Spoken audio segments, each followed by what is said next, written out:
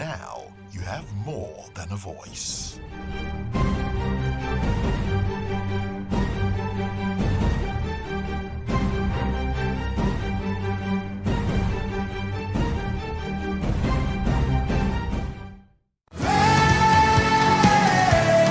Ever wonder what inspires your favorite gospel artists?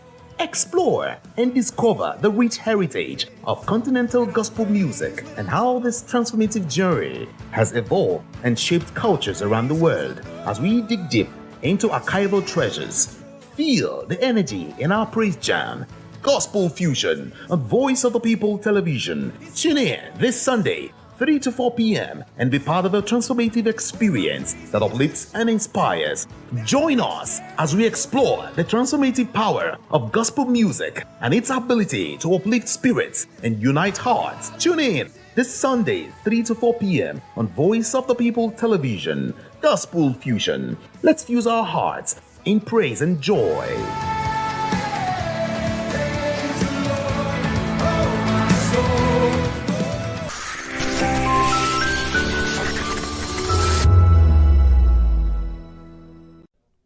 Bantu Stephen Biko, born December 18, 1946, was a South African anti-apartheid activist.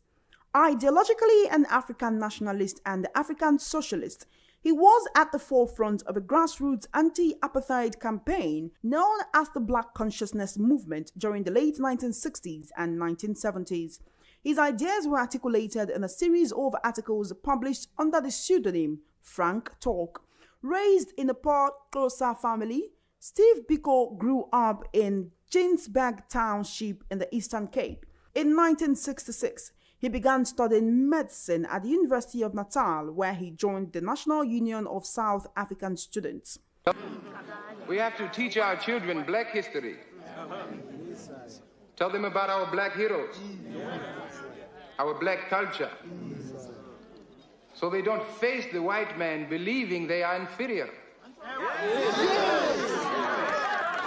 Then we'll stand up to him any way he chooses. Strongly opposed to the apartheid system of racial segregation and white minority rule in South Africa, he was frustrated that the Union of South African Students and other anti-apartheid groups were dominated by white liberals rather than by the blacks who were the most affected by apartheid. He believes that well-intentioned white liberals failed to comprehend the black experience and often acted in a paternalistic manner. He developed the view that to avoid white domination, black people had to organize independently, and to this end, he became a leading figure in the creation of the South African Student Organization, SASO, in 1968. Membership was open only to blacks, a term that Biko used in reference not just to Bantu-speaking Africans, but also to coloreds and the Indians. He was careful to keep his movement independent of white liberals, but opposed the anti-white hatred and had white friends. The white minority National Party government were initially supportive, seeing SASO's creation as a victory for apartheid's ethos of racial separatism. Influenced by the Martinician philosopher Frantz Fanon and the African-American Black Power movement, Biko and his compatriots developed Black consciousness as SASO's official ideology. The movement campaigned for an end to apartheid and the transition of South Africa towards universal suffrage and a socialist economy. Biko believes that black people needed to rid themselves of any sense of racial inferiority, an idea he expressed by popularizing the slogan, "Black is beautiful." In 1972, he was involved in founding the Black People's Convention, BPC, to promote black consciousness ideas among the wider population. The government came to see Biko as a subversive threat and placed him under a banning order in 1973, severely restricting his activities. During his ban, he received repeated anonymous threats and was detained by state security services on several occasions. Following his arrest in August 1977, Biko was beaten to death by state security officers. Over 20,000 people attended his funeral. Biko's fame spread posthumously. He became one of the earliest icons of the movement against apartheid and is regarded as a political martyr and the father of black consciousness. His political legacy remains a matter of contention.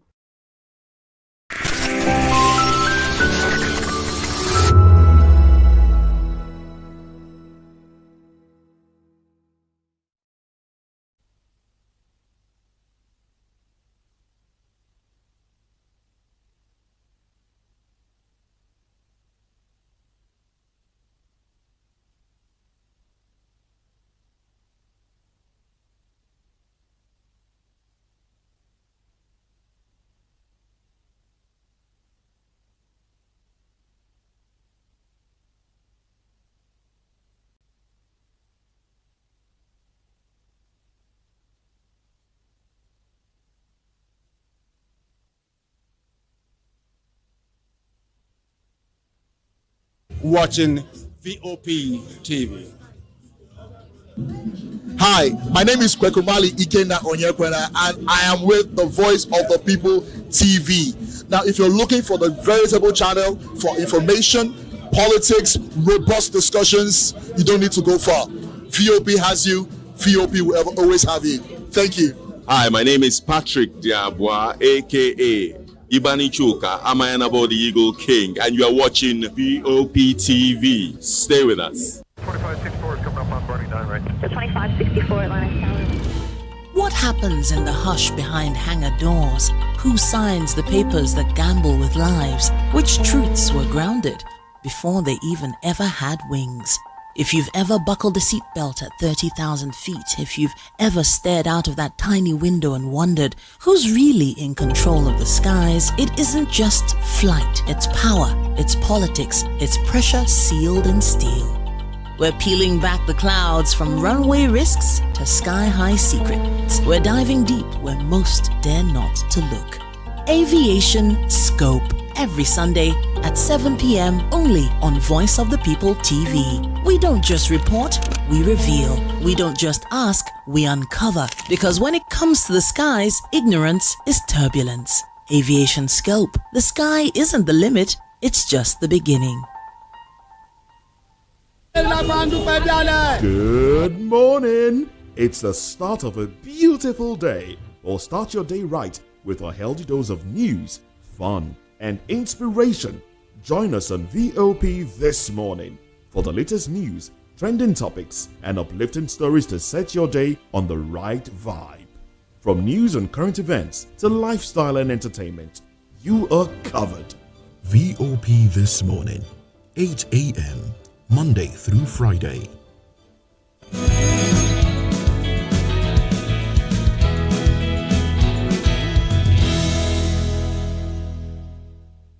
It's a beautiful Friday morning. Thank God today is Friday. Good morning and welcome to VOP This Morning on Voice of the People Television. I am Chukwuma Okoro. Now on the show today, Tinubu seeks global applause as aids Islam's presidency's UN focus while Nigerians suffer at home. Away from that, President Tinubu playing politics rather than working for Nigerians. That's coming from Atiku Abubakar.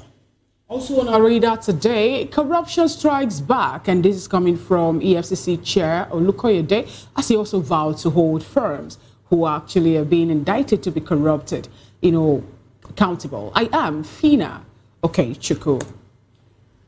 And I'm Moses Humphrey. It's a beautiful Friday, and well, let's dive into the conversation. Let's look at a few things that Nigerians have been talking about. Once again, government said this will happen, and we're getting some sort of rebuttal that no, it's not what we thought. Well, this is the gist. Japan's International Cooperation Agency, JICA, has cancelled its much publicized Africa Hometown Initiative, which with Nigeria and several other African nations, after widespread backlash triggered by the Tinubu government's what has been termed false claim that Tokyo would grant special visas for Nigerians to relocate. Now, JICA officials cited misunderstandings and confusion over the project's aims, clarifying that it never intended to create immigration paths. Now, the cancellation comes after news of the visa plan sparked protests across Japanese cities and sharp criticism from local communities. The fallout raised serious questions about credibility and diplomacy. Can foreign partnerships survive when announcements appear more like political spectacle than actual policies. Well, Japanese basically, revolted what they thought was an agreement to bring Nigerians, to allow, a free inflow of Nigerians into Japan. And but when this news broke, some of us took it with a pinch of salt, and now we are hearing, just reminds us of a few other things that have happened in the past. And honestly, what I just have to say to this is, I think our government, the federal government, and the handlers of the president should be a little bit more circumspect when putting out information. They shouldn't be hasty to put out information to be seen as working, and then we hear nations. The other time it was a South, the UAE. All right, we shouldn't be hearing things like this, because it reduces the credibility of the government. So it's up to the handlers of the government. They shouldn't be quick to run to the media. It's embarrassing to see things like this. This just breaks my heart, to be honest. Oh, I need to mend the hearts, the broken heart. I know you don't intend to mend it. You're just wicked. But the thing there is this: I don't think this particular cancellation is just for Nigeria. It could across some other African nations, and then the reason for this is the fact that the people of Japan decided to protest. What's the information that they gathered that, okay, now Africa is going to have more like a wonderful grip or a strong grip in their nation, on their soil. And they decided to say, no, we don't want this to happen. I wouldn't want to sleep and wake up and maybe the job I think I have and I'm managing now will be taken away by another person and all that. It speaks volume to the, how responsible some governments in some nation actually are to the people. Unlike what we're seeing here in Africa. Someone said something about revolution that's been taking place. Every time in Africa, we're quick to say, check the French Revolution that happened, check this one. We're looking at what is happening now in Nepal. And these things were able to happen because the government still believe that the power lies with the people. Unlike what is happening here. In Nigeria, for example, who is going to talk about it? Who is going to protest? Let's assume, okay, the other day, More, you were talking about people that have come up to say, we did not say this, we said this. The president went somewhere and told the president of Brazil that Nigeria now is a safe haven. We don't have corruption again. Nigeria is a corrupt, free nation. And then some people say, how will you say that? Why will you say that? EFCC, who happens to be the anti-graft agency that tackled the issue of corruption, is still saying that at this point in Nigeria, we're still battling with that behemoth called corruption. And then some persons come up to say, no, President, stop saying this. What you're saying actually shouldn't be the way it should be and all that. You don't expect the president to sell the nation short. He would of course, sell the nation, put the nation in good light. I beg your pardon. In good light by lying to, or rather trying to indulge in falsehood. Well, to make sure you're trying to sell the nation the way it should be. Of course. Now, if you say that, if I were the president, I would say the same thing. I would say, look, corruption is gone. You can trust me. I mean, it's marketing. Imagine Lula da Silva. It's up to the people I'm speaking to now say, oh no, from the news we are getting, from our ambassadors and social media and the other things, we don't think he's telling the truth. But then if they still come to me, I'll tell them, oh no, that's false information. Come and invest because the place is safe. And then I'll come back home. Now, this is what I will do. Now, what makes you different from a constar? What makes you different from someone who actually, listen to what I'm saying. Okay. I'm listening. You are quick to judge. I'm not quick to judge. I'm not judging. I'm not judging. And then I'll come back home and ensure that the agencies that fight corruption are given full support to fight corruption. Now, it's not about the president saying that, look, corruption has been dealt with. It's the fact that back home we don't see the fight. The fight can be going on. If there is genuineness, the fight can be going on, but you don't eradicate it entirely. There's corruption everywhere in the world.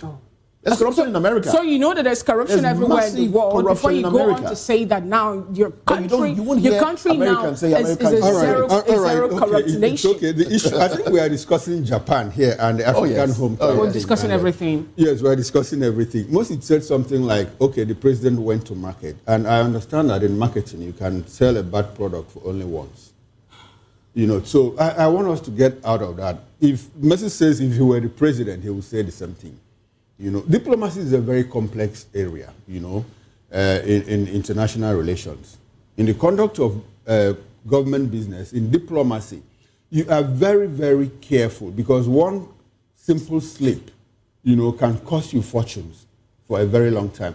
And unfortunately, Nigeria's foreign policy, Nigeria's diplomatic build-up is still, in fact, the whole of Africa is still very, very young. So that is why you see us moving fits and starts and all of that. In places where the diplomacy has matured for a very long time, their foreign policies have matured for a very long time and remain consistent, you hardly see this kind of missteps. You know, so in Africa, it's understandable. I mean, our independence is just about 60, 70 years old, but you have countries that have been there for close to 200 and even more years than that.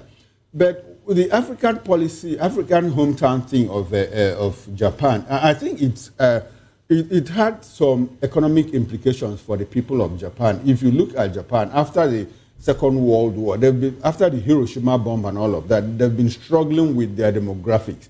Japan has a very, very aging population. Their demographic they don't have a lot of youthful population. So because of that, they are struggling with new jobs, job opportunities. They even have jobs that they don't see people to take up those jobs. That is why they are more into robotics and all of that. But there's a certain element of human presence that you can't take away in job function. So I think that was what they were trying to create. But unfortunately, there was a rebound. It didn't, a lot of Japanese didn't find it funny that, look, you are coming to create African hometown. I'm surprised that Africans had to buy into it to say that, look, they will give you visa to relocate. Relocate to where? And you're still complaining about brain drain. And you're encouraging people to relocate. So that's some kind of contradiction in terms, if you look at it closely. Government is trying to, I understand Nigerian government, they're asking people to come back, come and invest home, bring your talent, bring the resources you have, come back home in one breath. And in another, they are saying, look, we want to create an African hometown in Japan, where Japan will give you visa free to go to relocate to Japan. To me, it doesn't make sense, in all honesty. But it's good that there's a clarification in all of this. Government should be very careful. Like Moses said, the people that handle the president, I think sometimes maybe because they are being overzealous in trying to push things through. And in that process, they make mistakes. First, the other time it was UAE. They said everything about visa arrangement had been, worked out perfectly. And it took the UAE to say, look, no, it is not correct. You still cannot come because we still have unfinished business with you people. That was quite embarrassing to the whole of, to Nigerians. And again, we see this coming from Japan and all of that. Please, before you put out anything, I always complain about their public communications. They look like, it doesn't amount, public communication doesn't amount to speaking good English. It is studied, it is learned. It's a process. And the moment you miss a process, you falter. And when you falter, it becomes very, very, sometimes you need to do a lot of damage control to ensure, when you say this is what the president meant to say, this is what the president actually meant, you're already struggling, it's damage control, and it's not good because people walk away with the impression that, look, you're already telling lies. Anyway, let's move away from that and get into another issue back home here in Nigeria. As electricity workers across Nigeria have kicked off a strike that threatens a nationwide blackout. So when we have blackout, is this strike that causes it? Anyway, there's always blackout. Now, demanding better pay and working conditions from power authorities. The move comes at a critical time as the rainy season already aggravates risks. Now, EKEDC has warned customers to stay clear of flooded areas and fallen power poles amid potential grid failures. Well, with homes, hospitals, and businesses at risk of being plunged into darkness, many Nigerians face the harsh reality the nation's power supply could collapse just when it's needed most.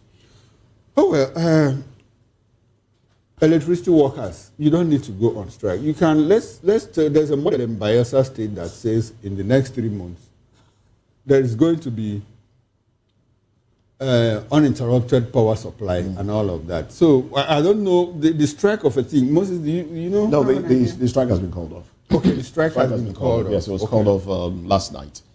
They had a meeting with the relevant agencies, and then their demands that were put on the table. So it's not, well, I won't say called off, but basically pushed forward up until I think 16th and 17th of October, or 6th and 7th of October. Okay, so presently negotiations are ongoing. Negotiations are ongoing, and what annoys me is what NUEE are asking for. These are basic things: good working conditions. All right, what the electricity workers are asking from TCN are basic working conditions. PPE. PPEs. Okay, personal protective equipment. Yes, these equipments have not been given. The last time they received them was in 2021, and I wonder how they work if they don't have things to protect themselves. They're asking for minimum wage. All right, the implementation of the minimum wage. They're asking for to stop casualization of workers. Basically, these are things that shouldn't become to the public. Yes. It shouldn't be a problem. It shouldn't be a problem. Unfortunately, that is what it is in this country. And I think we have a lot of work to do for ourselves and for our people. Like you said, these are basic things. It's like a teacher asking for a chalk to write with, to teach in class. And another thing, government had to come into it. It's between TCN and NUEE. Yeah, because TCN is government owned. Yeah, so the Ministry of Labour had to join in the negotiation. And, this is coming, I think the agreement, the ultimatum they gave initially expired on Monday.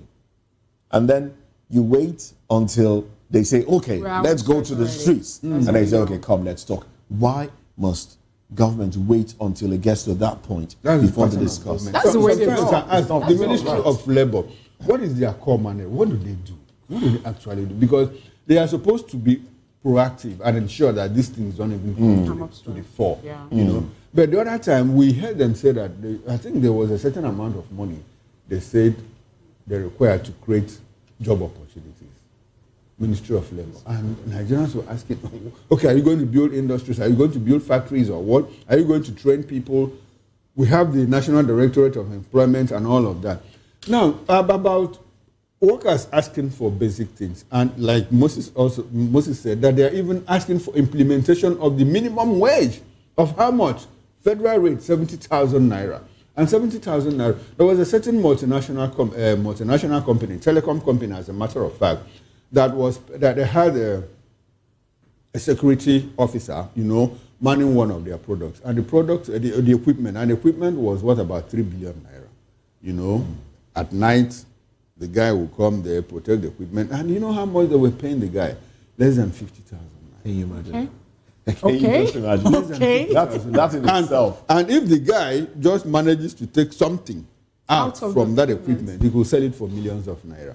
That in itself, like who said that on this program, that the country or the system encourages you to be corrupt. It encourages you to steal. How do you underpay somebody who is protecting such an equipment?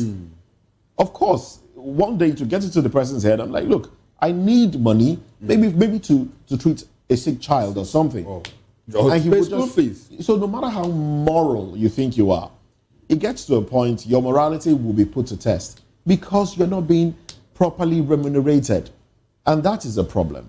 I think the way Barrister Darlington puts it is that society that prepares the crime. He's the one that says that quite a lot. Now, the thing is this, we need to understand that salary happens to be the least or maybe the fourth of a need of any employee. No, Fina. You know, that is what we read. What we read in. We have so many other benefits, so many other welfare benefits Fina, that every employee needs in society. In societies that work perfectly well. That's where we're going. Here, the first consideration is salary. No, but that's what we're going to now on this table.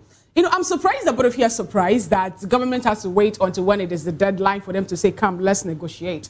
That is the way they run on a norm. If you change, it's a pattern, and it's more like it's working for them. That's what makes NLC look bad. Like they are toothless bulldog. Because, you know, each time they call for strike and the people say, okay, let's do this. And then at the last minute, they say, okay, let's go back. So, they've collected money.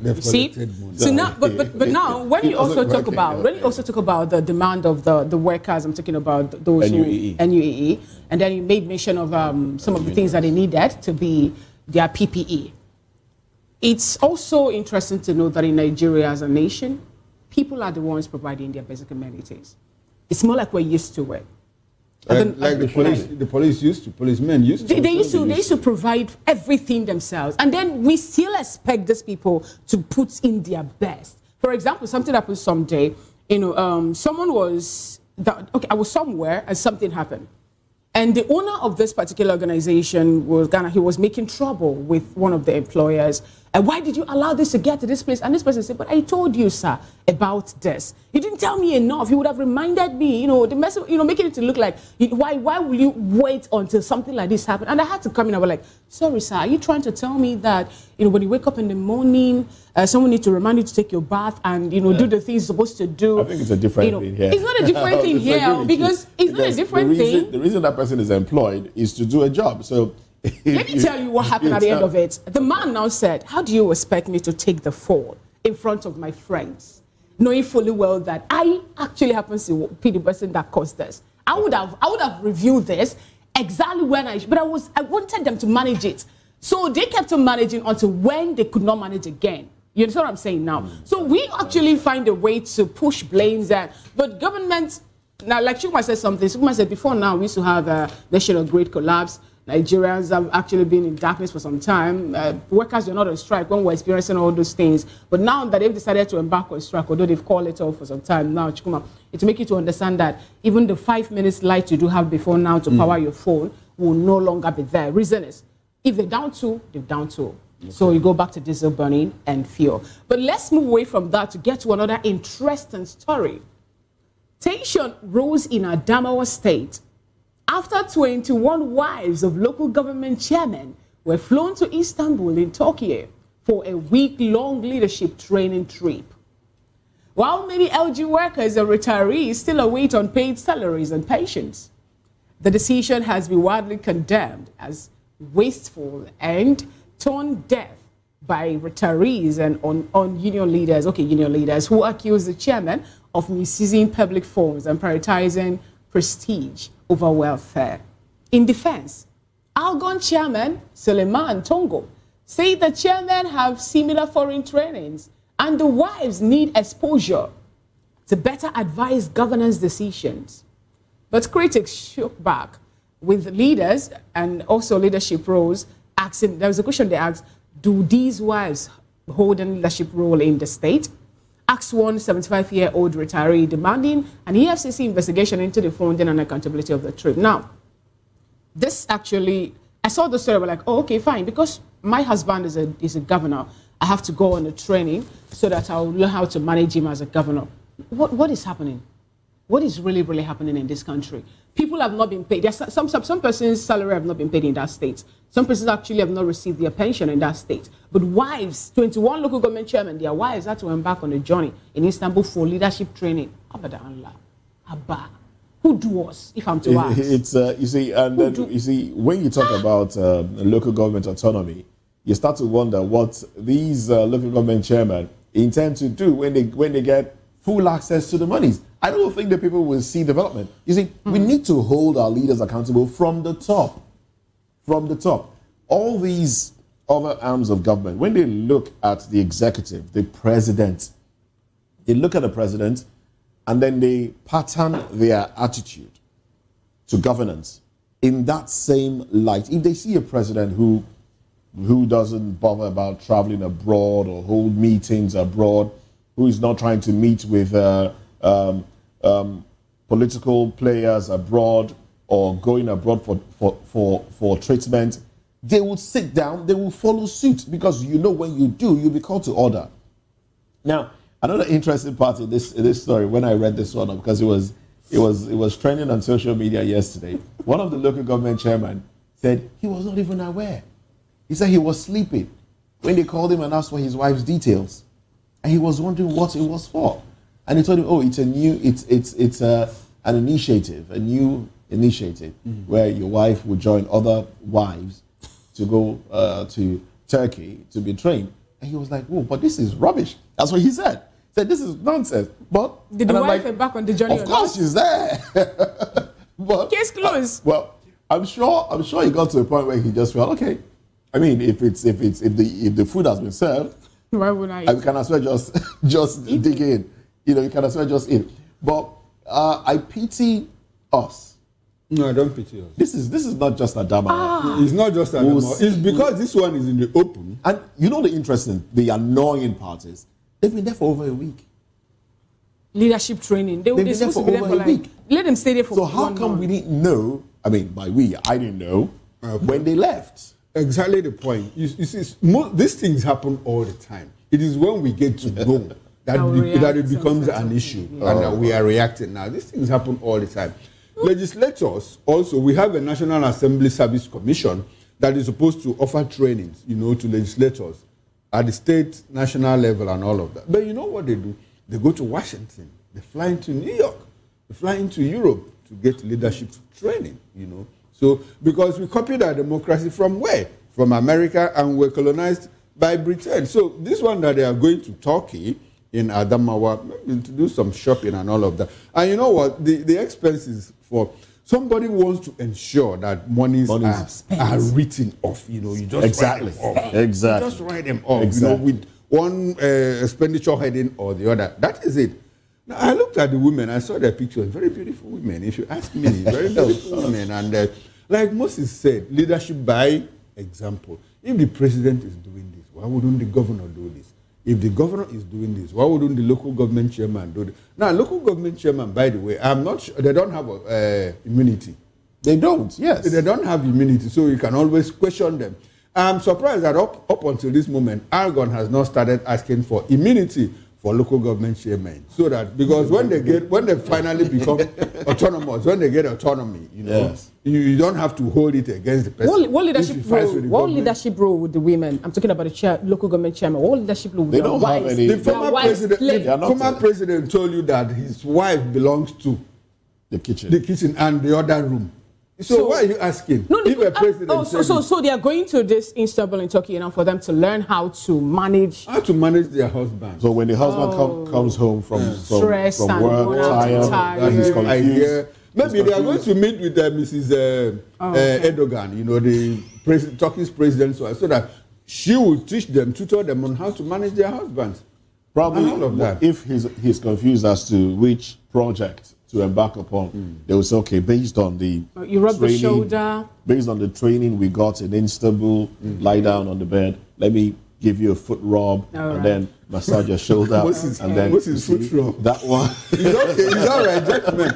People of Adamawa, it's your call to hold their leaders to account. It's your call. Nigerians in general, it's our call to hold our leaders to account. It is our call. Anyway, let's move away from that and get quickly into newspaper headlines this morning. Fina, do you have them? Yes, I do. Well, okay. I do. Let's roll into the Vanguard newspaper has these headlines: Why apathy dogs voter registration in South. The riders to that story, both zones record 50,681 physical registration, less than Osun's 83,284. Southwest, Northwest lead. North-South record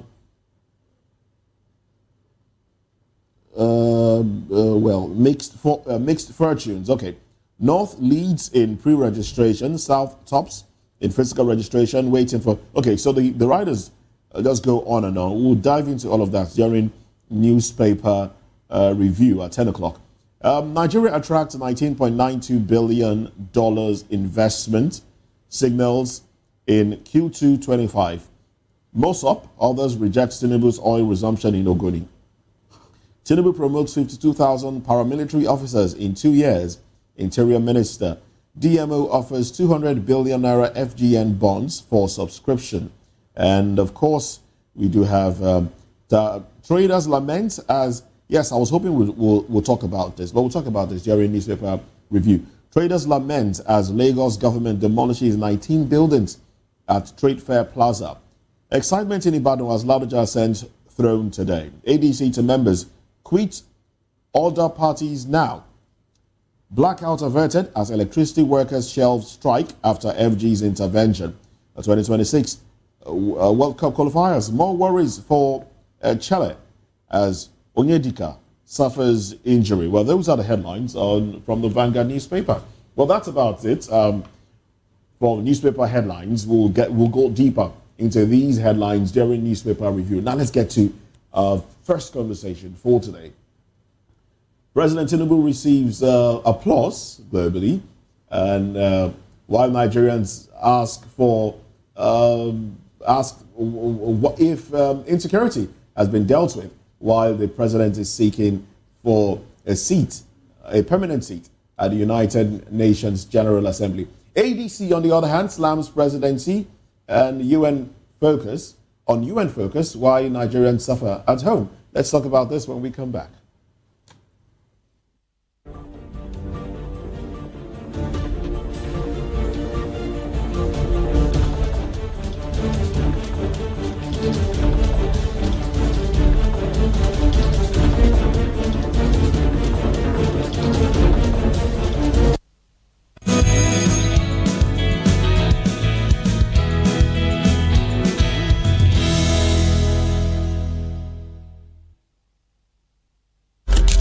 In a world where power shifts with every headline. In a nation full of questions. In a world filled with noise, the truth needs the voice.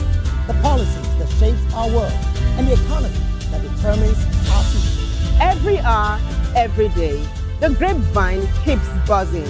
And on the bold angle with Jamalina, we dive deeper into stories that shape our world. Don't forget, our voice matters the most. Let us come together and share our concerns.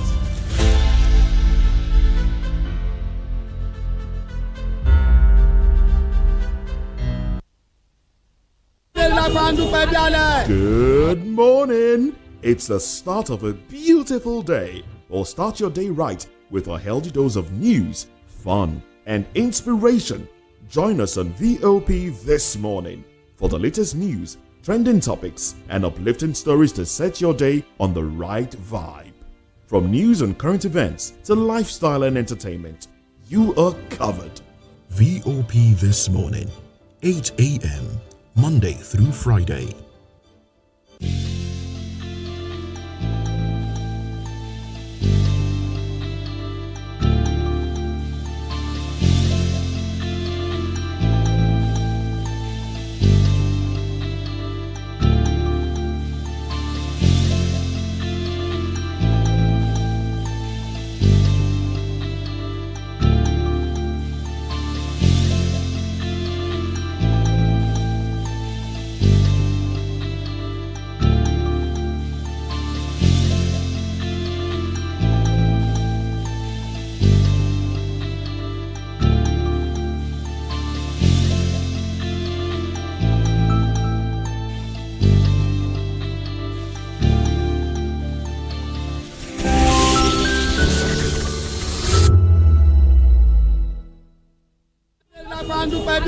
Good morning. It's the start of a beautiful day. Or start your day right with a healthy dose of news, fun, and inspiration. Join us on VOP this morning for the latest news, trending topics, and uplifting stories to set your day on the right vibe. From news and current events to lifestyle and entertainment, you are covered. VOP This Morning, 8 a.m., Monday through Friday. In a world where power shifts with every headline. In a nation full of questions. In a world filled with noise, the truth needs the voice. The policies that shapes our world and the economy that determines our future. Every hour, every day, the grapevine keeps buzzing. And on the bold angle with Jomalina, we dive deeper into stories that shape our world. Don't forget, our voice matters the most. Let us come together and share our concerns.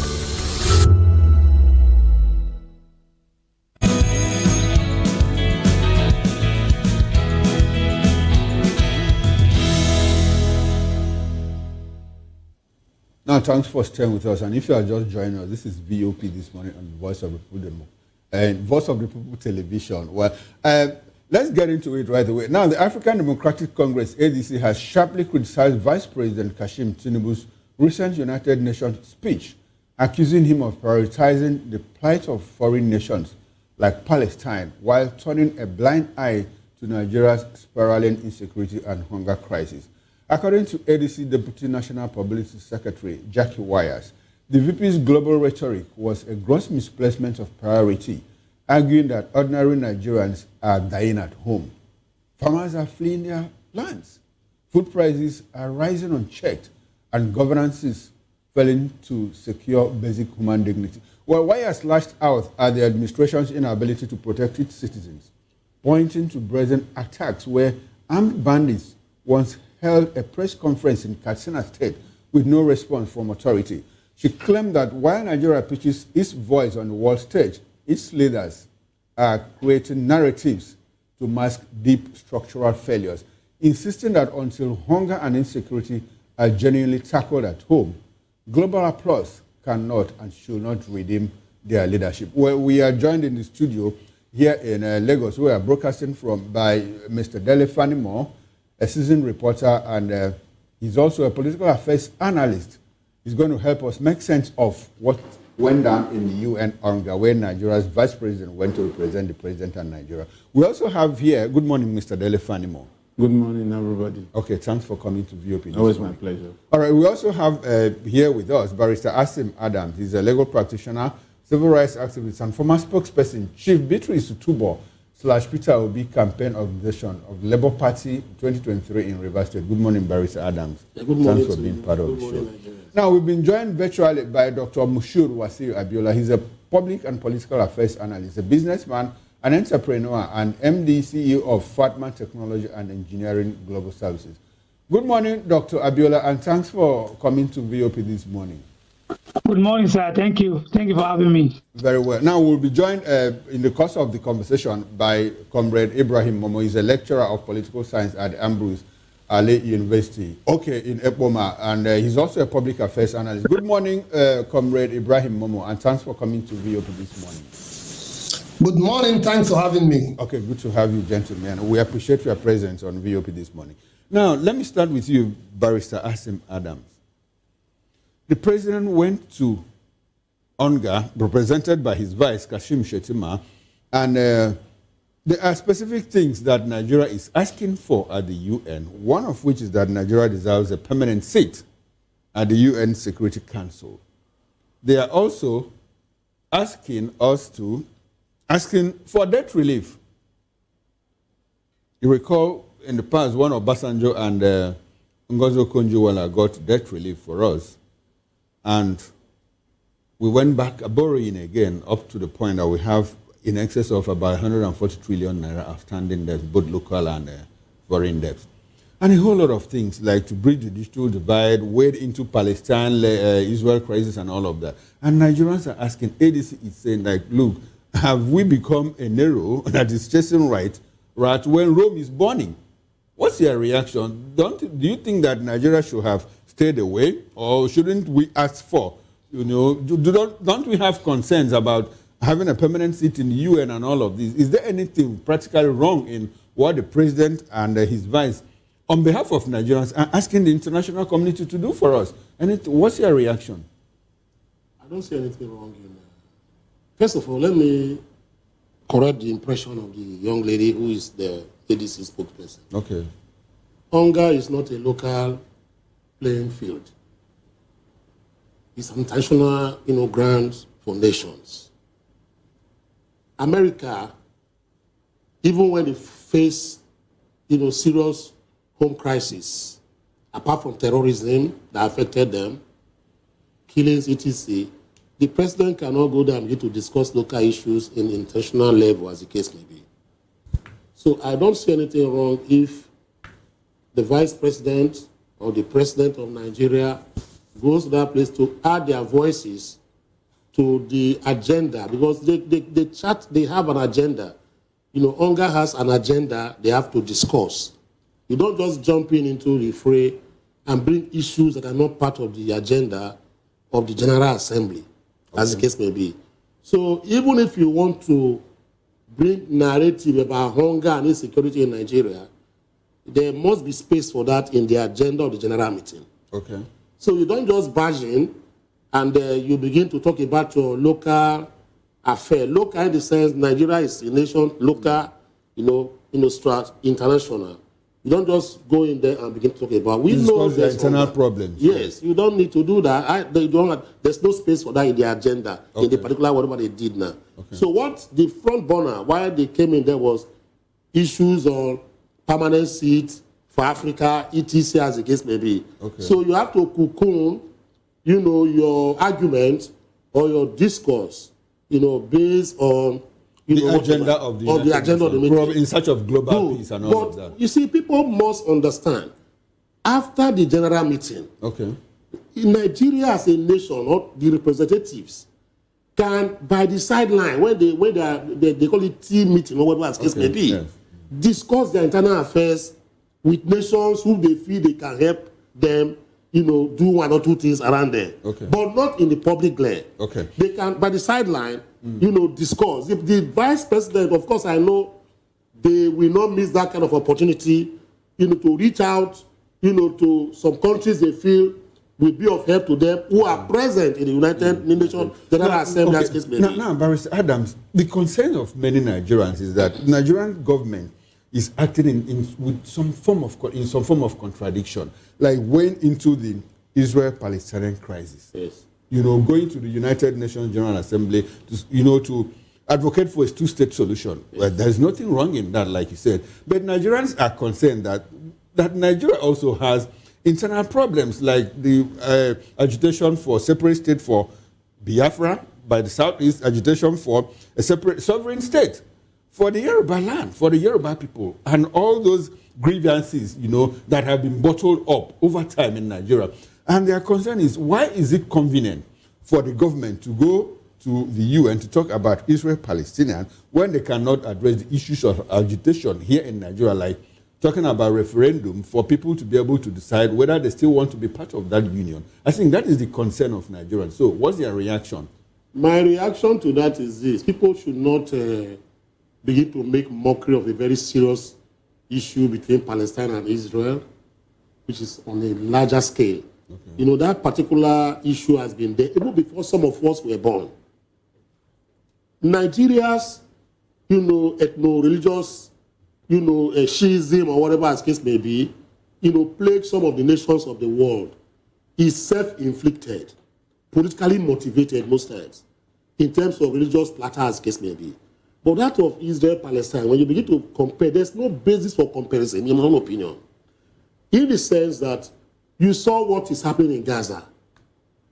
You saw what happened in Israel. But, Barrister, do you think that Nigeria, concern of Nigerians is that, do you think that Nigeria can solve the Israel-Palestine problem? No, they are not saying they're going to solve it. It's to throw their voice. Okay. You see, for instance, if we go to the United Nations and the reps of Nigeria did not say anything, people will come back home to say again, they went there on a tea party, they could not even contribute to discussions. So you're saying that they are talking now, Barrister? So it doesn't resolve, it doesn't remove, the fact that you can add your voice to what the debate on the international platter while you are solving your problem. Let me tell you, many nations in the United Nations have their internal problems.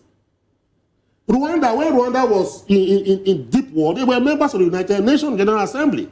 They were going there to, add their voices to international discourse, whereas there was a war in their own homeland, as case may be. Finally, on this, what should be done? What should be done? People keep looking at the presidency for them to solve this problem of, a referendum, etc. No, I don't think so. See, we should talk to those who represent us at the National Assembly, those who make laws. What should be there is that let them amend, the particular section 3 of the 1999 Constitution that talks about Nigeria being indissoluble and indissoluble. All right. That is a legislative affair. Thank you so much. And we can tinker with it from their own angle. Thank you so much, Barrister. Let's get your opinion on this, Comrade Ibrahim Momo. What do you make of the fact that the Vice President now also talk about the instability happening in DR Congo, blaming the United Nations about the whole wrangling in that, saying that they need to address it, and the fact that he also made a statement when he says that Nigeria and its economic reform happens to be a model for other developing nations, not just in Africa now, but, that has affiliation with the United Nations, calling for Nigeria to be given a permanent seat in the United Nations Security Council. Let's get your opinion on this, please. Thank you very much. Thank you for having me. The first thing is that the UN annual gathering, the General Assembly, is supposed to achieve basically two purposes. One is to launder Nigeria's image globally at the global stage. That is the biggest stage, in the world, the UN UNGA, the United Nations General Assembly. Secondly, is to also make an issue, and which I think the barrister in the studio have made a very good point about that also lend your voice to burning international issues. So Nigeria, I think in the speech that was delivered by the Vice President, did a wonderful job in laundering our image. Nigeria went there and asked for the expansion of the Security Council permanent members, which are just 5 now, to 15 that will include Nigeria. And Nigeria made the point that Nigeria only had, at independence, we had 20 million population. And quoting him, he said that we are about 206 million people now. So you cannot use their status at independence. Nigeria is scheduled to be the 3rd largest country in the world in a decade or thereabout. So I think he did excellently regarding the issue of requesting for a permanent seat when he spoke to the point around Nigeria's aspiration for permanent membership of the Security Council. And then on the other issue of DR Congo, which I think you said, I think part of the question you have asked, Nigeria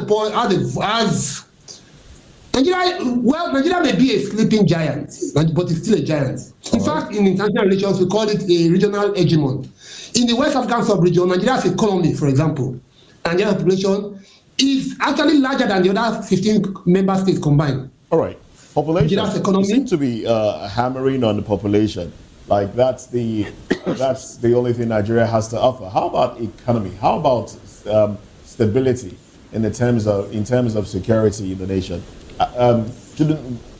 Shouldn't those things be part of what you put forward?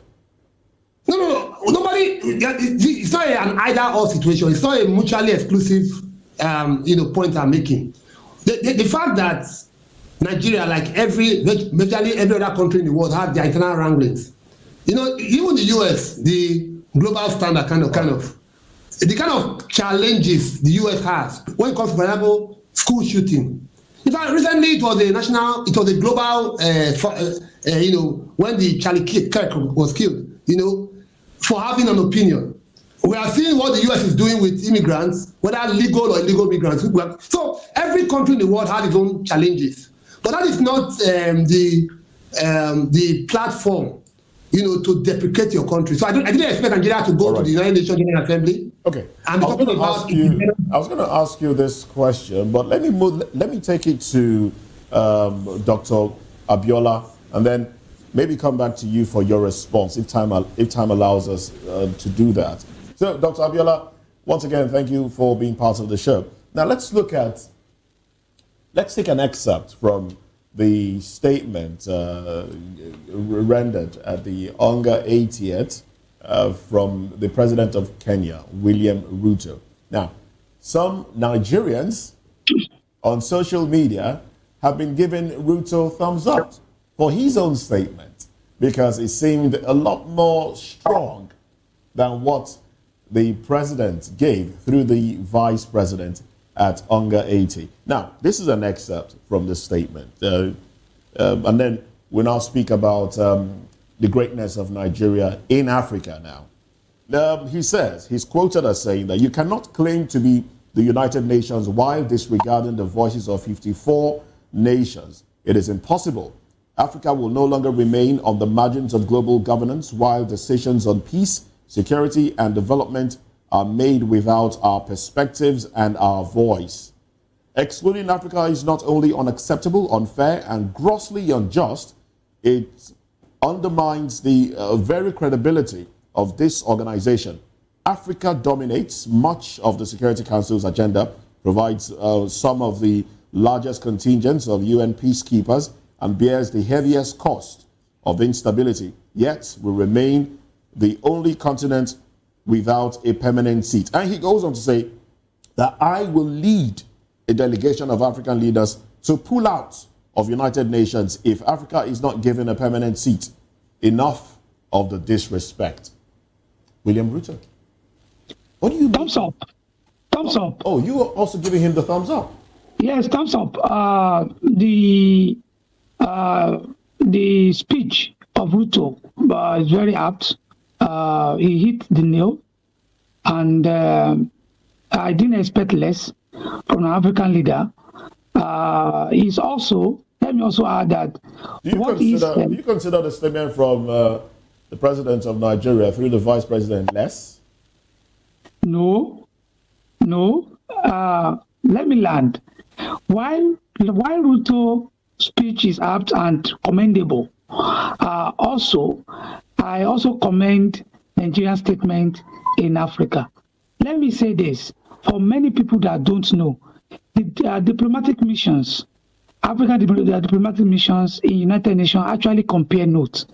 They do compare notes in a way that you don't get boring. They have an agenda which they spread out. So you take this, I take this, you take this, I take this. Just like my one earlier speaker has said, one of the item on agenda is Gaza.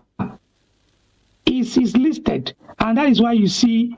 Let also not forget that it is on this hunger that almost all European nations were recognizing Palestine as a state. Portugal did, Belgium did, Canada did. And Portugal did. That's a question I was hoping to ask. I'm coming there. So the United Nations has slated Gaza as a topic of an agenda. And that is why Nigeria also took on that.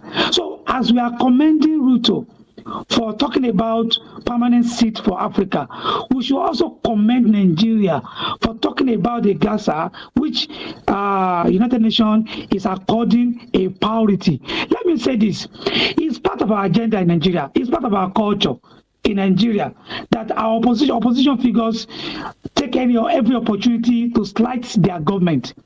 It is part of our culture. 2 months ago, remember, in June, July, it was Burkina Faso that was raining. It was Traore that was raining, that they were using to slight Nigeria.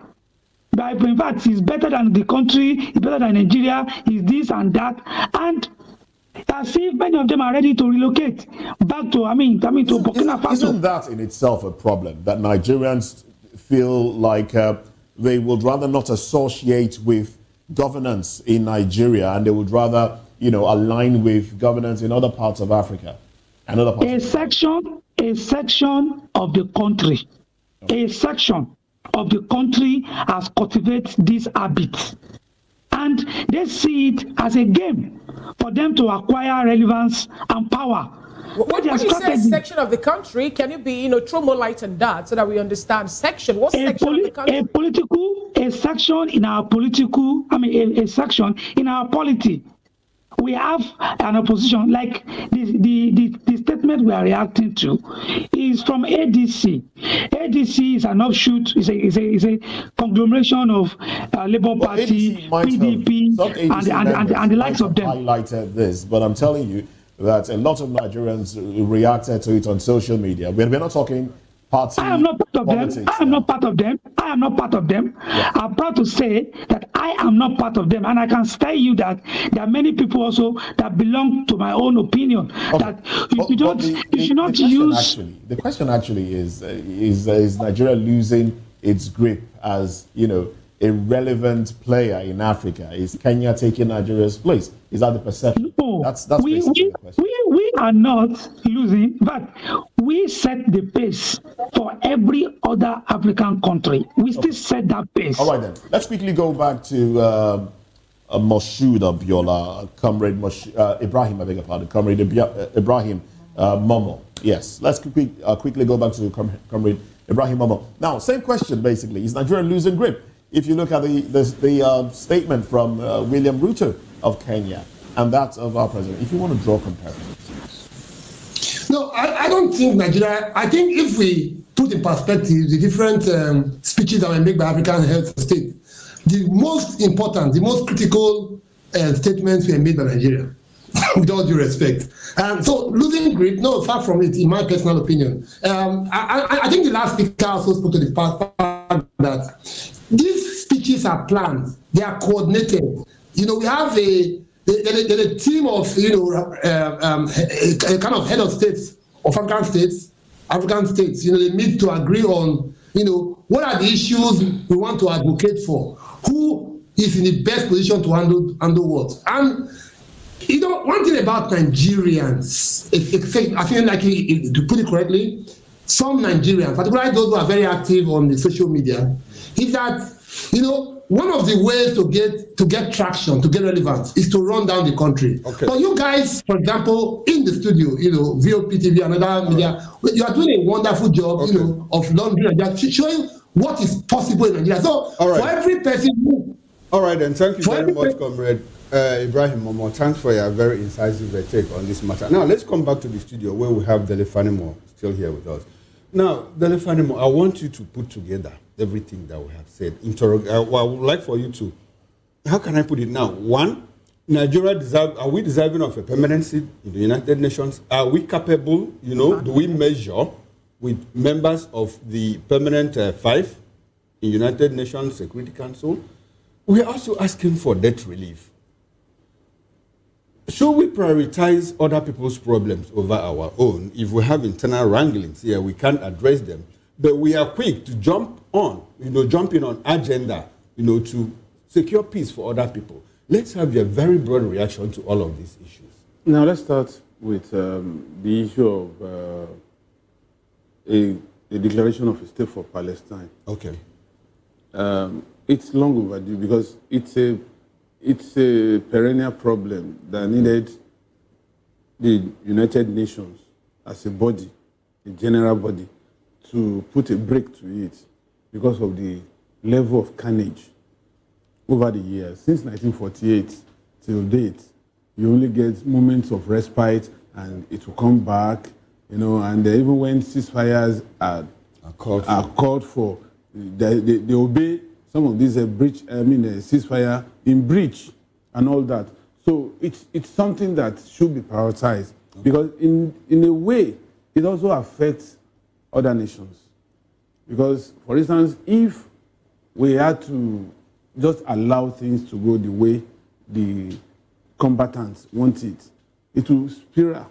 It will take its toll on contiguous states around those territories. So it's good that we are taking it to the front burner to be able to resolve it.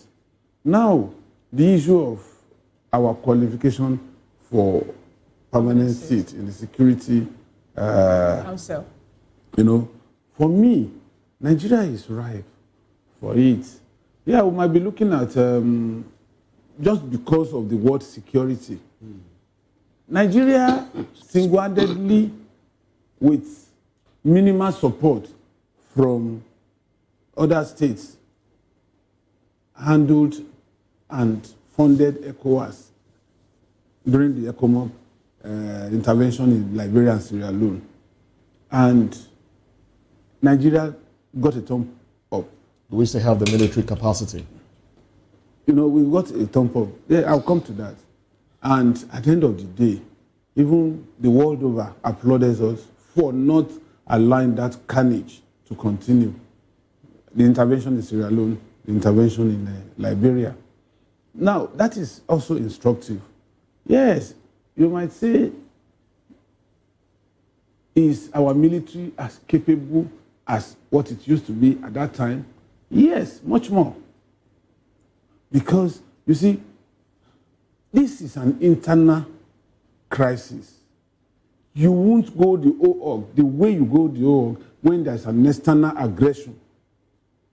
Because there's so much politics embedded in this insecurity that you need a lot of tact to be able to handle some of these embedded interests, political interests, religious bent, and all whatnot, even ethnicity. If that should be the case, why would the Vice President now urge the United Nations to come, address what is happening in DR Congo, which, according to him, he tied that to be part of mineral exploitation in that region. And in Nigeria, for example, people are saying that mineral exploitation also is what is fueling insecurity. Why wouldn't he invite the UN also to come help out, since, according to what they're saying now, we won't be able to go all out, like tackling it if it would be an external invasion into the sovereign nation? I'm surprised that we are looking at it from this point of view. The scale of crisis in this DRC is not comparable to what is going on in Nigeria.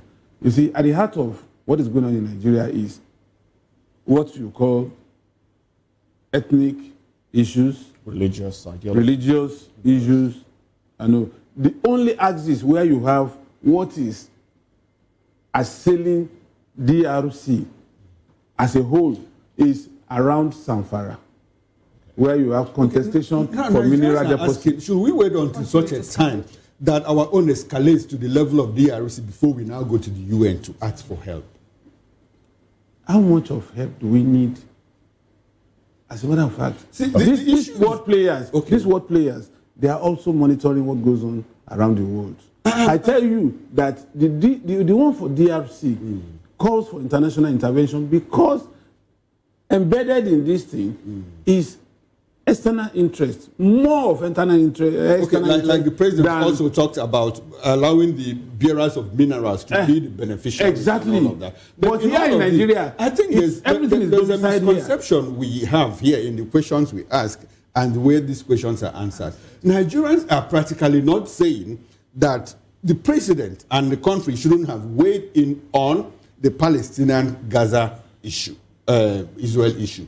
Their concern is that while living our own to escalate when we have the same problems here.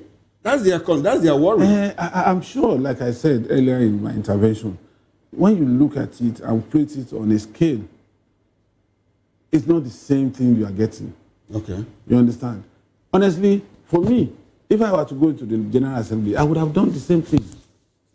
The way the president, represented by the vice president. Okay, and so when you come back, you ignore the people that are agitating for sovereign state and all of that, because that seems have we really ignored? Have we not been? Have we have not. Okay, so we are dealing with it, right? We are dealing with it, right? Well, the vice president is also quoted as saying during his speech, let me take an excerpt from there. He says, from this long, talking about Nigeria, from this long and difficult struggle with violent extremism, one truth stands clear. Military tactics may win battles measured in months and years, but in wars that span generations, it is values and ideas that deliver the ultimate victory. Okay. Because what we have here, a warfare. What that tells you is you can win the battle, but sometimes we may not be able to win the war. So what we have, just like what happened in Falklands has it escalated between Argentina and Britain. You understand? You see? Are we at war? Are we at war in Nigeria? Well, it depends on the definition of war. All right, now a quick one, Mr. Fanibo. Before I also like Barrister Asim to also chime in on this one. Nigeria, or rather Africans, are talking about neocolonialism. They are saying that yes, the people that colonize them still have a grip on them. If not taking out their mineral, it might also be having one or two influence in their political space and every other thing. How viable is being part of the United Nations for Africa as a continent? Are we seeing that to be more like elongating the neo-colonial part, or are we just being with them for the benefits? And what are the benefits actually we've been getting from? I'm talking about Africa as a continent, not Nigeria now as a nation. Our colonizers were basically the Portuguese, the British Empire, then the Germans, and some French, and all that. So basically, Europe. And yes, we're still hobnobbing. You see, for me, nobody will come to your house to compromise your security and well-being if you are not allowing them. The only thing they did was to prey on our greed to manipulate us. If we look beyond the immediate, we will not succumb to all this. But even if you go to this DRC, you find out that those who mine the gold, they sit in the comfort of hotels. They use the locals and pitch them against each other. And you see blood flowing. And they use the blood to wash off the dirt from the extract from their soil. So isn't that more like a slap on the face that you're still tilting towards the people whom you've identified to be the cause of your problem now? It's not a question of tilting to them. To get you solution for that. You see, it's not a question of tilting to them. Okay. What we're trying to do, and if it succeeds, is if you are inside, you know the planning. But when you are outside, you only see the finished product. And you've been sidelined for over 65 years. And you said now... We're talking about Africa now, not even Nigeria. Yeah, okay. Africa now, as a continent, have been part of the United Nations for so long. And yet... But we've not been part of the Security They've not Council. seen the reason for you to be able to be allowed to be part of the Security Council up until... You see, there is something that we need to understand. There are layers in the UN Assembly. You have countries that have veto power. That even if all of you, over 154 countries, goes this way, if that person that had veto power goes this way, it takes the lead. Isn't that extended colonialism? These are the things that we must fight against. All right, then let's be able to achieve. We're wrapping up this conversation now. Barrister Asim Adams, another question that Nigerians were asking on social media. Well, let me put it this way. Will the physical presence of the president at UNGA 80, would it have laid more credence to the call for addition to the Security Council? Because we've noticed that 2 years in a row now, the president has not been part of UNGA. I don't think the physical presence would have. The message is what matters. Regardless of who is delivering the message. That is why we found out the message that was delivered by the vice president is not Shetima's message. It's regarded as Nigeria's president's message. Now, let me even go back to why, because Mr. Kuro made some allusions to, difference of, or whatever, our discussion and the question, they are diametrically opposed. No, I don't agree with him. Okay. Let me tell you why. It has not gotten to a point that bandits, or let me say those who are like what happens in DRC Congo, where a certain part of the country cannot function very well. There are no governors governing that particular environment or enclave. In Zamfara State, you still have a governor that was voted in. There was election. You understand the point? There was election. Even though those who deal on gold and these bandits who cause havoc because of whatever they are exploiting, there is this semblance of government and governance. But we have lost like some local government. I'm coming with you. No. There is this semblance of governance where the president can have a say, and the president can give command to the governor, and the governor might also give that command to local government chairmen who are operating. But in certain areas of DRC Congo, there is absence of governance. A particular, a section has been carved out, controlled by these bandits, let me use the word, without the intervention of the municipal government in place there. Two, is that the Nigerian question is not as blowjourning as we put it. Honestly speaking, it's not as blowjourning as we have put it. Now, the Rwanda question, where the Hutus and Tutsis were at each other's throat, has never gotten to what in Nigeria here. I'm coming. Just don't take words out of my mouth. I'm coming with due respect. It has not gotten to that particular level. It will not get there if the leadership of Nigeria, it might not be this particular government, number one, stop playing politics with ethnicity and religion. That is what the difference. What I want to say here is that it is all divided and ruled by politicians. And it's made more pronounced when those of us who are on the social media etc.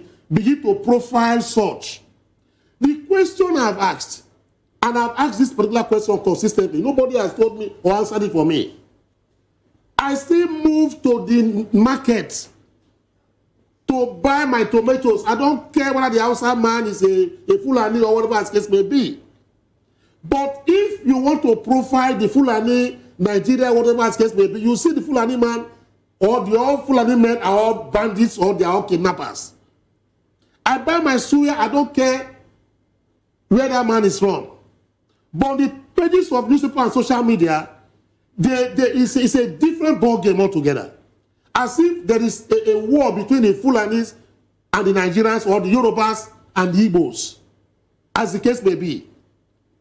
The Igbos and Yorubas still intermarry more than even the other people as the case. But you understand? You come across, you want to create the impression that we don't have internal crisis. We do have. There's no country that do not have internal crisis. Okay, so like there's no country. We should talk about it. But I'm happy. You also said that look, that the government is playing politics with it. Absolutely. You understand? Absolutely. That it exists. That's right. Exactly. I'm sure that you also misunderstood my comment. Okay. Because my take was that the way we asked questions and the way answers were given was like we're condemning Nigeria's position on Gaza. Even at that, we were not condemning it. Do you know that? Sorry, Barrister. Our position was that while talking about Gaza, Palestine, why don't we also look inwards and fix our own problems? Every government, if you go to the Constitution, you see, we need to be reading some of what this about our Constitution. Okay. You have economic policy. The constitutional lawyer. You have the foreign policy. I don't know if you understand. There's what we call economic policy, social policy. Then you now have what they call foreign policy direction. It's the Constitution. So any government that comes to power, you must carve out like your manifesto, your foreign policy, just as you carve out your economic policy. That is the reason why you find that in the days of Obasanjo, he took time out and went to ECOMOG and financed ECOMOG, whereas there was palpable hunger in Nigeria here. It might not be to this particular scale, but we were still suffering. Nigeria was indebted to a lot of countries, but we were financing wars and ECOMOG, Sierra Leone, and whatever, Liberia. So will you say that because Obasanjo financed that and there was hunger in the land, you should have intervened to come and do those kind of things? I don't think so. All right, so we're taking concluding thoughts now. Some Nigerians will say, in every nation's foreign policy, the major thing is what's in it for the nation. So for Nigeria, what's in it for us, really? And are the people feeling what is in it for us? Feeling it. United Nations, UNESCO, UNHCR, but corruption has made that not happen. IDPs, we know how much in the health sector. Okay. Do you know how much nations, give by way of grants? Okay. Just because we are members of the United Nations General Assembly. So I don't know. It's just corruption. Let's take some thoughts now. Delifani, let's have your thoughts in, and then we'll move to another conversation. Go ahead, please. There should be a kind of balance, and we shouldn't see the intervention of the federal government, as represented by the vice president, as playing the ostrich in this matter. It needs to intervene. Nigeria needs to also flow along the path of progress at the international level. All right, yeah, thank you very much. Comrade Ibrahim Momo, let's have your concluding thoughts.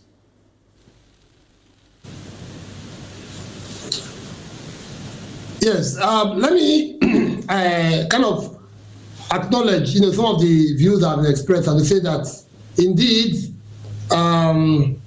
Nigeria did a very fine outing. I know that there has been some shading or criticism, of the, and I think one of the speakers did say that some of these issues, the fact that we have local challenges, does not remove the fact that we have to still take our stand in the international system and make our place known. And well, even though the media, for me, before that effort of the realm is doing a very good job in laundering Nigeria image, we are seeing the challenge of social media, how it is allowing or creating a kind of situation whereby a worst case scenario situation, so that the challenges that we face, just like every other country face, is oftentimes blown out of proportion. So my take therefore is that as much as the retrogressive voices keep on trying to pull Nigeria down on the grounds of primordial sentiments, those men of good conscience, of course the media, should continue to do the good work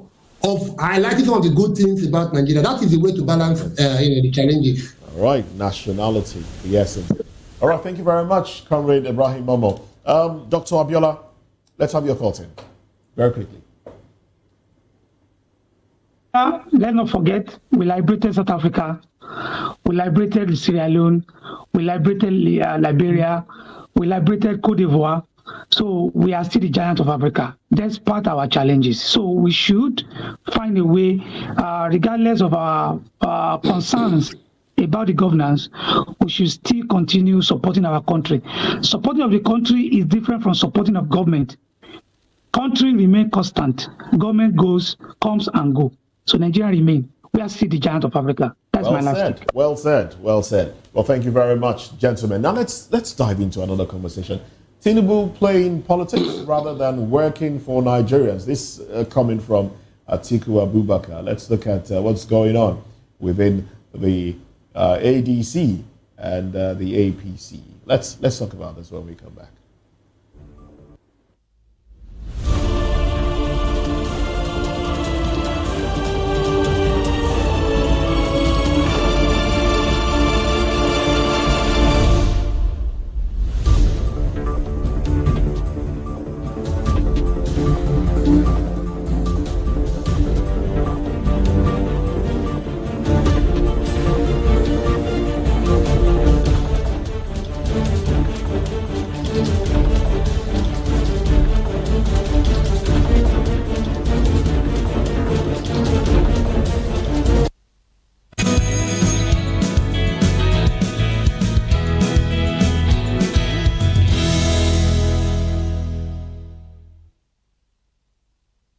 Glad to have you back. It's still VOP this morning.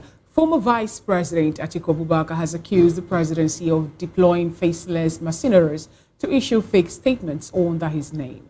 In an effort to tarnish his image and mislead the public, his media advisor Paul Ebed is on a controversial release attributed to one Kola Johnson, claiming Atiku would prioritize Yoruba interests in 2027, labeling the document a fabrication designed to stir division. He also urged the president to focus on nation building than the route of spreading false information.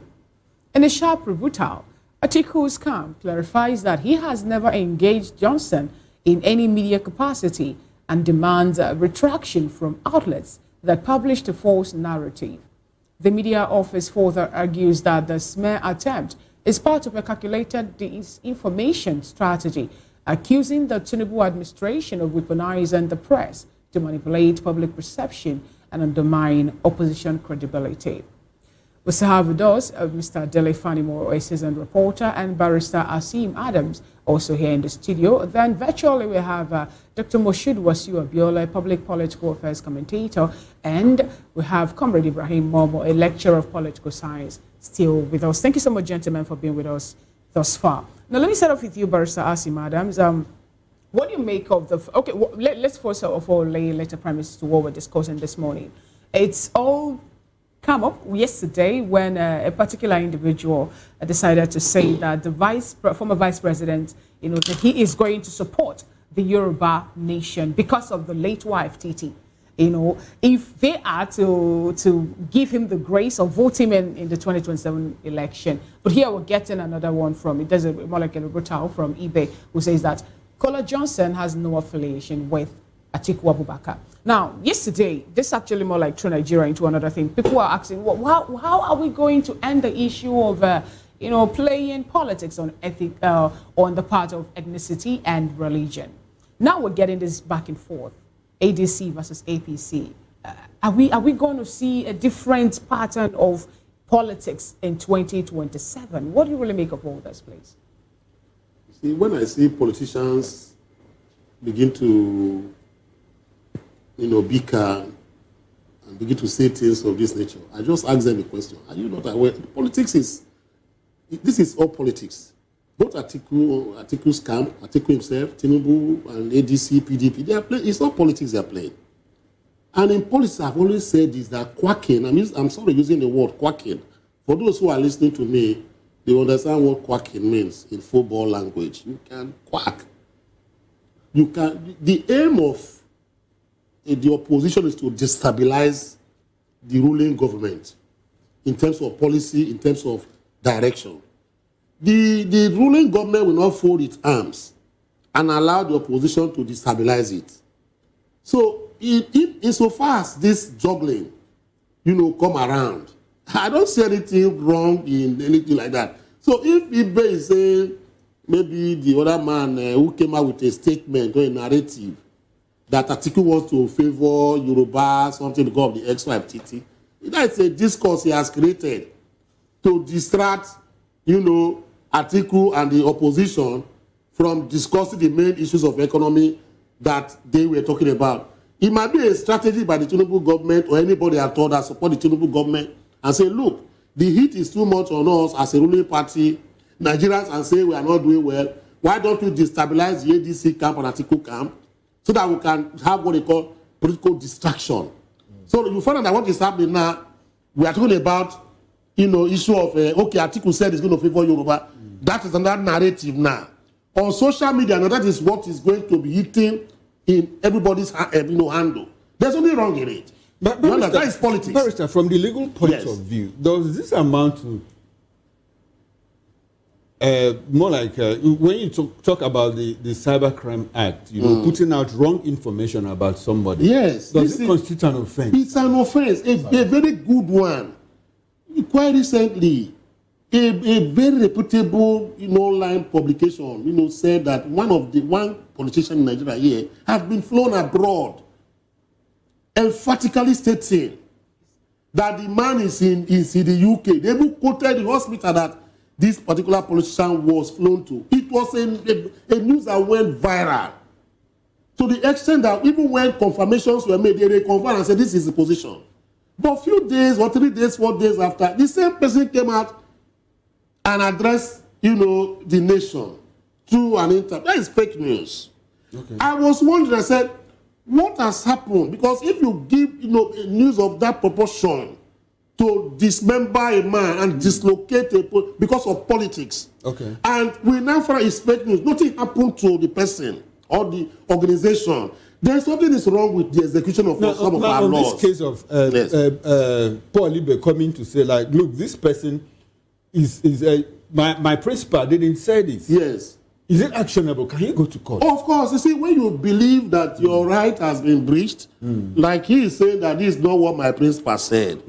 Under Section 46 of 1 of the 1999 Constitution, if you feel that your right has been breached by way of derogatory, whatever as case may be, you have the right to approach the court, the nearest federal high court, to go and ask the eBay to come and talk. You're under the law of defamation, etc. as the case may be. You can also go to court and ask eBay to come and prove his point that he didn't make, and you can even make some money out of it. Now, if an opposition, like you said, is trying to destabilize the government, yes, like you said, it's normal. Yeah. If an opposition, you can destabilize the government there's a difference between destabilization and incitement. Okay. Incitement is a criminal offense under our constitution.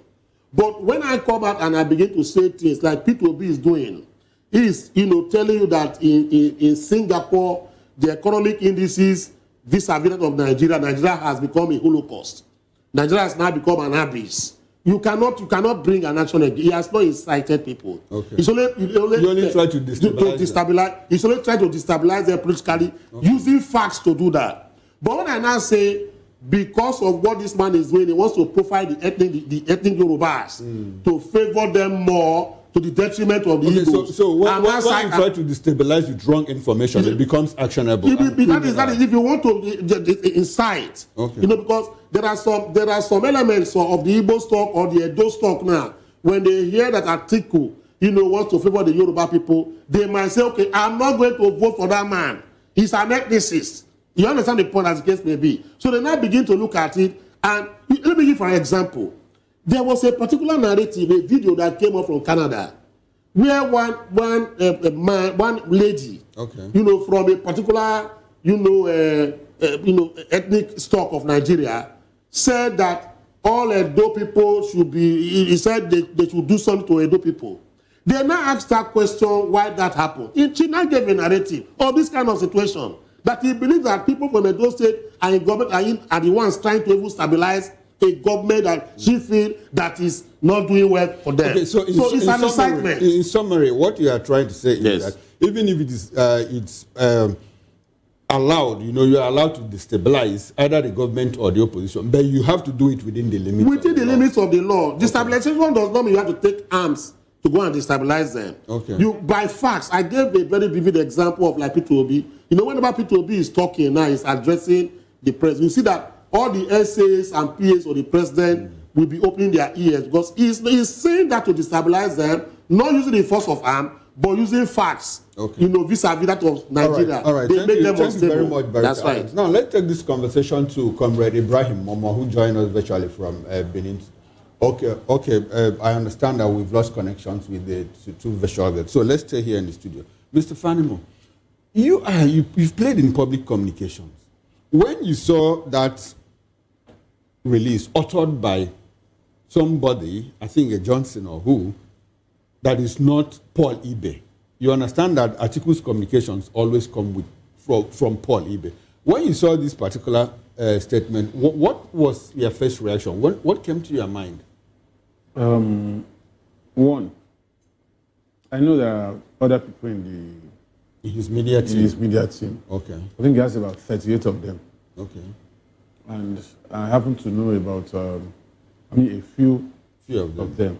So I was thinking that probably the whole thing was emanating from his media team. Okay. And they almost have, apart from Polibi, they have these backseat position, and so Polibi is usually the alpha dog in pushing out narratives for him.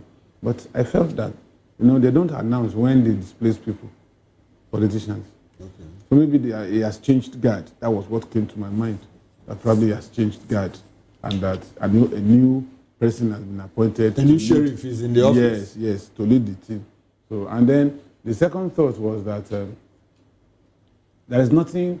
Atiku is an old war horse in terms of politics. Somebody who has contested about 7 times, and so anything is game for an astute politician like him, and he could just use that. And I said it here, that it could be that this man is just testing the waters to be able to see if I throw this, this bait, will they catch? And if they don't catch, there will always be a fall guy. So nothing is beneath a politician when it comes to politicking. So are you saying that this particular statement actually maybe it can be It could. And they're just trying now and it to may not. It could and it may not. No, but you don't have to put a stamp to it that is not from him or that is from him. All right. Now, the thing there is, the question I need to ask you is 2027 is still like 2 years from now. This is 2025.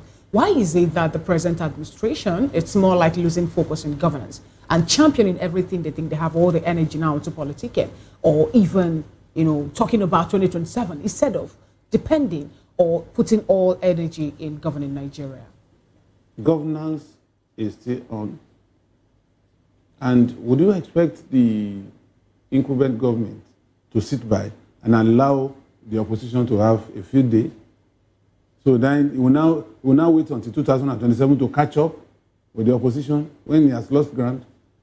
He has to make some responses. Some person says that a good market does not need, a good product does not really need all this arts and everything. So why not work and make sure that your good works will speak for you come 2027? Wouldn't it have been better for the government to stop everybody from campaigning? I know of a woman. Okay. Let me give you this example that will settle this matter. I know of a woman who was a minister in this country. And apart from what we see Keyamo doing now, no minister had ever achieved what she achieved. But because he felt, my good works will speak for me, they dealt with him and removed him from, with her and removed her from office. Didn't that speak for him? The only thing that she left that office with was the good works she did that was amplified by the media. Okay, now, my question is this. Wouldn't the government have acted better by saying, look, both opposition and the government, put a wage on this. It's not your time for campaigns and all of that. Instead of the government saying, oh, okay, you want me to sit back. Okay, no, I won't sit back and watch you campaign while I'm not campaigning. Meanwhile, the government has the authority to stop it. Let's put a stop, they will say, you are gagging us. Okay.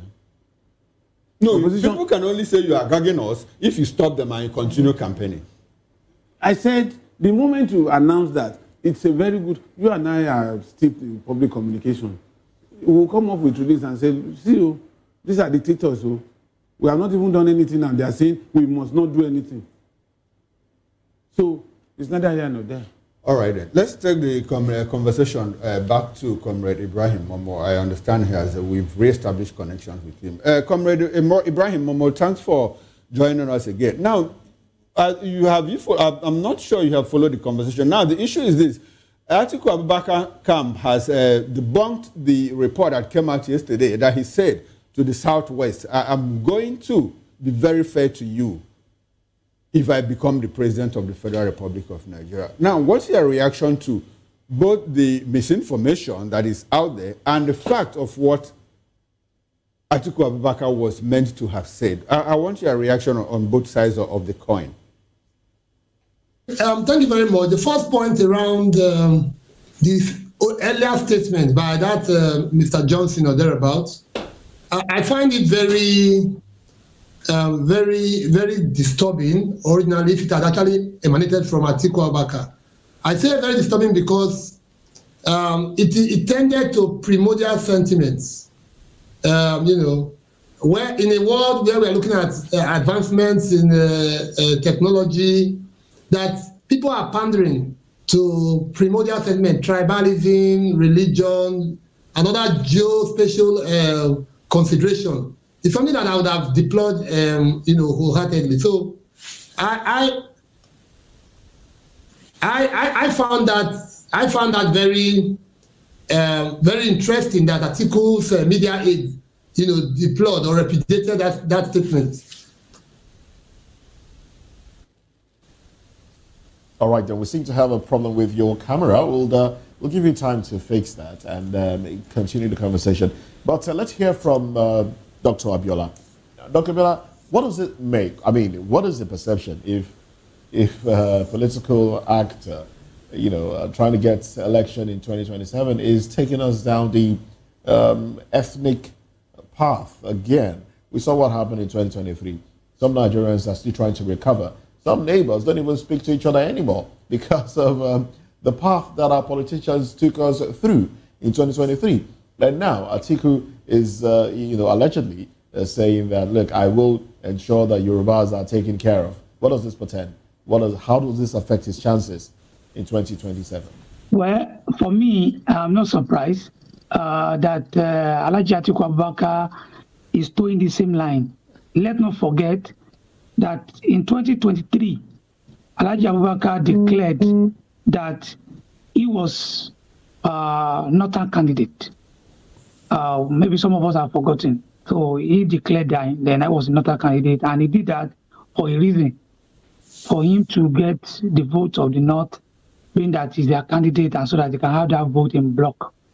Also, and coming to say about being that he will take care of the Yorubas and this and that, and now they have debunked it.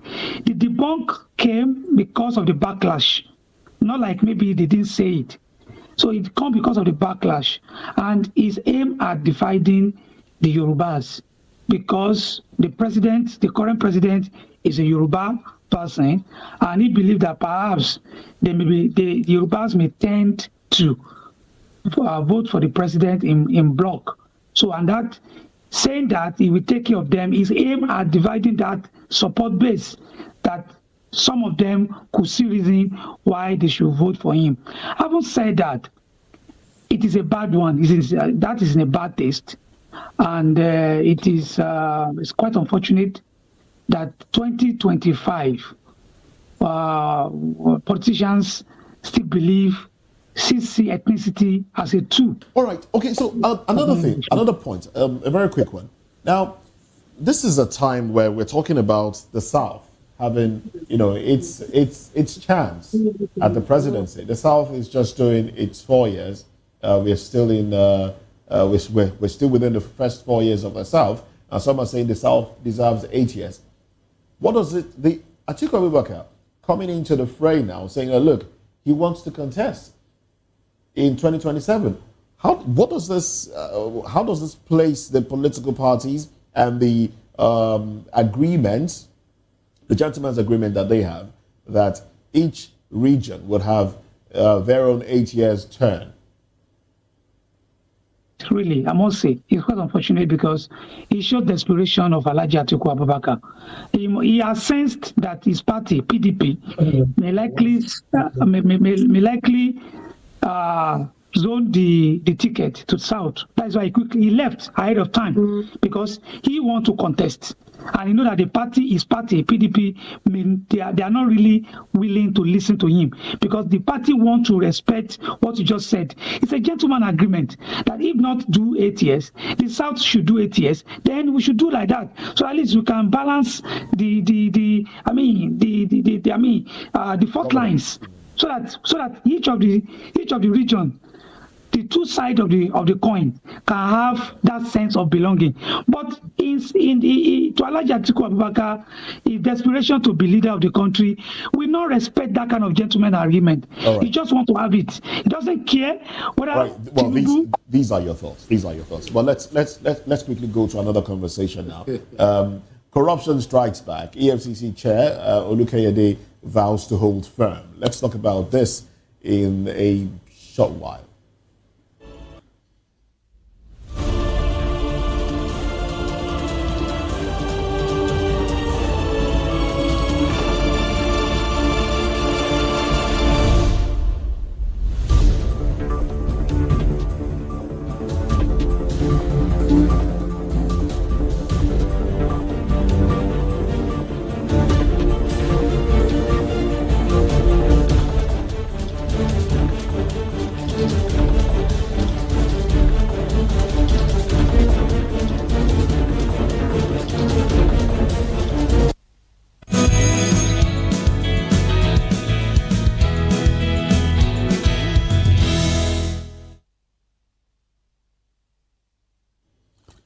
Well, EFCC Chairman Olubadan has admitted that the anti-graft fight is facing fierce resistance as corruption fights back through intimidation, smear campaigns, and legal challenges. But insisted the Commission will not blink in the face of pressure. Speaking at a capacity building workshop with media and civil society organizations, he emphasized the need for collaboration, stakeholder understanding, and public support to sustain gains and push back against entrenched interests. He also reaffirmed the Commission's commitment to operate without fear or favor, warning that whenever it strikes at powerful targets, hostile countermeasures will follow. For Olubadan, the test is not just recovering stolen assets, but ensuring that the path of accountability is so visible and unassailable that the powerful are deterred from returning to old ways. How effective has that been? Well, we still have the gentlemen with us. Of course, they've been with us since we started the conversation, and we appreciate you, gentlemen, for your time and your thoughts. So I'm going to stay with Dr. Abiola on this one. The words of Olubadan, the EFCC chairman, he also made such, bold statements when the EFCC tried to pick up former governor of Kogi State, Yahya Bello. Was it corruption that fought back and prevented a trial? Because we haven't seen, trials begin for Yahya Bello. We've seen him go to court. We saw him visit the EFCC with his friends and, basically escorted out. Is it corruption fighting back? And how is the executive supporting the EFCC to ensure that corruption is nipped in the bud? In the country that our political elite, our leaders, our political leaders keep manipulating the system and making it very difficult for EFCC, ICPC, police, NFIU to do their jobs. It is, it's quite disheartening that it may not abate. EFCC chairman vowing to hold firm, that statement itself shows he's under pressure. That statement itself shows that he's not finding the job easy as he may have thought he would find it, because these people get into the office, amass wealth, corner public wealth, and they prepare for days like this after when they are out of power, so that they can use the money to fight the system. And that is what is doing. That is what is happening. We have seen it in Kogi. We have seen it in Anambra. We have seen it almost everywhere in Ogun State, Oyo State. We've seen it, and that's what they do. And the best system. I'm sorry to pause it, but when you say they fight, people gather wealth to fight the system, is it possible that there are some individuals that are bigger than the state?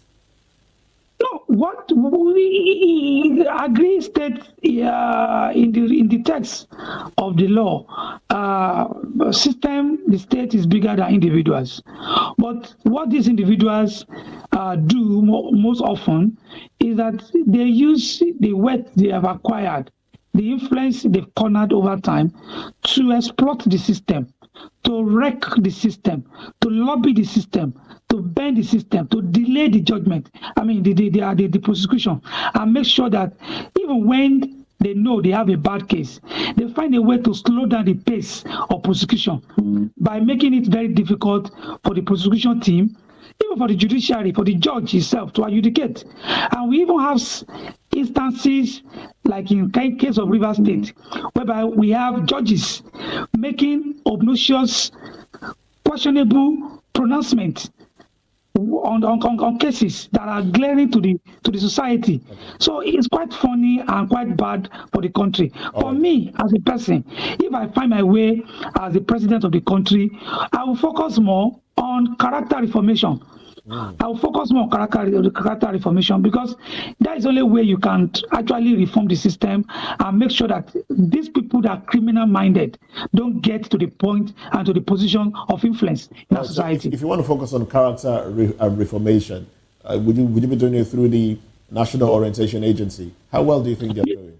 Yeah, Yes, I'll be doing that towards National Orientation Agency and also be going to National Assembly to create an enabling law that will make this possible, and also be looking at our education, Ministry of Education, to see how we can reform our curriculum in a way that bring up people that have this sense of responsibility to the society and to the system. All right, then. Thank you very much, Dr. Wasiu Abiola, Moshood Wasiu Abiola. Thank you very much for your thoughts there.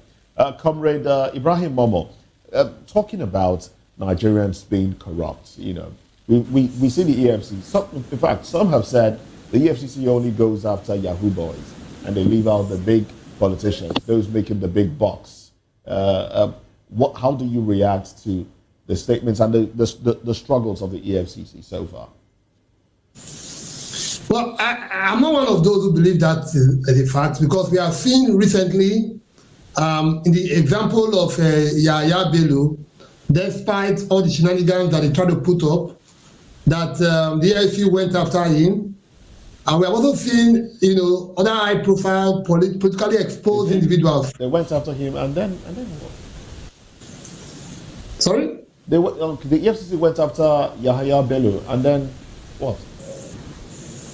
No. Again, it's also, the EFCC, because I'm not here to defend, but I'll speak to the fact that as I know them. Okay. The EFCC made the attempt, and I think it was even arranged, except that it's still in its, the kind of politicians we have, they have in their employ those who know how to, if you may, read the system. They can afford, they will steal our public funds, and they used to buy the best lawyers, and whatever it is. Well, we do have one, so we'll ask him how he felt. Without due respect, to the good one. We can't. There's no profession. There's no community or society where you don't have bad eggs. Okay. Even the legal profession, even among our judges. With all due respect, right. I'm saying that because they are human beings, there are. Even the disciples of Jesus Christ, there was even a Judas. So it's not something that we should paper over. There are bad eggs in every fabric of society. So I think that those who are making those allegations, those kind of statements, cannot justify the activities of the Yahoo boys too, or those advanced fee fraud criminals. So every one of them needs to be prosecuted. If they are low-hanging fruit, if it's easier to capture them, yes, the EFCC will go after them easily, and more than even the politicians who understand how to, and they can afford, to muzzle or challenge the system and get away with it. All right, thank you very much, Comrade Ibrahim Momo. Barrister, all eyes are on the judiciary. All eyes are on you right now, because if the EFCC do their job, and they take people to court, it's up to you. So what is going on? The problem is everybody is blaming the judiciary.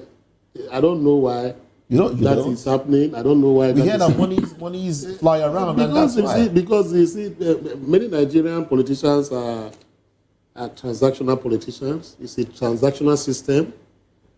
Corruption started even before I was born in Nigeria here. That's why I told you that when I was to write my WAEC, or WASC as they call it those days, there was a old question paper I stumbled across. You find that he said corruption is a canker worm that has eaten deep. So that was far back question paper of WAEC. So which means it's been there. So corruption is entrenched. Now, periscoping and profiling what the EFCC chairman has said, he has said the obvious. Even before he took that position, he should have been aware that corruption is fighting back. Corruption must always fight back. If corruption is not fighting back, there are characters and charlatans that should not be angling right now to become Nigeria's president. Those who have been indicted openly. Some of them have been indicted to the extent that books were written.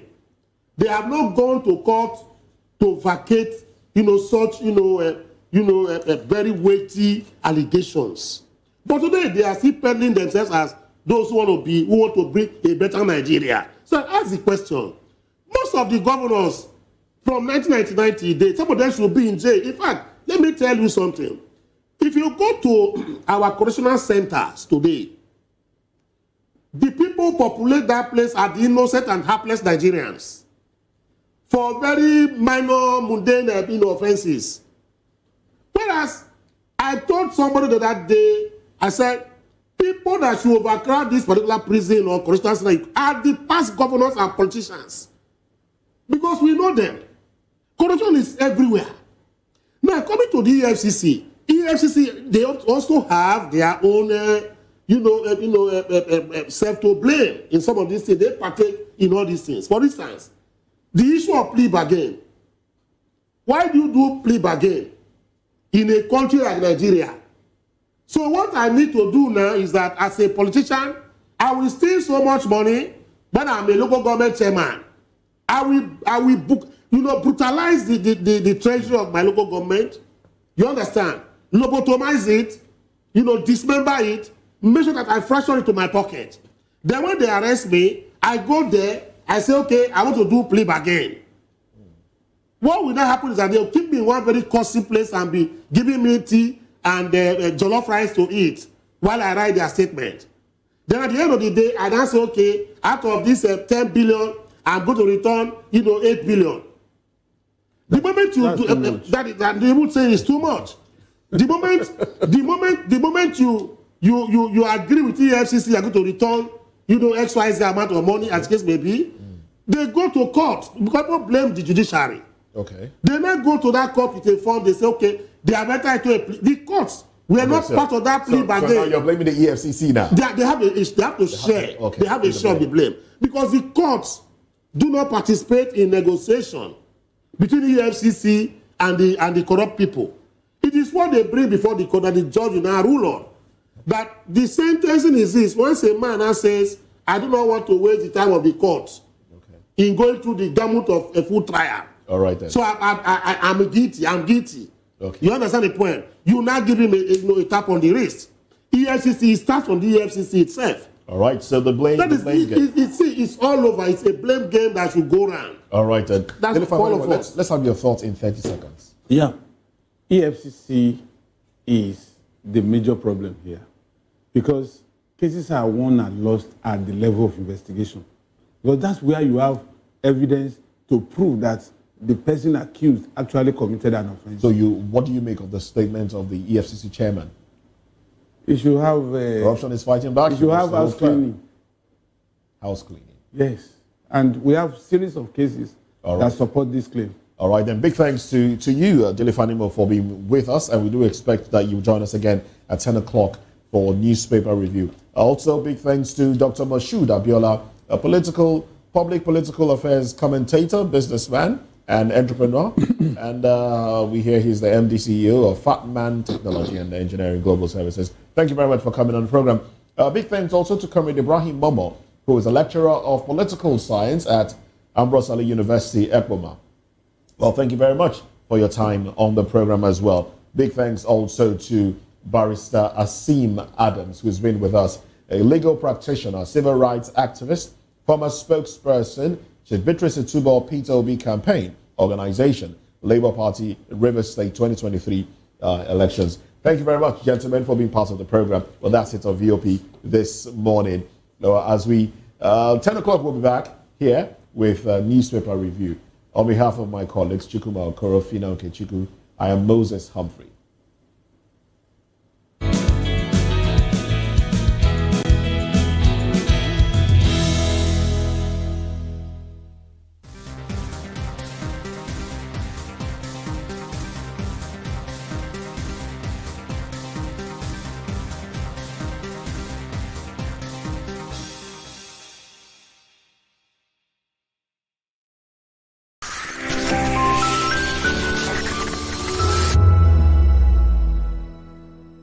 We encourage you to click on the like button and subscribe to our YouTube channel. We are Voice of the People TV. Also follow us on all our social media platforms. We are at VOP TV Live.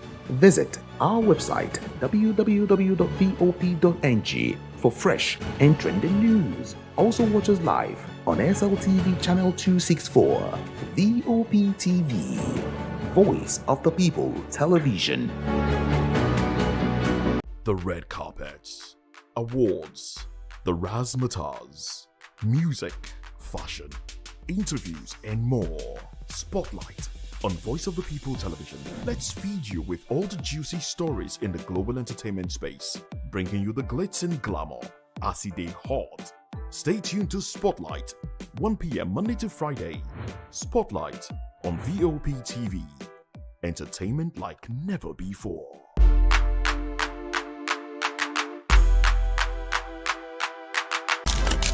In a world where power shifts with every headline. In a nation full of questions. In a world filled with noise, the truth needs a voice. The policies that shape our world and the economy that determines our future. Every hour, every day, the grapevine keeps buzzing. And on the bold angle with Jomalina, we dive deeper into stories that shape our world. Don't forget, our voice matters the most. Let us come together and share our concerns.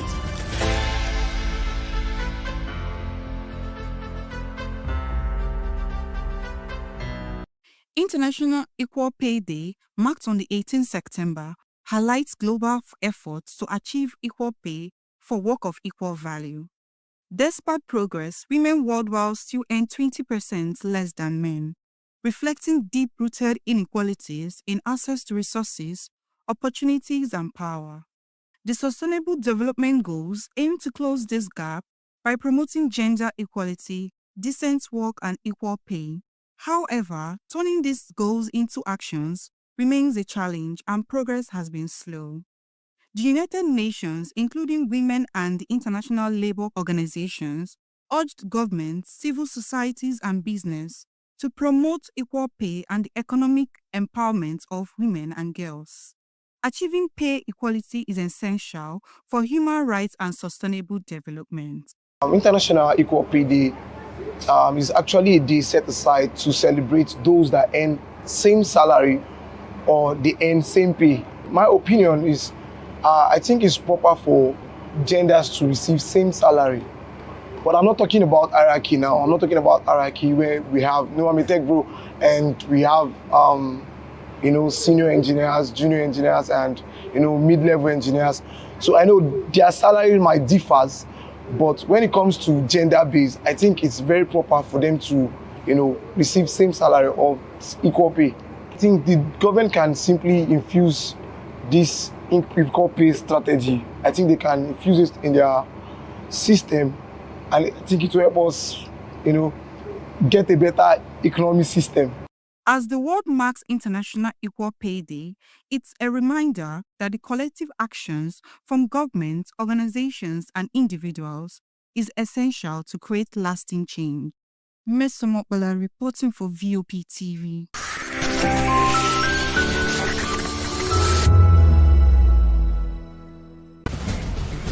Join us as we drive into the world of politics through insightful interviews with prominent political figures, both serving and former governors, ministers, senators, legislators, party chieftains, activists, and analysts. Get first-hand information into the decision-making processes that affect our daily lives. Highly engaging one-hour program that brings political discourse into focus. I am Chukwuma Okoro. Political Lens, Monday through Friday, 6 to 7 p.m. Join us. On Edge Dialogue, we bring you fresh ideas and conversations shaping the future of learning in Nigeria and beyond.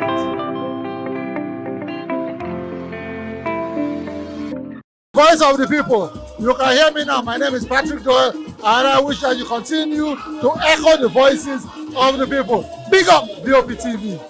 My name is Suibifa Dokubo. Please keep watching VOP TV. Hi, my name is Kwekumali Ikenna Onyekwena, and I am with the Voice of the People TV. Now, if you're looking for the veritable channel for information, politics, robust discussions, you don't need to go far. VOP has you. VOP will always have you. Thank you. Hi, my name is Patrick Diabwa, aka Ibani Chuka, Amayanabo the Eagle King, and you are watching VOP TV. Stay with us. In a world where truth is the ultimate power and opinions scream the loudest, it's time to wade through the noise. Hunger no get tribe! Hunger no get religion! And scan the human interest and trending topics that matter. Stay tuned to The Issues, your plug to the stories making the buzz, from politics to science and technology, social justice, and more. Let's tackle the tough questions and expose the truth. The Issues on Voice of the People Television, Mondays to Fridays, 8 to 9 p.m. The Issues. Don't just react, understand. Welcome to Kitty's Corner. Every weekend is a new journey. Join Auntie Oni as she embarks on thrilling adventures. Each episode takes the young explorers to a different fantastical world filled with exciting challenges, making new friends and learning valuable life lessons. The show begins with lots of excitement in a cozy storytelling mood. Fairies teach the importance of kindness, honesty, bravery, teamwork, or curiosity. Kitty's Corner is a delightful blend of fun, education, and imagination with catchy songs, interactive games, and heartwarming stories. Join Auntie Oni every Saturday, 10 a.m. to 10:30 a.m. on Voice of the People Television. Kitty's Corner, perfect destination for curious minds.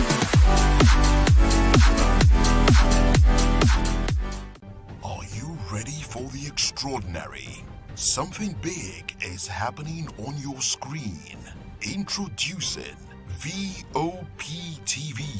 Now streaming on SLTV channel 264. From breaking news to captivating conversations, news analysis, giving you all sides to the story. We bring in-depth discussions on the issues that matter, from politics to sports, entertainment, and lifestyle. VOP TV on SLTV channel 264. Join us as we redefine what television means to you. Voice of the People Television, VOP TV. Now you have more than a voice.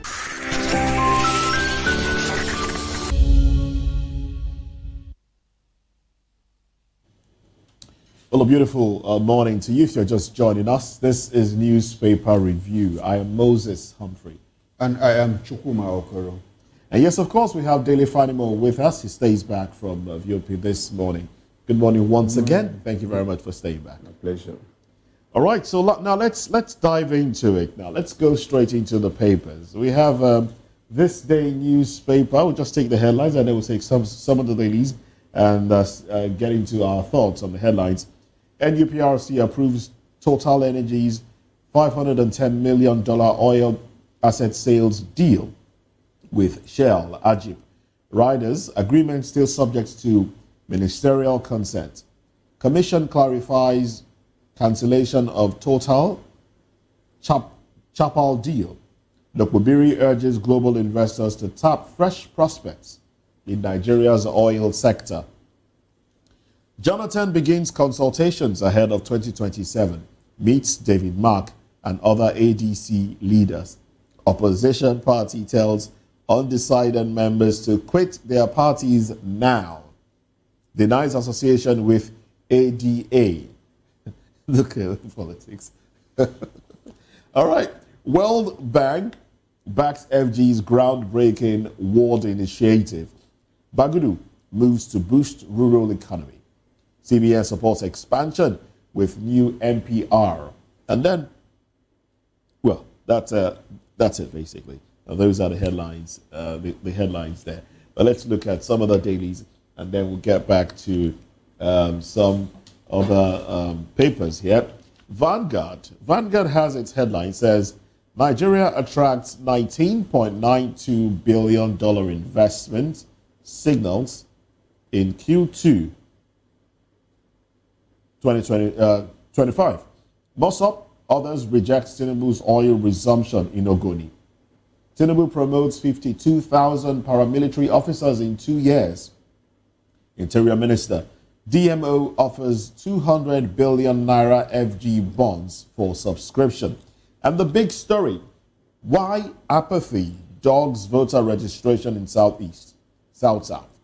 And then the riders, well, I didn't take all the riders earlier in the day, but I can't do that right now. The riders, both zones record 50,681 physical registrations, less than Osun's 83,284.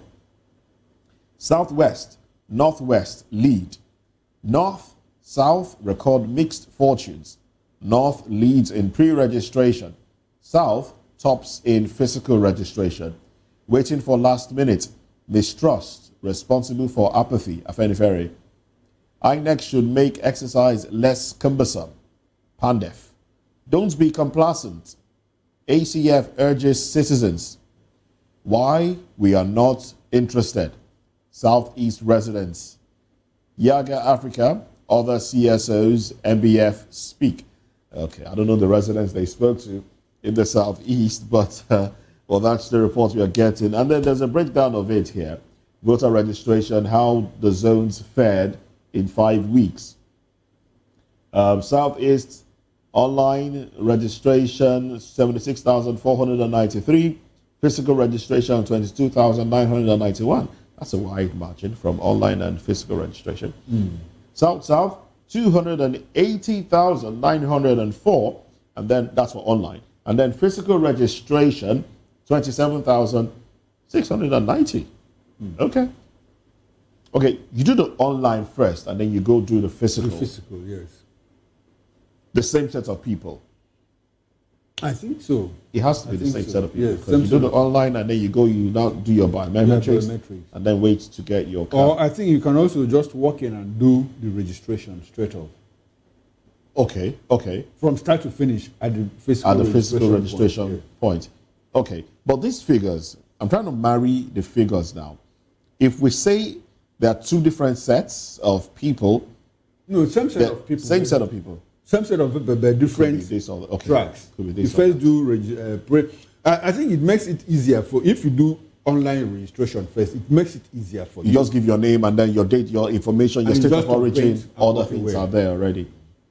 So then, if you look at this 280,904 from the South online, and then come to the physical registration part, you have 27,690. So what it means is that about 240,000 people have done the online, but have not gone physical. You know, to do thumbprint. Which in itself is a problem. Which is because you need to thumbprint. Because otherwise, if you end at the online registration level, you still are not a voter. You are not a registered voter because you don't have a card. You've not done the fingerprint. Well. Oh, wow, it gets even worse. So there's a mismatch between... There is a mismatch. It gets even worse. Let's go on.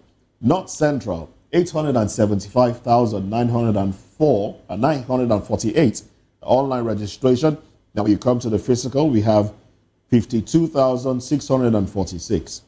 Northwest, 1,322,747 online registrants. And then physical registrants, 68,733. Southwest, 1,640,685 online registrants. The physical registration, 158,627. South, 1,998,082 online registration took place, and then the physical registration, 209,308. And then the North, 3,190,007. And then physical, 182,588. Gentlemen, is this troubling or is this troubling? If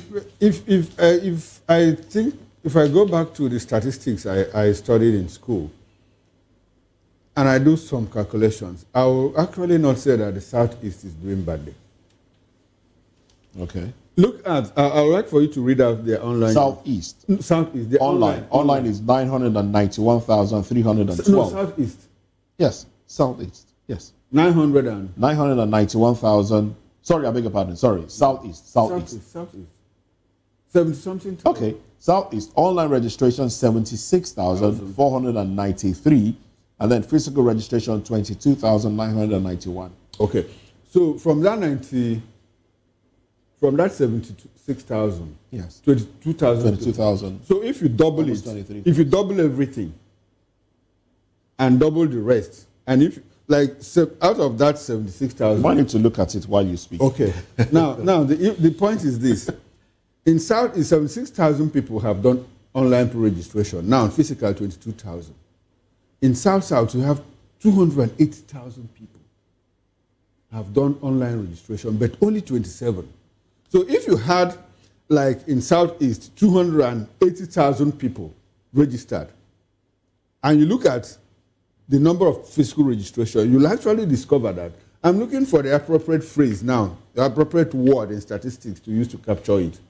If you extrapolate it in terms of figures, proportional representation of the numbers that they have done, you just discover that the Southeast has not done badly, because all these people in the South, these 280,000 people that have registered online, if they end up not going physical, they are still not registered voters. And it runs down. What if they go? But at this moment, they have not done. At this moment, if we say, let us cast elections today, Southeast, in terms of the number of people that registered online, has done better than the South. Statistically, if you talk in terms of proportionality of the people that have registered online and the actual people that have voter cards now, that's my point.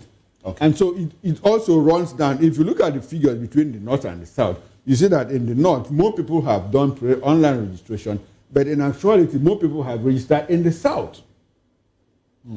So the figures, I think there was you that said something about these figures not being, that we shouldn't work with these figures at the end of the day. Was it you or the other? Okay, not you. I think what I said the other day was these figures might provide, I think some of it might be exaggerated and might provide... Yes, exaggerated. But I think there's another fellow that said that, look, this figure, yes, it was you that said these figures might actually be exaggerated, because at the end of the day, it is only the people that have registered physically and collected their cards that are deemed to be validly to vote.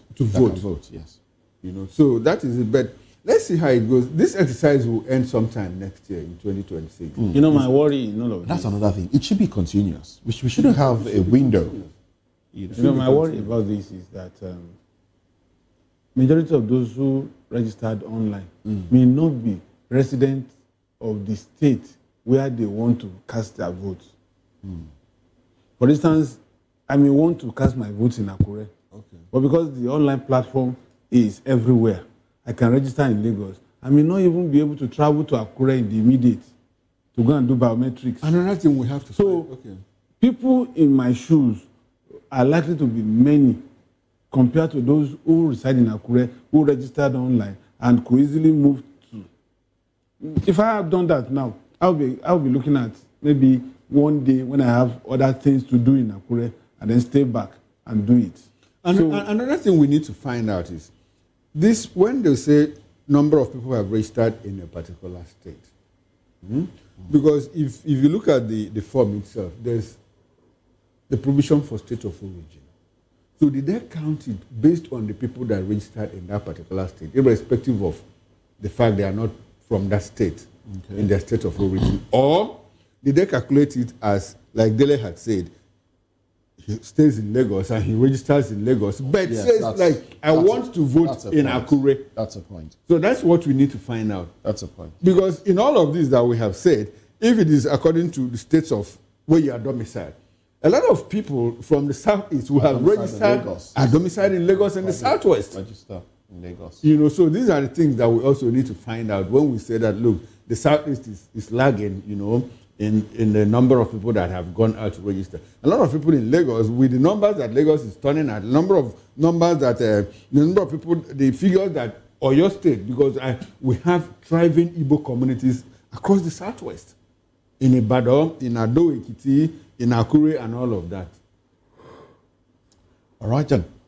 Well, we'll keep our eyes on this one, of course, and try to see how things unfold in the coming days. Now, I wonder if we have the videos of the demolition that took place at the trade fair Plaza yesterday. If we do, please let's get that video up. But the headline is Traders Lament as Lagos government demolishes 19 buildings at Trade Fair Plaza. And I saw the video. Some of them really high story buildings, 5-story buildings. These are plazas built. And, you know, I wonder, well, some of them are saying that they are not aware of any notice not to build or to stop building or demolition notice. Now, those that went to demolish went with heavy security presence and then prevented the people from getting to the scene, from making videos and the rest. Some of the traders were said to have, you know, not evacuated their shops when the demolition started. But you see, oh yes, this is the video. This is what now? 1, 2, 3. This is a 3-story building. Is it 3 or 2? Two. This looks like a 2-story building. It's a 2-story building. There are other buildings there that were brought down. These ones were under construction. They're still under construction, but they've been raised to this point before being brought down. Now, Trade Fair Plaza, is it somewhere around the International Trade Fair? Yes, somewhere around there.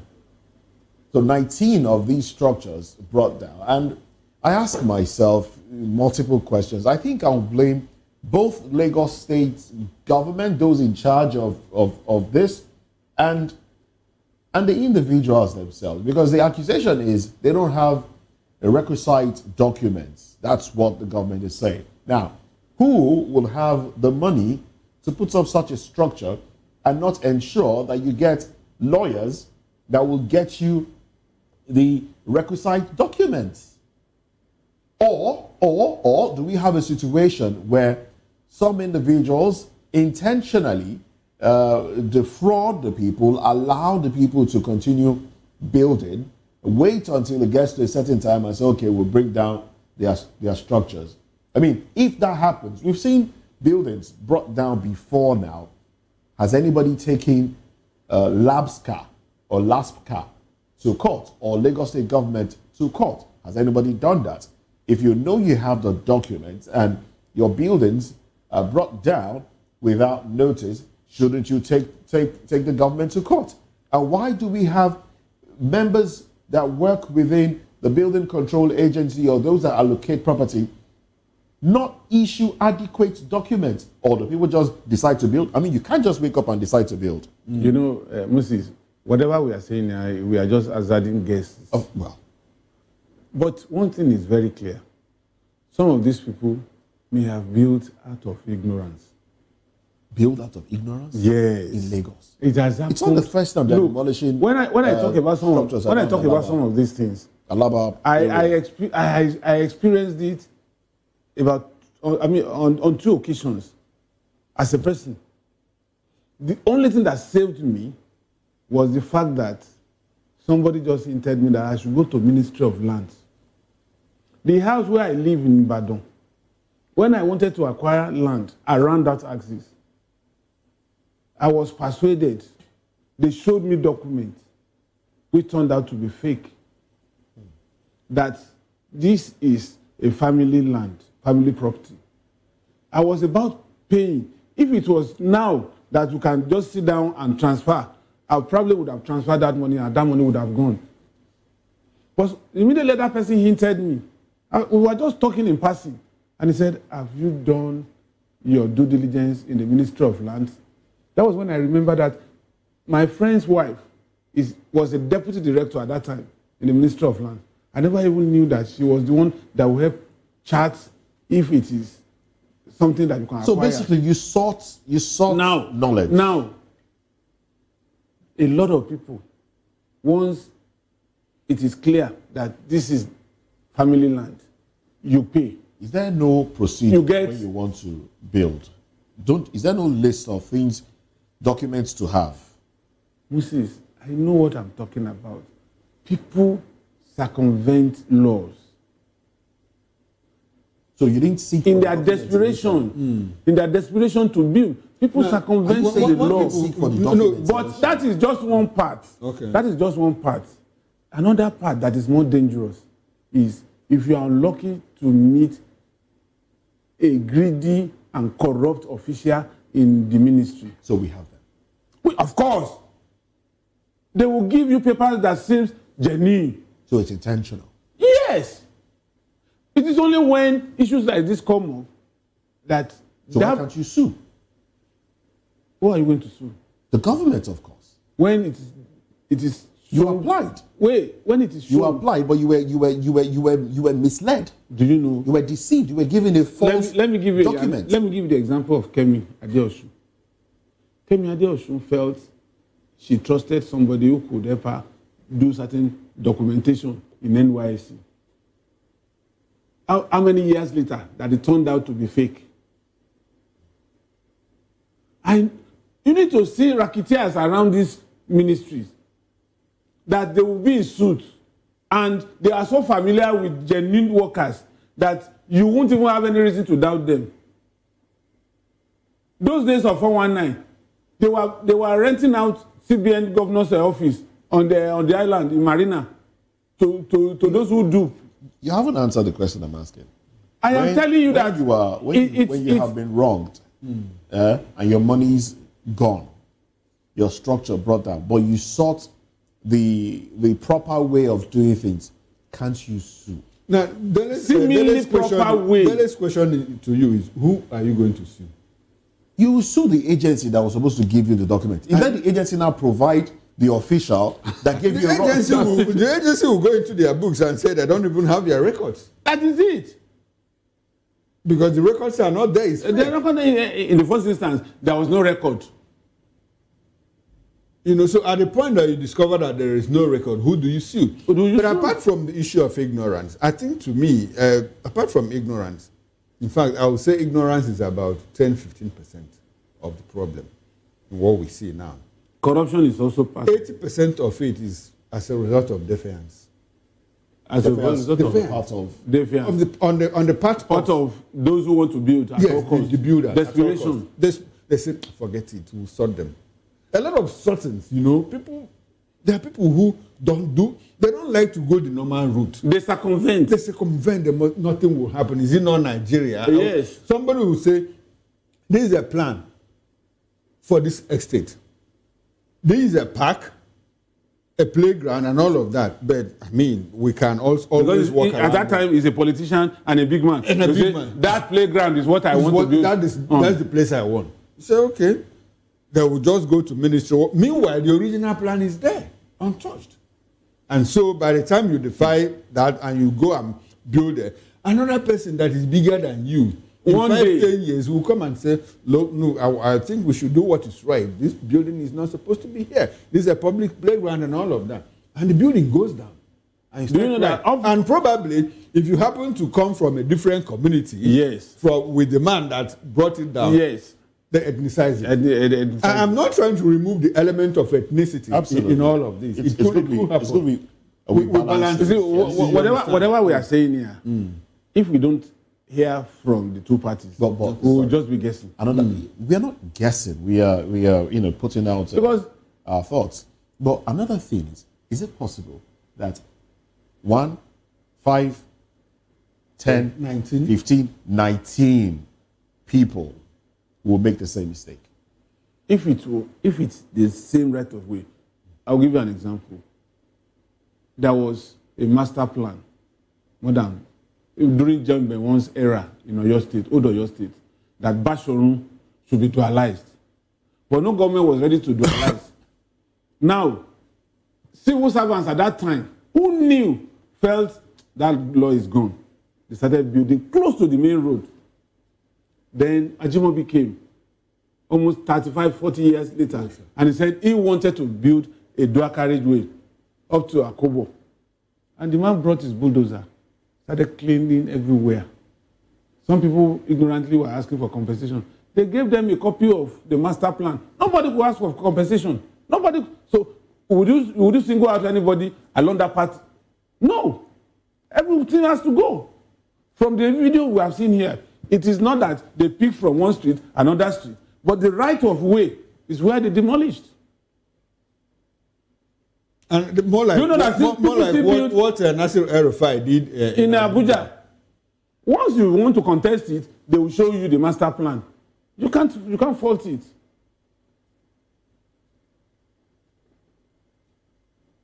All right. Well, you can't make omelette without breaking eggs. I mean, if you have to sanitize the building, society, you must also play by the rule. You can try using a syringe to extract the egg. Anyway, let's go to other stories now. Quite an unfortunate one. It's quite unfortunate because especially because money is wasted, and then as a matter of fact, each structure has been minimum of 2-story building has been approximated to have cost about 150 million. Of course, it's not when a bag of cement is on 10,000 naira. So you can imagine how much would have been spent. I sympathize with these people. Honestly, I sympathize with them. But it's unfortunate. I just imagine what those people could be going through. But the lesson here to be learned is that going forward, if you want to ask the right questions, go to the right place. Don't use media. Don't play shortcuts. Don't play shortcuts. Go to the right source and find out exactly. In fact, use lawyers. Exactly. But some people will be ready to, some people will be ready to pay 100 million naira for a piece of land. Yes, but will not be ready to pay a lawyer even 500,000 to do due diligence.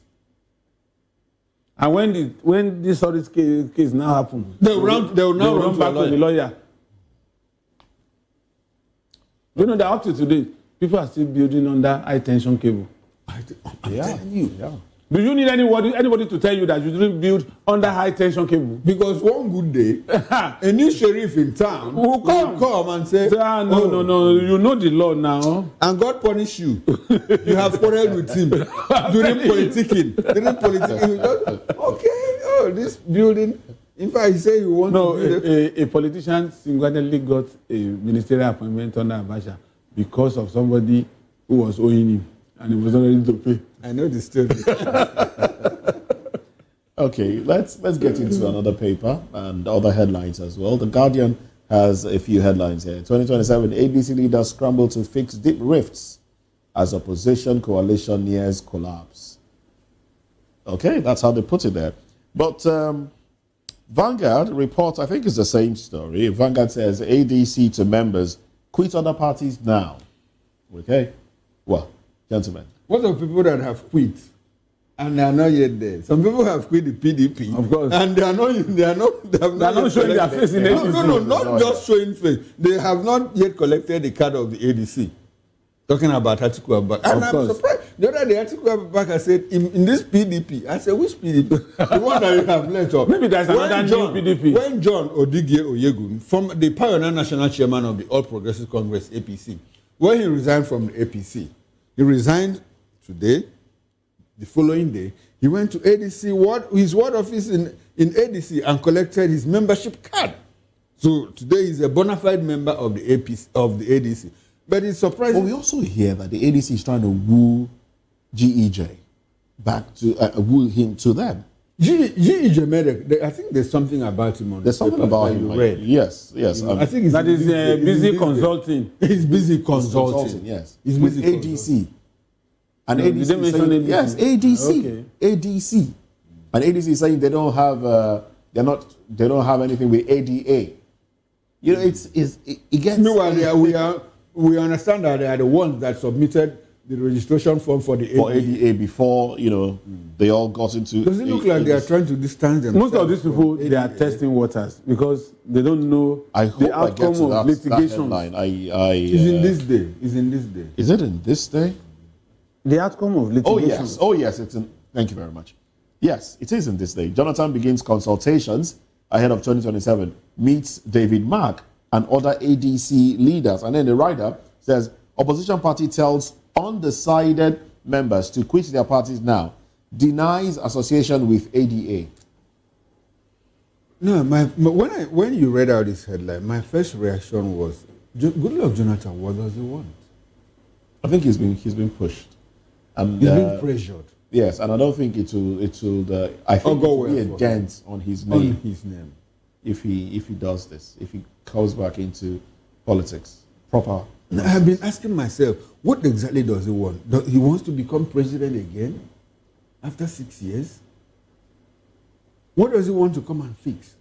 Or probably, like it's you that also said that probably he has learned from his mistakes, from the mistakes he made. You know, because I don't see it. And God, in fact, if he wants to step into the fray again, he should do everything humanly possible. To win. To win. Because if it doesn't. Because if it doesn't, oh, I don't know what will happen to him. I mean, that would be the end politically. Because he doesn't have any chance. But it's already at the end. So we just... Okay, does it look like he who is down fears no fall? No, he's not down. He's not down. So why don't he, he should just remain at that level. Stateman's level. He's been regarded as a statesman. He's been respected. And he's respected all over the world. And the world, yes. So that would be a good place for him to stay and just give advice. But why did he take his democracy talk to Ghana last month? Good luck, Jonathan, democracy, whatever in Ghana. Why Ghana? Why not Nigeria? More like Ghana has become a model of democracy in West Africa. I'm just thinking, I'm just thinking out loud. And you see, the whole issue of ADC, I kept asking this question to my guests, both on the morning show and political lens.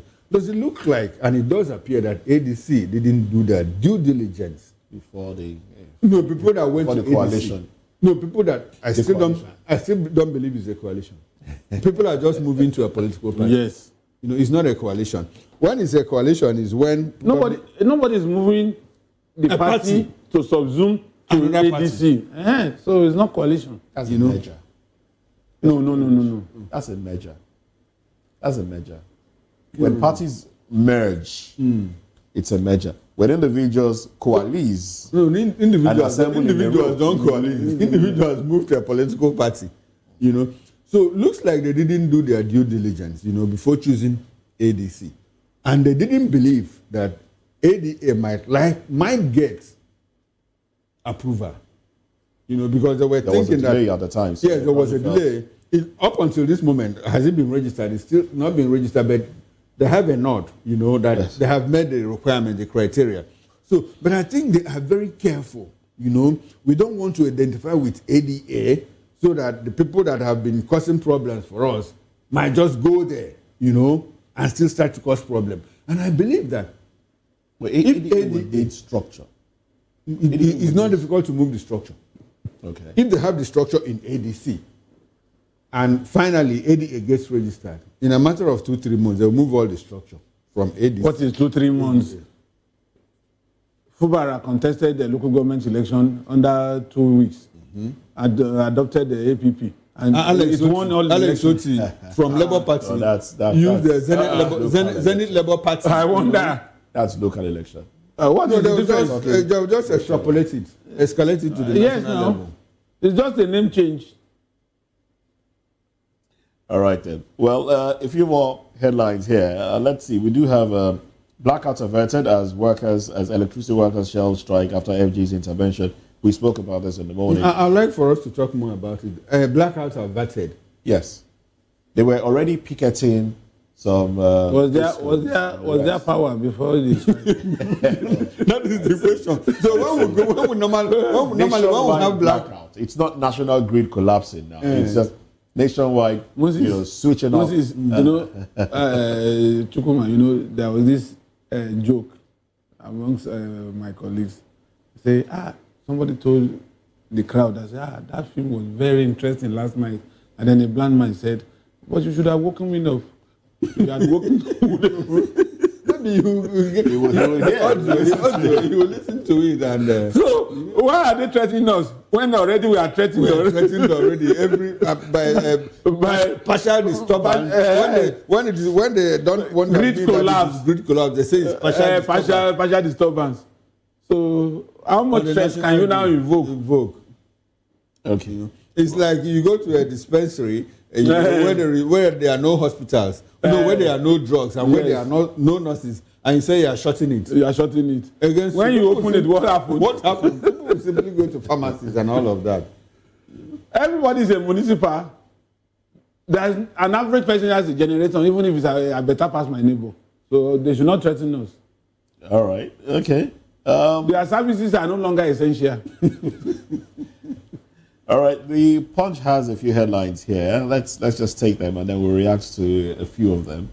The big story is on 2027 presidency. Coalition demands Atiku Obi's full membership.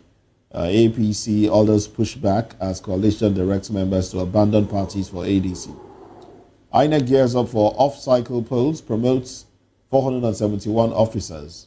Niger Delta militancy made Jonathan's presidency possible at Eketon. Southeast governors pushing for Nnamdi Kanu's release, OT. 804 billion naira arms imports ignites calls for local production. Okay, so those are the headlines. I would like for you see, we are building. There's the political culture that we are building in advance, unknowingly. When Ateketom says that Niger Delta militants made Jonathan presidency possible, what did he say? What does it mean? It means that it is because they fought, for him to be retained as from vice president to acting president, then to president. A set of people will also tell you that Boko Haram terrorism made Buhari presidency possible. Abi? Yeah. Now, June 12 annulment. June 12 annulment. Obasanjo reaped bountifully from it. So having the nuisance factor. Factor now gives you political power, not people power. So what political culture are we building? Could that be related to why we are seeing the Umuama in the southeast now? Could there be something in that regard as well? The problem in the southeast is that. Okay, let me more grave than that. No. I want to relate it to access to political power. Okay. Yeah. Now, because June 12 was cancelled, and the nation felt like it was appropriate to appease the Southwest. Because if the Southwest makes trouble, Nigeria will hear it. If you shut down Lagos for 1 or 2 weeks, the whole of Nigeria will be in problem. Now, if you shut down the military installations in the Niger Delta, Nigerians will feel it. If you make trouble in the north, like they did, Nigeria had it. Now, if you make trouble in the southeast, what happens to the other parts of the country? The economy will crumble. Which economy? Nigeria's economy. How? Which economy? Businesses will be affected. Which business? Which economy? Which business? I know you men are going, but no, that's the reality. Yes, no. That's just the reality. On the opposite side, importation will crumble. Businesses will crumble. Importation. People that are importing are living in Lagos now. Look, it's just like when you say, do you know why strikes don't last in Nigeria? Because that person that you kept at home, Nupeng, Pengasan, tanker drivers, they rely on daily income. By the time it stays 2 days, the third day is already agitated. So this importer that you are talking about, government will not give that importer money to survive. For the days it will be agitating. It needs to oil his business and keep it ongoing. So it's not going to work that way. You see, there's something I said in one of my listings. Lagos occupies a central place in Nigerian politics. And that is why, if you want to have a protest in Abuja, of course, government will allow you just do it for 2 or 3 days. They will just go back to your energy. Yes. You go home.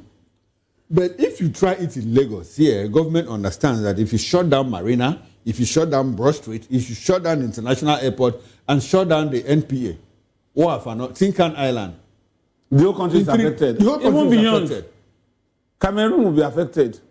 Chad so the government is quick to say, look, no, enough of this. Please don't do this. But if you do it, end bad governance, governance hashtag. People kill themselves in the north. The government simply look the other way. You did stay at home in the southeast for 3 years. Government looked the other way. Well, if you want to kill yourself, just go on. The rest of the nation moves on. But they can't afford to ignore Lagos like that. No. That is the problem. That is the power the Southwest has in Nigerian politics. And if they don't want a protest to hold here, they will stop it. If they want it to happen, they will make it happen. Like what happened on January 1, 2012. Shut down, occupy Nigeria and all of that. Come now. Nobody occupy Nigeria and see what will happen to you. That's just the fact of the matter. So unfortunately, the geography and all of that is our local geopolitics. That's our local geopolitics. And it's playing out. What if, the governors in the southeast, what if they come together and fix the ports, Calabar ports and the rest of them? Wouldn't that give the southeast wouldn't that drive economy and then give them some staying power? It's an exclusive legislative list. They can't do that. No, I think they can. But the thing is that when you build, just like airports, when you build an airport, you transfer the management to farm. Okay, yes. You understand? Because I think Alex Oti is trying to, OKC Basu started it, Alex Oti is trying to build a dry port, somewhere in Owaza, in Abia State. But the moment you build that, you transfer the management to MPA, to Nigerian Ports Authority. Which in itself is not entirely a bad thing. It's not entirely a bad thing, but, I don't know how they are going to manage that. But you have made a point. Beyond even building, you also know that the National Inland Waterways Authority, before you do all of that, you have to get clearance from NILO. And if NILO doesn't give the approval, you can't get into it, like dredging and all of it. When they wanted to dredge the Niger at Onitsha, look, people in the Niger Delta end said, look, if you do the dredging, our communities and all of that will be in jeopardy. It will be in jeopardy and all of that, and it was stopped. Whether it was political or what, but that was the reason they gave for all of that. It's like when you generate power now, you throw it to the national grid, which is managed by TCL. So our federalism is still has elements of unitarism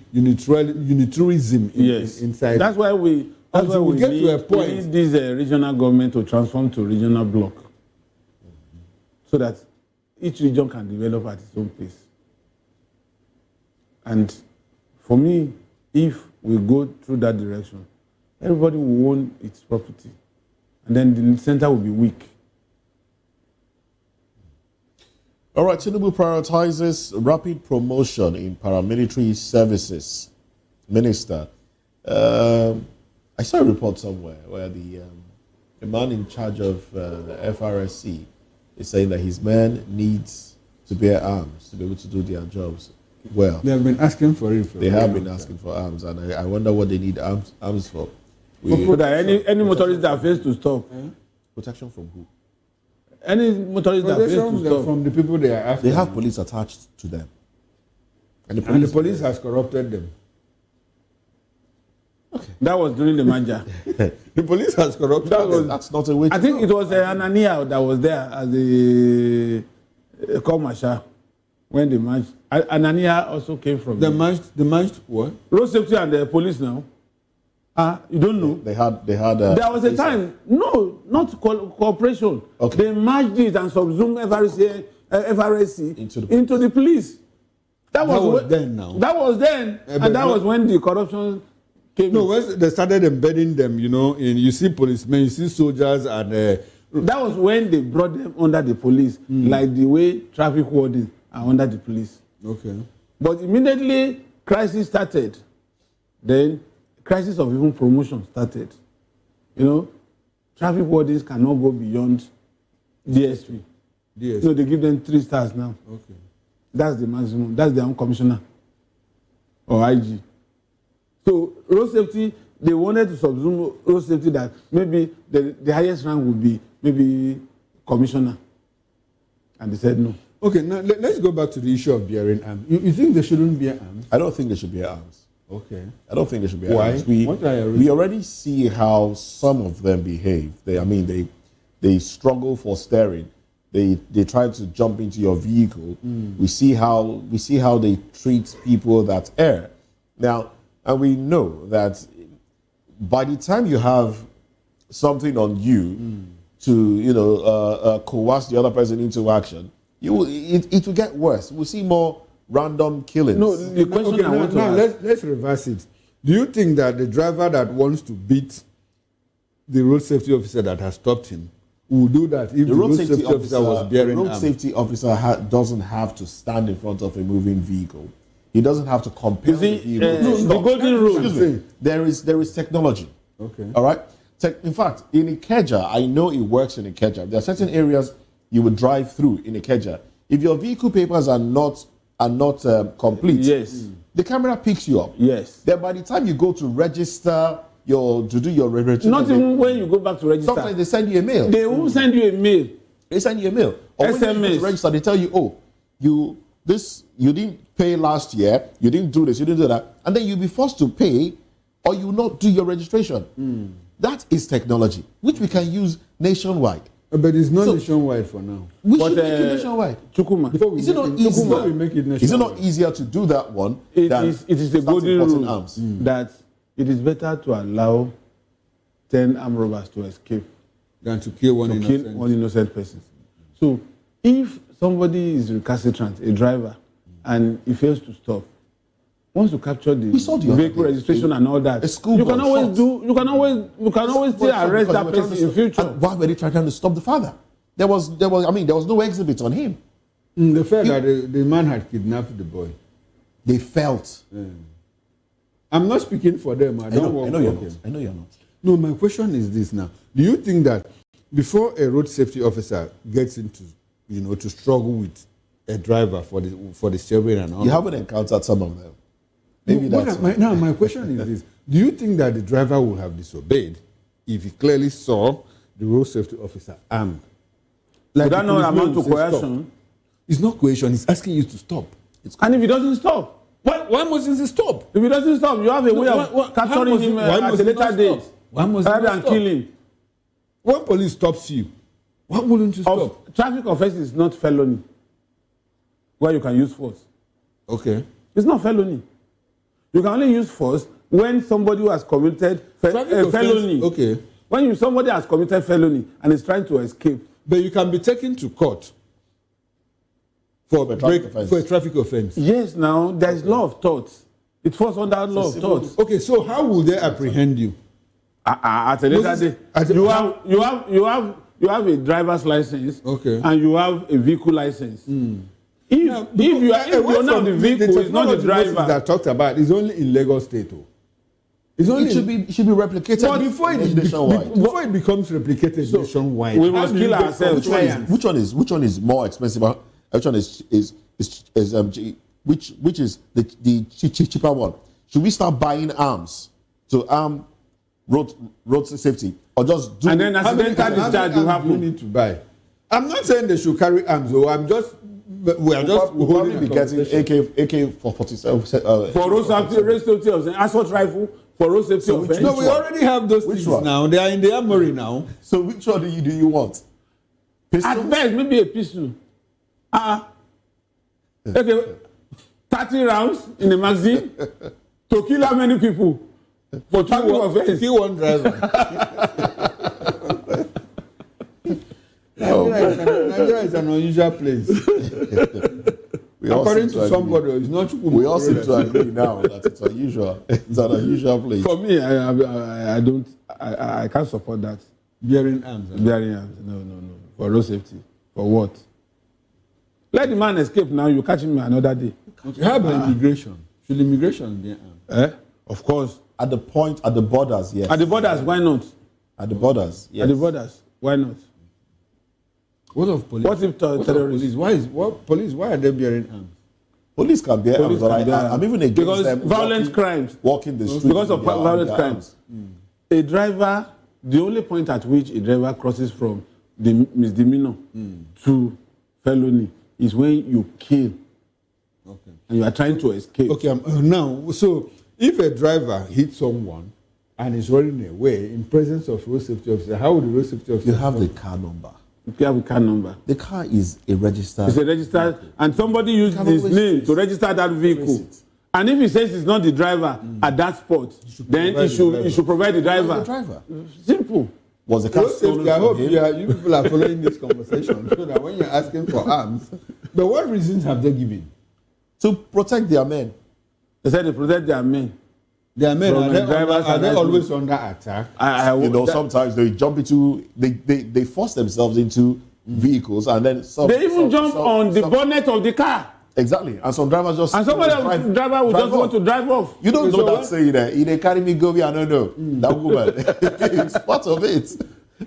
She got into a vehicle and the driver just kept going. So now imagine getting into a vehicle and driver says he's not stopping. Maybe because I have a wife or somebody who is sick and I have to get to the hospital. And then you bring out your gun and shoot. Is that what they want to do? No, to deter, not to shoot. To deter. When the person sees... What is the level of a dying wife in my vehicle and I have to get to the hospital and I wouldn't I dare you even when you are holding that gun? Time bound. Put a gun to my head, I will not stop. I will not stop. So kill me.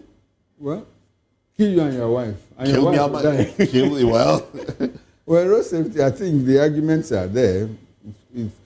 It's your choice to make. Oh, well, we're coasting home now. Maybe we'll just take, troops dismantle several terrorist networks, kills scores, says DHQ. Court to rule on DSS bid. Oh, I wanted us to discuss this a bit. Court to rule on DSS bid to represent rejected exhibits against Dasuki, October 14. The Dasuki case is, I don't know. It's overflogged. No, not that it's overflogged. I think it has even lost the substance because the only thing we know is about a certain $12 billion. Or $12 billion, or is it $12 billion naira? How much is involved? $2 billion or what? But to procure arms and all of that. I think my interest was more in the other headline that you read about DHQ saying that they have dismantled terrorist groups. And you recall what the terror kingpin said if you kill 10, 20 will rise the following day. So I think that's a challenge. I think that's why they are coming out to say that we have they should wipe them all out. Yes.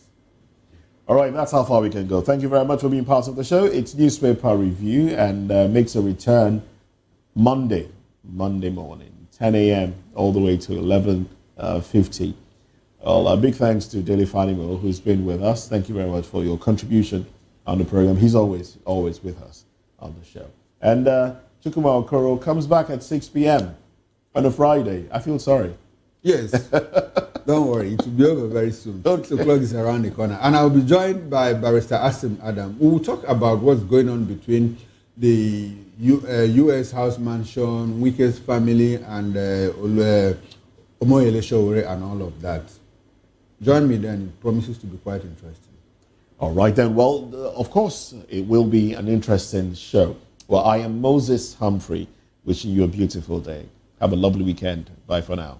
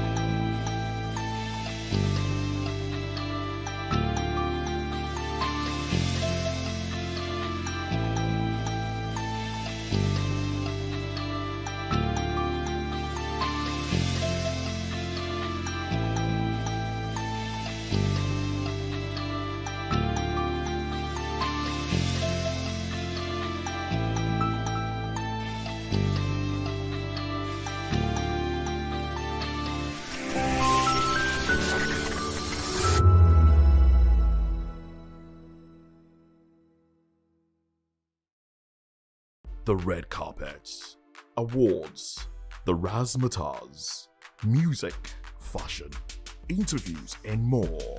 Spotlight on Voice of the People Television. Let's feed you with all the juicy stories in the global entertainment space, bringing you the glitz and glamour as it is hot. Stay tuned to Spotlight, 1 p.m. Monday to Friday. Spotlight on VOP TV. Entertainment like never before.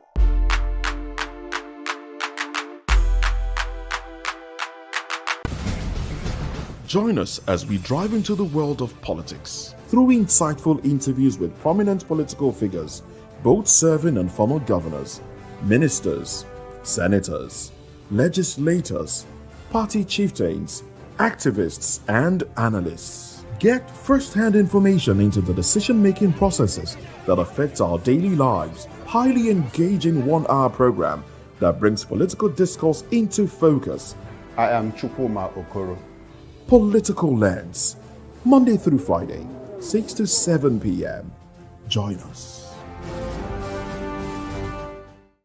We encourage you to click on the like button and subscribe to our YouTube channel. We are Voice of the People TV. Also follow us on all our social media platforms. We are at VOP TV Live. Visit our website www.vop.ng for fresh and trending news. Also watch us live on SLTV channel 264.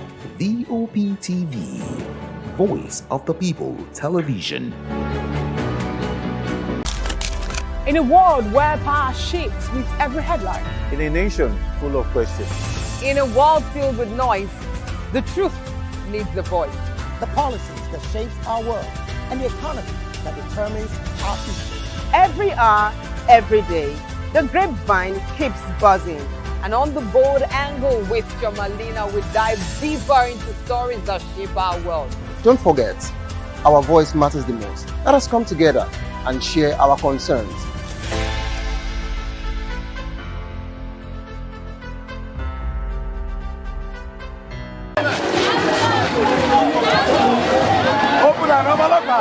From crowded city streets to rural communities, from river banks to oceans, individual families and organizations are joining hands to rid our planet of waste. Plastic pollution, litters, and unmanaged waste have become major threats to both human health and biodiversity. But today proves that the collective action can bring real change. Let's hear from an expert who is an SDGG advocate and the founder of EcoCity Vision, Comfort Omolara Alabi. The World Cleanup Day is a global movement that brings millions of people together to take actions against waste. And it is significant because it is to show that waste isn't just a local problem, but a global one that affects our health, environment, and economy. In today's world, where 2 billion tons of waste are being generated every year, it is important to raise awareness concerning this, encourage collective responsibility, and inspire long-term behavioral change towards a cleaner and more sustainable future or planet. Poor waste management has caused a lot of environmental challenges like flooding, which is due to the blocked drainages, air pollution from open burning of waste, contamination of water, which has led to increase in diseases like cholera and malaria. It also contributes to climate change because decomposing of waste releases greenhouse gases like methane, CO2, and these gases trap it in the atmosphere, which causes natural disasters like flooding and Ukraine. In Nigeria, some major challenges we faced when it comes to waste management is the inadequate waste collection system. We don't have enough of waste collection services, and this has led to uncollected waste. And there's also low public awareness. People don't even know about the importance of proper waste disposal. And one problem again is the poor recycling facility. There are not enough facilities, and this has led to so many waste going to the landfill, and it has brought upon pressure on the landfill. And also lastly, the indiscriminate dumping, whereby people just dump their waste anywhere, and this has led to so many environmental challenges. It is important we take care of our environment because there are a lot of things happening in our environment that we are not aware of, and waste is something that is very very harmful to the environment, and which many people don't even know about the harmful effect. We have a lot of people going through health challenges, but they don't know that the things happening in their environment are actually the one causing it. So I feel like if you are hygienic and then we are taking care of our environment, it is going to like bring more of like good health, and we don't have to spend money on taking care of our health every time. The aim of this day is not just to pick up trash, but to raise awareness about the danger of plastic pollution, poor waste management, and unsustainable consumption habits. According to the United Nations, about 2 billion tons of municipal waste are generated each year, much of it ending up in the ocean and landfills, threatening wildlife and human health. We also spoke to the assistant of the Eco City Vision, Okpeyemi Boluwatife Afuwakwe. So globally, it started in Estonia in 2008, where everyone has to like rush in to clean up the community in less than 5 hours. Then from there, we started locally at Nigeria, where over 60 million volunteered annually to clean up the community. And this is where Eco City Vision comes in, where everyone, both the community-based cities, the NGOs, the students, and group of people came in to clean up the community. This is what happened daily, I would say. So the plastics have affected everyone mostly, especially in my community where I've seen both rural areas and urban areas. It's like it affects us both harmful, especially for our health, where we have to like, take plastic as something that we have to reuse, recycle, and reduce. One thing I would say is we have to use the 3 R's, which is called recycle, reuse, and reduce. When you take care of these things, you know how to like level out your plastics and not to affect human health. I feel like when you are taking out your, let's say the reuse of bags, reuse of plastics and cans and nylons, it helps us to like reduce daily out footprint. When we are taking care of that and we are using it to reuse our things, it makes sure that everything is in a balanced way. My advice to people is, even if the community are not doing it, we can take up this challenge to clean up our community. It is what we do in Eco City Vision. And yeah, a lot of people have come and say, we want to volunteer for this. We have to make the community clean, even if the government are not doing anything. This is my advice to you all. You can take 2 or more 3 people, clean up your community so that it will not affect our health. And this is what we have to do daily. So yeah, to prevent our health. World Clean Up Day is more than just an event. It's a reminder that the planet is our shared home. The real task is not just cleaning once a year, but building a lasting culture of responsibility and sustainability. Victoria Ogbaki for Voice of the People TV. It begins with every one of us, this is our environment, this is our town, this is our community. And the most important thing is that we have to get our environment clean. Health is wealth.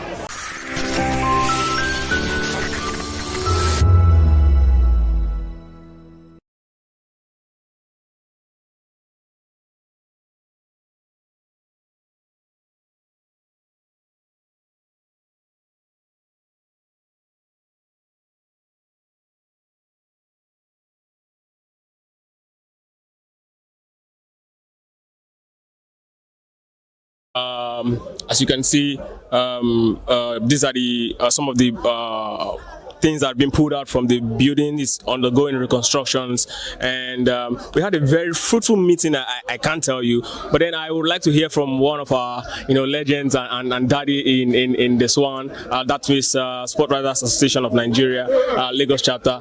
Sir, good afternoon, sir. Thank you very much. Good afternoon, sir. My name is Kunle Sholaja, publisher and editor, Sports Village Square, online sports publication, daily. All right, sir. Today was a very intense one in there, and I saw a lot of factions, people actually clamoring for a lot of positions and all of that. But one thing I would like to ask you, because I saw the way you actually came into the whole tension and then diffused it. I know you've seen a lot, but how can you? Looking at what you saw in there, what do you really think was the problem, as regards this one Lagos chapter? I wouldn't say exactly what the problem was, but the most important thing was the fact that solutions were profiled, and it seemed that everybody adopted the solutions that were put forward. And I pray that people will work assiduously to ensure that those solutions are implemented, and the Sports Writers Association of Nigeria will return to that enviable position where it will be given the highest honor, even by the highest office in the country, as it used to be in the past. You also said that you talked about working with the man who was later declared the winner of the 1993 presidential election, talking about MKO Abiola. And all your years in service as a sport writer, have you ever witnessed a situation like this before? Well, when you say all my years in service, because I'm still serving, I'm not retired. Well, I was talking about your youthful years. Have you ever seen a situation like this before? Okay, no, never. Even though Swan had problems in the past, but none has ever got into this kind of situation whereby even holding a meeting will warrant security details. Not coming in once, but coming in almost 10 Hilux vans. So, which I see that it's not too good for us. It also shows that for this to have happened, we cease to be what people call the gentlemen of the press. We probably have turned ourselves into the touts of the press. And that's why sports journalism is not given the honor of place where it's supposed to be. Sports journalism had been brought down for us not to even be able to have a meeting without having armed security men around. So, but I want to believe that after today and possibly in the next few meetings that we do, leading to election and normalization, I want to believe that things will go back to normal and we'll be able to hold meetings without having to create a tense atmosphere. Thank you very much, sir, for sharing your insights, and we hope to see you in further further meetings to come. And hopefully, that this resolution that was reached will definitely be the lasting resolution that will lead to the election that was swaying, bringing the new set of members. Thank you very much once again, sir. Welcome. All right, good afternoon, ma. It was really heated in there. Do you trust this body that's been appointed to do the job as regards smooth transition? Well, if we want to go in the biblical, we say trust no one. But of course, we are all humans now. So this is a professional settings. The Swaneco are also guided by the Constitution. They are meant to follow the electoral laws. There's an electoral act, and they have to ensure that everything's run smoothly. All I would just say is, I'm appealing to them to be as objective as possible, and don't take any side because you want to favor somebody. Whatever happens today is actually going to determine what SWAN will be and how the welfare of the members will be in decades to come. So the utmost priority is we need to be focused, we need to be confident, and we need to ensure we deliver well. Thank you very much, Ms. Olatutu. I am Ambassador. Ambassador Olatutu. Thank you very much. I really do appreciate your time. From threats to defamation, even lawsuits, Swan Lagos has faced it all in a bid to actually get it right. And you've just listened to the woman who is in the eyes of the storm. Right here in National Stadium, Surulere, where Swan Lagos, I must say, reached a resolution to actually move forward. Ikechukwu Agu, reporting for Voice of the People TV. All right, good afternoon and welcome to Voice of the People Media. Right here, we are at the Surulere National Stadium, at the complex of the Swan building, where it's still very much undergoing. As you can see, these are some of the things that have been pulled out from the building. It's undergoing reconstructions, and we had a very fruitful meeting. I can't tell you, but then I would like to hear from one of our legends and daddy.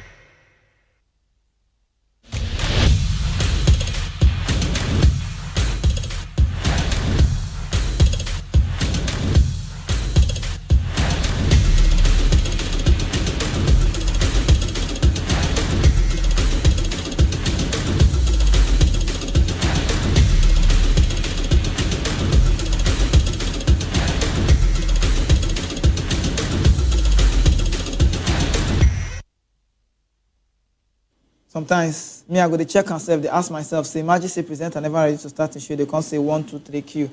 I go be, Because we talk and say, now who get money for problem, now they release. Life na lease. One day all of us go disease, now real matter. I want just today. God sign me, God did there. It depends if I come from country where we say person go work, he go rule work, you not go do. They say concern you. They say if you know they do, well, you try and resign. Yes, we don't come in and welcome to the Sports Republic show. This Ogbonge Friday morning. Repent because the kingdom of God is at hand. And I want to tell you one thing. You know why? They say I want to kill. How did they talk at that time?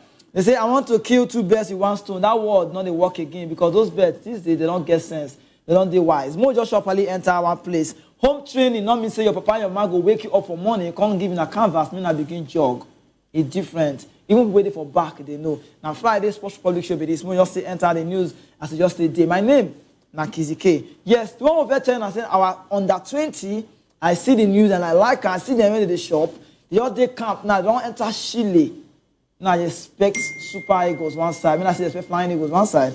That man just see day. But more tell I say Nigeria on the 20 side, the Flying Eagles of Nigeria, they don't arrive the city of Tauca on Thursday. Now yesterday afternoon they enter for that FIFA under 20 waiting World Cup tournament. And for Chile they go play them. The Aliyu Zube side don't enter that one. They also they play match. You say they get Saudi Arabia there. They still get Norway for there. They get Colombia with the games that they go play for that tournament. Now the Flying Eagles they don't turn 2-time World Cup runners up before. Me not forget.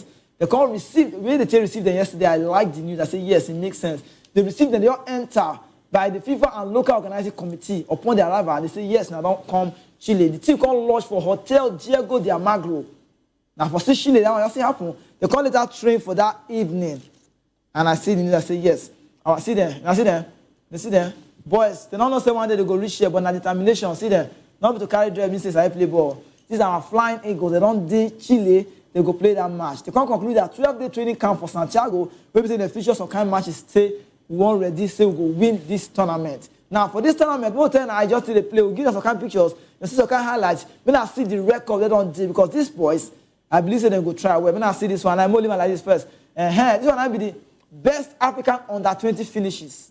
If you look as they go, you go see say Mali just see there, Ghana there, see as you be Africa see they used to try small, not be saying like that to Nigeria and Ghana don't be the highest performing African nation for the under 20 World Cup until Mali come outperform them for the last edition. So you see in 2015 they there, 2013, 2009, now so the record you'll be. But Nigeria last time we say we go fast, small. Runners up now 2025. Maybe say no, now we just this so. No, look, I'm not telling us it be. The last time we said we'll go far, now 2005, now runners up for combat that time. Mali come to 2015, top place. You see Ghana, 2013, top place. Ghana, you they dominate this thing. Shoe for World Cup. Ghana they get level for under 20. So they play. Ghana, see them. They even go winners, see winners. Nigeria come to 2005, runners up. Make it 2001, see how they try. 1989, runners up. 1988, they haven't bomb me. 1991, so if you look this record, carry the other one, come on, see the other one. No, say Nigeria still get hope. Change, we'll see. Men are not miss any match. I think God beg now. Under 20 FIFA World Cup opening fixtures for African teams. That's not my concern. See the all play. Japan go play Egypt 9 p.m. If you miss her, 27th, now weekend. Group C, you know, say no miss that match. Morocco come play Spain. Morocco, they know they are saying not too far. If you know your atlas for geography, you know say too close. Morocco and Spain will not battle themselves. Then France go play South Africa. Forget that they do all sorts of kind of things, but I see our brother of African level, 9 p.m. But the one where concern me, the team where they bother me, now on the 29th of September, when Nigeria go play Norway, may I tell you now one thing I don't know. Norway now team where say they get academy boys, then good oh. They get players for that Norway side, they good, well. So our team need to be careful to play Norway team. They get in Oslo for that place. They get SK Brown for that place. They are boys. All those go they sabi play ball. So Super Eagles, we all they watch that match. But this one, not be Super Eagles. They talk now Flying Eagles. What did they pay me for this? Our country, the names that they give our club, our footballing people, the names that they reflect too much these days. Flying Eagles supposed to be up. Me not go sleep for ground though, because the money not lost. Me not try win the match. And more leave that one, more give that for me. Say Super Eagles day, Flying Eagles day. They still get other under 17. This one under 20 World Cup we go happen for Chile. More jump enter our #1 goalkeeper. They call her Stanley Nwabali. More talk about Stanley Nwabali. May God just help. May God beg. May I rise for Nigeria matter. I don't have to watch TV. Last may God just help. One Bali, we won't talk about Stanley One Bali now. Many of you know One Bali, many of you like her, and I say yes, he's good, he's good. Don't say they talk, but you get one news that come up now. Him and the coach just to get small fallout. He never to take. Now Stanley One Bali, now we say everybody knows say yes. On a very good day, I be keep. He good. You know the job where everybody like him. But my point now be say, Stanley One Bali, day one side. See, One Bali, if you go, yeah, me might advise you. I go, you know, go bad though. Me Stanley One Bali start to define Oyibo club. Even a championship may manage. If they do, the way they say penalty, if they say penalty like say, now he get, now he right. Now, but as I follow the talk, so he gets some kind of fallout. Now that coach, he talks in a normal team, coach and player. If you get fallout, I mean, your manager like that, you see day. So, but One Bali, me now, personally, like the advisor. I don't know I want to do. Even a championship, South Africa league good, but your club did down. You don't feel the day down. You need to go front. Cheaper United. If you go check all the Orlando Pirates, all the Kansas City, you're going to see One Bali club did down. In the same penalty, like saying I'm right. He good. Now, see, if you say you don't like Jose Pesero, Nigeria former coach, because of this thing you like him. The way they bring One Bali call national team, everybody say yes, Nigeria is good to go. Because One Bali now, like come say we get goalkeeping department, you don't say, but now see the difference. We get Stanley One Bali. You get mad forget all those bands they do at that time. Now you see come back. So now we're keeping, but they need to still find replacement. Even like this are two bull where they keep for jam. They may go Russian like two noodle. When I feel convinced, I may come back, come play for him fatherland. Now, sir. But the problem now is say Stanley One Bali, me not know the mentality when they think. Because One Bali don't play for MPFL. He don't play Nigeria Premier League before come out. Come to South Africa. If not be that coach, where they call person with no one. But now see your place so with the talk say One Bali they save penalty like saying I right. And I talk I say you not go bad. May One Bali help himself. May he try do it. Enter club. Where we say we go say yes. This is Super Eagles number one. Not be today Super United. Not be see. If I tell you that's how they talk. Not be say Super United not good though. But we want to say our number one Super Eagles number. Not be more say you go Premier League. But come on, go Europe. No say they say Europe now Europe. And not me say me go where they call me go Latvia. Will not be down one at the talk.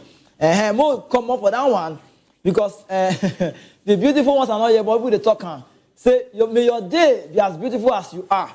People they talk what of people why they want to cope and the team where they talk. Now more enter Super Eagles matter. Super Eagles won't face Colombia for November. Nigeria and Colombia go clash. They go play themselves for international friendly match for City Field for New York and on Tuesday 18 November. But I don't miss that one. Now it will be the third ever meeting where Nigeria and Colombia don't meet. Super Eagles come battle with Venezuela for the Blue Energy Stadium for Houston for another friendly match 4 days before that Colombia match.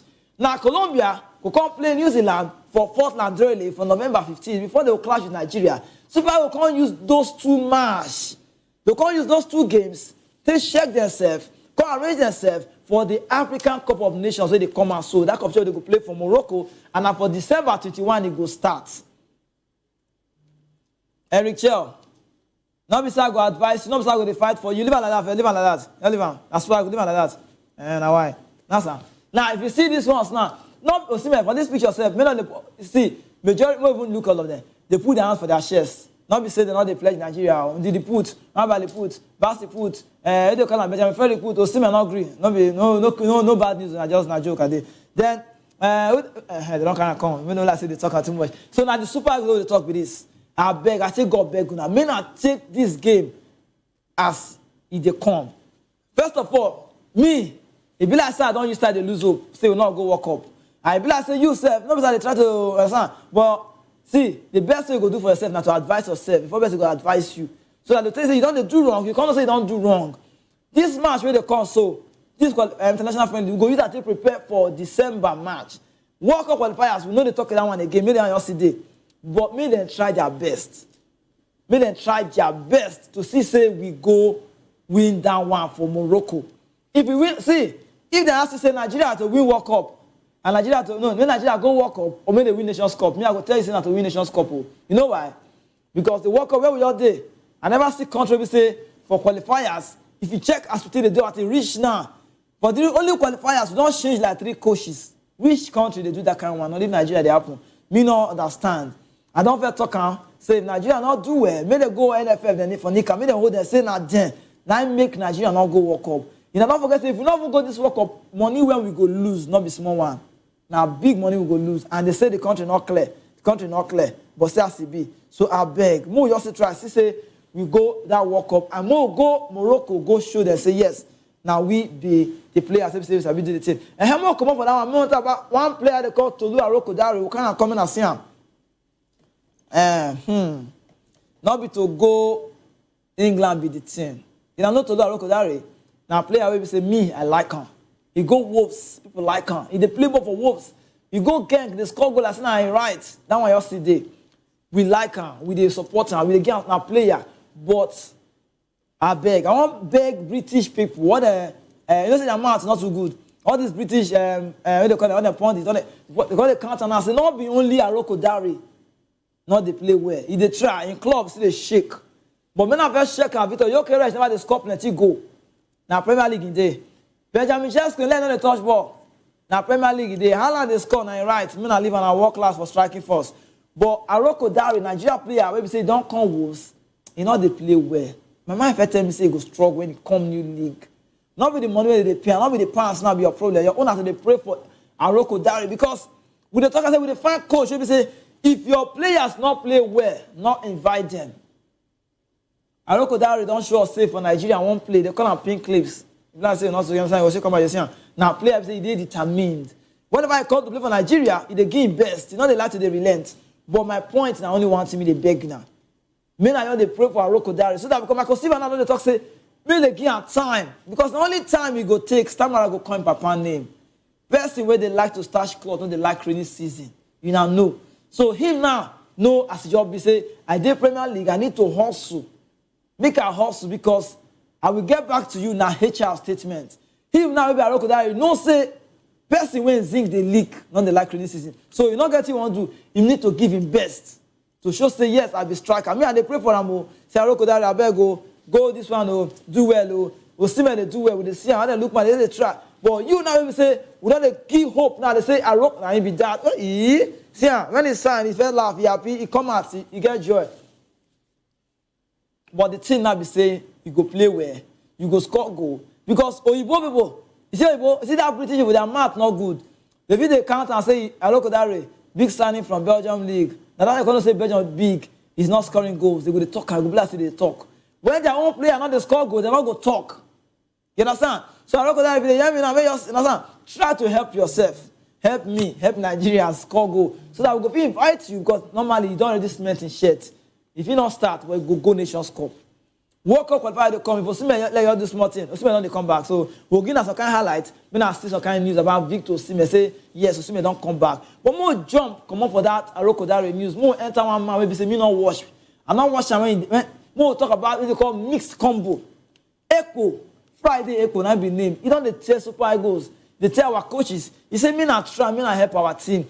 Maybe we blend our team. I say what did they call blend? Last time when I blend, I told me blend though. But me understand what they talk. He say. We get Super Eagles, abi? We get chanting. He say me they turn the team, me they mix sound. More now they play only player they play for Obodo Ibo. Say because many of them, this player they tell you, many of them they play for Nigeria. They don't see them for their mind. Their mentality say, bros, the only thing I go take do when I enter Super Eagles, make I go Europe. Not be clear eye Nigeria player till they go Oman, all those small country. You see player they go Slovakia. Some people they go Kuwait. They want you come out abroad. Anywhere you go, manage it. You know they play like that. Me, if I be coach, I not agree. If I watch MPFL, if I watch Remo Star, they watch Niger Tornadoes, they watch anybody, they see boy, they say they get intellectual ability. But me go corner. This man that they see for screen don't old. I respect him. Epa Adomo, now Friday Epo. So I never even do justice. Yes, sir. But you get one thing when talk. Me I cannot come back. Me Epo, they want to me and Epo, they share ourselves for screen. That's Epo. Now you be Epo, now you be Kizike. Epo. Talk say, make them blend the team. Make them not they play only all they allow and how they look man, all those players. And see how I talk yesterday say, wait till make Nigerian player on the line now, on the Simi Ajayi, on the look man, they play for Nigeria because they reject them for the place they won't play. Say they give them clear eye, they give them a chance, they go play for England. And so see how I talk yesterday. Now Ekpo now they talk say, more not they hope on players, so they say they die abroad alone. Look into your team. Nigeria go better. You don't wash your clothes. He starts with you. When they go look back here, maybe they arrange the team, maybe it will make sense. None of the matter. And they think, because this way talk makes sense. We see for 2013 Nations Cup, where we say we get Stevie Keshi, your blessing we don't die today. Rest in peace, Stevie Keshi, Okechukwu, big name we respect, the chairman, and the leader, understand? Now big name we respect, and chairman, what they call her? Christian Chukwu. But this one is called a boss, the big boss, now they call her. So 2013, if you see that team, you know Obabona. Obabona they do some sunshine that time. Sunday back, now Rangers at that time, he did the team. They get mixed squad. Who tell you say you not mix your team and then play well? They'll give you result where you define. So men are not worried, men are not fear. Men are not fear. Nigeria go, understand? We go try, go do everything, but I don't know whether Eric Che go do what they tell her. May they not tell her what you go do. If you feel saying all those ones will give you result, do them. Because this country will come. If you not do well, they will finish you with maths. Now you see this. So they pray, Eric Che, no as you want to turn the team. Turn them around everywhere for you make sense. Now I just see there. Because this life where they see so, some people their hearts too black. It black. Even when you plug the best charger in the world, you know still bring light. You understand? So that's what it be. But you also try, understand? Just arrange everything. But more talk about fine boy, you not get people. Super Eagles captain, Trust Ekong. Who be your captain? More talk yourself. Many people they ask, who be your captain? More talk. Who be your captain? Nigeria. I beg, that thing before we go change, in case before we go change, Ajayi, you understand? Never do change like that. Never. You look at Simi Ajayi, where they call Ajayi. Understand? Even though for impromptu, I know they there. But based on who you be, you go put them with the back. Understand? Now they call Ekong. Keeps his spot in Nigeria squad for the World Cup qualifier. Ajayi can return. Ajayi now, you just put eye for the back. Understand? You must put eye for him back. Now that make a be Ajayi. If you put an Ajayi, you go be like no coach brother they talk. It makes sense. Now more talk this team more reason together. Forget P square, not missing me then fight. More talk. You get what I want to tell you now. Your captain originally for Nigeria, now Ahmed Musa. We not mess the lab because I think this country because you get to the play for Nigeria. You're the one that's Nigeria. Wait till they play self. Me not try help myself. Understand? Now once person till they enter heaven. If one person help them. Understand? We get Ekong. Ekong be our captain, abi. But may I tell you not true. Not be Ekong be original captain. But he don't retire. Small time go retire. Ahmed Musa na be the real captain of the Super Eagles until he drop in band. Na captain band they wear around. If you never drop in band, now he be captain. But I don't understand. You will be captain of Super Eagles. I know they call you not go retire. Say I'm not playing again. They get hope. Maybe now World Cup they tell us say there is hope for you because Nigeria they get some kind of sport. This is about football. You get some kind of thing they do which I know they like. Now for leave Nigeria football, the best will carry phone. Hello? You hear me? I get one boy who go ask for the list. Adam. You go Adam. When I cannot come back, man should not tell me can I come back? Yeah, this country. Come back. I'm gonna show you. We'll carry come normally. This country is like this. Where they offer your balance? You go type on. Arrange. Hello? You go down. Hello, they hear me? The feed don't speak like this. Okay. I'm sending my boy. Hello? Yes, his name. Zuberu. You don't call his name. Tomorrow you'll see him for list. First where they call. Not they start match for a club. How they think they check all those kind of things? This country they play. First where you understand? You're not good. So now they say they check now. I don't know don't be disrespect that they talk. Me talk really matter. I don't know whether I'm they get hope. Say go World Cup if you qualify. That's not one. Secondly, I don't know whether I'm they get hope. Say if Nigeria go Nations Cup, they go call. I don't know what they think. Because me the reason say waiting make you never retire. That one day. Now Ekong, now people they talk say Ekong not good again. Oh, we not come on Ekong go. Ekong now do this one. Oh, they talk many things. See, bros, Nigeria too. Because Ekong now be the best player for the last Nations Cup for Ivory Coast. Ekong, our captain. Now, I will call him temporary captain, but now be our captain for now. Now, people the best say Benjamin Frederick they play well. Now Brentford boy, we say for Brentford B team. They don't load and go Dental now for Belgium. If they play now, they say against Gavana Club Brugge, they see on the match they play. That guy will get nothing, he good, no problem. But they talk say Ekong. Anytime we enter, again go change. Say again not the good again, say not get speed. You know this one, he don't hold. Men I give a chance. Because you just see, men I give a chance. Ekong don't try. You don't serve Nigeria. Not be Nigeria is my father's land, now your fatherland, now motherland. Ekong, they say Ekong no good, Ekong is bad, he's this one. Let's not call him again. Now so they say they drop player. Now I make many of you, now when they watch me, now not be coach, even Nigerians. Nobody will hear that job, nobody. Now not be coach. If person do on go, will they talk? Because you do on go, will not call again. Why? He don't there for the team. Whether he go start now, me don't know. But he did the team. Because this team now football, that's how they play. See, we see 1994. When they get, they will say, they don't want you. I'll tell you, 94, they say when they get Sivikeshi, now captain of the team, but you know they start. He get my, because he can't read you come. They share a Western off, like coach. You see, Uche Okechukwu, they start, central row. Other Chidimano, they play, they walk. You can go there too. Bruno, Benny Roha go there the outside. Thompson Olia, we don't die today of blessed memory because they don't die. They pay me, say nobody respect them. Thompson Olia, they play number 10 row. Okocha, they carry Okocha come. Okocha small that time, JJ, too good. Now they call her JJ. They give him 2 names. They carry Okocha come. Okocha come, they play, come succeed for the national team. Okocha, they watch and they play. Senior man, Thompson Olia, now they play ball. For Olia, not the Okocha go start. Okocha come, they start some matches. Because Olia, not they come up for the team. Now structure be that. Sunday, they call them midfield. They play defensive role. If you need the judge with Impong hairstyle, go this the last side for right. You go the left side, you say I'm going to kill without Impong because that time not get Pong, if you don't play for that. I don't know, I love this. If you not get Pong, your hair must stay focused because you won't get result. Now so it be. You say I'm going to kill for that left side, you can't come for up front, you'll see Rashidi Yekini, where tier net, where he score, you hold net. Our first World Cup goal, now Rashidi Yekini squam. And nothing forget him.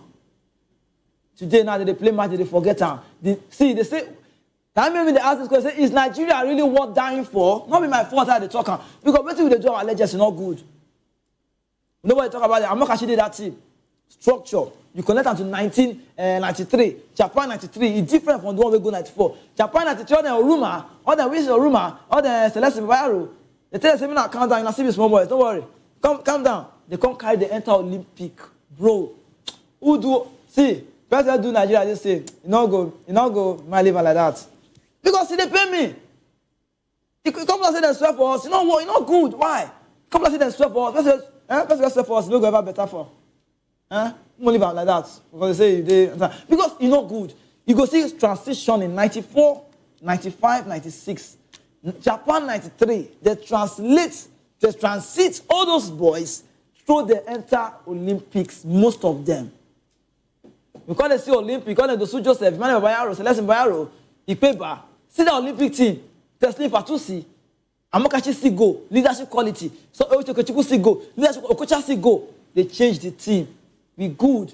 Dosu Joseph did it. We start play ball. But now, that's why by the young children sing that song for street for area. When Nigeria win Brazil, don't do. Not sing again. Bebeto not cry again. We cannot beat Brazil. We cannot beat Argentina again. We're not fit. We beat Brazil. Bebeto, Ronaldo did there. Out there did there. Amara did there. Quality team. That Ronaldo be saying, nah, Ronaldo Delima, he did it. We beat them. Romario did it. They don't see ball play. We better they cry like small picking. You come up for that one now. We go beat Argentina. Where we say Ayala did there. See Ayala, they get team. Simeone did there. Camoranesi did there. All those players say, Pochettino, where get here, he did there. But now we not feel play like that again. I just tired for Nigeria matter. But more you live on. Because the way things they go now, me, I don't even know. Because the way agent and agreement they go, last say I will change course, I go down for the school again. But more Chapali leave that. More go break, when we come back, and when I'm not going anywhere, I see no 2 ways, a small break like this. When we come back, we'll give us some kind of highlight, and every highlight will come out, we'll go show you. Now, I get what I see where they pay me. Sometimes you need to be careful with women. Women, you ruin your career, you just do one side. We'll go show you about player, maybe say, he did for jail for how many years? Almost 800 and something days. 365 days, abi a year, abi. We go show you a player, maybe say, hey, in a more go break, will come. Yeah? It's everything. More go break. More go break. More come out. We'll come back. We'll come back.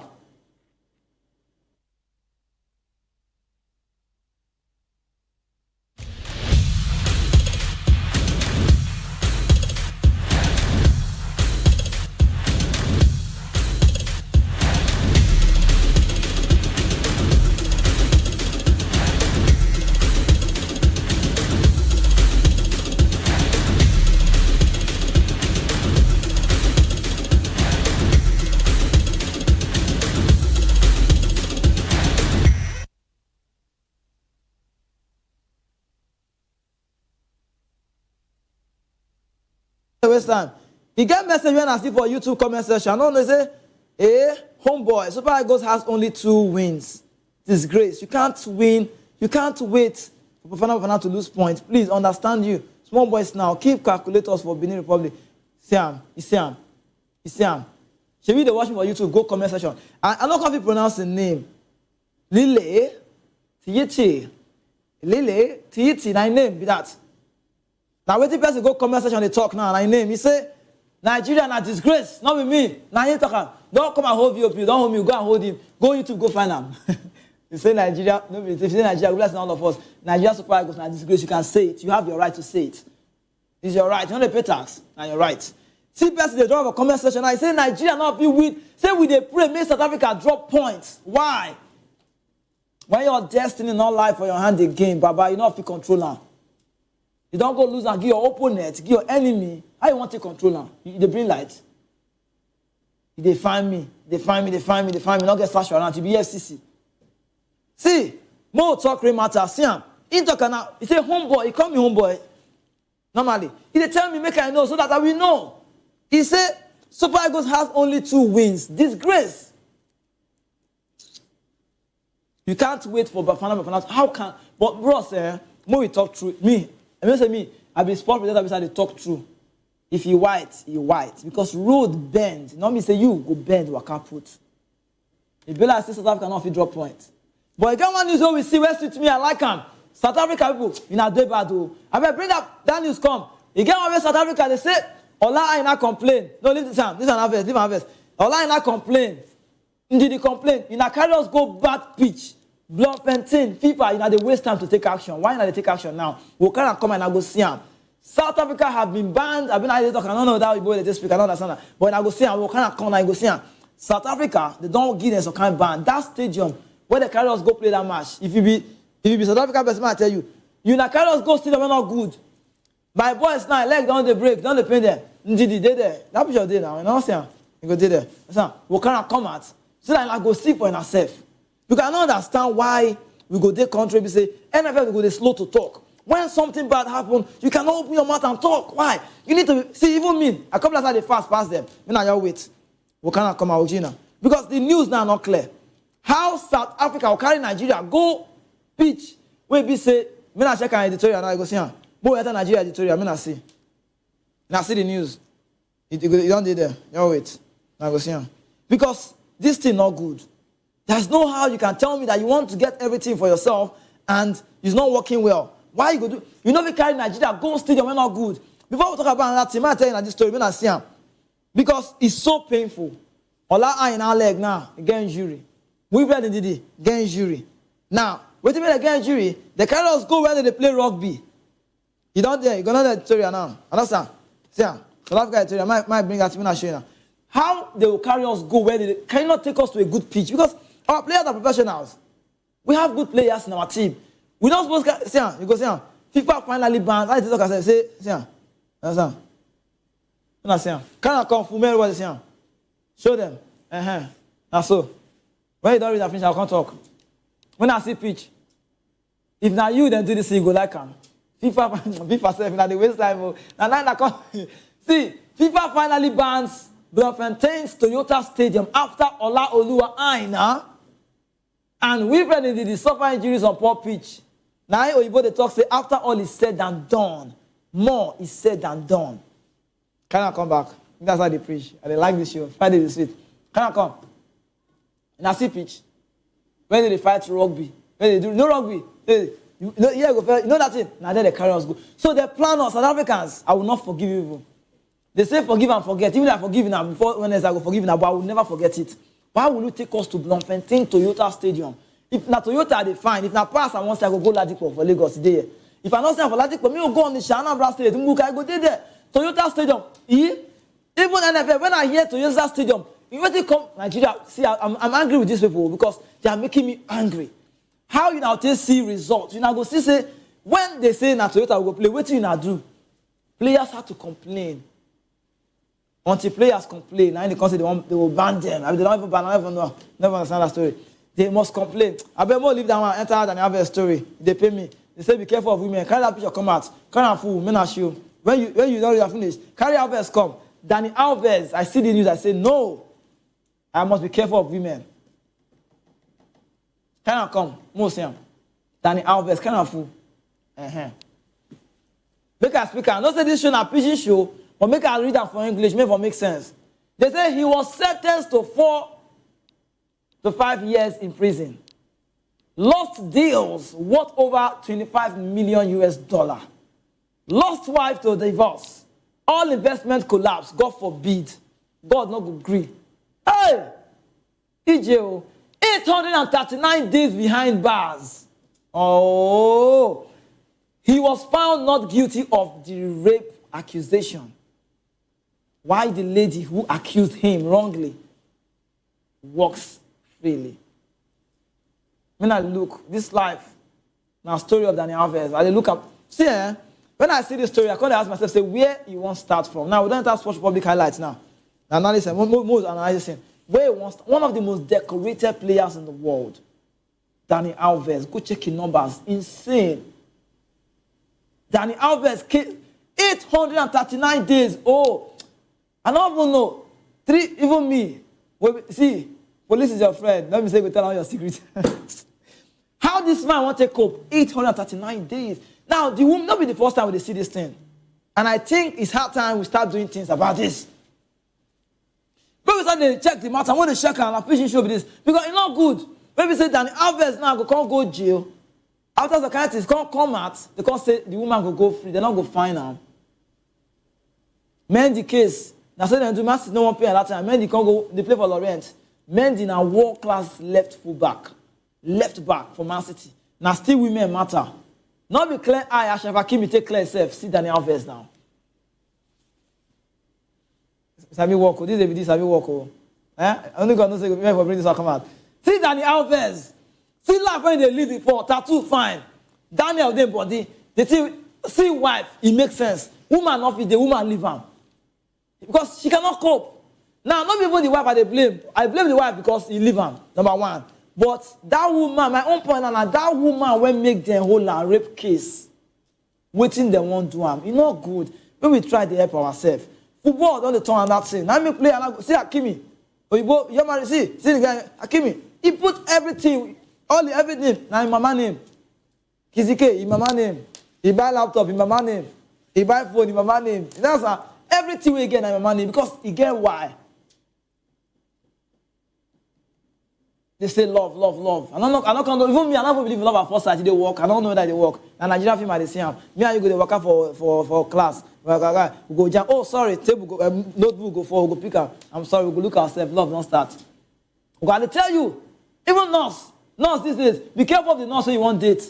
Because instead of being nurse, they see love for your eye. You go see tougher than malaria. This is what I tell you. See Danny Alves. See trophy. Look at career he has won. Look at, come on this thing first. Most here. Look at career. Look at La Liga. Look at Super Copa de España. Look at Copa del Rey. Look at Super Cup. Look at Champions League. Look at Club World Cup. The video find something. Look at UEFA Cup. Look at Ligue 1. Look at trophies the champions. Coupe de France. Hey, first they play ball. Serie A, Copa Italia, Copa America, Confederation Cup.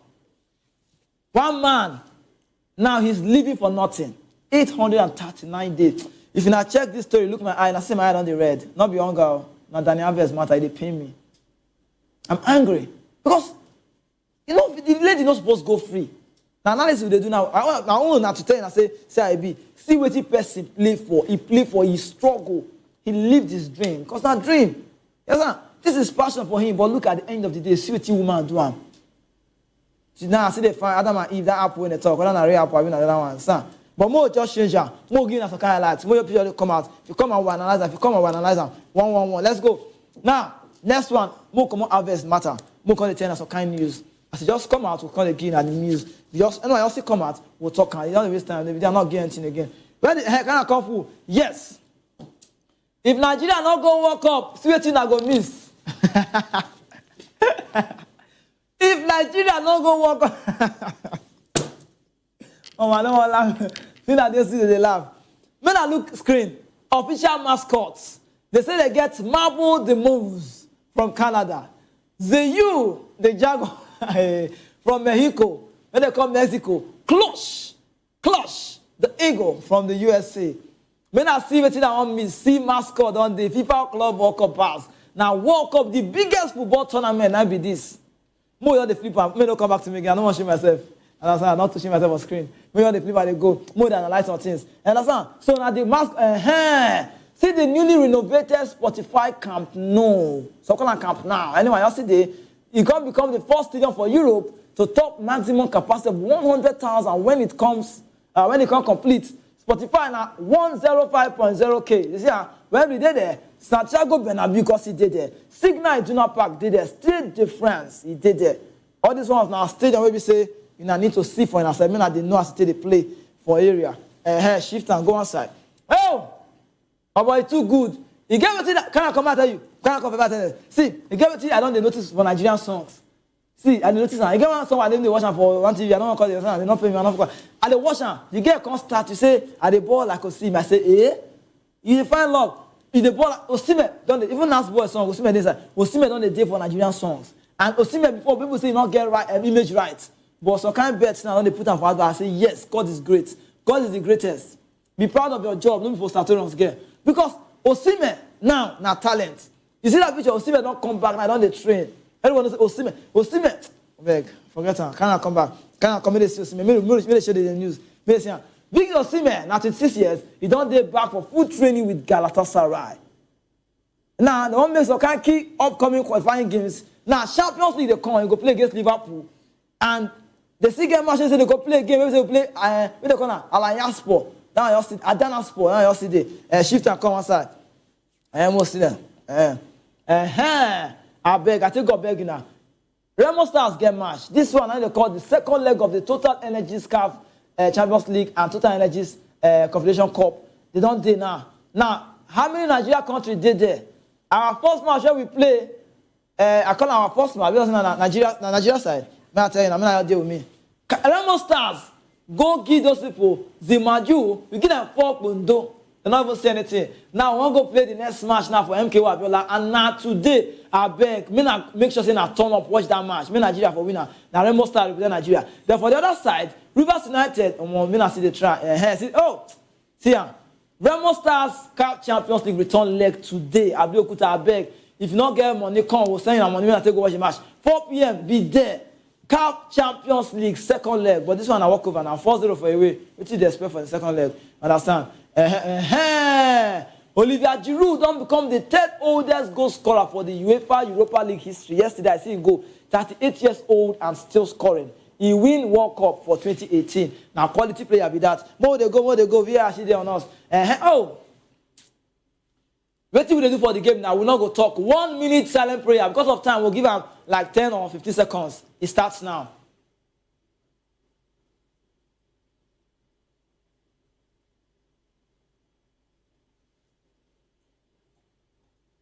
Isabi. Rest in peace. Now, what will tell you? Tragic news. Come back to that news. Most of that guy, I don't know if he come out like that. Can I come back? Tragic news. Billy Viga, he don't die. He died for 21 years. Now, former Arsenal youth player. He just played sign to in just coma. And we pray, say, may God save him. But God know why. They say, everybody talking about God, they give. Now, I see they take. In just coma, not be a good thing. After I suffered serious brain injury when they play for Chichester City. But I beg God go. Rest in peace, Billy, my guy. More shift time. Rion Gomon had not signed a contract for Liverpool now 17 years. If you check in a Nigeria boy now, but I'm not sure this one will come back. In hairstyle self, she say no one come Nigeria, no one know Agege. Let's go to the next one.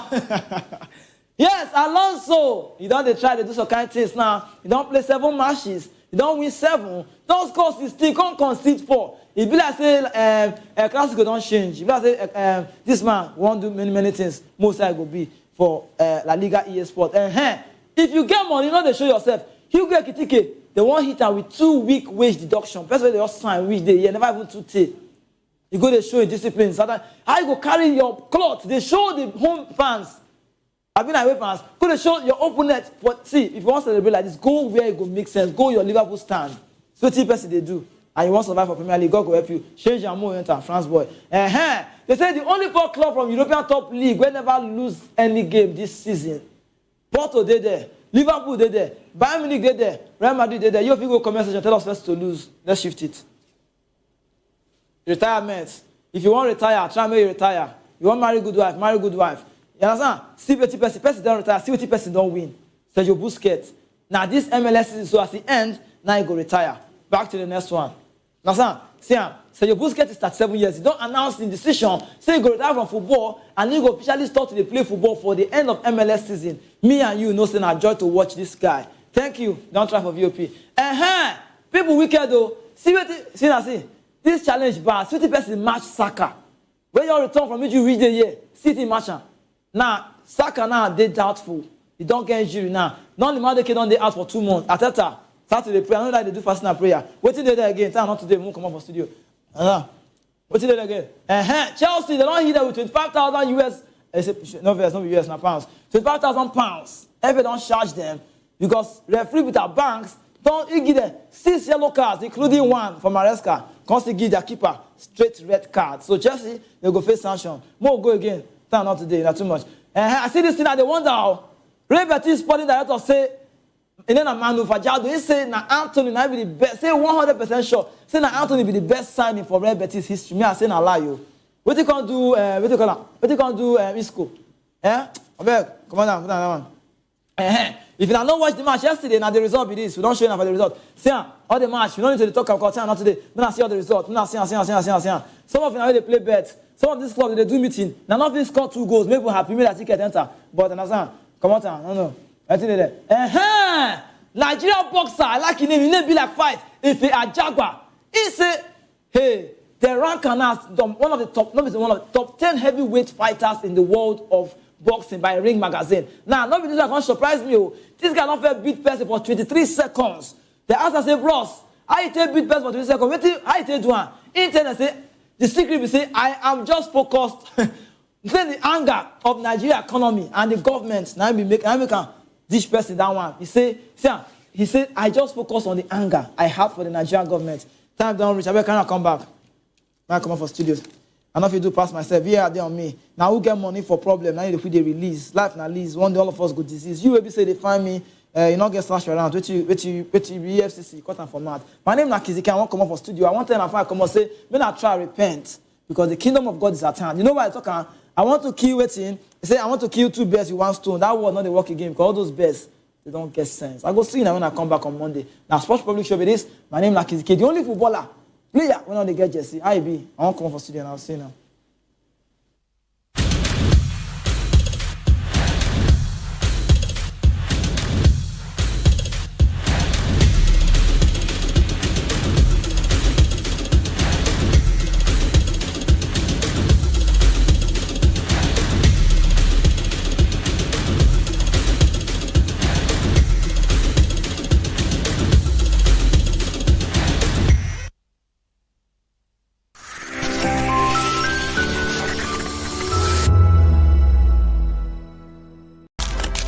In a world where power shifts with every headline. In a nation full of questions. In a world filled with noise, the truth needs a voice. The policies that shape our world and the economy that determines our future. Every hour, every day, the grapevine keeps buzzing. And on the bold angle with Jomalina, we dive deeper into stories that shape our world. Don't forget, our voice matters the most. Let us come together and share our concerns.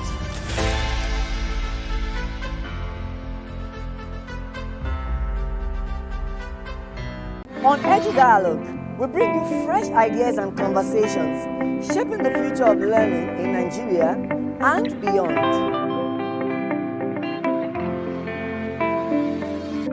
Voice of the people, you can hear me now. My name is Patrick Doyle, and I wish that you continue to echo the voices of the people. Big up VOP TV.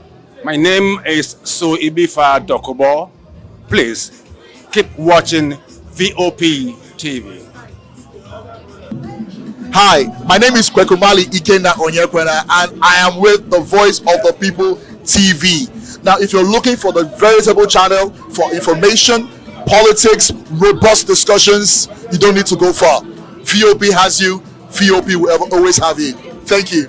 Hi, my name is Patrick Diabwa, aka Ibani Chuka, Amayanabo the Eagle King, and you are watching VOP TV. Stay with us. This event, organized by the Correspondent Chapel of the Nigerian Union of Journalists, Lagos State Council, Themed Journalism and the Fight Against Misinformation in a Digital Age brought together media professionals, stakeholders, and analysts to deliberate on misinformation as one of the biggest threats to journalism. Chairman of the Correspondent Chapel, Abraham Akpabio, highlighted the relevance of the Press Week, saying it provides an avenue for journalists to reflect on their role in the society and to fight against misinformation through responsible reporting and fact-checking. As practitioners, we need to check our facts once it comes from sources before we publish it.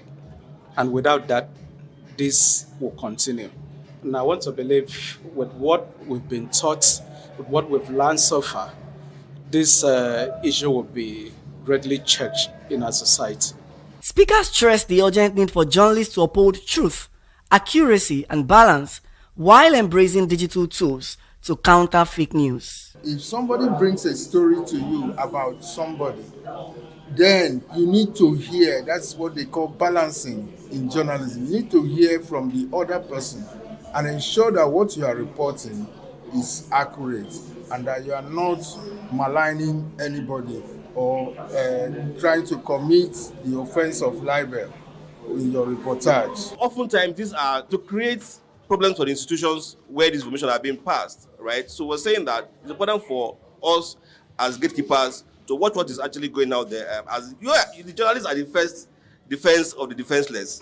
It's very important for even journalists to also put a self-regulation in place that will enable the body to check this information before it becomes widely spread. You can't stop social media from operating, but when you get people who tarnish other people's image, who throw fake stories around, if you don't get them punished under the law and let others learn that no, you don't do this, because social media doesn't mean you should take laws into your hands and tarnish other people's image.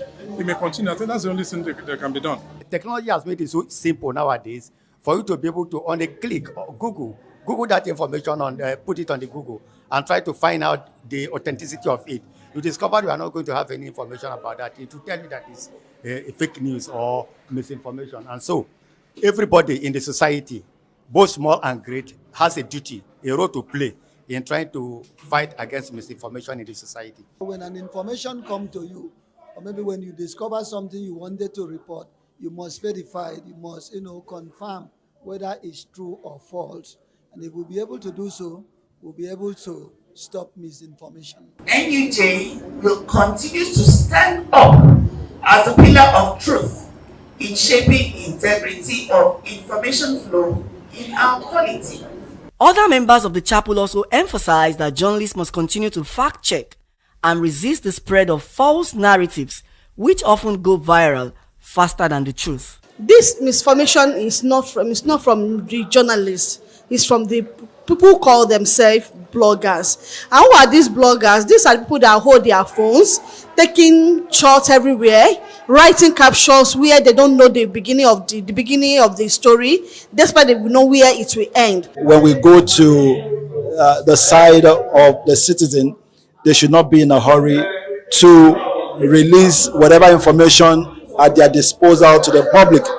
They should ask questions, although they are not professionals, but they should ask questions before they release such information. It could be detrimental, to the public if they just release misinformation. If you trust yourself, then you are able to forge ahead and know that what that person is telling you is the truth. But if you don't have the trust for yourself, you already are misleading yourself. So whatever comes to you, you are also giving it out the way it is because you don't know the truth. The event also featured the presentation of awards, recognition of supporters, and the unveiling of the Correspondent Chapel magazine, as journalists are charged to strengthen the profession and safeguard the public from the dangers of misinformation. Matthew Ugunswada, reporting for Voice of the People TV. In a world where truth is the ultimate power and opinions scream the loudest, it's time to wade through the noise. Hunger no get tribe! Hunger no get religion! And scan the human interest and trending topics that matter. Stay tuned to The Issues, your plug to the stories making the buzz, from politics to science and technology, social justice, and more. Let's tackle the tough questions and expose the truth. The Issues on Voice of the People Television, Mondays to Fridays, 8 to 9 p.m. The Issues. Don't just react, understand. Welcome to Kitty's Corner. Every weekend is a new journey. Join Auntie Oni as she embarks on thrilling adventures. Each episode takes the young explorers to a different fantastical world filled with exciting challenges, making new friends and learning valuable life lessons. The show begins with lots of excitement in a cozy storytelling mood. Parents teach the importance of kindness, honesty, bravery, teamwork, or curiosity. Kitty's Corner is a delightful blend of fun, education, and imagination with catchy songs, interactive games, and heartwarming stories. Join Auntie Oni every Saturday, 10 a.m. to 10:30 a.m. on Voice of the People Television. Kitty's Corner, perfect destination for curious minds.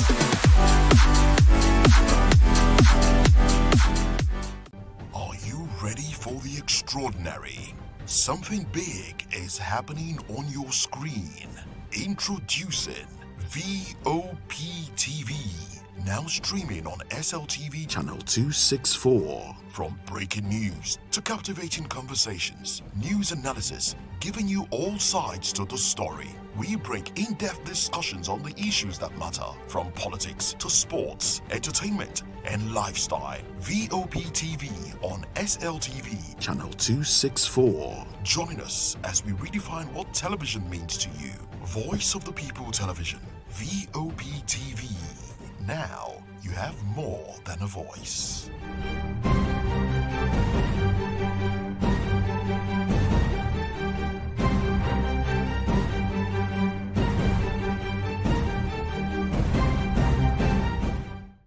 The red carpets, awards, the razzmatazz, music, fashion, interviews, and more.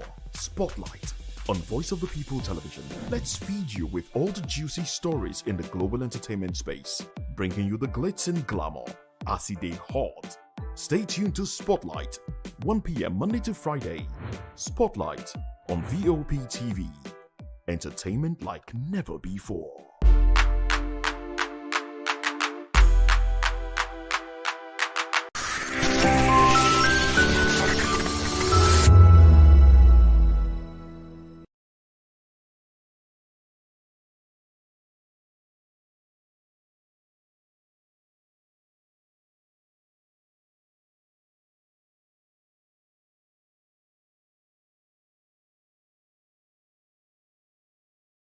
Ever wonder what inspires your favorite gospel artists? Explore and discover the rich heritage of continental gospel music and how this transformative journey has evolved and shaped cultures around the world. As we dig deep into archival treasures, feel the energy in our praise jam, Gospel Fusion on Voice of the People Television. Tune in this Sunday, 3 to 4 p.m. and be part of a transformative experience that uplifts and inspires. Join us as we explore the transformative power of gospel music and its ability to uplift spirits and unite hearts. Tune in this Sunday, 3 to 4 p.m. on Voice of the People Television. Gospel Fusion. Let's fuse our hearts in praise and joy.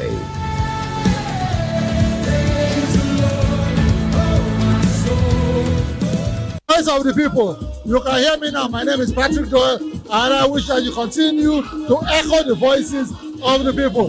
Big up VOP TV. My name is Ibifa Dokubo. Please keep watching VOP TV. Hi, my name is Kwekumali Ikenna Onyekwena, and I am with the Voice of the People TV. Now, if you're looking for the veritable channel for information, politics, robust discussions, you don't need to go far. VOP has you. VOP will always have you. Thank you. Hi, my name is Patrick Diabwa, aka Ibani Chuka, Amayanabo the Eagle King, and you are watching VOP TV. Stay with us. 2564 is coming up on Bernie 9, right? The 2564 Atlantic Tower. What happens in the hush behind hangar doors? Who signs the papers that gamble with lives? Which truths were grounded before they even ever had wings? If you've ever buckled a seatbelt at 30,000 feet, if you've ever stared out of that tiny window and wondered who's really in control of the skies, it isn't just flight, it's power, it's politics, it's pressure sealed in steel. We're peeling back the clouds from runway risks to sky-high secrets. We're diving deep where most dare not to look. Aviation Scope, every Sunday at 7 p.m. only on Voice of the People TV. We don't just report, we reveal. We don't just ask, we uncover. Because when it comes to the skies, ignorance is turbulence. Aviation Scope, the sky isn't the limit, it's just the beginning.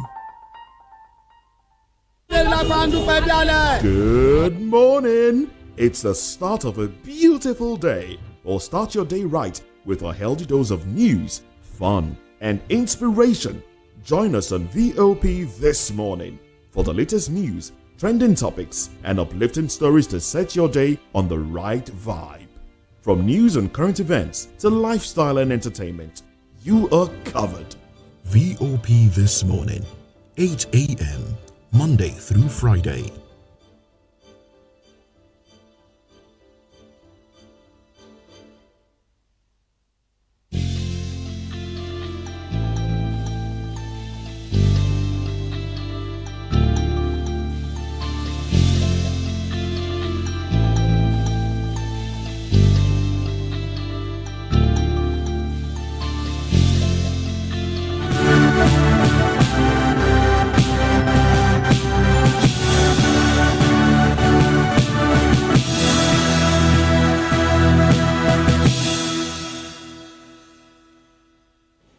Hello and welcome to the Midday News and Voice of the People television. I am Fina Okechukwu. And I am David Edwin. And before we begin the news, kindly visit our website at www.vop.ng for fresh and trending news. The headlines. Ogoni demands Sarawiwa's exoneration before exploration. Senate seeks sanctions for IOC's breach of PIA rules. ADC flees FG for ignoring insecurity, hunger at Onga 80. Okonjo-Iweala urges WTO members to diversify trade. Trades play non-notification in Lagos government demolitions. And in the world of business, DMO offers 200 billion naira FG bond for subscription. In the world of sports, 400 golfers are set for Nigeria at 65 competition. And in the world of entertainment, Chinese artists arrive Nigeria on cultural exchange. Now the news in details. A group, the Ogoni Voice Achievers Foundation, OVAF, has stated that no operations will begin in Ogoni land until a full environmental cleanup is completed and historical justice, including the exoneration of the late Ken Sarawiwa and other Ogoni activists, is secured. In a statement by the OVAF founder and board of trustees chairman, Ambassador Gospel Gukana, the group rejected the federal government's plan to restart all exploration in the area, describing the government's approach as deeply flawed, unjust, and unacceptable. It warned that resuming exploration without addressing the decades of neglect and pollution could stir resentment, social unrest, and renew conflict. Fortin reports that the government had justified plans for oil restart on the grounds of economic recovery and energy needs. Gugana highlighted a lack of genuine consultation with the Ogoni people. According to him, only a selected few have been invited to closed-door negotiations, and this selective engagement fails the test of free, prior, and informed consent, which is a necessity under international human rights norms. In another development, the Senate Committee on Host Communities has urged the Nigerian Upstream Petroleum Regulatory Commission to sanction international oil companies that fail to adhere to the Petroleum Industry Act. directives to set up the host community's development trust. The committee expressed delight that there is reduced hostilities between oil firms and communities, which has translated to relative peace in the Niger Delta region due to the achievement of the PIA through the HCDT. Chairman of the committee, Benson Agadaga, said that following the peace in the region, it became imperative that firms flouting the law would not escape appropriate punishment. According to him, host communities are no longer as hostile because everyone is expecting that the PIA will give the people the required dividends. However, those who have not done it will be sanctioned because this is the only hope of peace and stability in the oil-producing areas, according to the statement. The African Democratic Congress, ADC, has slammed the federal government for focusing on the plight of Palestinians during his address at the United Nations General Assembly on Go-80, while neglecting the worsening insecurity and economic hardship in Nigeria. According to the ADC Deputy National Publicity Secretary, Jackie Wires, Nigeria's remarks at UNGA 80, as delivered by Vice President Kashim Shettima, was a missed opportunity to secure global support to tackle the crisis ravaging the country.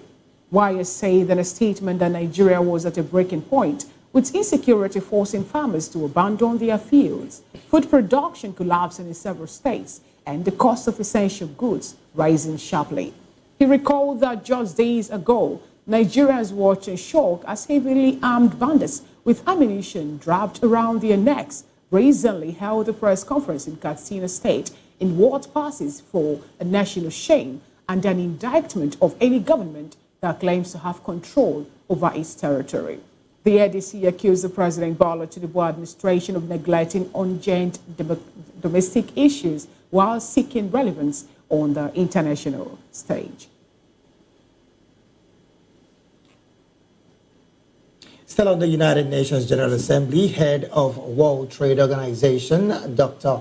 Ngozi Okonjo-Iweala, has urged member states to diversify trade, welcome all free trade and regional trade agreements.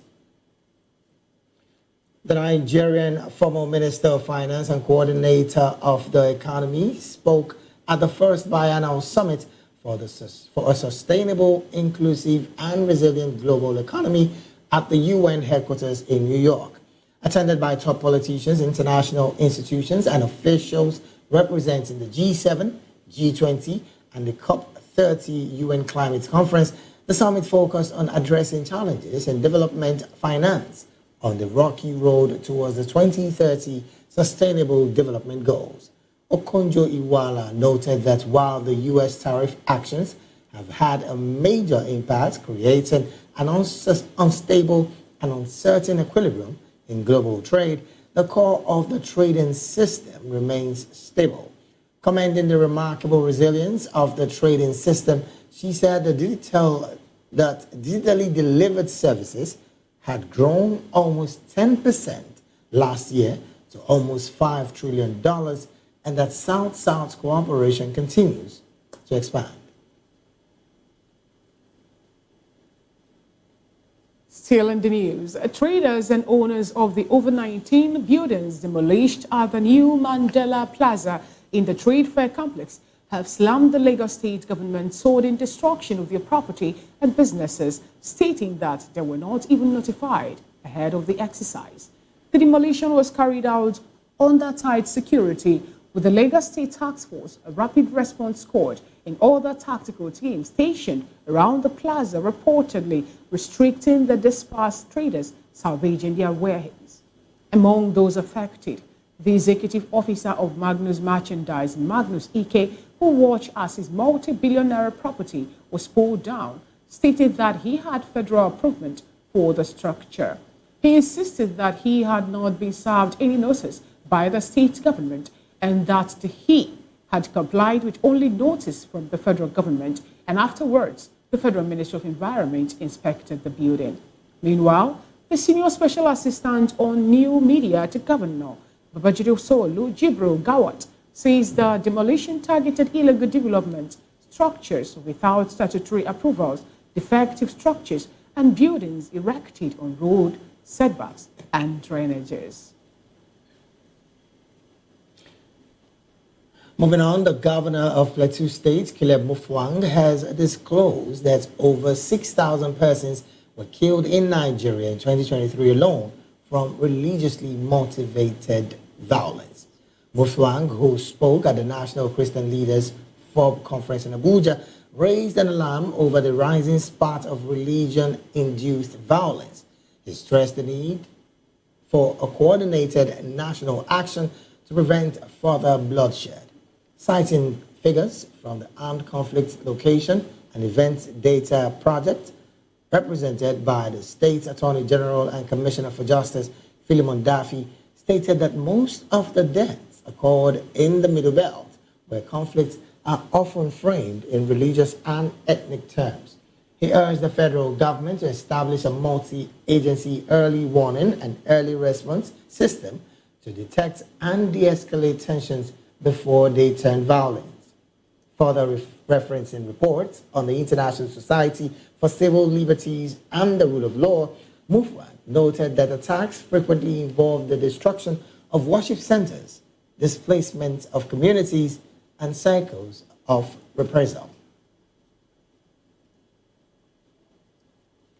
Away from that story, the Proscribed Indigenous People of Biafra, IPOB, has rejected claims that the group was obstructing the release of its leader, Mazi Nnamdi Kanu.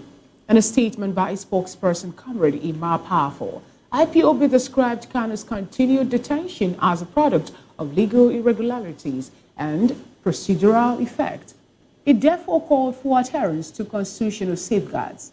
The statement followed to comments by a former Southeast presidential campaign spokesperson of the All Progressives Congress, Denge Joseph Ono, noting that Kanu had been previously discharged and acquitted on the charges at issue.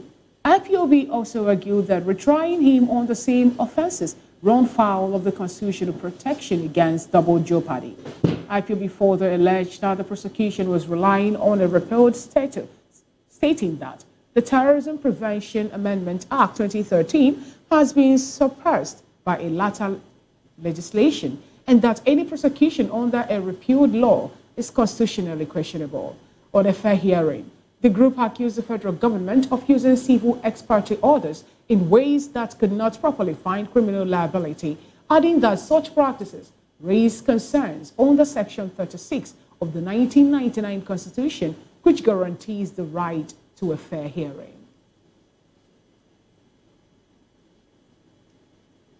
Moving on, Governor Chukwuma Soludo of Anambra State has performed poorly and has not lived up to expectation.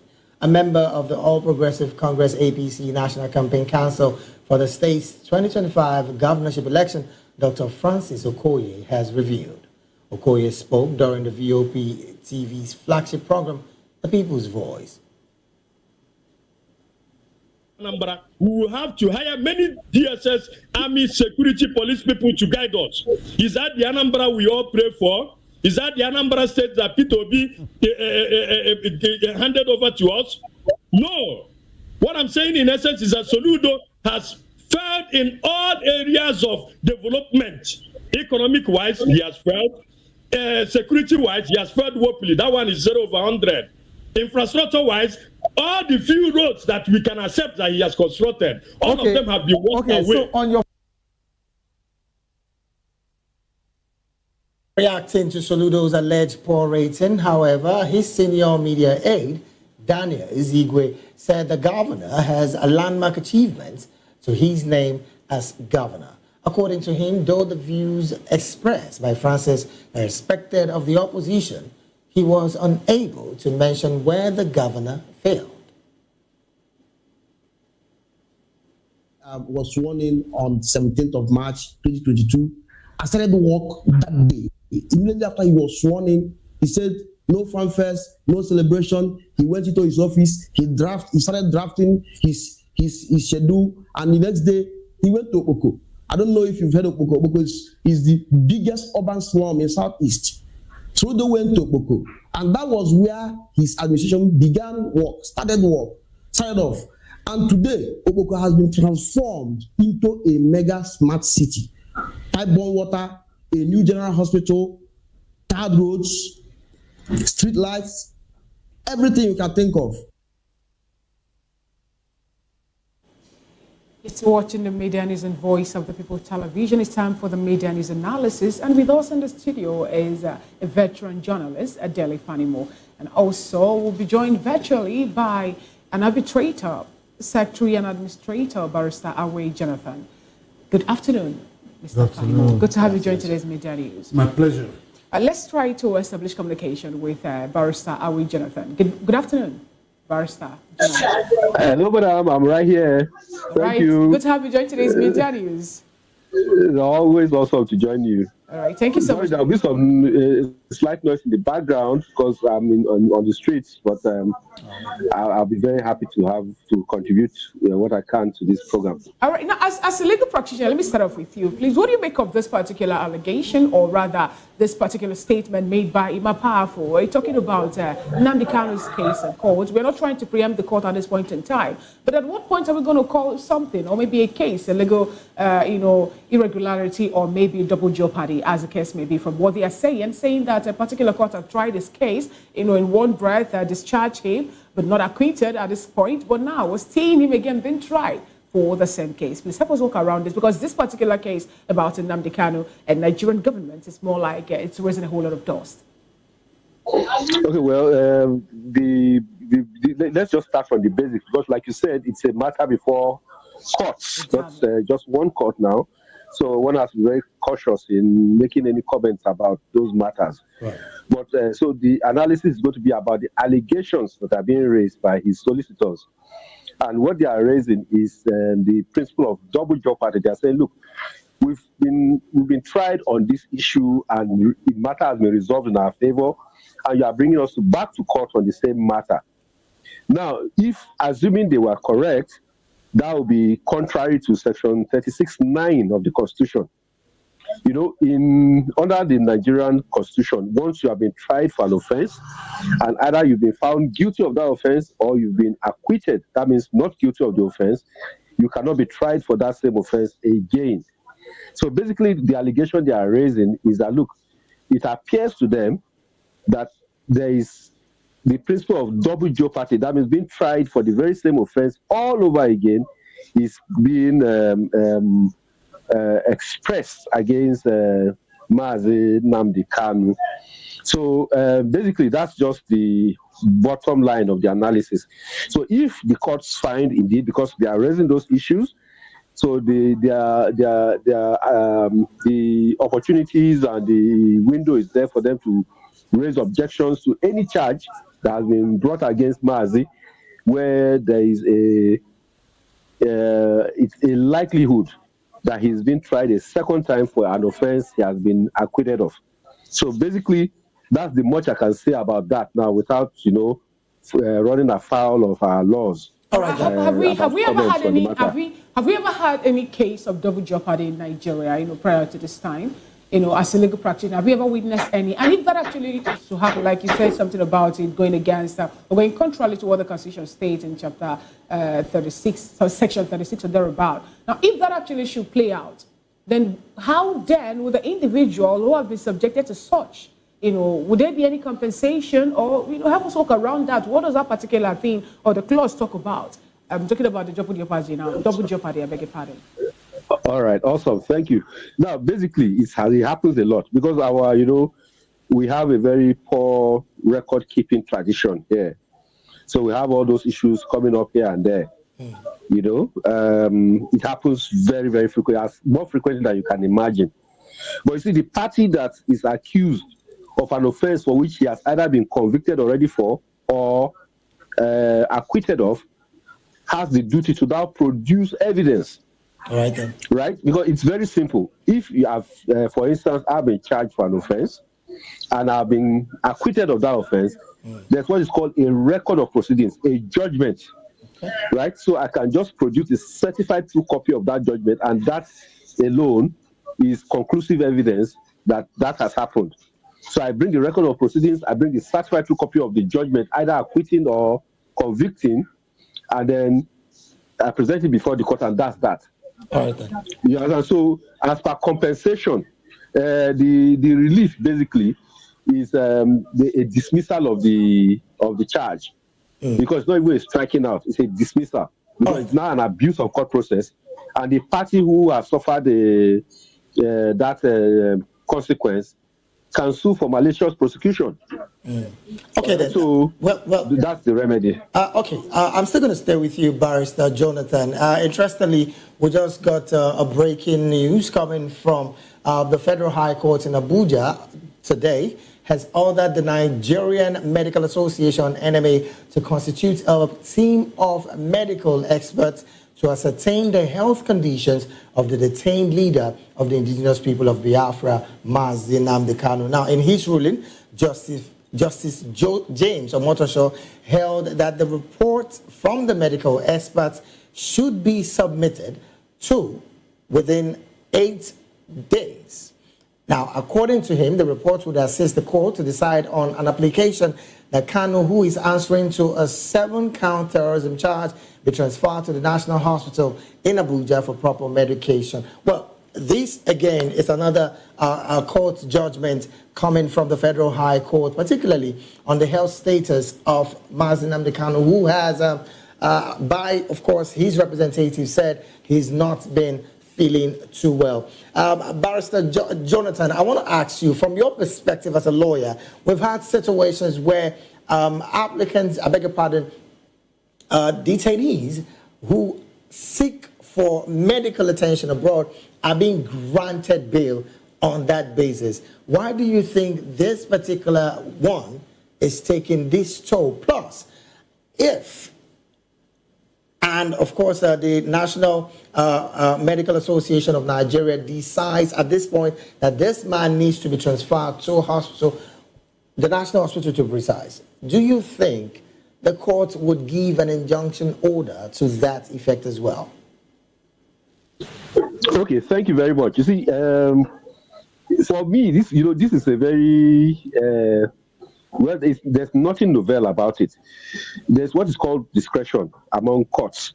So what Mazi applied for is, look, I'm not feeling well. I'm not being taken care of properly in DSS custody. Right. So those are his allegations, and he has come before the court and said, look, I need medical medical evaluation. Yes. And now, I don't know the facts that he presented before the courts, statement for statement, but that's the general position we have from the press. Now, when a person has raised that kind of allegation, there are two things the court does. The court can either, based on the materials presented before the court, say, look, you know what, the material before me satisfy me, because we are saying discretion now. Discretion means a judge looks at what is before the judge. That's the materials and facts before the judge, maybe a medical report or some other material, and other facts, and says, look, in these circumstances, it appears to me really urgent, release this man.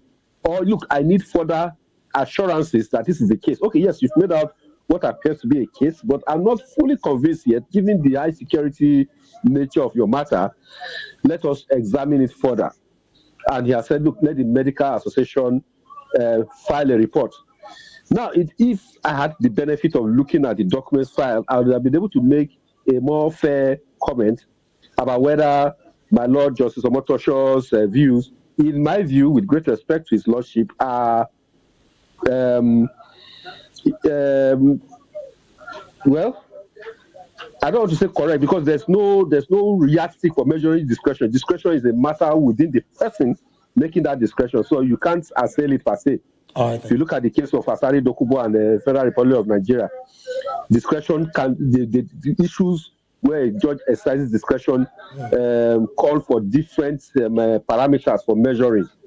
So in this circumstance, the judge has said, look, let the NMA go and look at it.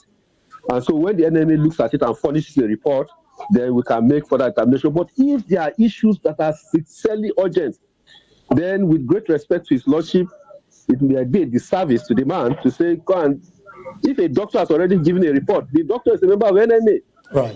And said, look, this man is about to die. This man has such a serious ailment that requires immediate attention. And you're now saying, go and review it again. It's just like you go to your vulcanizer, you're traveling to Kaduna, and you say, oh, I have to check my tire. And you go to your vulcanizer say, look, this tire is not okay. Oh, you are in danger. And you say, oh, no. He says his recommendation is change the tire. You say, no, let me go and look for another vulcanizer in Ladoja.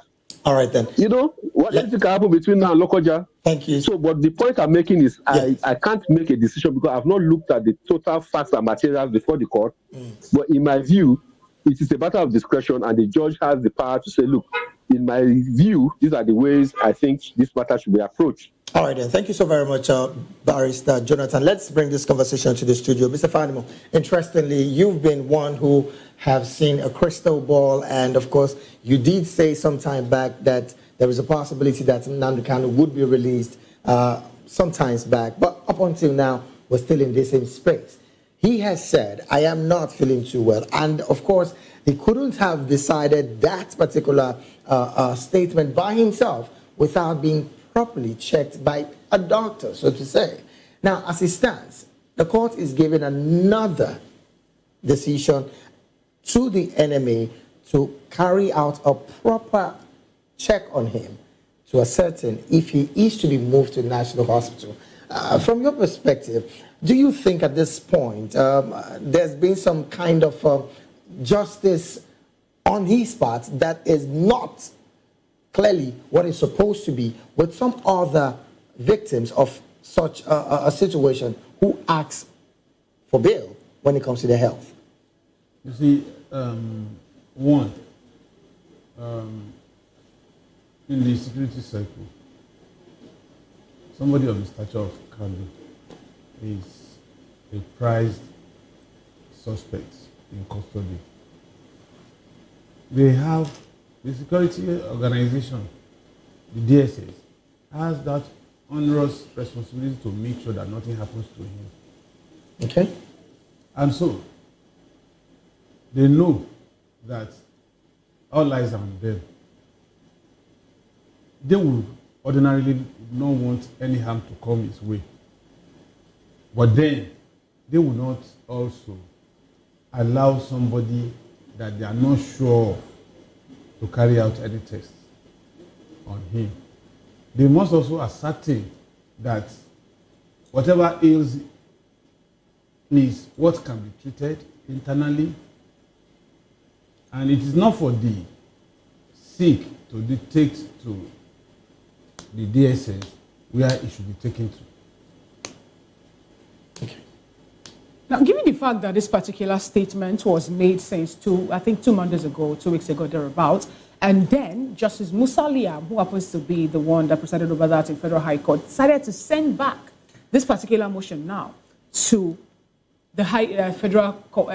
Yes, she sent it back again, saying that she does not, or she's not going to work on it or decide anything on it, but let Nnamdi Kanu's counsel take this particular motion back. I'm talking about the treatment that they are seeking for him at National Hospital now. Don't you think that this time delay and the fact that Justice Motosho today is saying, get me his medical report and every other thing ready in 8 days, will also further his health deterioration if something like that actually is happening? I think maybe if something is to go wrong, who are we to hold responsible at this point in time? You see, I have covered the judiciary and the police in my career, and I know how this kind of thing is handled. And in the security circle, they will not view Kanu as an isolated case. The proper way is for the DSS has a doctor or doctors, okay, in its employ, and if the man that is having issues with his body knows how it feels, the proper thing, the first step is, once he raises alarm, even if it's just headache, the proper thing is for them to invite a doctor in-house to engage him, ask about his medical history if there is none, but if there is, study his medical history and ask him questions on what predisposes him to have a headache at that particular point in time. If it's not within the purview of the in-house doctor, they will invite a specialist who is knowledgeable in that specialization and examine him. But if the patient still feels is not comfortable with that, then they would invite another doctor outside. But it is not because of the nature of the way people attach emotions and sentiments to the case of Kanu. It won't be a kind of advert saying we are taking Kanu to so place for security reasons. They might decide not to take him to National Hospital, which is an hospital that is accessible to anybody. Right. They might decide to take him to a military base, maybe Army headquarters, hospital, Navy, Air Force, where he will get the best of treatment. So, this issue should not be so politicized that it will also drag. I like the line you just used now, should not be so politicized. In 2007, Asari Dokubo also was granted bail. Exactly. On health grounds. You know why? So is Nnamdi Kanu's situation going that direction? The difference. Because he was also charged for felony and I am not treason. holding brief for government. Right. And you also understand that if there's something that is dear to my heart, is for Nnamdi Kanu to be released. Not on political grounds. Right. But psychologically, I know how it feels when you are incarcerated. Then the emotion of having to miss his wife for 5-6 years, and then his children who will be missing the fatherly role he ought to play. So I am an apostle of release Kanu. But the truth be told, government may not be comfortable releasing Kanu of bail because he has once jumped bail. He has once jumped bail. On the ground that military persons invaded his house. What led to the death? What led to the death of a parent? Now, what led to the death of a parent? Are we supposed? And you know, there's a part that say that no man looks or stares death in the face and remain the same. You know, people invaded your house fully armed to the point that a parent actually had to die over the particular attack. Anyway, I'm not holding brief for anybody, but let's move away from that. I said, this is what government is likely to think about. I mean, the DSS. Okay. Like, what if we release this man again? And he jumped bail again. Interesting. Let's look at what the revelation made by Governor of Plateau State, Caleb Muftuan, when he says that 6,000 Nigerians, you know, have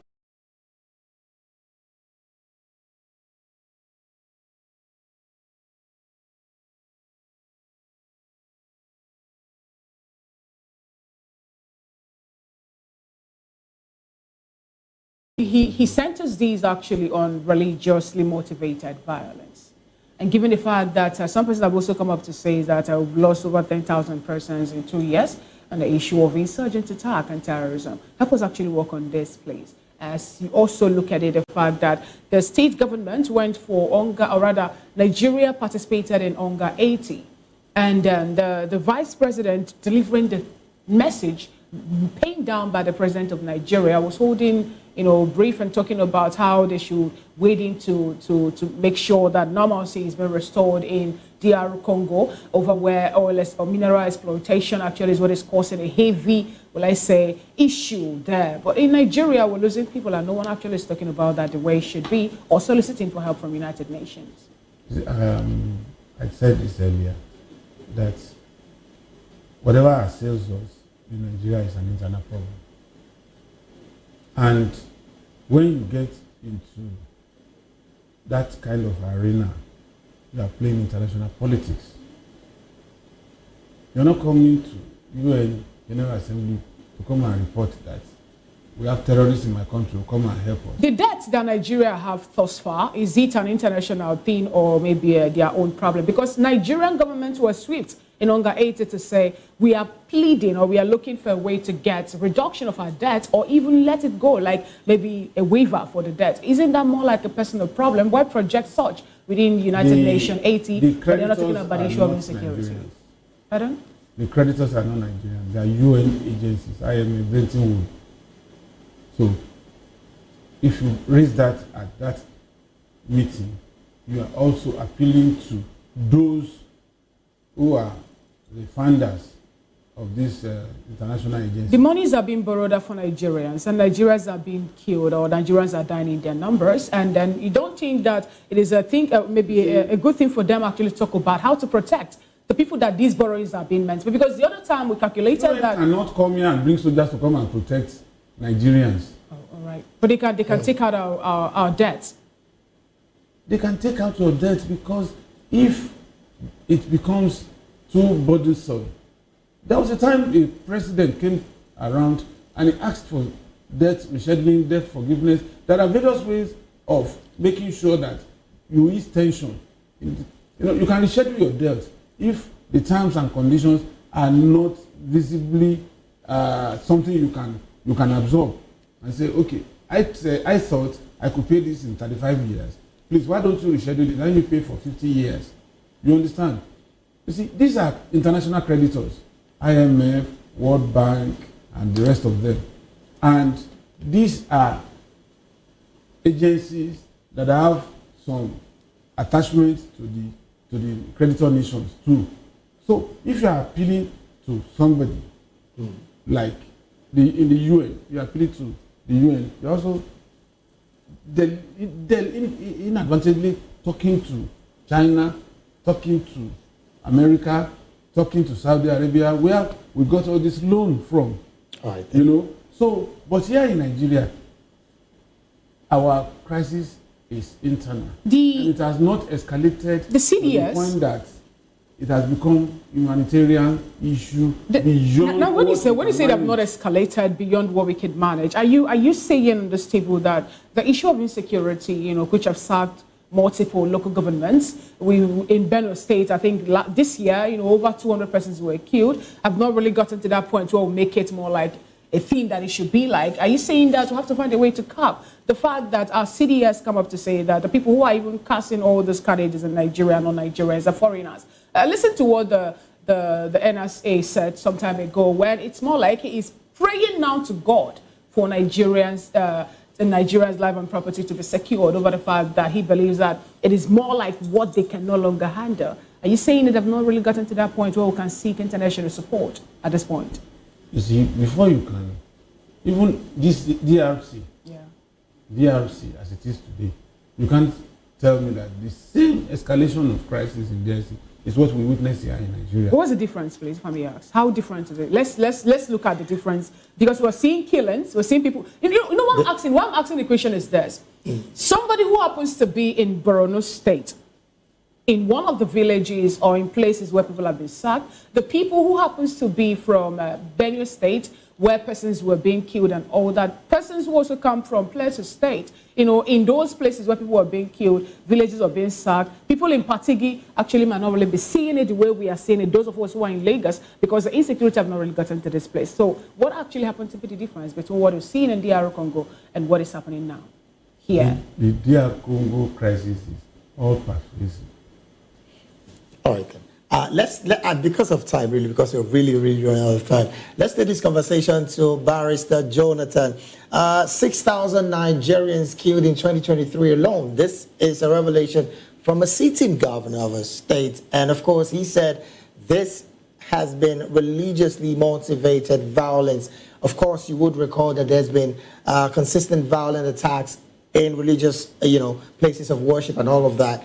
What's your general overview of the place of Nigerians being maimed and killed when they go to worship centers, as against the marching order given by the presidency to his service chiefs to end this kind of attack? What's your perception? And of course, what's your opinion in all? I think they are just jokers. You understand? With great respect to the president, look, if you are a news anchor, right?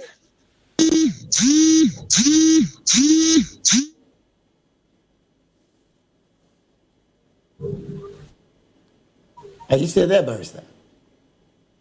I'm right here. All right, go ahead.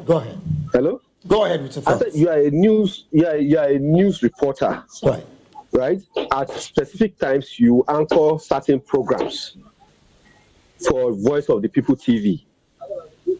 Do you need the managing director of your company to tell you to go and sit down at 12 o'clock to come and read the news and analyze the news? You know your job description. And if you are not performing, what is going to happen to you? You will be asked. We've had a lot of journalists at various stations that have been asked over the years. Some have raised the furor, others have not, because clearly they were not underperforming. And so it is with every establishment and every organization. I'm pained because Plateau State is my cradle. I grew up where I attended primary school, where I attended secondary school, where I attended university. My character was formed, where my life was crafted. So whenever I hear Plateau State, because I grew up in a Plateau State of peace, of security, of structure, of international repute, a host to the whole world, a place where everybody desires to go. Then you have a Plateau State now that is in the news for anything but positivity in the last 23 years. And Benue State is just next door. In fact, Benue and Plateau States were one state at one time until it was divided, the states were divided into two. So when I hear news of this nature, and Borno State is a place that if you know Maiduguri, if you are someone that grew up in the 80s, 90s, and you understood how to enjoy life, if you know Maiduguri, you know that Maiduguri was the Lebanon. Lebanon was what the Dubai is now. Yeah. That was what Lebanon was at the time. Maiduguri was the Lebanon of Nigeria, where everybody wanted to come and stay. The only thing negative about Maiduguri was the heat. Thank you so much. So it's disappointing that we are just saying that if your security officers have failed, sack them. Thank you and so show us much. that they are not performing. Thank you, Barrister Jonathan Awe. Thank you. We sincerely appreciate you being part of today's Midday News. Due to want of time, here's where we draw the curtain on today's Midday News analysis. We'll be speaking with a veteran journalist, Mr. Dele Fanimo, and also a chartered arbitrator, a secretary and administrator, Barrister Awe Jonathan. Thank you so much, gentlemen, for being part of today's Midday News. We'll go on a quick break and we'll come back. The rest of the Midday News continues.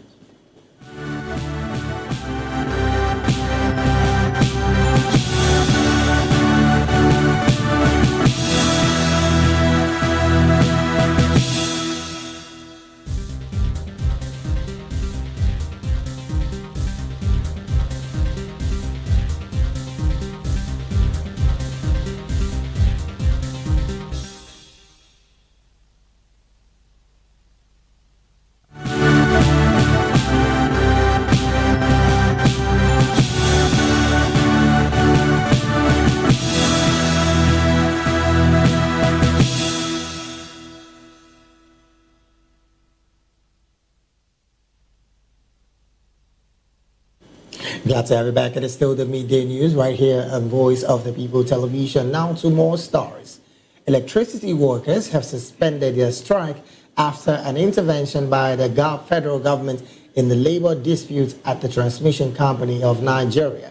The truce was reached in Abuja at an emergency meeting convened by the Minister of Power and attended by officials of the Federal Ministry of Labor and Employment and TCN Management. Also present were the Nigerian Independent System Operators, the National Union of Electricity Employees, and the Senior Staff Association of Electricity and Allied Companies. According to the communique at the end of the meeting, the unions accepted the minister's appeal to review the report of a standing committee by October the 6th to 7th, 2025, for implementation to begin later in the same month.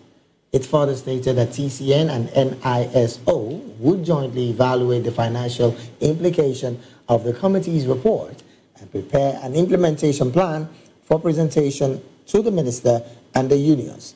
In addition, both unions and management are expected to reconvene in another meeting to resolve outstanding issues, amongst others.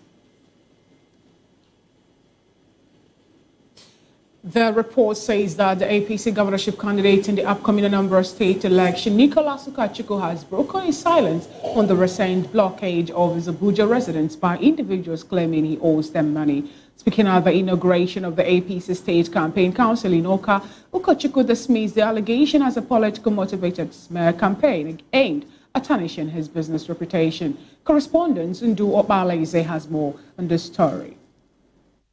Ukachukwu said those claiming that he owes them were hired by people afraid of his bright chances in the coming polls, pointing out that the checks they were brandishing were not paid to any company that is in any way connected to him. He explained that his major aim of coming into Anambra governorship race was to bring millions of people out of poverty by impacting them with his entrepreneurial acumen, which he has gathered over the years. The APC candidate regretted that Anambra has nosedived to the 33rd position in Nigeria in recent performance index ratings, trailing behind states that earns 5 times more than. You can't say that the government owes someone 1 billion naira.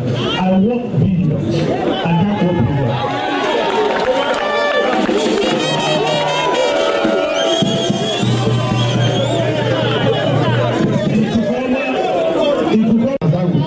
He has been publishing where they pay in money. Go and Google that company they pay money. If you see the government as a director, who will be responsible? They have nothing to tell you because they are stealing our money dry. I am not discussing people. But if the index have said that they have failed, meaning they have won, it's not certificate that make people what they have. It's what we have up there. If you have not enough stage, you have failed.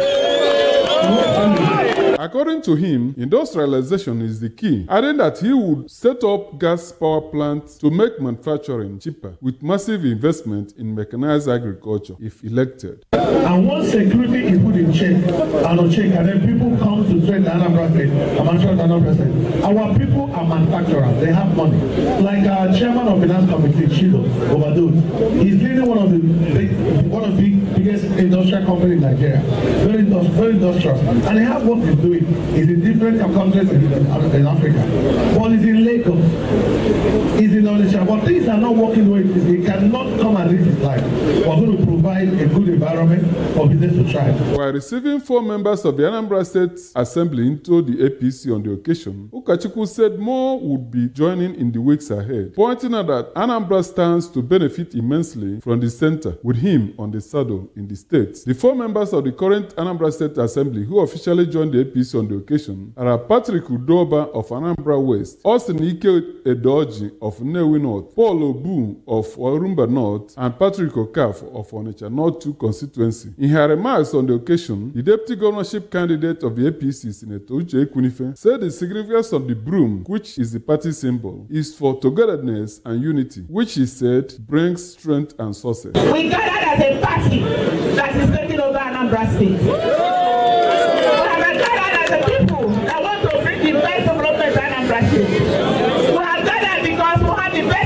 To move Anambra forward. The significance of this group is that together we can make it.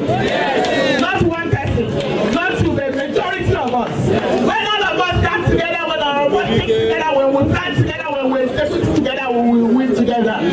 The zonal vice chairman of the APC, Chief Orebunem, and the Anambra State Party chairman, Chief Basil Ejidike, said the inauguration of the campaign council is for select leaders of the various subcommittees, which will be cascaded down subsequently. According to them, the 5,072 polling booths in the state have APC presence, hence their grassroots strategy, adding that the combination of Ukachukwu and Uche Ekwunife was a winning ticket. Honorable Dozie Ikedefe Jr. was unveiled as the Director General of the campaign organization. Ndu Opaleze, VOP TV News. Well, thank you so very much, Ndo Kwalize, for that report. Well, from there on, let's move straight to the business stories. The Debt Management Office has offered a 5-year and 7-year bond valued at 100 billion naira each for subscription at 1,000 naira per unit. Announcing the federal government of Nigeria offer on its Twitter handle, the DMO noted that the unit is subject to a minimum subscription of 50 million and 1,000 naira and in multiples of 1,000 naira thereafter.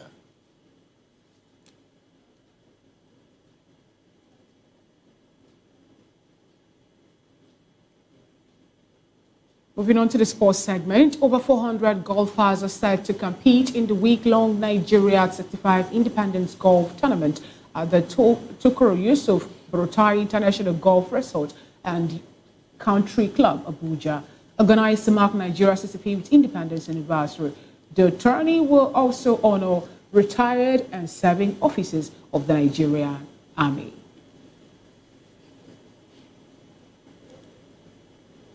And from there on, let's move straight to entertainment. As part of the events to celebrate China's Mid-Autumn Festival, a Chinese delegation of artists from Shenzhen, Guangdong province have arrived in Nigeria to promote cultural exchange between the two countries. The delegates made an appearance on Thursday in Abuja during an event organized by the Chinese Embassy in Nigeria and the China Cultural Center in Nigeria.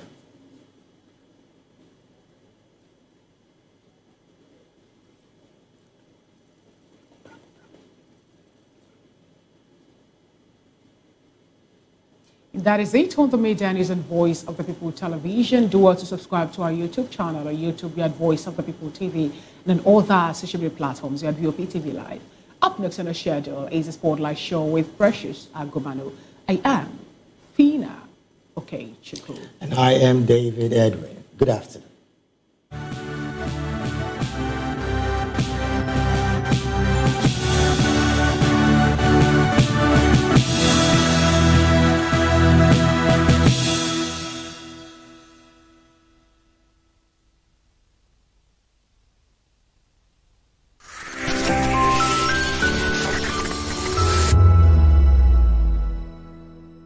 We encourage you to click on the like button and subscribe to our YouTube channel. We are Voice of the People TV. Also follow us on all our social media platforms. We are at VOP TV Live. Visit our website www.vop.ng for fresh and trending news. Also watch us live on SLTV channel 264. VOP TV, Voice of the People Television. The red carpets, awards, the razzmatazz, music, fashion, interviews, and more. Spotlight on Voice of the People television. Let's feed you with all the juicy stories in the global entertainment space, bringing you the glitz and glamour as it is hot. Stay tuned to Spotlight, 1 p.m. Monday to Friday. Spotlight on VOP TV. Entertainment like never before.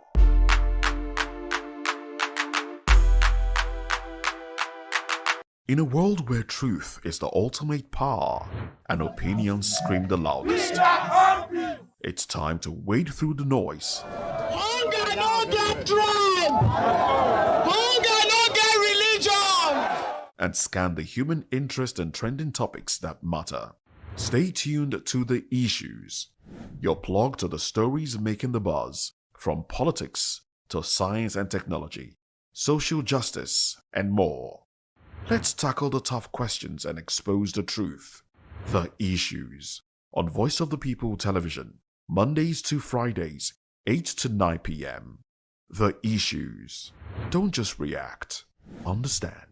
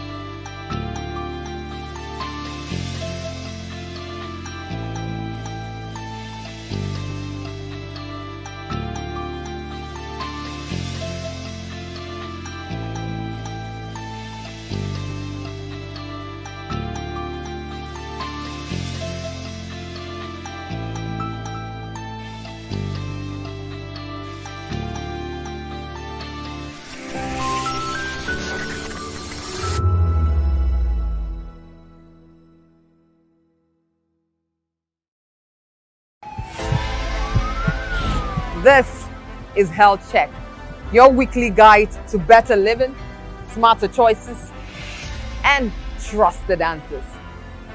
From everyday wellness to urgent health issues, we've got you covered.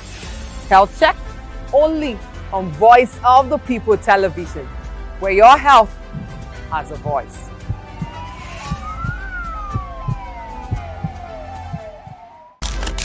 In a world where power shapes with every headline, In a nation full of questions. In a world filled with noise, the truth needs a voice. The policies that shape our world and the economy that determines our future. Every hour, every day, the grapevine keeps buzzing. And on the bold angle with Jamalina, we dive deeper into stories that shape our world. Don't forget, our voice matters the most. Let us come together and share our concerns.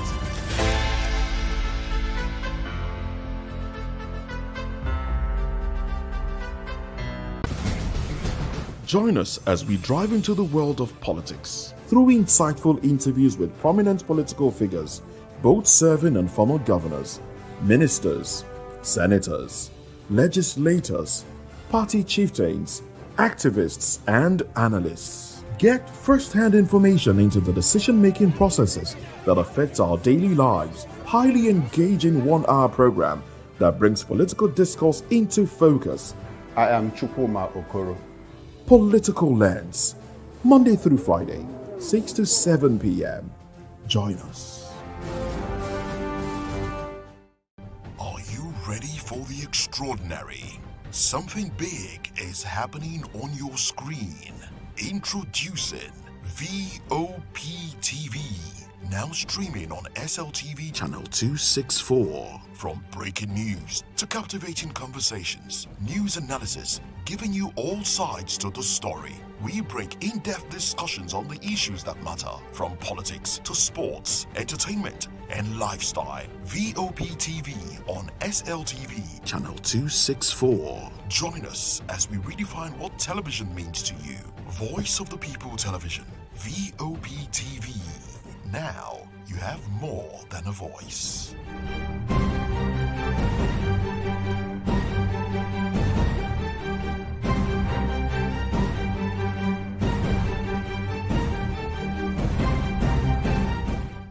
Voice of the people. You can hear me now. My name is Patrick Doyle, and I wish that you continue to echo the voices of the people. Big up VOP TV. My name is Ibifa Dokobo. Please keep watching VOP TV.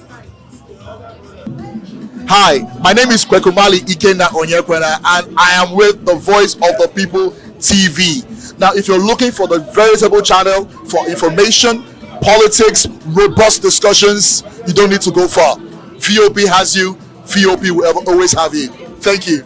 Hi, my name is Patrick Diabwa, aka Ibani Chuka, Amayanabo the Eagle King, and you are watching VOP TV. Stay with us.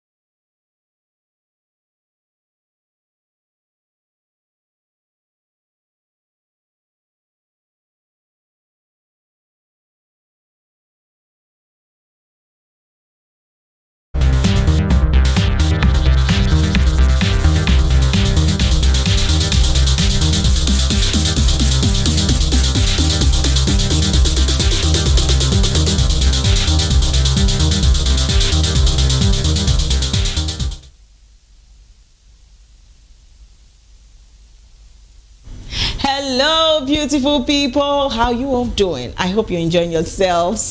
This is a brand new day. Welcome to Spotlight on VOP TV, your favorite hub where we shine the light on creativity, culture, style, music, and purpose-driven people. I'm your girl, Precious Agumado, aka Call Me Prezi. And yes, it's a brand new day to stay positive, inspired, and grounded. We're bringing you an exciting blend of gist and purpose. So please don't go anywhere. Don't shake, don't move, sit tight while we ride together.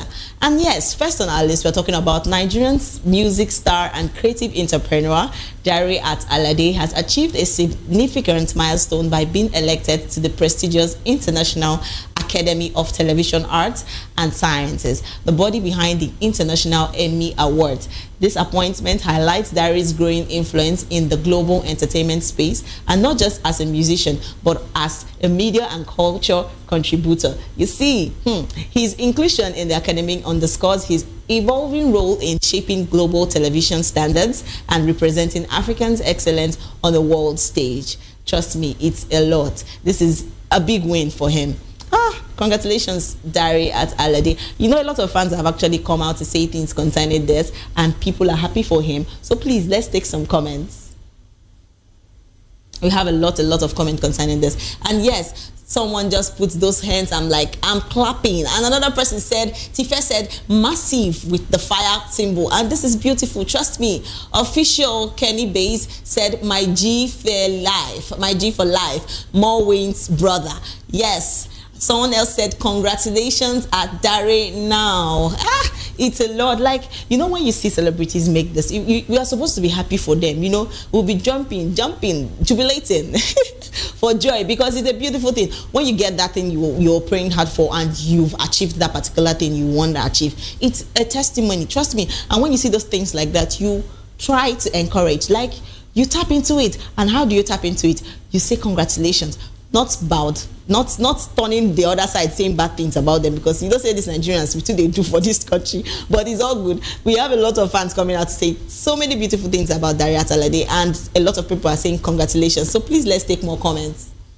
We have a lot of comments, and yes, it's beautiful. So somebody else said, congratulations, boss. Yes, and with a clap. And someone else, I am King Bernard, said, put the love symbol and put the star symbol. Yes. So official, somebody said, official Esther here said, congratulations. Yes. And another person just put the hands and clapping, and it's beautiful. You see, I like, my prayer for everyone is that don't think that particular thing you're actually waiting to God for, and you've been praying about that, is going to come to you. Trust me. You know, it's always beautiful when you actually get that thing that you're praying to God for. And trust me, I know there's this feeling you have, this joy, this inward joy that you have. And trust me, everyone else waiting for that particular testimony to get, don't stop what you're doing. Definitely you will get yours, and that's my prayer for you. So we have a lot of comments. Let's take more comments. We have a lot of people coming out to say congratulations to Dare at Alade. And yes, it's beautiful seeing celebrities win. You know, this year I've been saying this all together. Yes, somebody else said congratulations, boss. Yes, big congratulations to Dare at Alade, and it's a beautiful win for him. And yes, that takes us to our second story, and that happens to be Burna Boy reportedly splashes out nearly 84 million in a single night. At a nightclub in Lagos, spending huge amounts on luxury items like 5 bottles of Azul Black for 12.5 million and 15 bottles of Ace of Spades for 9.5 million, alongside other drinks. The extravagant display of wealth has sparked mixed reactions online, with some praising his success and others questioning such lavish spending amid Nigerians' economy challenges. This isn't the first time Burna Boy has made headlines for his lavish lifestyle. He previously made way a 40 million restaurant bill and other high-profile purchases. Trust me, his financial success is well known, with estimates suggesting he earned between $7 million and $80 million in 2023 alone, cementing his status as one of Nigeria's richest artists. I beg, please, when somebody is big, he's big. Let's just say the truth. When someone is big, you go spend just for drinks alone. Please, Swale. Please, this is huge. And yes, a lot of fans have actually come out to say, is it for only drink that you spend this kind of money? Please, it's his money. The money na he own, na he gets the money. So anyhow he wants to do the money, he's free and he is very free to spend it the way he wants to spend it. Please don't come for me. I'm just saying.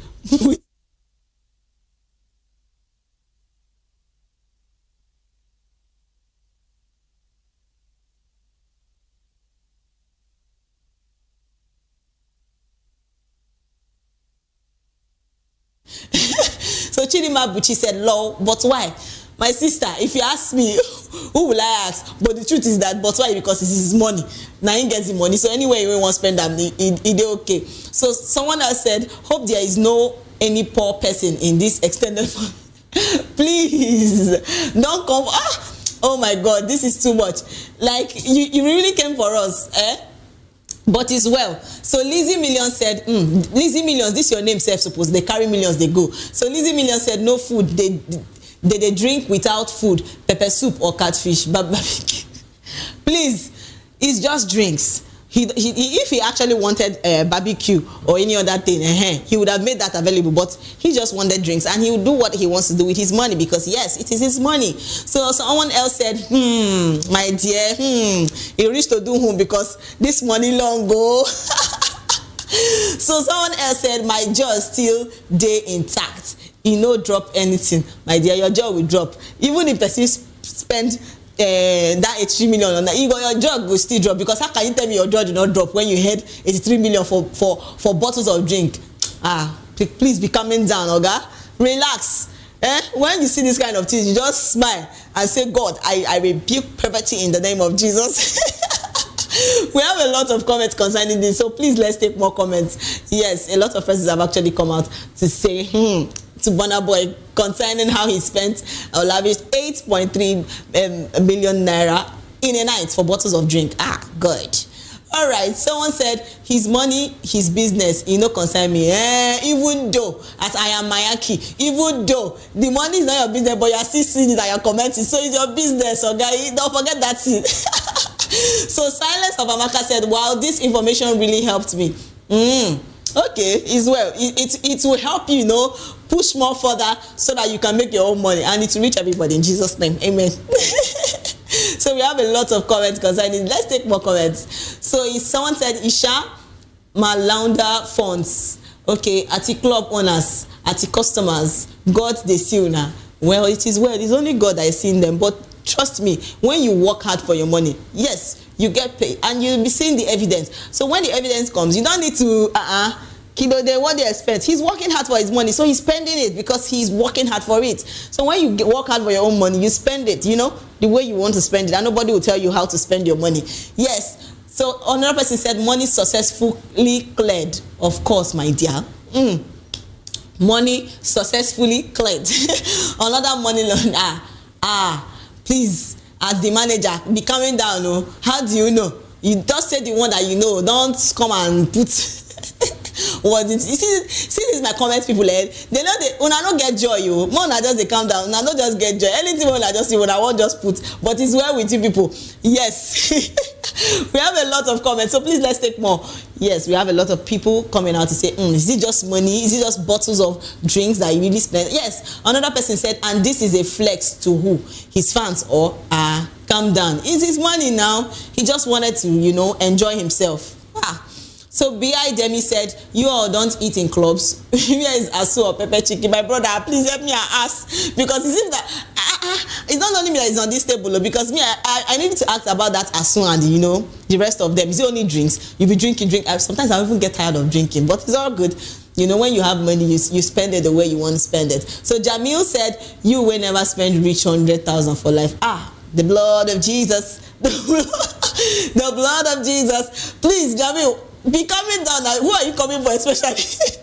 But it's well. So Yusuf said, who this story helped by Ogaga and sleep? If you don't help you, don't come here and say, rest in Jesus' name. Amen. Someone else said, your mates are investing. Enjoy, man. Hey, please don't come about that investing. Maybe he has had the one. Trust me now. If I don't bring out the one, have you forgotten that he just got himself one sports car that is don't go there. If you are talking about investment, Baba is doing everything. Don't just go there. So just leave him, let him enjoy his money the way he wants to enjoy it. And yes, that takes us to our third story. And yes, that happens to be Sasuke returns to academia, set to pursue master's degree in Belgium, Brussels, Belgium. Reality TV star and creative entrepreneur Sasuke is embarking on a new academic journey as she begins her master's degree studies in Belgium. And yes, the former Big Brother Naija housemate, known for her vibrant personality, artistry, and fashion-forward presence, is taking a significant step away from the spotlight to focus on her personal and academic growth. Trust me, while the details of her program remains private, her decision to pursue higher education abroad has been met with admiration and support from fans and peers alike. Sasuke joins a growing list of young African creatives who are investing in education to expand their global perspectives and future opportunities. Her move reflects a commitment not only to self-development, but also to using her platform to inspire others. Fans have flooded her social media with congratulatory messages and words of encouragement, celebrating her for taking a bold and inspiring step. Yes, I've been saying this. Celebrities no greed this year. They have been dropping upon oh Lord, Sasuke, this is a big win. Yes, you know, hey, you know, I trust the way ladies are actually going about this education stuff now these days, because they are really putting in so much work. Because if you never settle down or marry, auntie, yes, go and put more value to your life, because some people will just be there. They'll be waiting for, I'm waiting for Odogu to Odogu. Odogu will not come when you've not added value to yourself. So while you're waiting for Odogu, yes, add value to yourself, and yes, trust me, that Odogu will come well, and he will value you too. You know, a lot of fans have actually come out to say things concerning this, and yes, they are pouring out congratulations to Sasuke on her big win. So let's take more comments. We have a lot of comments concerning what they had to say about Sasuke. And yes, somebody said congratulations to Sasuke. Someone else said congratulations to her. Come and please, Ayo, be coming down. Yes, we'll answer to that later. So official Black Boy said no be Tacha we don't be calling. You see Nigerians now. Una don't start. Una want the call person now. Person when they on how Tasha take enter this matter now. Leave daughter of Zion to rest. But you say no. You want just the call names. Please now. We stop comparing. It's not nice. So Oxy said, my woman, the only baby girl I'll stand and we stand for. Like it's you know, when I see people really achieving that thing, it's beautiful to see, and I can't wait. Like I always say, congratulations, because yes, my own go still reach me. You know what I'm trying to say. So another person said, which one is rubbish? Cause Simeon Jakwa, which one you don't read where you they call cause rubbish? Tell me the one where you don't read. Make I know read where I know the one why they call them rubbish. But it's well with you. Don't worry. So stack up as much degrees as you can. Education is power. Yes, education is power. Who tell you say education no good? That person just a lie for you. If they tell you say that person is just lying, bluntly lying to you. Education is power. Yes, you continue learning. In fact, you don't get tired of learning. Yes, you continue to learn and learn and relearn and learn. And yes, a lot of fans have actually come out to congratulate Sasuke on that big win. And we can take more comments because we have a lot of things to talk about. Yes, someone else said, my alma mater. Oh, wow, that's beautiful. I am asked how. So Queen Naya L said, Sasuke showing them the girl power. Nice one. Yes, so women, we are strong. We can, you know, we can shoulder anything where you want, we take. And Sasuke, someone else said, congratulations, Sasuke. That's my favorite. Yes, it's You see these people. Why don't I bring picture of Nkechi for this place? What is going on? People should be coming down. My comments, people, una know they grill. Una blood to the hot this period, but it's well with you. So someone else said, thank God. All right. Thank God Davido no buy Belgium. Okay. How Davido and this water enter here now? It's well with you. So someone else said it hits different when you are reading this and preferring vape. Okay, it's well. SC official said, we know Sabi, you really it's okay. So someone else said congratulations to her. Yes, another person said the level of literacy in Nigeria, imagine people bashing her cause of choice. Do you guys even have any idea the amount of places and job opportunities she can get? Please, at Sophia, please help me and tell them, because I don't know why they feel bad when somebody tries to, come on. She has gone to pursue her dreams, what she wants to do. She wants to go more into her education. And you are doing bad belly. Which one you don't go study? Me will know. But it's all good. God will help you. God will help you people in Jesus' name. Amen. So Rennie's prayer said, I am so happy for her. Yes, I am so happy for her too. So Kele Too Much said, very powerful course of study. She's positioning herself. Of course now, trust me. And when she comes out, she's going to come out big. Yes. That's the truth. She's going to come out big. So someone else said, God, when? Someone else said, I love how liberated women are. I'm happy to have been a part of this evolution. And yes, when ladies, I feel happy when I see my ladies winning big. In the likes of the Bassi and the rest of them. See, this year, we not grieve for the men. We are coming out in full force. Whether you like it or not, we are coming out in full force. Yes. So someone said, see you on campus, girl. When you see your other classmates and they're like, please. Yes, it's a big win for Sasuke, and yes, it's beautiful to see such win. And yes, congratulations to her. And yes, that takes us to our next gist, and that happens to be a question has been thrown to the ladies that like rich men. So I would like us to see this question, because the person was just asking, ladies that like rich men, please, this answer, we would like you to answer this. You married him when he was a billionaire, but along the way, he lost everything and became completely broke. He is still broke after 6 years now, and you have been managing with him. Be honest, no lie to yourself. Will you stay with him, leave him, or just manage with him? Please. This question, let me just give you my own view. I wouldn't say it's for love, because if you're marrying out of the love thing, auntie, you are just marrying for the money. But trust me, the money is also important. We love money. That is just the truth. But if you've gotten married to this person, and yes, maybe at the long run, he doesn't have money again, why not? He's your husband. You have to stick with him. It is the truth. You're gonna stick with him, because you already accepted that. When you're in the altar, and when they said for better, for worse, but people know they do for worse now. They will just leave you there. Some babes no get mind. They know they do for worse now. So, but it's where a lot of persons have actually come out to say a lot of things concerning the question that has been thrown out to ladies that love rich men. So please, let's take some comments. Yes, especially our ladies, they have really come out to say. So Jenny said, my focus is in being with a partner is first their character, how they treat me and how they treat others as well, especially when things aren't going well for them. As long as you don't become abusive or start acting weird because we fell off financially, because of a lot of people do this. Yes, and that's true, and make the situation even worse. We will fight it out. Money can always be made, but a partner who is good to you, regardless of the situation you all are in, super important. We will go through it together and figure out together. And it's the truth.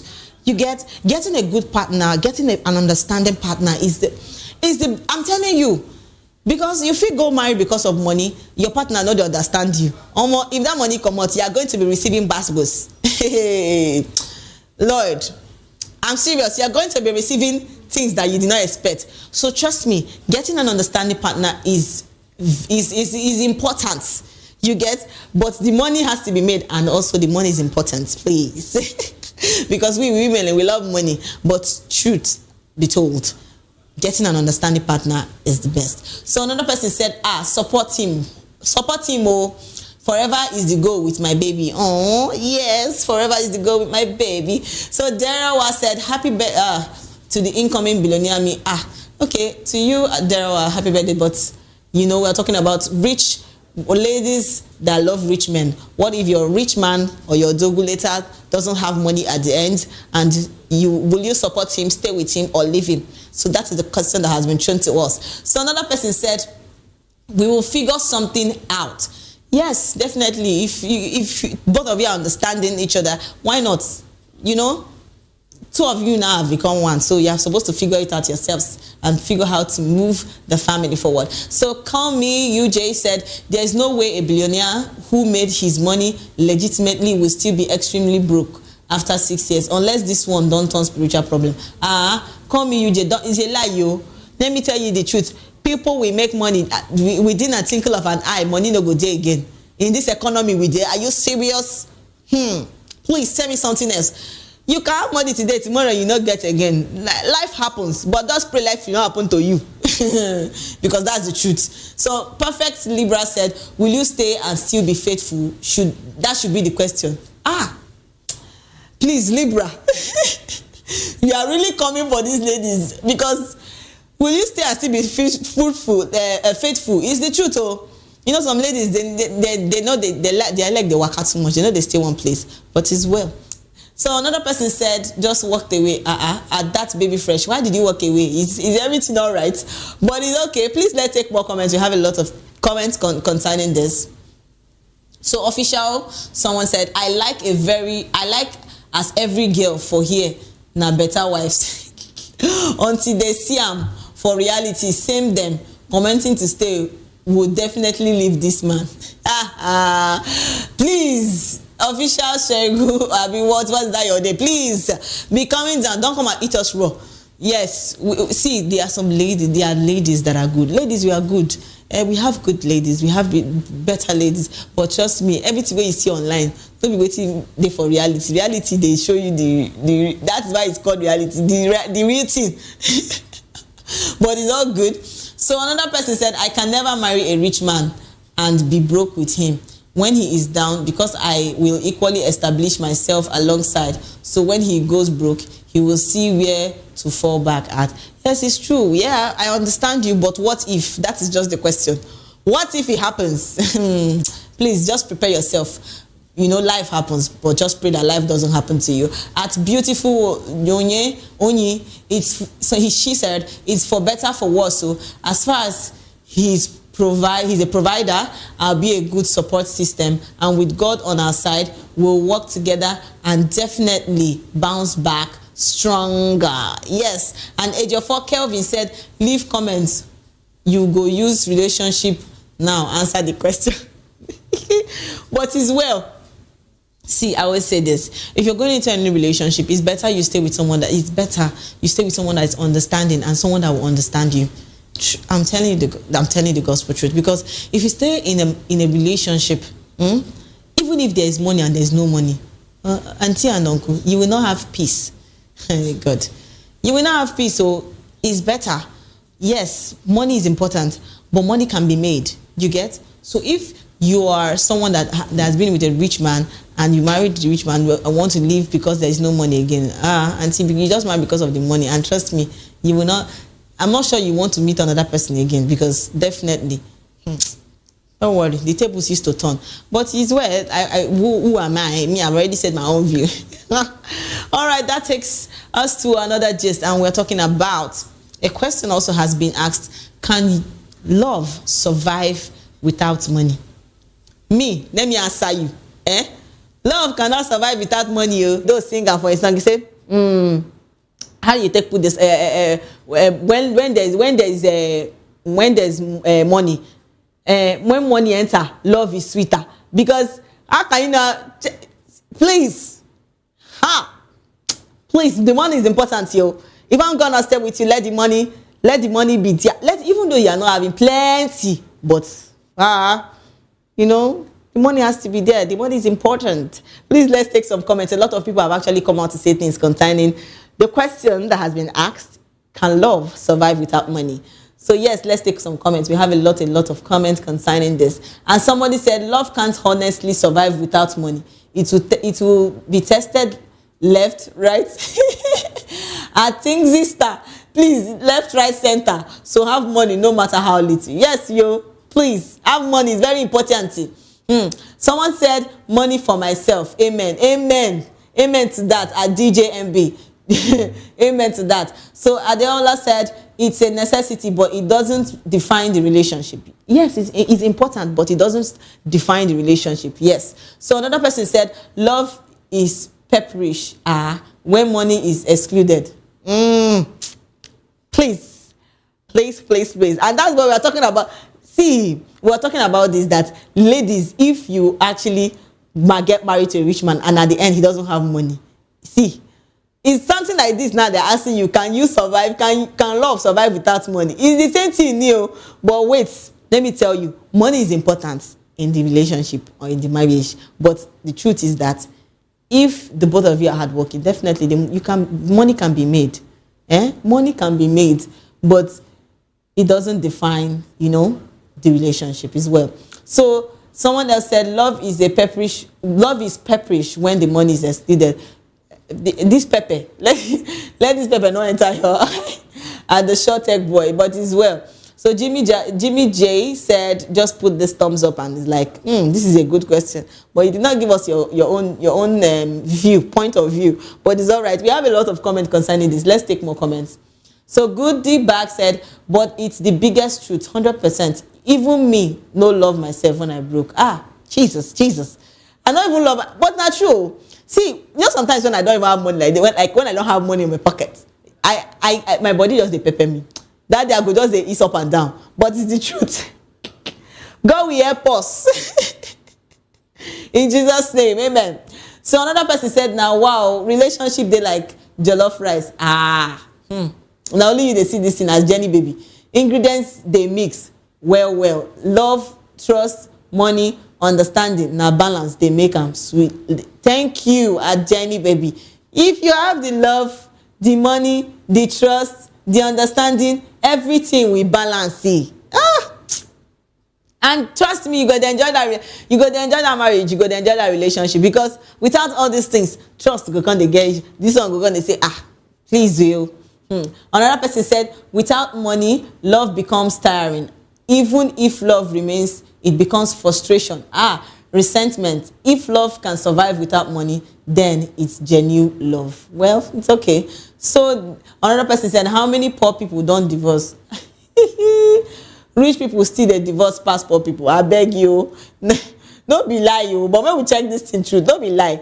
Rich people too they do these days, but it's all good. Regardless, we move. There are still rich people they've not divorced. Trust me. Like some of our celebrities. Yes, definitely. So it's all good to people that are actually praying for love. I pray also that you have money that will also sustain you in that marriage, and yes, in that relationship too.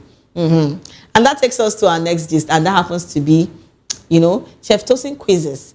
Marriage and adulthood. Is it 80% cooking and cleaning? Because what is it? If you're in the house, you will clean, wash things. And I'm like, please, you people should allow us to breathe. We need air. We ladies, we try you. But God, all these things, men will come out and be saying a lot of things that men will now come out and be saying, a man, becoming that women, we are strong. If you can tell me that you comfortably carry a baby for a long time, carry baby at the back and also be cleaning and be doing all that, it will be understandable. But no, you see, you are just making mouth. But as well, we have a lot of questions. We have a lot of replies concerning. There's a lot of fans have actually come out to say things concerning what Chef Tosin has said. So please, let's take some comments. So we have a lot of comments, a lot of comments, and people are just smiling and saying, I don't understand, yo. It's a lot. A lot of people have actually had, yes, their marriage being packed up with cleaning, but trust me, you have to do your house chores as a woman. So you have to do your house chores as a woman, and yes, but I also want to beg the men. Ladies, we try, but men, you people should please help us, be assisting us. It's not when you come when you put.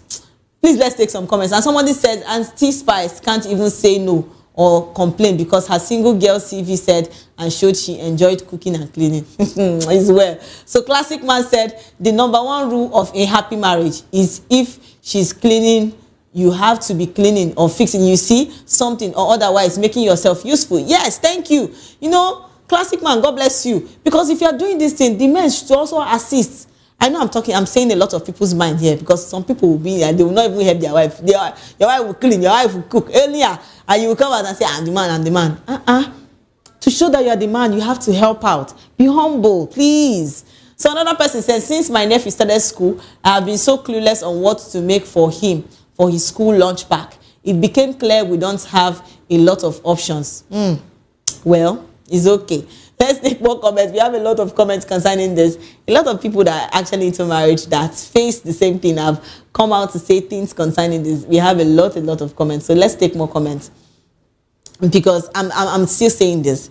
If you're actually helping out, please, men, help out. So someone else said, my sister, you didn't knew that chores is a marriage, a career, plus they ever finish. Please help me tell, because what is all this? You will carry baby, you will do this one. It's well, oh. So Ami Marama said, I'm tired. Oh, my sister, please don't be tired. We just started this road. God will give you strength. And someone said, both cooking and cleaning are responsibilities of an adult. Okay, men don't suffer. At Edo people worldwide, why you say men don't suffer? And it good for us, every single one of una. Very good for you. She una say wise pass una forefathers. Now dance to the music, your body go pee. It's well, oh, at Edo people worldwide. You really came for your gender, but it's all good. Please, let's take more comments. We have a lot of people coming out to say things concerning this, that the men should actually assist, in the house chores. So delivered by Zay said, better employ people to do the cleaning and cooking sometimes. It's not ending anytime soon. But see, a lot now at delivered by Zay, a lot of people don't want to employ, because a lot of things are happening around because of helpers. When they come to help you, they do. People know they trust people again. They carry their pikin, can't give you. Even the one where they carry self and the one where they bring. You not go trust anybody. I'm telling you the gospel truth, because a lot of things are happening. People will do different things, try to put something in your food, and until you or uncle, you will not trust them. Trust me, you not go fit trust them. And even the one way go carry, you don't want to treat that child as your own. You will not be maltreating. I beg, is well. So another person said, so it's everywhere. The matter is long. Well, it's long, oh. So Pretty Share said, them never grind beans. Akara, did this. Please, Pretty Share, help me out. They know that this thing is long. It's a long thing. We cannot just hide away from it or run away from it. So another person said, Ariwa official, that is why you should marry an international man. A clean and well put together man. Once you have a man like this, everything will be easy in the marriage. Even when you start having children, you will have a supportive partner. And yes, who doesn't want a supportive partner? But there are men that you marry, auntie, I tell you, I put it to you, that they have never done house choice in their life. And trust me, when they enter the marriage, they will not do anything, and only you will carry that curse. So just be preparing your mind, child. But it's also good, I've been saying it since, that the men should actually assist the women. They should not leave the house chores for the women. Please, we have plenty things to carry. Even the way you work and other stuff, we too, we are going through a lot. Not be only on they go through a lot this period. We too, we are going through a lot, but it's all good. God will help us. So another person said, this takes us to our next gist, and that happens to be a businessman Don Sylvester Mweke has ignited fresh debate. So a businessman has actually come out to say that marital problem begins when a man empowers his partner. Please, this man, I want to ask him how. How would you say your marital problem begins when you start empowering a woman? Women, I know you are dramatic, but we don't have problem. We coming down. Please, we have a lot of comments concerning this, so let's take comment, because people don't come out for this man. They talk, say, why? It's well. Let's take some comments, because if you ask me in this matter, please, women, we are good people. We are loving people. You don't need to come and start saying a lot of things about us. Please, leave people that want to help us to help us. All right, another person said, yes, so as an empowered woman seems to exercise her rights, and they obviously don't like it. They would rather a docile one that sits at home at their mercy is well. And someone else said, in most cases, yes, there are some women that don't want to just really do anything. Even when, I've said it before, women were dramatic, but it's also understandable that the men should understand us because we are dramatic. That's just the truth. And it's not something we can take. Oh Lord, it's well. So Owerri Food Avenue said, now why are they empower myself? I don't want trouble. Owerri Food is well with you. Please empower yourself well. So Mercy Gozier said, what if the woman already have her own money and business or job? What then? Well, she's good to go now. It's well. So another person said, I blame the many that are chasing him online. Because what is all this? Like, please allow the men that want to support the women should support them in peace. Don't come and say their problems begin when they start helping a woman or when they want to be coming down. So another person said, up one is well. Fola Bello said, Eliriburu ni yinsa. I don't know what that means, but it's okay. Era of Lagos said, it is well. It is well, yo. It is well for we because these people, they are really coming out for women these days. I don't know what our gender did to them, but it's true that our gender too, they try. But it's all good. God will help us. And yes, this is where we draw the curtain. We've talked about a lot of things. And trust me, if you're going to my amazing viewers, whether you're going viral or going global, please don't forget to stay true to your journey. And don't forget to follow us on all platforms at VOP TV and subscribe to our channels for more exciting episodes and updates. Until next time, I am Precious Agumanu, and trust me, this has been Spotlight, where voices meet purpose. Bye.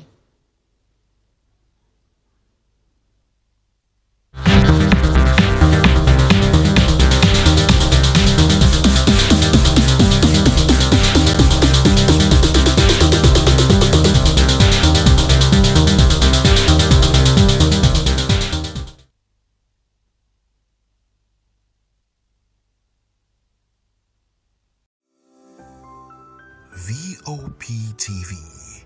Now, you have more than a voice. 2564 is coming up on Barney 9, right? 2564 Atlantic Tower. What happens in the hush behind hangar doors? Who signs the papers that gamble with lives? Which truths were grounded before they even ever had wings? If you've ever buckled a seatbelt at 30,000 feet, if you've ever stared out of that tiny window and wondered who's really in control of the skies, it isn't just flight, it's power, it's politics, it's pressure sealed in steel. We're peeling back the clouds from runway risks to sky-high secrets. We're diving deep where most dare not to look. Aviation Scope, every Sunday at 7 p.m. only on Voice of the People TV. We don't just report, we reveal. We don't just ask, we uncover. Because when it comes to the skies, ignorance is turbulence. Aviation Scope, the sky isn't the limit, it's just the beginning.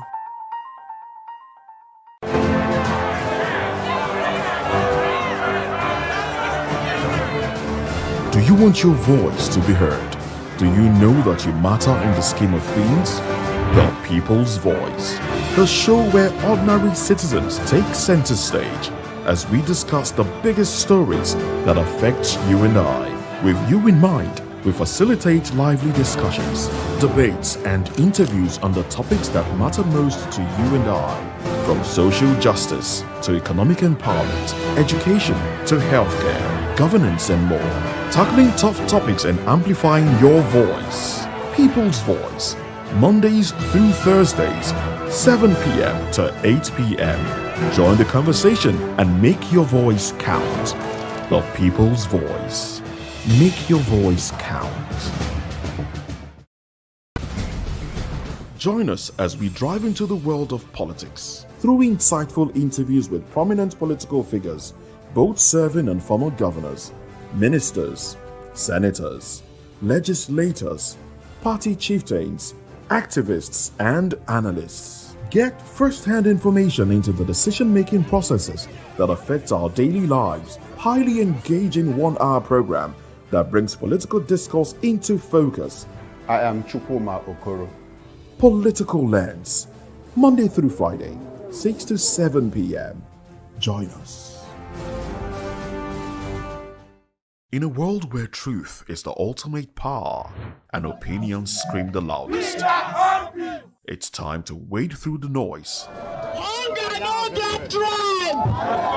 Hunger no get religion. And scan the human interest and trending topics that matter. Stay tuned to The Issues, your plug to the stories making the buzz, from politics to science and technology, social justice, and more. Let's tackle the tough questions and expose the truth. The Issues, on Voice of the People Television, Mondays to Fridays, 8 to 9 p.m. The Issues. Don't just react, understand. Voice of the People Television awuchiela o onye nụ ya ka ọrụ ibe ya. Ị chọrọ ịmata akụkọ ndị gbara n'akwụkwọ akụkọ dị iche iche n'ala anyị kwa ụbọchị. Ị chọrọ ịmata ka o si afịatụ na ndọrọndọrọ ọchịchị, agụmakwụkwọ, azụmahịa, ime njem, ọbụladị egwuregwu. Mgbasonyere anyị n'oge ndị Igbo na Voice of the People Television. Anyị nwere ndị ọbịa bụ ọkachamara, bụkwa ndị ga-enye aka tapịa isiokwu ndị anyị jiri bịa kwa ụbọchị. Anyị ga-eji ka o siri gbaa n'akwụkwọ akụkọ dị iche iche wee malite tupu anyị akọzie n'uju n'ubi onye anyị bịara na nke ya.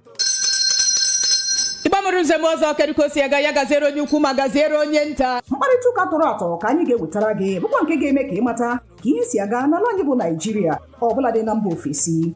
Oge ndị Igbo na Voice of the People Television ga na-abịara gị site n'ụbọchị Mọnde ruo Fraịde na SLTV Channel 264. Ekwekwala ka akọrọ gị ya akọrọ.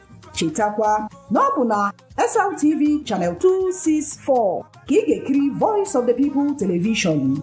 Voice of the People Television. Ugbu a ị nwere karịa olu.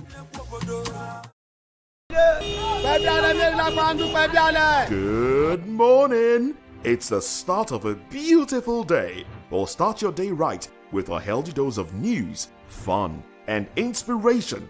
Join us on VOP this morning for the latest news, trending topics, and uplifting stories to set your day on the right vibe.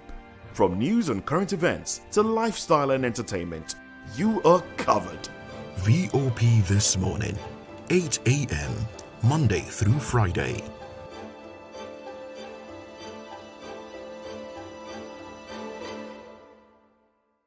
Behind every broken desk lies a broken promise. Education shapes the nations. But who is asking the right questions? Introducing Edu Dialogue, the show that goes beyond the surface, exposes the cracks, the corruption, and the silence in Nigeria's education system. Edu Dialogue, Saturdays, 3 p.m., only on VOP TV. We break the biggest stories, from missing funds to policy failures. We ask the tough questions and demand real answers. Edu Dialogue, this Saturday, 3 p.m. on Voice of the People Television.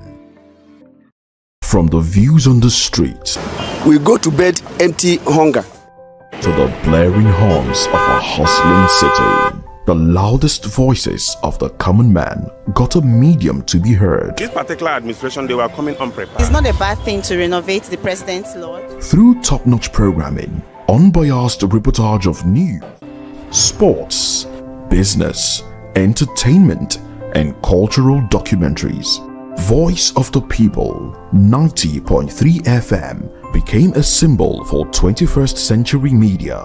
And now, a new baby is born. Voice of the People Television, VOP TV, youthful, full of vigor and penchant for excellence in the continent's media space, exposing the wrongs, applauding the rights, dissecting the news without fear or favor, through factual and accurate stories and contents. Corruption kills three things that makes a society. Representing the interests of the people and giving them a voice. Voice of the People TV is here to stay towards building a fair society. VOP TV, Voice of the People Television, truly a voice for the people.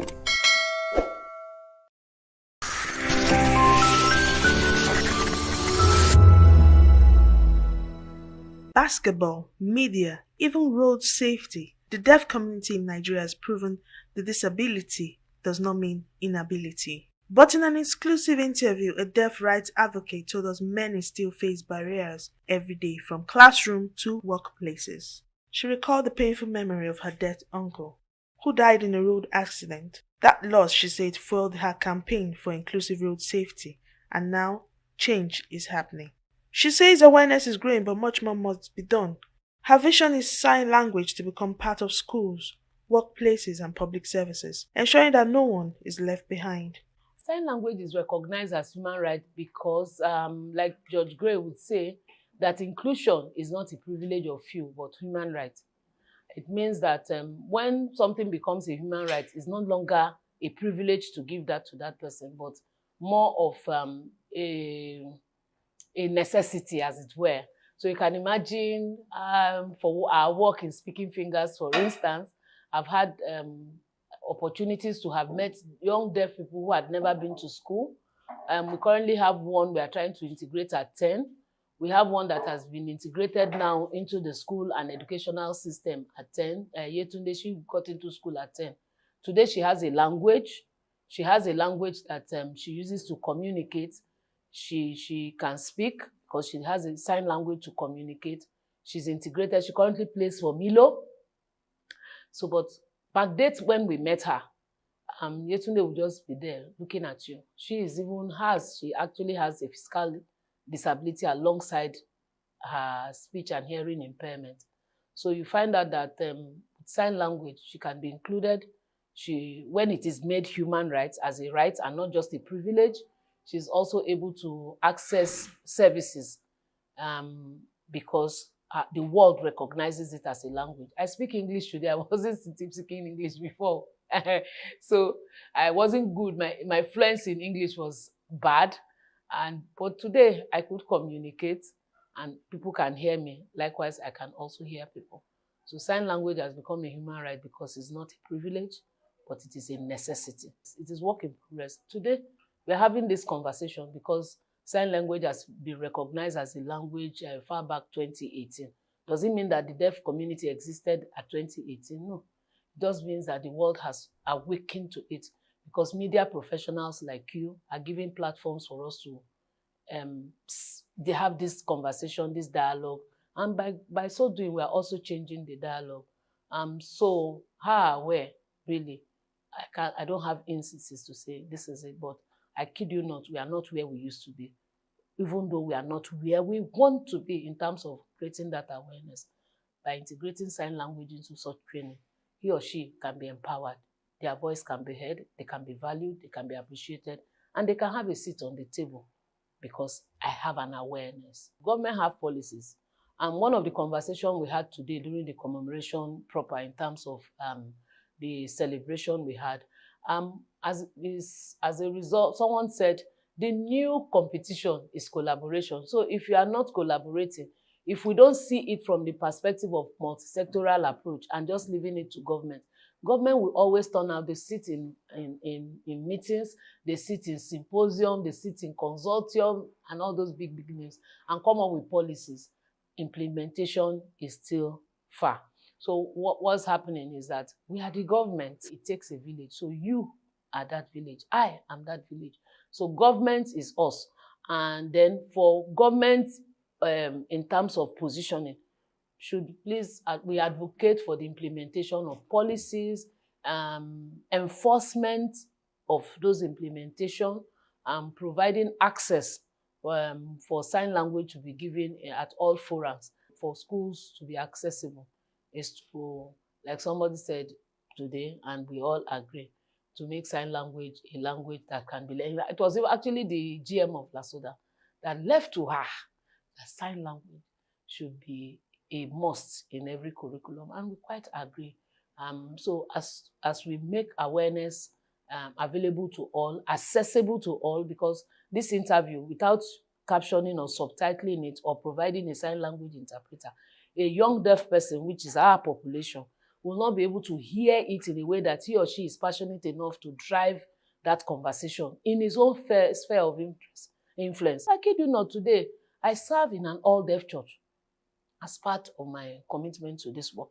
I serve in an all-deaf church, choir, usher, pastor, everybody, songs, everything is done in sign language, ensuring that sign language is signed everywhere. Deaf people are free to use their language. You and I learn how to sign and communicate with them and ensure that videos, things are accessible, communication is provided in an accessible manner. Truly just leave no one behind. So that's what this year is talking about. Seeing it from the perspective of we are not doing them a favor. We are providing access.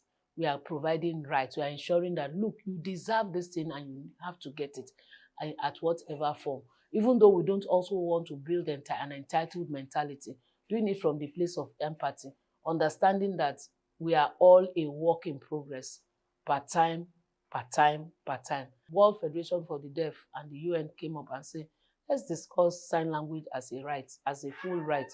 For her, inclusion is not a privilege, but a right, and she believes society must give the deaf community a seat at the table. I'm Onyeka Ogolo, reporting for VOP TV.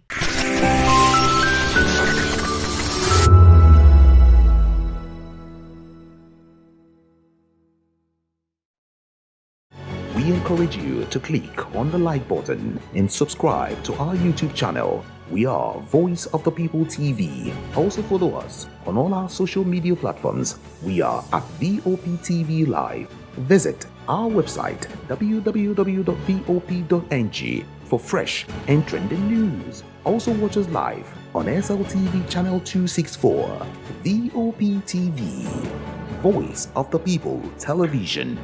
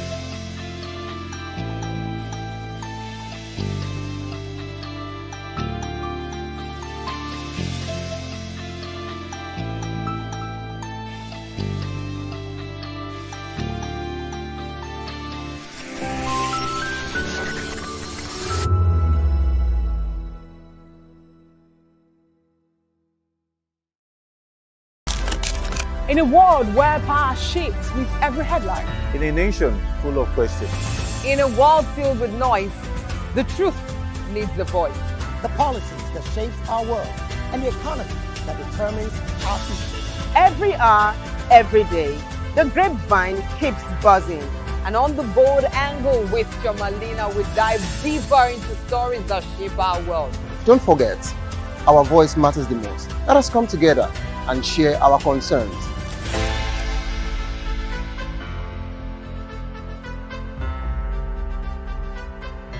My name is Esther. They call me the Oga of them and the general overseer of them all. Every man, every woman has got a voice where integrity is the volume. So this is Voice of the People's TV. Voice of the People's TV. So this is the people's voice. And the people's voice is the voice of God. That's the voice populi in Latin. The people's voice is the voice of God. So keep watching Voice of the People. In fact, my name is Voice of the People. Keep watching MC Adobe King. Hi guys, my name is Kegan. I am Nigeria's biggest tech content creator. And I just wanted to give a quick shout out to Voice of the People TV. Keep watching, enjoy, and you're welcome. My name is MC Alamano. They say they call me Enjoyment Landlord. It's VOP TV. Keep watching VOP TV. Don't touch it down. Even if you want to touch it down, increase the volume. If you don't increase the volume, I told me. My name is Collins Agawabe, popularly known as No Maiden, but last, more than No Maiden. Or more. Not be all so the cook right at the fry plantain. We keep on watching VOP TV. The voice of the people, the voice of Edo. If you don't want to get the authentic news for Edo, the way it be, that's why they show and they want to cut anything come on. At VOP TV.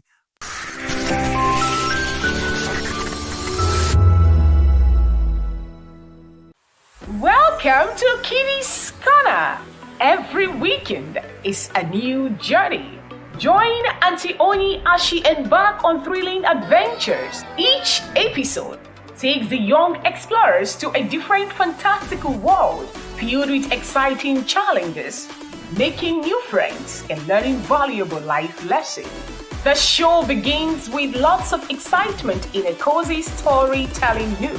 Fairies teach the importance of kindness, honesty, bravery, teamwork, or curiosity. Kitty's Corner is a delightful blend of fun, education, and imagination with catchy songs, interactive games, and heartwarming stories. Join Auntie Oni every Saturday, 10 a.m. to 10:30 a.m. on Voice of the People Television. Kitty's Corner, perfect destination for curious minds.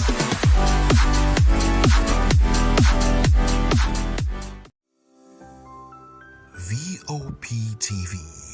Now you have more than a voice. The red carpet came alive in Lagos as industry players, culture enthusiasts, and cinema lovers gathered for the premiere of Amayanabo, The Eagle King. Written and produced by media entrepreneur Betty Irabo and directed by veteran filmmaker Fred Amata. The historical drama brings to life the rich culture and traditions of the Niger Delta, told through the lens of royalty, power, and identity. All we've learned in history is what the white man has told us. Let us start telling them our own side, how our forefathers felt, how they... We had city-states, we had a structure, we had a government before the white man came in. We need to start telling our own side of the story, not their side of the story. And we can do it, and we are doing it, and I will continue. Nothing will stop me by the grace of God. The movie explores themes of leadership and betrayal with standout performance from its cast. One of the lead actors who played the antagonist shared his excitement about embodying a complex role that challenged the king's authority. Let me say without revealing too much, my character was the character that led King Ibanichuka down the path of unrighteousness. Hey! Oh yes, so this is so that means you're like a villain in the movie. Well, without revealing too much, I wouldn't say I was a villain. I would say I was a principled person that insisted on sticking to terms. So those terms are now open to interpretation by the audience. Audience members who attended the screening described the film as a bold celebration of culture, applauding his storytelling, costuming, and cinematography. As the stunt director, how was it? Well, I would say a bit challenging, but because I've been doing that for over a while. I mean, I've been featuring in fight movies as a fighter, so it's the experience is not totally new. But it was actually a challenge for me to individually choreograph a fight scene of that kind of epic scene. You understand? It's actually a challenge, but I thank God that it was a success. So what are your expectations for this movie as you have directed? Actually, there are no longer expectations. I've seen the final output, and I expect that you will be blown away when you watch it. It's a comprehensive telling of the struggle of a people for identity, for survival, and also to stand your ground when it matters most, so that you don't get trampled upon by an intruder, so to speak, and many more. With Amayanabo, The Eagle King, Irabo and a team hope to set a new pace for culturally rooted cinema, proving once again that Nigerian stories are best told by Nigerians themselves. Oyindamola Olukutan for Voice of the People TV.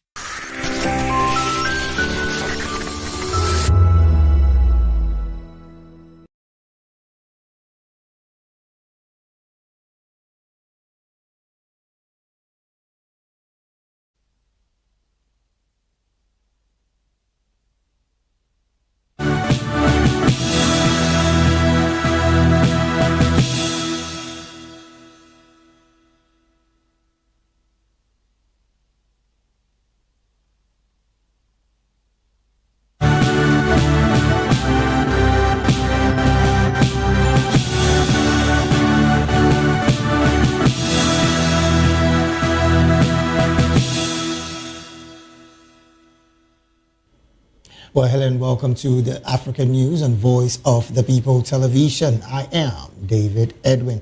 Before we begin the news, we would urge you to kindly visit our website, www.vop.ng, for fresh and trending news stories.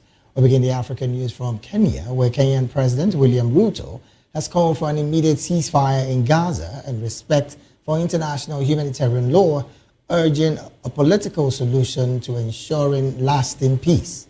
Speaking at the 80th UN General Assembly, Ruto backed the African Union and UN's support for a two-state solution. He expressed deep concerns over the humanitarian crisis in Gaza, citing heavy civilian casualties, and warned against double standards in addressing human suffering. Meanwhile, Sudanese Prime Minister Camille Idris has called on the UN and international community to designate the Rapid Support Forces as a terrorist militia.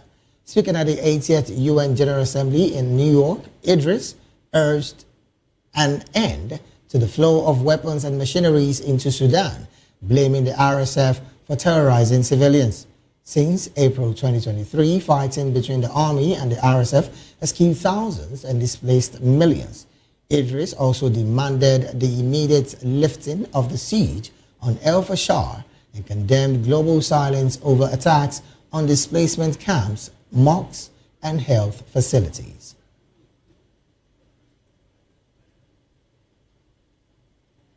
And from Sudan, we'll move straight to Zimbabwe, where Zimbabwe has officially launched its campaign for a non-permanent seat on the UN Security Council for 2027-2028. The launch, held on the sidelines of the 80th UN General Assembly in New York, was led by Foreign Minister Amon Muriwa on behalf of President Mnangagwa, running under the theme Advancing 21st Century Solutions for Global Peace and Security through Multilateralism. The campaign targets elections set for June next year. President Mnangagwa says Zimbabwe will prioritize peace, counter-terrorism, regional partnership, and the women, peace, and security agenda if elected. In another development, Madagascar imposes curfew after violent power outage protests. Authorities in Madagascar have imposed a dusk to dawn curfew in the capital Antananarivo after protests over power and water shortages turned violent. Hundreds took to the streets over frequent blackouts lasting more than 12 hours. Police responded with rubber bullets and tear gas.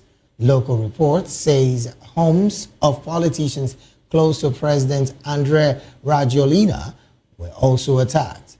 The island nation, grappling with deep poverty, have seen growing frustrations with Rajoelina's government re-elected in 2023 over stalled improvements. And in the Horn of Africa, Somalia's intelligence agency says 24 Al-Shabaab members were killed in coordinated operations across Hiran, Galgaduud, and Lower Shabelle provinces. The raids, conducted with international security partners, targeted key figures including Abdi Hire, a long-sought militant killed in Hiran. 21 others were killed in separate strikes in Tugere village and the Gaudu region. Since July, Somali forces backed by the African Union and global allies have stepped up offensives against the Al-Qaeda-linked group, which has waged a 16-year insurgency targeting civilians and security forces. Moving on, there are reports that say the authorities in 14 African countries have arrested 260 suspects in a major cybercrime crackdown targeting romance scams and sextortion. The 2-week operation, codenamed Operation Contender 3.0, ran from July the 28th to August the 11th and was coordinated by Interpol. Police seized over 1,200 devices, dismantled 81 online crime networks, and identified nearly 1,500 victims. Losses are estimated at $2.8 million. Ghana led with 68 arrests and $70,000 recovered. In Senegal, 21 suspects allegedly posed as celebrities to scam 120 people, while Cote d'Ivoire dismantled its extortion ring with over 800 victims.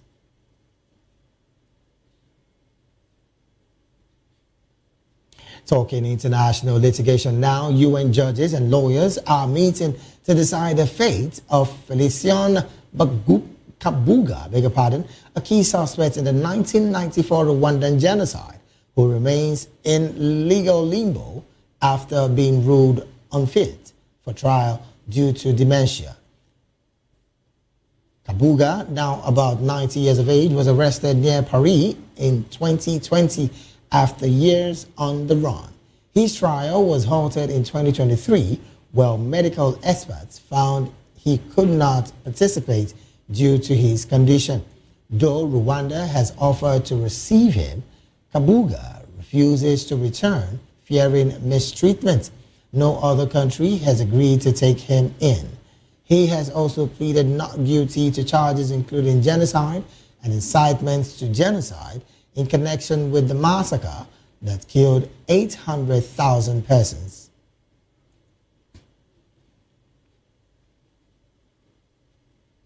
Meanwhile, Netherlands and Uganda have signed a memorandum of intent to set up a return center in Uganda after rejected asylum seekers. Rejected asylum seekers. The agreement signed during a UN meeting in New York targets individuals from Uganda region who are unlawfully residing in the Netherlands.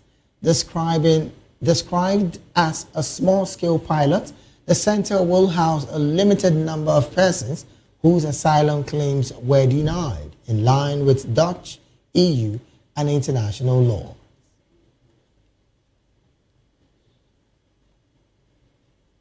You're still watching the African news right here on Voice of the People Television. We'll go straight to the analysis segment of the news. And joining us to make sense of these stories and more is Dr. Peter Anosike. Dr. Peter is an economist by profession and also a major writer par excellence in Nigeria. He is here today in the capacity of a public and political affairs analyst as well. Dr. Peter, a very good afternoon to you. Thank you for having me. Thank you so very much for being here.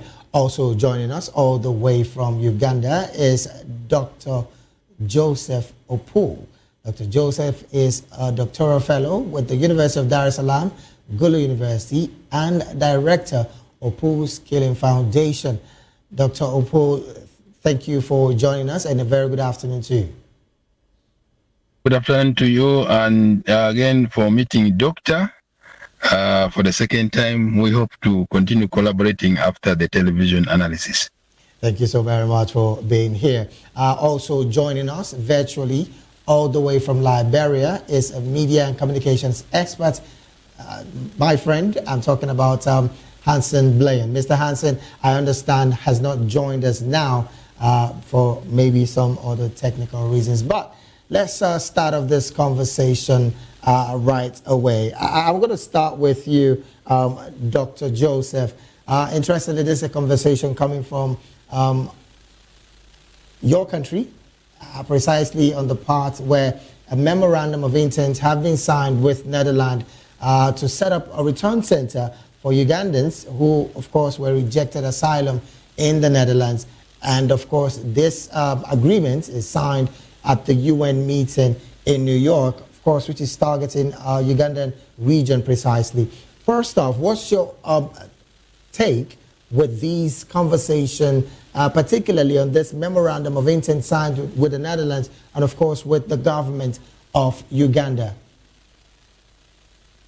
Thank you so much, David, and my colleague Doctor in the studio, and then to the viewers of this television. Always when governments develop bilateral agreements, memorandum of understanding, I think they have something in common usually. But like we said yesterday, African leaders have to be very, very careful each time they are entering into engagements with the European governments, with the US, but generally the global north. They have not seen the content of the said bilateral memorandum of understanding, but I would like to say, appreciate, but caution the government of Uganda to study the terms, the clauses, and the conditions of this memorandum of understanding, so that we are not caught off guard. We don't regret. Last time I was telling you that, remember how President Traore was almost caught off guard when he was about to sign. Then again, I think something communicated to him and said, could you please review what you are going to sign? And then by God's grace, he was able to identify that there was really grave gaps in the agreement that he was going to sign. So that is my take number one. The government should be very careful. And number two, of course, you're talking about asylum seekers. Uganda has the best reception or policy as far as refugees, asylum seekers are concerned globally.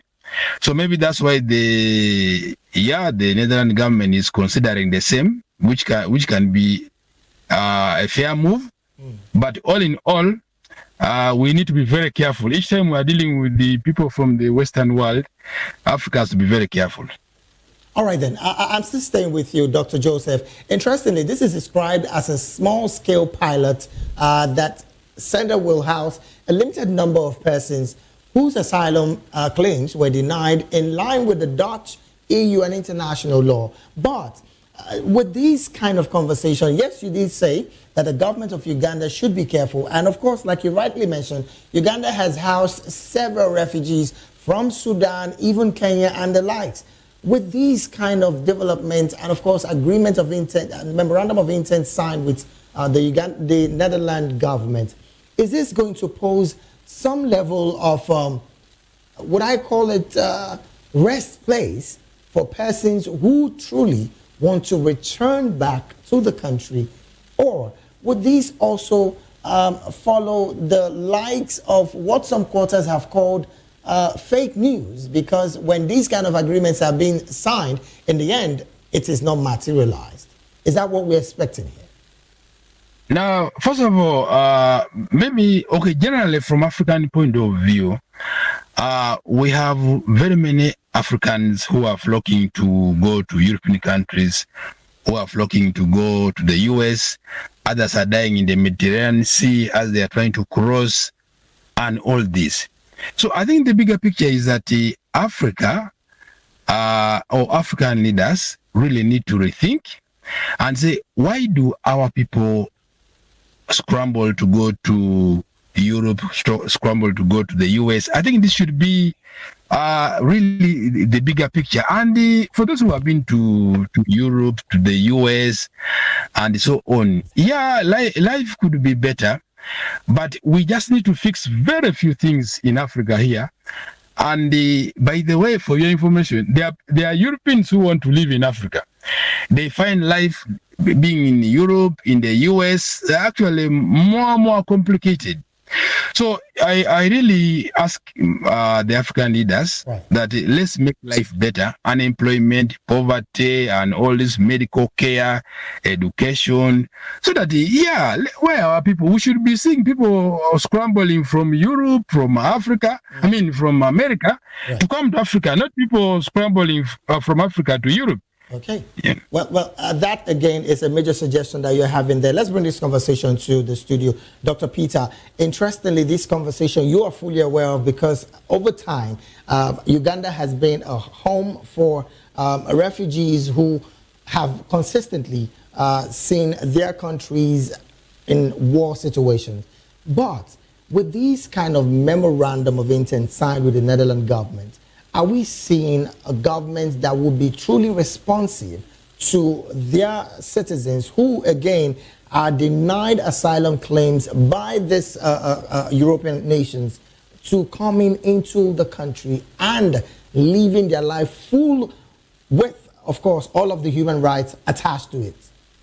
Well, the issue is that it is not agreements, signing agreements or making promises is not the main thing.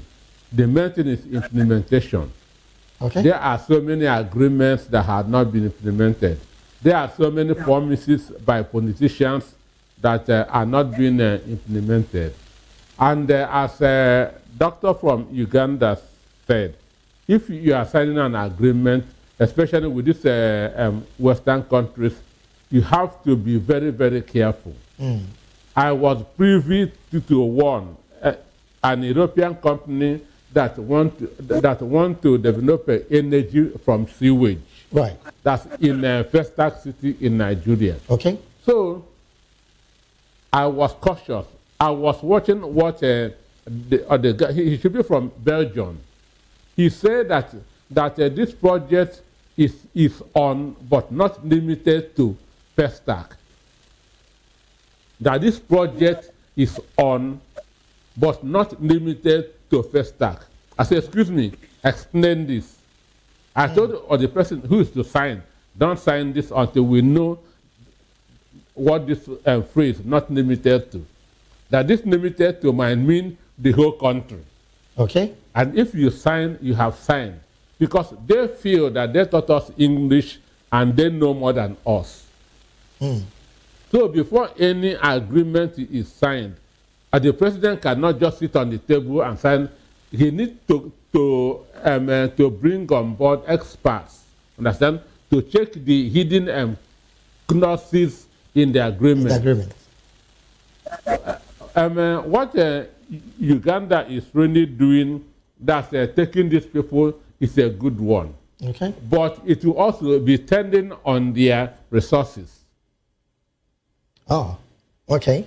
No, that's if you have 5 people to prepare food for, and 2 other people come in. Right.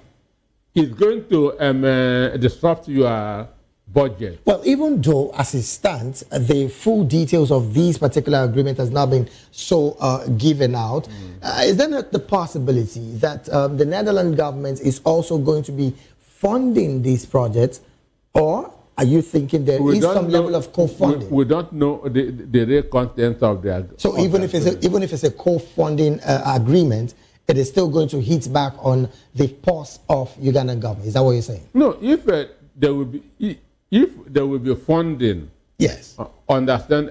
For me, it is okay. But this Western world may be thinking good radiance to bad rubbish. Understand me? Okay. So they should check the content of the agreement that they want to sign and check who it favors. If it's a win-win agreement, fine. But if it's a master and slave agreement, no. Okay, now from this particular, well, again, we will be keeping our eyes on this conversation as it develops and, of course, bring it to our teaming viewers. Let's jump to another conversation. The president, almost all African representatives are in hunger 80. And as it stands, Kenyan President William Ruto has called for an immediate ceasefire in Gaza and, of course, respect for international humanitarian law. These, again, were his words. Looking at the fact that, yes, the call for a lasting peace is being called for on the path of Gaza, one would want to wonder, what is the relationship between Gaza, Palestine, Israel, and Kenya? No, that's he is in hunger. Yes. Understand me? So, and he has to talk like a responsible citizen, because the respect for human rights is not even happening in his own country. That's the part that some quarters have actually been talking about, really, which is the reason why I brought up this question. Respect for human rights have been violated some parts in Kenya, where the president did make a clear a decision to use security operatives to shoot in the leg of protesters. Now, if that is going to be anything to go by, how do you think his statement talking about human rights being clearly being adhered to in Gaza. How do you think the delegates in the UN Assembly would take him serious? Well, the Bible says that one should, first of all, remove the plank in his own eyes before expecting another person's own eyes. So he is not practicing what he is preaching. And for a president to utter that word, shoot. Because in America, their First Amendment is a right to protest. Right. So how can an American or a British who had an African president saying shoot your own people because they are protesting for their rights? So for me, he is not even supposed to have been allowed there. All right then. If UN is serious, yes, they should be discriminating against that autocratic heads of government. Now, I'm still going to stay with you, Doctor. In your book, this one that I have here, Abuse of Power, How Democracy Turned into Tyranny of a Few. Of course, I'm going to go through it. From the part of the president of Kenya, I'm talking about William Ruto, on that statement, which again he did say it is trying to protect the properties of business owners in the country, and of course because the protesters were going after these businesses. Do you think that the likes of William Ruto, President William Ruto, going as a number one citizen in the UN Assembly have any moral justification to speak on the part of humanitarian positions for individuals, not even just in Gaza or Palestine? He is not qualified at all, but we can take the message and throw away the messenger. Understand? We can take the message. Ceasefire in Gaza is a good message, right? But the messenger is not the right person to deliver such a message. All right, then let's take this conversation to Uganda. Well, Dr. Joseph, interestingly, I want to stay with his last line. Take the message, but the messenger, ignore the messenger. Is there the possibility, as humans, for you to take a message and, of course, ignore the messenger, owing to the fact that, of course, like I read out earlier, the order by the president of Kenya to shoot in the leg of any protesters who is going at properties, which again, like I said earlier, is at the forefront of protecting businesses in the country. Again, should we as Africans even do such or alter such to our fellow Africans? Yeah, maybe first of all, like Professor said, we would like to thank President Ruto for his message. Because if you watch the videos and you see what is taking place in the Gaza, it's really very dehumanizing. But also what is very interesting is that a person who has very many problems in his home, in his compound, he wants to sweep the compound of another home when actually his compound is one of the dirtiest. So I think President Ruto, William Ruto, has first the responsibility to slash his compound very well, sweep it very well, before he gets opportunity, before he has the time to really talk about other people's homes. I think he has a lot of homework to do more at home than talking about the issues of the Gaza as a human being, because the people are spread across the world. You may find there are Kenyans there, there are Nigerians there, everybody could be there. But really our concern is there, as you are talking about the rest of the people, what about home? Home. Charity, they say. Doctor, charity, they say, begins at home. Opposition leader Rigathi Gachagua in Kenya has clearly said that the president is talking on two sides of his lips. On one part, he is saying that Gaza's ceasefire should, of course, be adhered to. And in the country, he's giving orders to shoot any protester in the leg.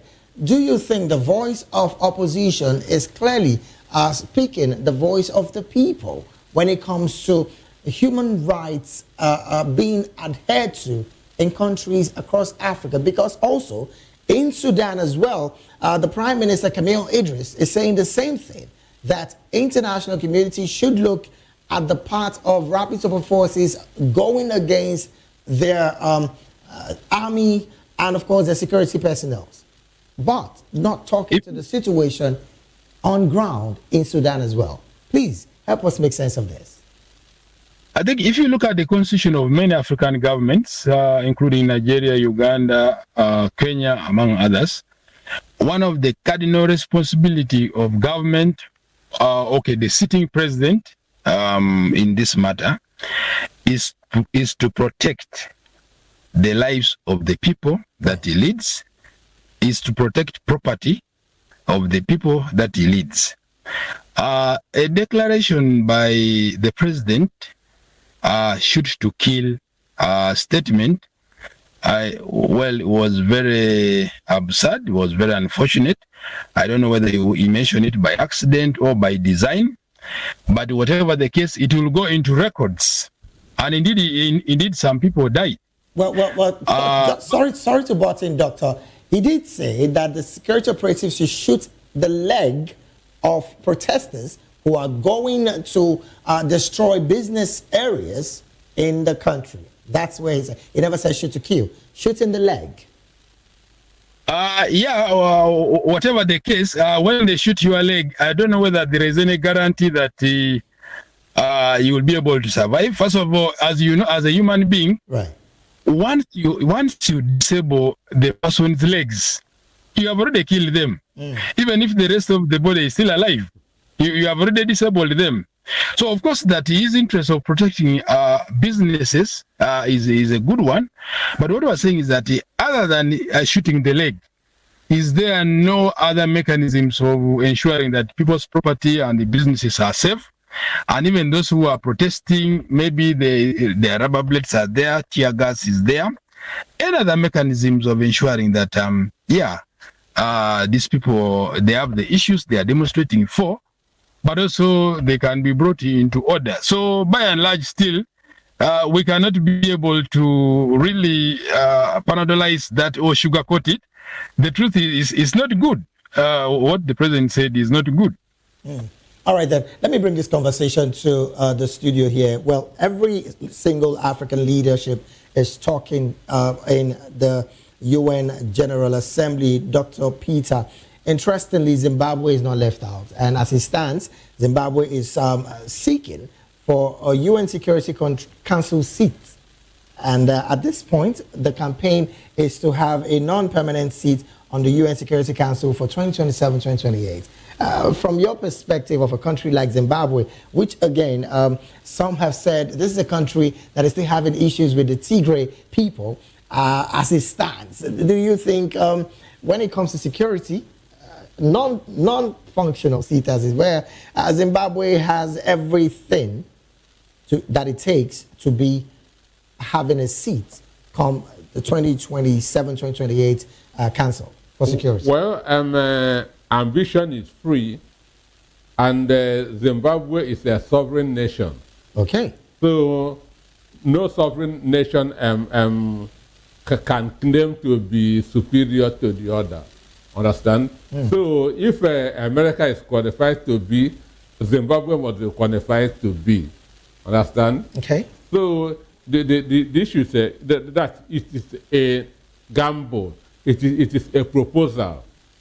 We want to be among to have a non-permanent seat because it's just for a period of time. Right. And maybe they have looked at themselves and they feel that they are qualified for membership. And therefore, they are now asking for them to be admitted. Okay. But this is a ceremonial stuff, understand? It doesn't do anything to your economy. It doesn't do anything to your security. Even the UN itself, when that say in the United Nations that one vote is equal to 99, understand? Right. So for me, what they are just going there It's just a kind of a jamboree. Well, you just said that it looks more like a gamble on the part of Zimbabwe to wanting to want to be on that UN Security Council seat. But again, one of the yardstick for being on that seat is when there is some very good enough peace in your region, which almost all African countries are fighting one level of insecurity, but whether internal or is otherwise. there peace in UK, in United States?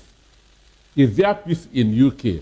So but there are no level of insecurity there like we find in African nations. So all these are utopian ideas, understand? And it is discriminatory. When you go there, they want to define what peace means. And when they define it, you see that African countries will be excluded. All right, then, let's take this conversation to Uganda. Well, interestingly, Dr. Joseph, Dr. Peter here just tried to make me understand something called relative peace. But from what we see in, of course, across Africa, we see some level of insecurity, whether internal or external. Looking at this conversation, Doctor, do you think that Zimbabwe is worthy enough to have a seat in the UN Security Council, even as a non-permanent seat in the 2027-2028 year? I think Zimbabwe, like the rest of the African countries, should be talking about African Security Council. That should be number one. And number two, the UN Security Council is the business of America, and then the friends of America, where they are marketing their weapons, they are doing their intelligence on Africa. They are siphoning a lot of information from African countries. But like Professor said, that the UN Security Council has not even a dot of a benefit to any African, other than promoting conflicts in African countries, so that Africans are able to buy weapons from them, Africans are able to buy intelligence from them, Africans are able to hire their people as experts.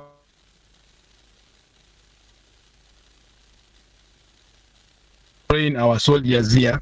But as far as I am concerned, UN Security Council has no value. Zero value to Africa. We can do without it, and we are able to survive very well. And to tell you the truth is that Africa does not need arms.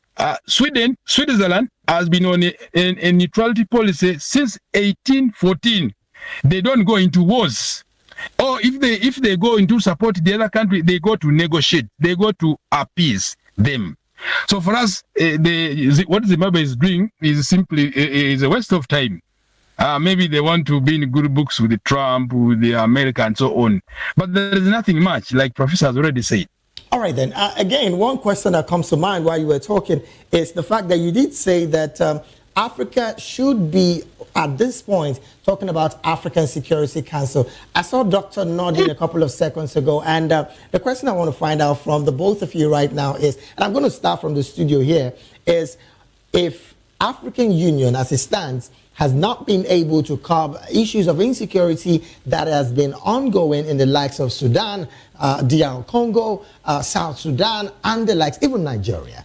Do you think African countries and leaders can, for once, have to create sort of an African Security Council, just like we have in the UN as well?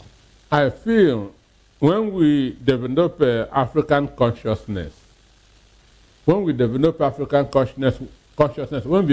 to think of Africa, because one, you must solve your own problem before you can solve that of others.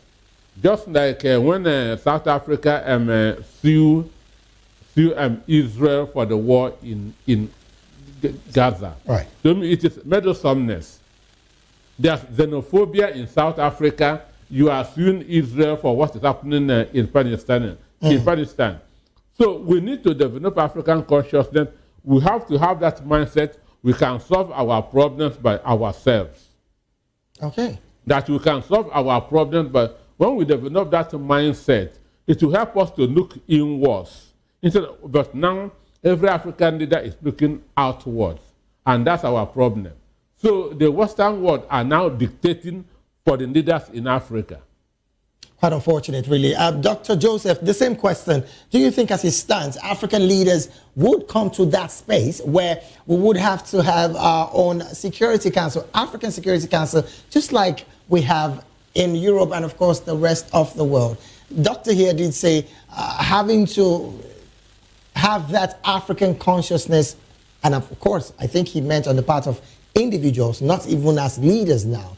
What can be done for us all as Africans to be able to navigate and, of course, have our own Security Council, just like you mentioned earlier? Actually, on top of Africa having the Security Council, Africa should also have African Peace Council. Peace Council. Because when you talk about security, largely we are talking about issues of wars, what and so on. And you know, a person who has a gun in his hand, psychology of the gun, Professor here should be knowing. Psychology of the gun, the moment you have a gun, all problems are solved by gun. If you have a quarrel with you, it has to be, let me go and pick my gun. If I do anything, it has to be a gun. But also when we have the Security Council alongside the Peace Council, most of the things, like I've just told you, that if you look at Switzerland, if you look at Sweden, they have been on neutrality policy from 1814 to date. They never go into war with anyone. Whatever arms they have is for protecting their citizens. They have very few policemen. They are calm. So that is the direction that Africa should be taking. Because why is South Africa fighting with the other country? Why were Nigerians being killed in South Africa? Professor was talking about xenophobia. We are all Africans. Somalia is fighting. Uganda is in Somalia. Kenya is in Haiti. What are we doing? And then we have our own problems, but we claim to be having solutions for other people's problems when we can't solve problems. Yes. All right, then, because of our time, really, let's just wrap this up. And I'm still going to stay with you, Dr. Joseph. Interestingly, there was a major protest in Madagascar as a result of power cuts, and that against the backdrop of the fact that there's been hours of power cuts in Madagascar, and this has resulted into serious violence because, according to reports, we understand that authorities in Madagascar have imposed a dusk to dawn curfew in Antananarivo after the protests over power and water shortage have turned violent. Interestingly as well, hundreds took to the street, and of course frequent blackouts for over 12 hours. Police have responded as usual, and at this point firing tear gas and rubber bullets against the protesters. How can this truly be navigated that our police, security operatives, even the police now, can know how to manage protesters and will not get casualties like we get almost all across Africa when it comes to protests, which again is enshrined in every law of African nations that it is the right of the citizens to protest? African shame is a global shame that in the 21st century, we have African leaders who can supervise, who can manufacture problems, who can manufacture poverty, who can manufacture water shortages, who can manufacture unemployment, who can manufacture diseases in the hospital, who can manufacture illiteracy, and all those. How can this happen in a country with a small population, with so many resources? But even if the resources are few or the people are very many, but how can a head of state wait? You know, by the time when the local people go to demonstrate, they have said enough is enough, whether to die, whether to do what, let's just die. Instead of us waiting for the diseases, poverty, hunger to kill us, let's go into the street and the government kills us. How can this happen on earth? For sure. So I really first of all condemn this in strongest terms, that African heads of state can watch this happen for their own people, while the leaders themselves are living very lavish life. Look at the escorts. I have seen a head of state how they are living, good cars, powerful homes, relatives are living in Europe, golden property, ABCD, while the people are swimming in poverty. It's very unfortunate, and we condemn this in the strongest terms. I don't know whether one day light and wisdom will enter into the leaders of African countries and say, let's prioritize the people first. The people are richer than the country. Right. And then they get resources in the country to enrich themselves. All right, then. Same question, Dr. Peter. In your words, maybe in 1 minute, let's have your view of this particular protest that has become to the point of a major curfew in Madagascar. Well, power belongs to the people. Power belongs to the people. Those in government are holding power on behalf of the people. So the people have every right to ask questions. They have every right to demand accountability. They have every right to protest. They have every right to protest when things are not going the way they want it to go. Okay. So what they are doing is the right thing, but police in Africa should be educated on crisis management. It is not everything that you come out shooting. You are not in a state of war. You are not in every protest is our right. Right. And government is for the people. When what the people want is not happening, they have every right to protest. So police should know this. All right, then.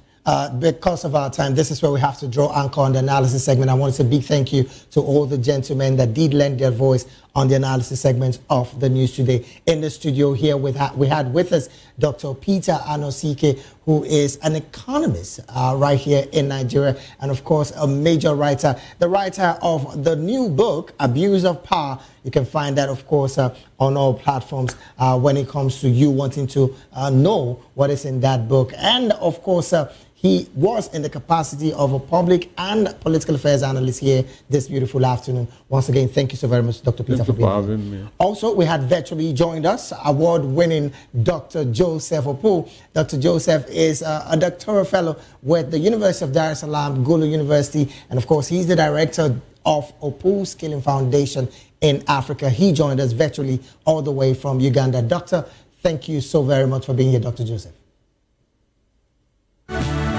Have a great day ahead. All right, then, we'll go on a very short break now. When we return, the rest of the African news will continue shortly, just after this quick break. Please stay with us.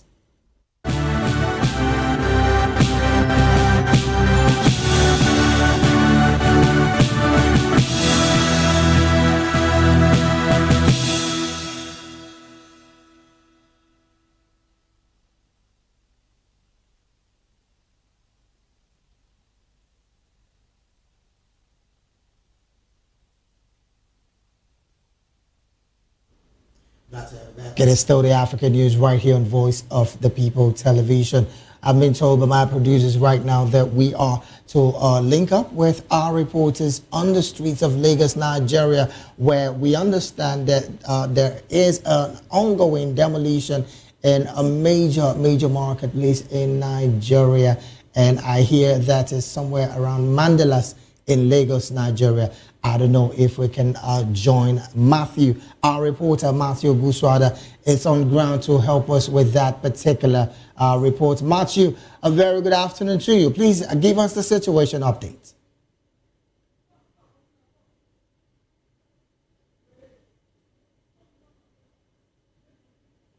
All right, then. Well, our technicians are also trying to get, the footages and, of course, audio of Matthew Guswada on that one. Let's move on to other stories quickly. Japan's foreign aid agency has cancelled a cultural exchange initiative with African countries following a wave of online misinformation and anti-immigrant backlash. The Japan International Cooperation Agency said it was scrapping the African Hometown Scheme, which paired 4 Japanese cities and African communities to promote training and cultural ties, not migration. The move follows false claims triggered by an inaccurate Nigerian government statement suggesting the program included special visas. The information sparked widespread outrage online. Critics of Prime Minister Shigeru Ishiba accused him of plotting mass immigration a claim amplified by social media users, including billionaire Elon Musk, before being debunked. Despite strict immigration laws, Japan faces rising anti-foreigner sentiment, even as its aging population threatens long-term economic growth.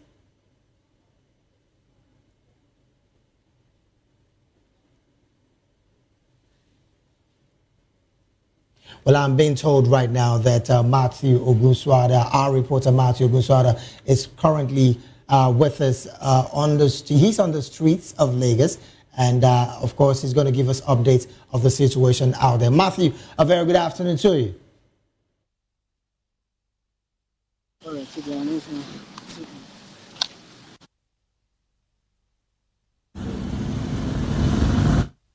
This is the Ojo market, which is the trade fair, and right now we have some parts of illegal demolition happening here by the Lagos State government. The Lagos State government has said that these are parts of the ongoing measure to ensure that some parts of the states are better protected from environmental hazards. And when we talk about environmental hazard, you're talking about the fact that some parts of Lagos are always flooded with erosion. Some parts of Lagos are always flooded with pollution and others. So the Lagos State government has decided that this is one of the moves to ensure that illegal demolitions are not in the state right now. And if you can see, we will see some parts of the building right here being demolished. Apart from this, if you can also walk me through forward, you will see some parts of the building. Now, this building, from what we got from eyewitnesses, are parts of, this is a specific complex owned by somebody, which is a trader.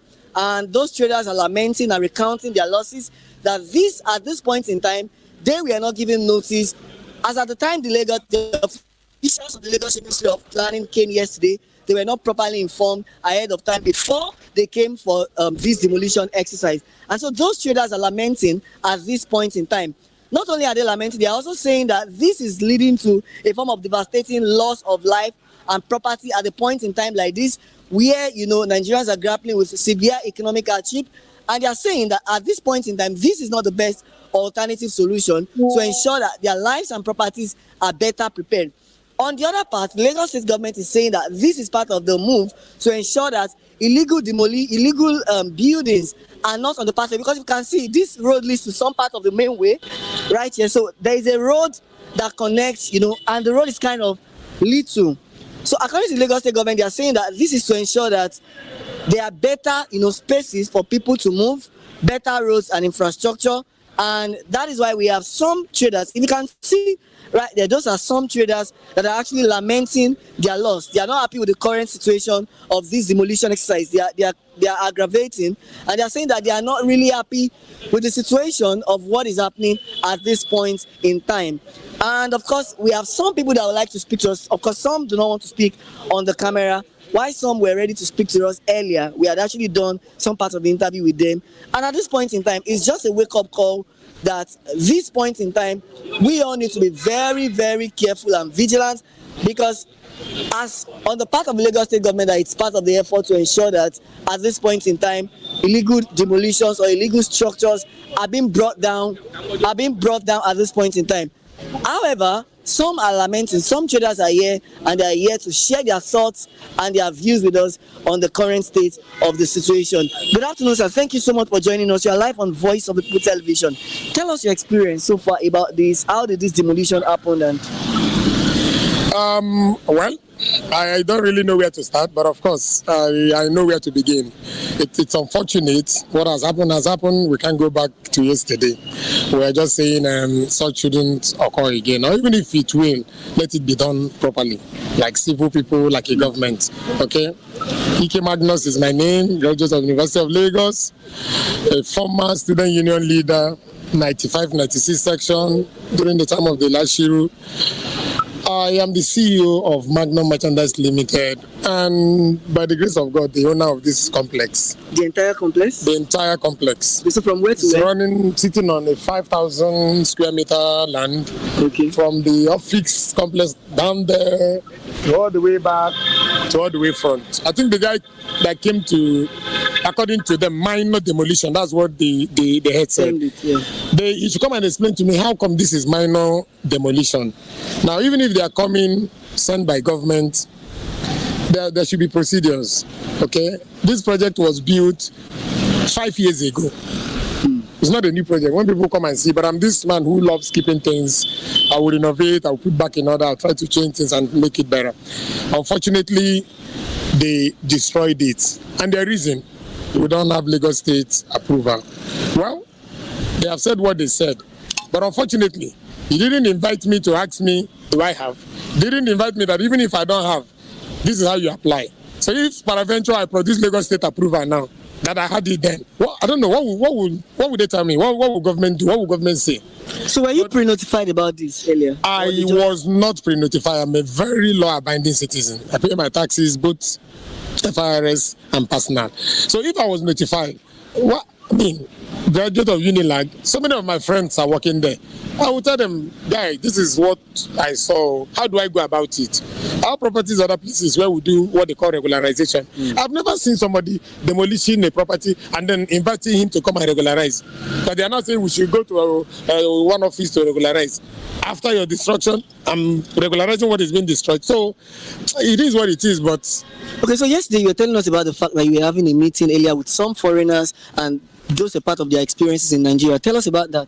Actually, unfortunately, I had 3 foreign partners that I was seated with upstairs, having meetings and all that. All these things happened, and they were like, of course, if you're somebody who is not used to this, it looks crazy.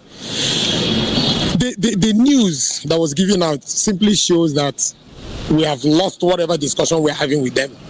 I mean, no foreigner can come to a place and then things are being destroyed without pre-notice, without demolition notice, without letters, without an invite. If there is anyone, let them show me. The property I'm sitting on has federal government approval. 100% approval, approved in 2018, funny enough. And since then, we've been paying our land use charge. Since 2018 till date. I've been paying that. They only gave us 1 year free because of new whatever. And after that, we've been paying all through. Okay? And we have always gone to the Transfer Management Board, whom our mother body here that manages here. They tell us what to do. So even if what Lagos State is saying is true, the way they are saying it, all they need to do, write to the management board or tell the management board, they tell us, you can always, it is me who is suffering it. They are claiming that they invited the ED and then she did not show up in their meeting. Now you are destroying us. How do you marry the two? So ED as in? The executive director of the complex. There's an ED here. Okay, from Ministry of Trade and Commerce also. That's ED here managing this complex. Okay, the ED is here.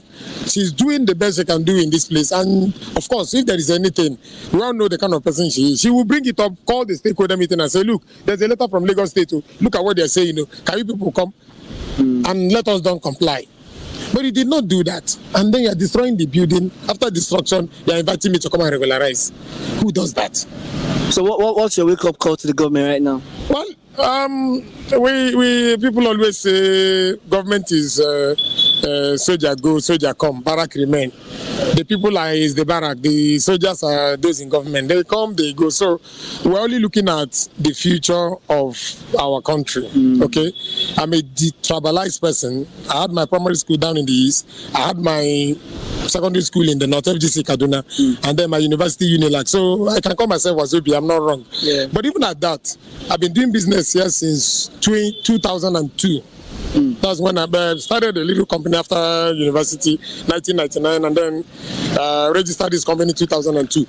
The issue is not about what we do now. The issue is to a wake-up call to those at the helm of affairs.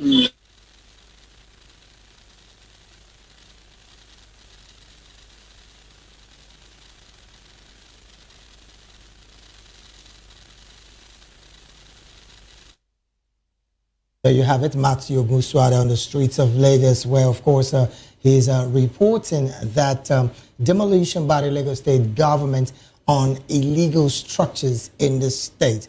Well, again, we're definitely be giving you a full bulletin of that particular story in our subsequent bulletin. Moving on straight to African business stories, still on the African news. Botswana's economy contracted by 5.3% in second quarter, the sharpest drop since the COVID-19 pandemic due to a major decline in diamond production. Diamond output fell by 43.1% as companies scaled back operations in response to weak global demand. The diamond sector is a key driver of Botswana's economy, making the downturn of a significant blow to national growth. Still talking business, Canyon Resources has announced a $140 million funding package to fast-track development of its mini Matap boxes project in Cameroon. The funding includes a 2-tranche placement and an option exercise by major shareholders Eagle Eye Asset Holdings. The first tranche will be raised through institutional and professional investors, while the second, involving EEA, subject to shareholders' approval. And to wrap up the African news, go straight talking some African sports stories. The Confederation of African Football has postponed the first phase of ticket sales for AFCON 2025 in Morocco after its online platform crashed minutes after going live. The pre-sale opened at noon Thursday, but was quickly overwhelmed by massive traffic, leaving thousands of fans locked out. CAF has apologized for the disruption and says a new date for ticket sales will be announced soon. And with that sports story, we've come to the end of African news right here on Voice of the People Television. Do well to subscribe to our YouTube channel. On YouTube, at Voice of the People TV, and on all other social media platforms, we are at VOP TV Live. Thank you so very much for being a part of this broadcast. I am David Edwin. Do have a good afternoon.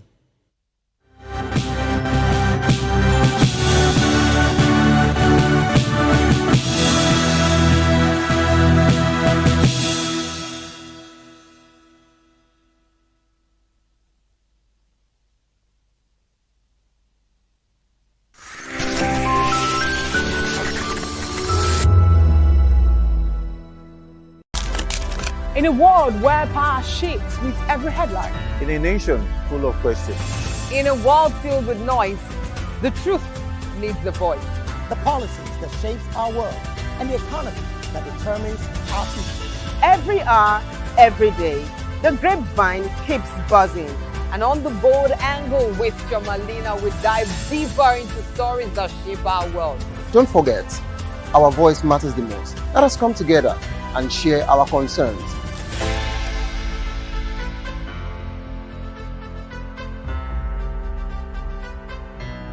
We encourage you to click on the like button and subscribe to our YouTube channel. We are Voice of the People TV. Also follow us on all our social media platforms. We are at VOP TV Live. Visit our website www.vop.ng for fresh and trending news. Also watch us live on SLTV channel 264. VOP TV, Voice of the People Television. The red carpets, awards, the razzmatazz, music, fashion, interviews, and more. Spotlight on Voice of the People Television. Let's feed you with all the juicy stories in the global entertainment space, bringing you the glitz and glamour as it is hot. Stay tuned to Spotlight, 1 p.m. Monday to Friday. Spotlight on VOP TV. Entertainment like never before.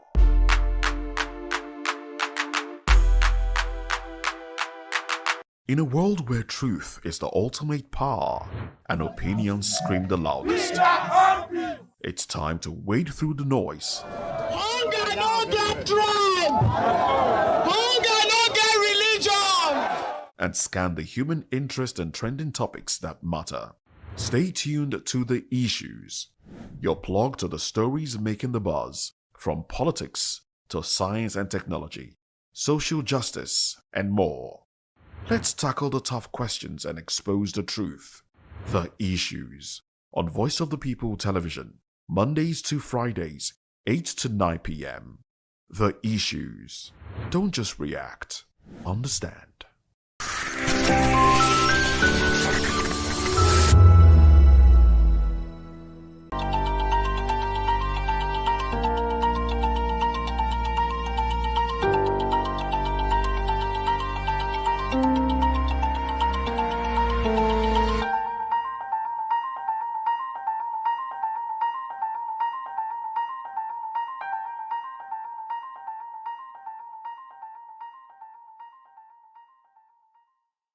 Good evening, viewers. Welcome to Aviation Scope. I am Chukwemeka Obioma. Today, we are looking at the importance of maintenance, repair, and overhaul facilities in airports across the country. And with me to actually examine this subject matter is Mr. Tunji Oketumbi. Mr. Tunji Oketumbi is a former public affairs manager at Nigeria Safety Investigation Bureau.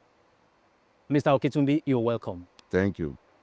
Like you already know, there's this move to actually introduce MRO in airports across the country. And this is actually led by Umaru Ganduje, the newly appointed chairman of, FAN board. Now, coming from a body that examines incidents of, crashes and all that in the aviation industry, how would you view this, move by FAN? Do you think it is worth the while? Do you think it's worth the effort? Do you think it's something we should even be talking about? Yeah, it's obviously something that we should be talking about.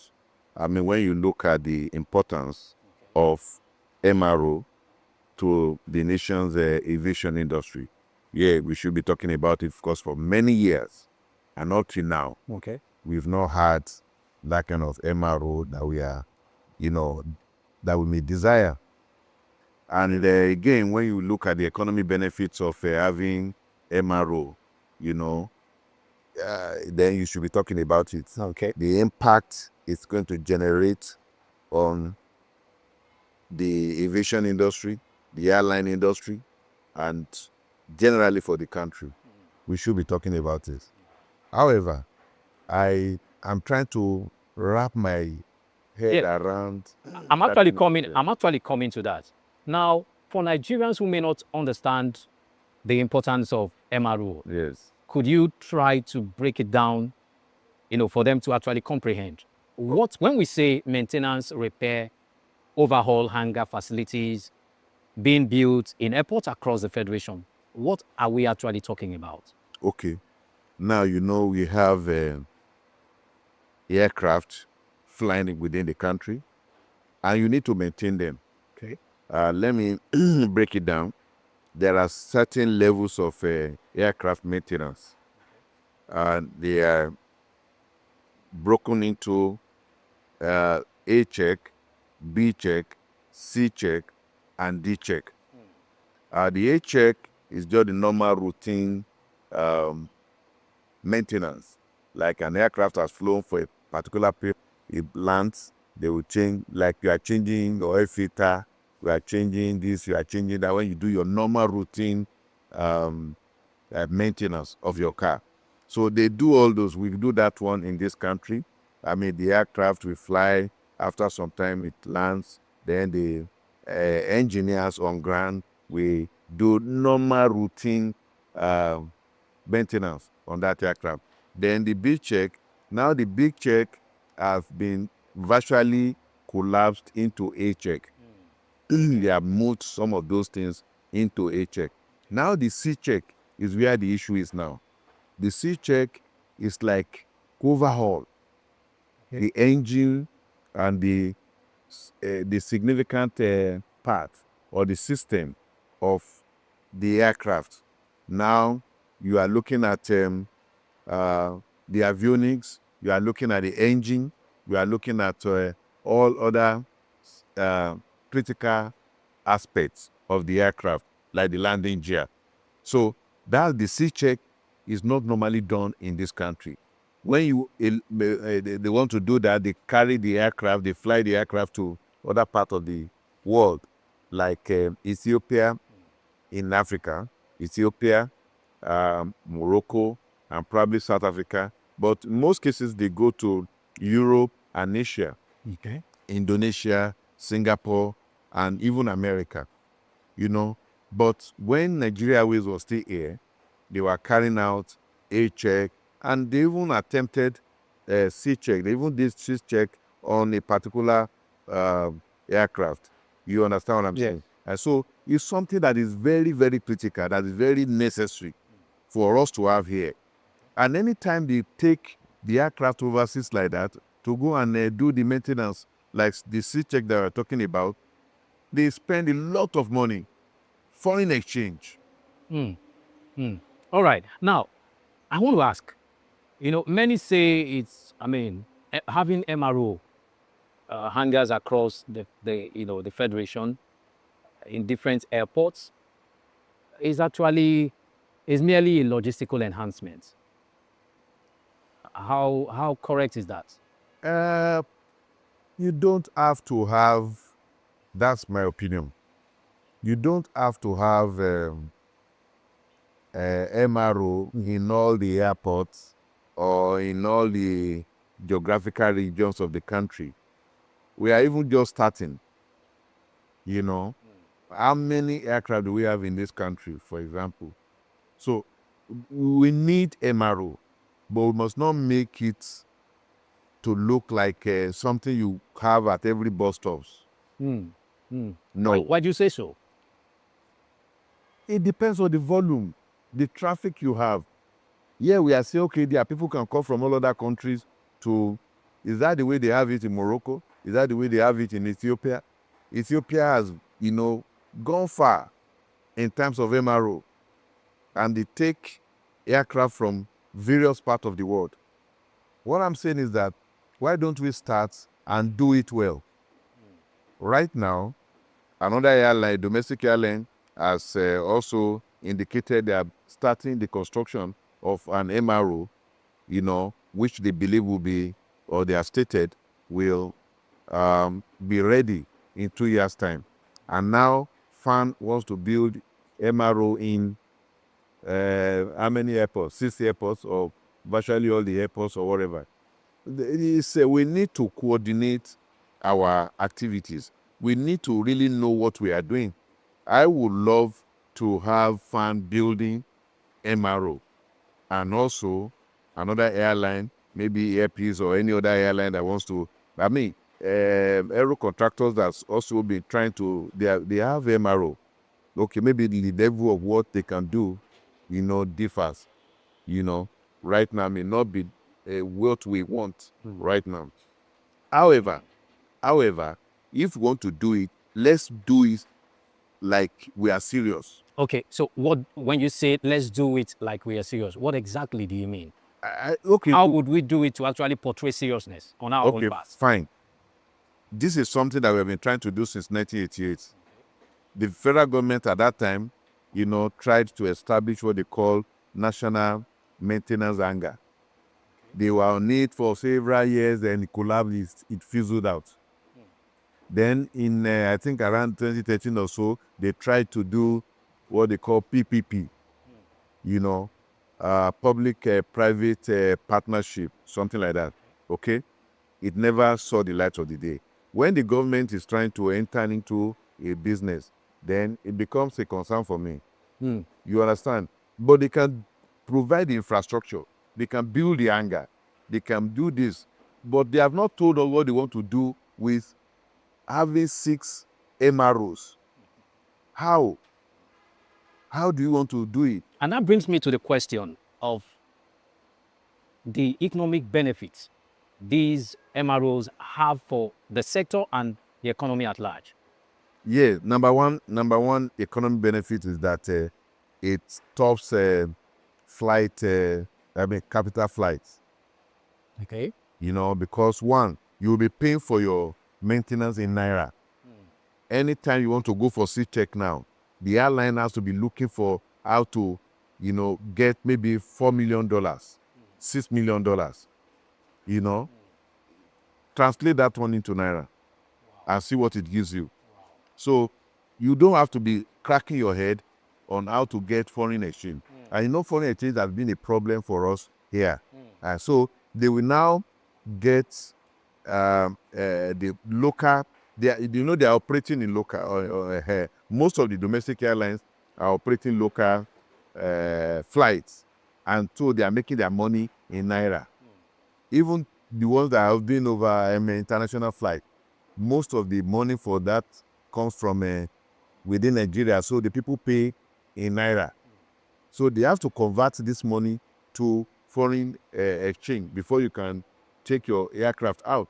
Now, if the money is coming into Nigeria, that's one aspect, foreign exchange. You have been able to block that outflow of foreign exchange. Again, you see that once you are doing it here, you generate employment. Even though I still have problem believing the Air France, Air Peace, saying they want to generate 50,000. That may be exaggerated, but one thing that is sure is that they are going to generate employment, direct employment and indirect employment. So that's a big boost to our economy, you know. So once you have that, then the airlines also, when they save money, and they do not have to have that headache, they are going to, it's going to affect the economy. You all know that the airline industry is a catalyst for the economy development. I'm sure you know that. Okay, because people fly from here to Abuja, from Abuja to Port Harcourt, from Port Harcourt to everywhere, and things like that. It boosts the economy of the nation. It is a catalyst for rapid economic development. So, and that is that. So there are other numerous advantages that you generate from having MROs. I have no doubt about that. And that is what in the aviation industry, people have been clamoring for a very long time. All right. But right now, we are still groping for that. Perhaps if this one succeeds, the one that the Air France wants to do, the efforts of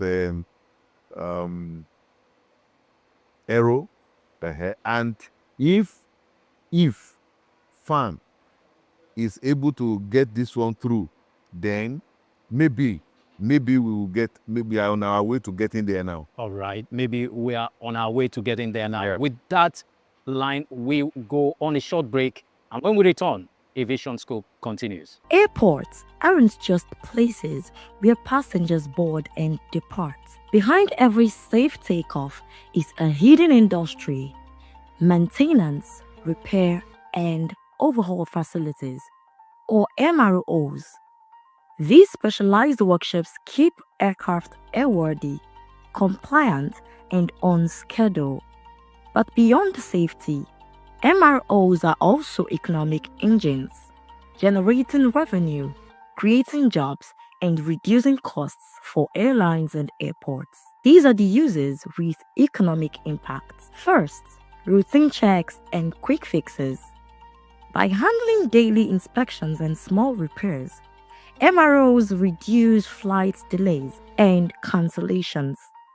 That means that airlines save money, passengers stay on schedule, and airports maintain efficient traffic flow.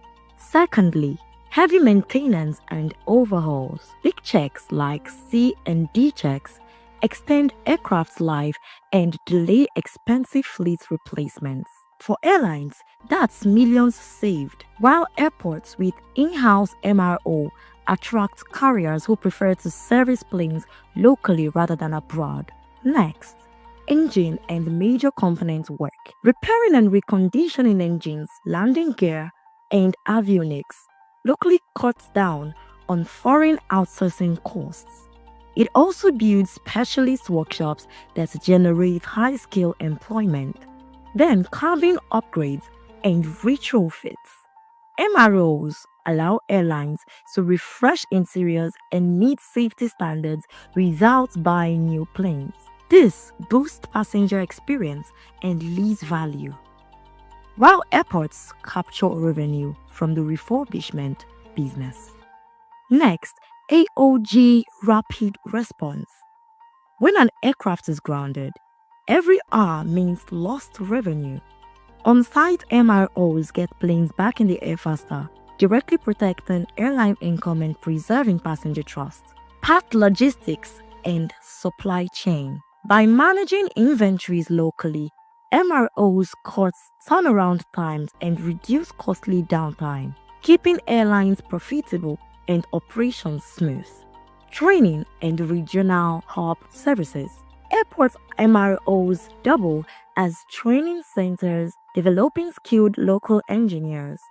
They also attract third-party clients, private jets, foreign airlines, charters, turning airports into regional hubs and boosting the local economy. In conclusion, MRO facilities do far more than fix aircraft.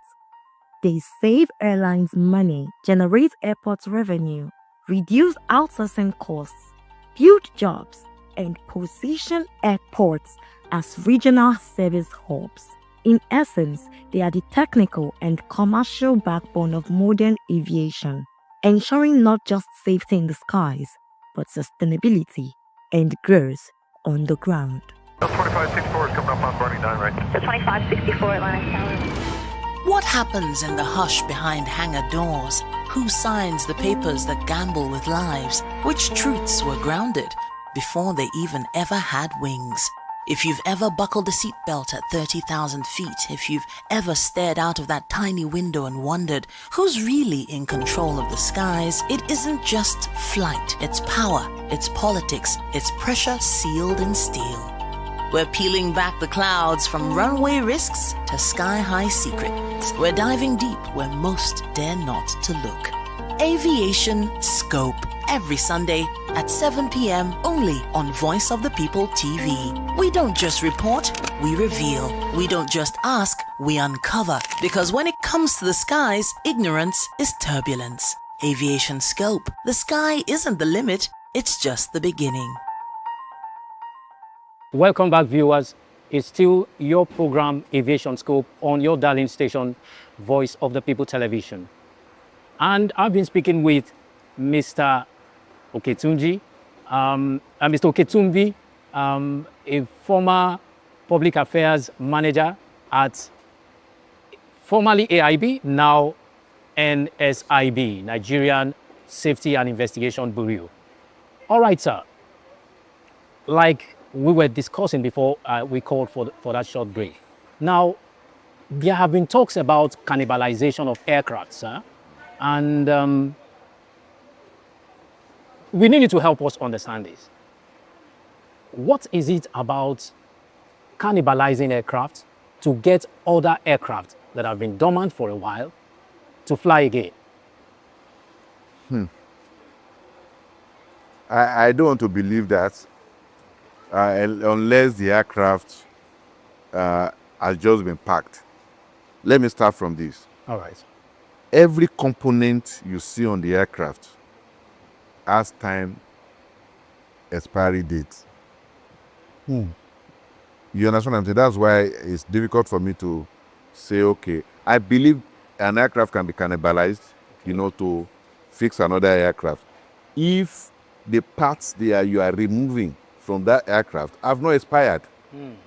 You see, most of the components of the aircraft are to be used within a particular period. If you don't use them, if you park the aircraft, you are not even flying. Those components will expire by time. It's either it expires by use or it expires by time. For example, let's assume you say fuel pump. I'm just using one, just random something. They say this fuel pump. The information that the aircraft owners have is that you use this aircraft and remove it maybe after you have flown the aircraft for 50 times landings, maybe after 50 landings, or after 6 months.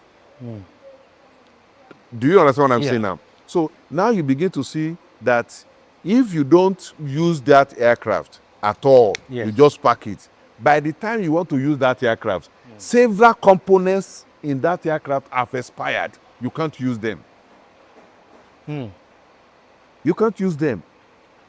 If you are using them, let's say you have not packed it, you are flying with them, They will tell you, after 200 landings, change this component, or after 6 months. So if you don't use it within those 6 months, they are already due for removal. So now if you want to cannibalize one aircraft, for how long have you parked that aircraft? Are those components you want to remove from that aircraft to another aircraft, are they still usable? So are you saying that that information is not correct? I'm not saying it's not correct. Okay. I'm saying that it's very dangerous to just cannibalize an aircraft and bring the components to use in another aircraft. Okay, let me give you an instance. Okay. Before Arik started operation, they first bought 2 used aircraft, and they took the aircraft to Alabama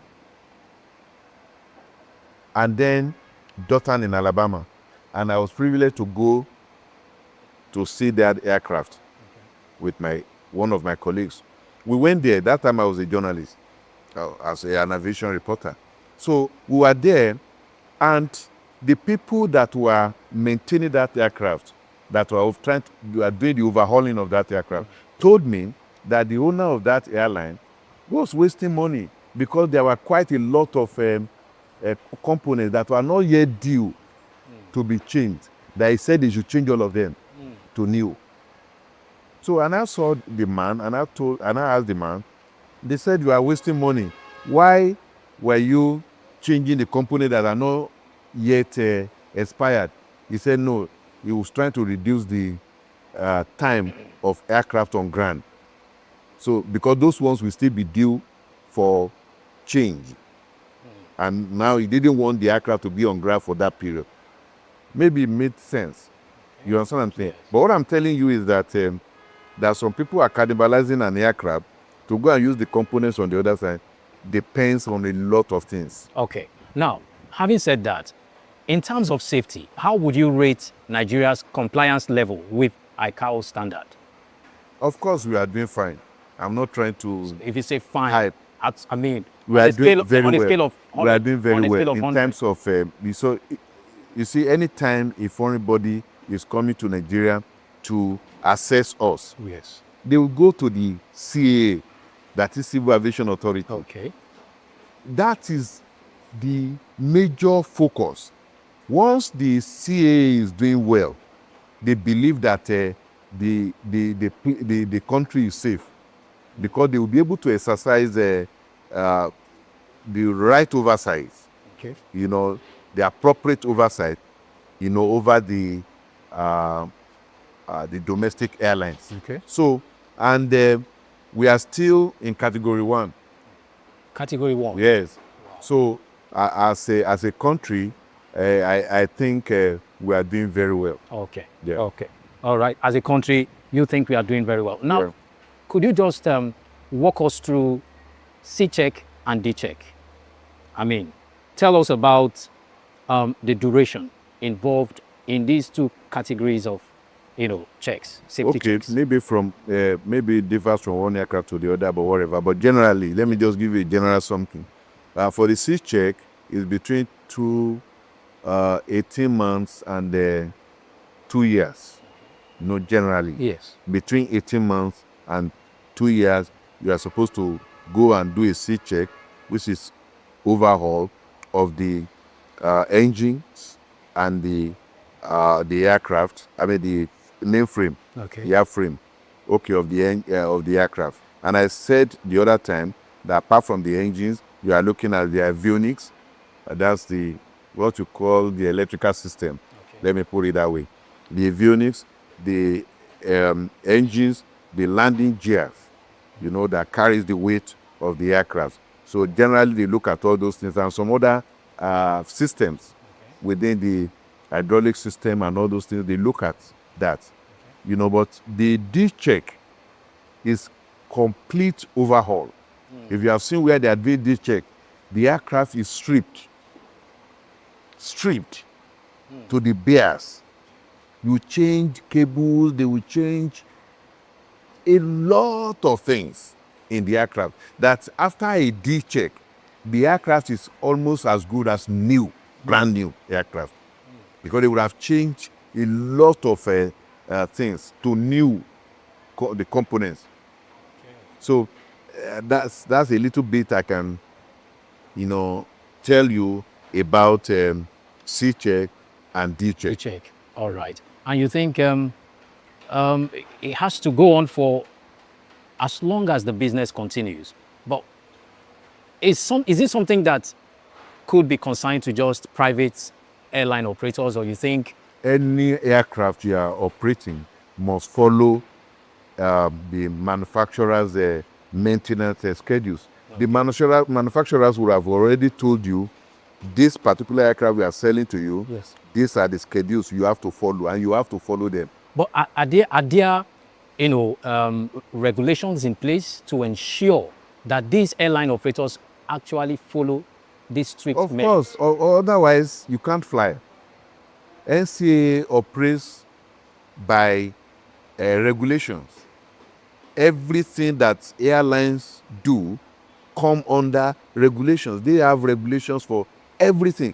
I tell people, I say in aviation, even if you want to cough, there are checklists. There are regulations covering your coughing. Anything you want to do in aviation comes under regulation, there are checklists that you have to follow them. Otherwise, safety is in jeopardy.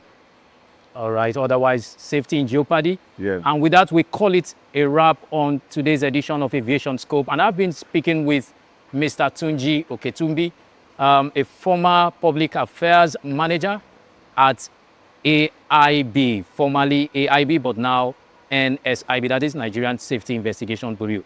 Mr. Oketumbi, it's been a wonderful time having you here. Thank you. Thank you very much, sir. My pleasure. And with that, we call it a wrap on today's edition of Aviation Scope. And my guest has been Mr. Tunji Oketumbi, former GM, Public Affairs at NSIB, that is Nigerian Safety Investigation Bureau. And my name is Chukwuemeka Obioma. Join us again next week when we bring you your darling program, Aviation Scope, this same time on this same channel. Until then, it's goodbye.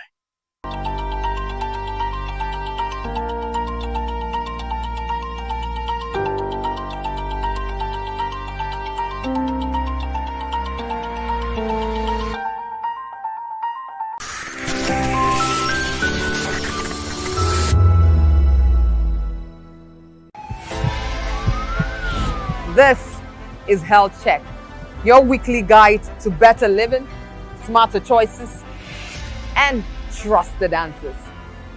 From everyday wellness to urgent health issues, we've got you covered. Health Check, only on Voice of the People television, where your health has a voice.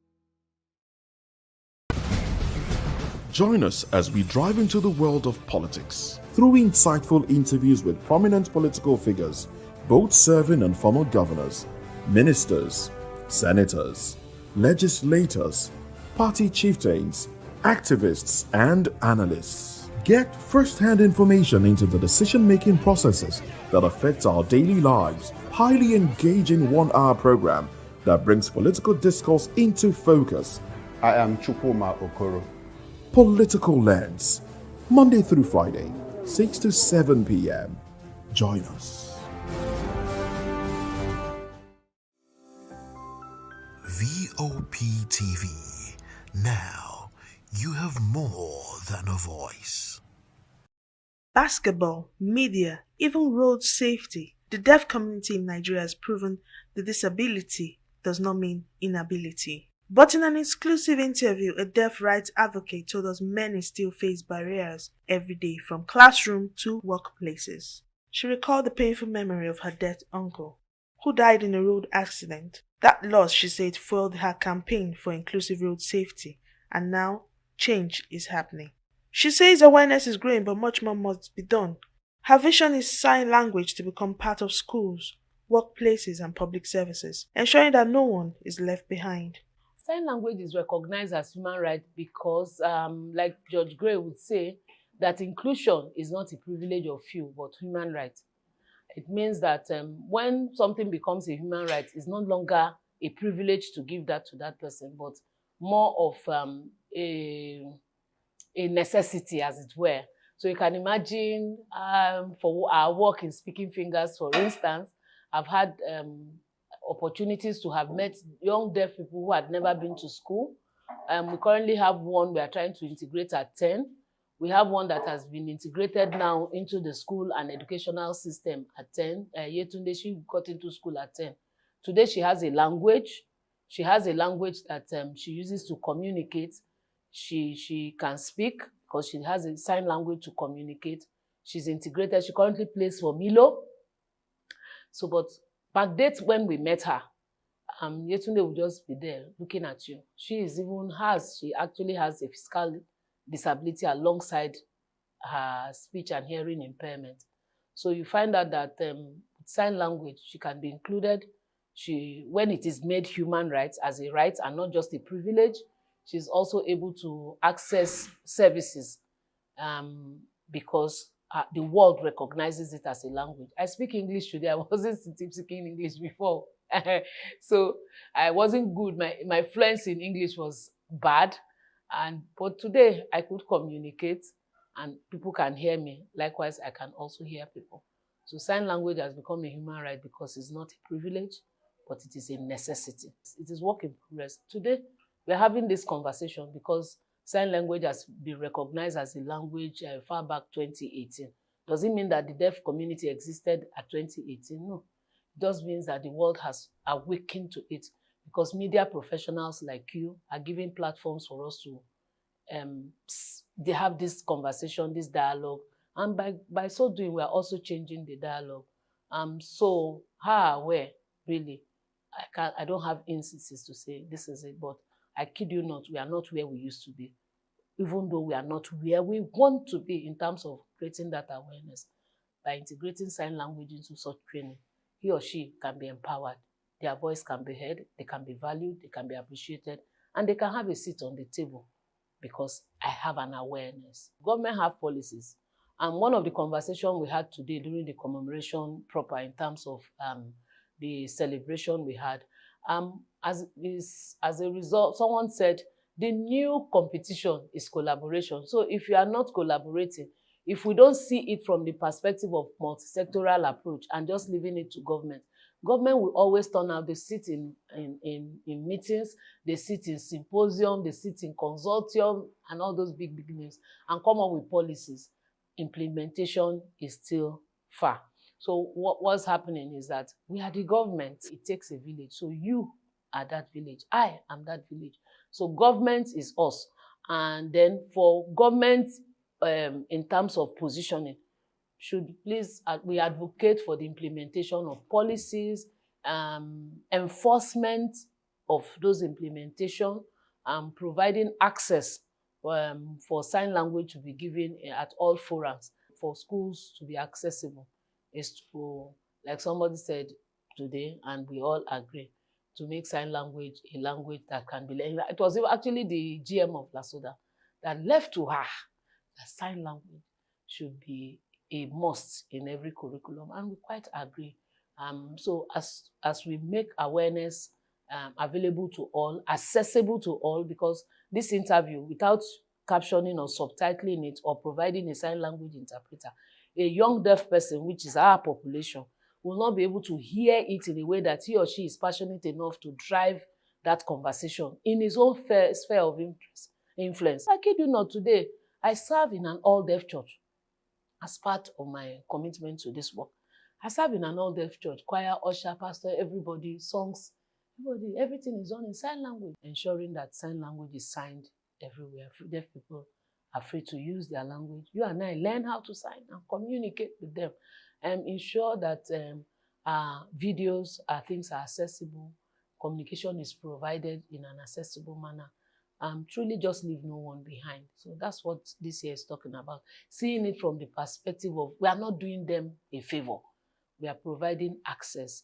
We are providing rights. We are ensuring that, look, you deserve this thing and you have to get it at whatever form.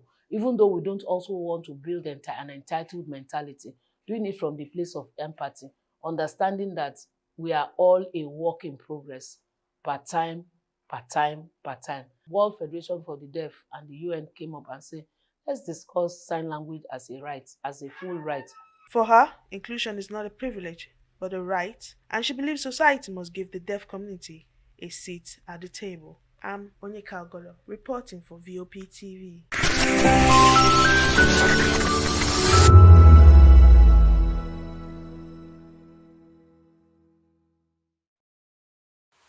Welcome to Kiddies Corner.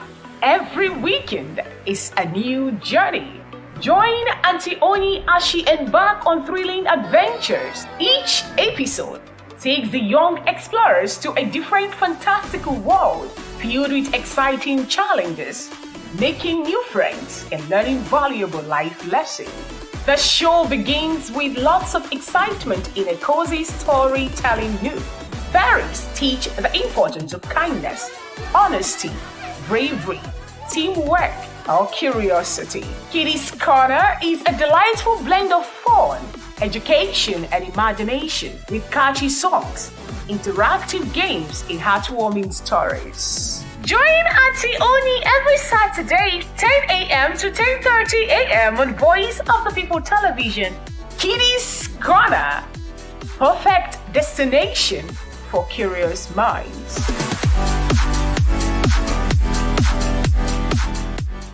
Are you ready for the extraordinary?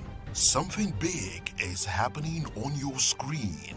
Introducing VOP TV. Now streaming on SLTV channel 264. From breaking news to captivating conversations, news analysis, giving you all sides to the story. We break in-depth discussions on the issues that matter, from politics to sports, entertainment, and lifestyle. VOP TV on SLTV channel 264. Join us as we redefine what television means to you.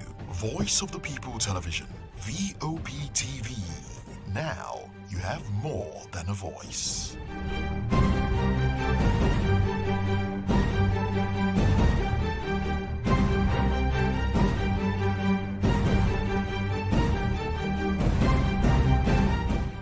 Voice of the People. You can hear me now. My name is Patrick Doyle, and I wish that you continue to echo the voices of the people. Big up VOP TV.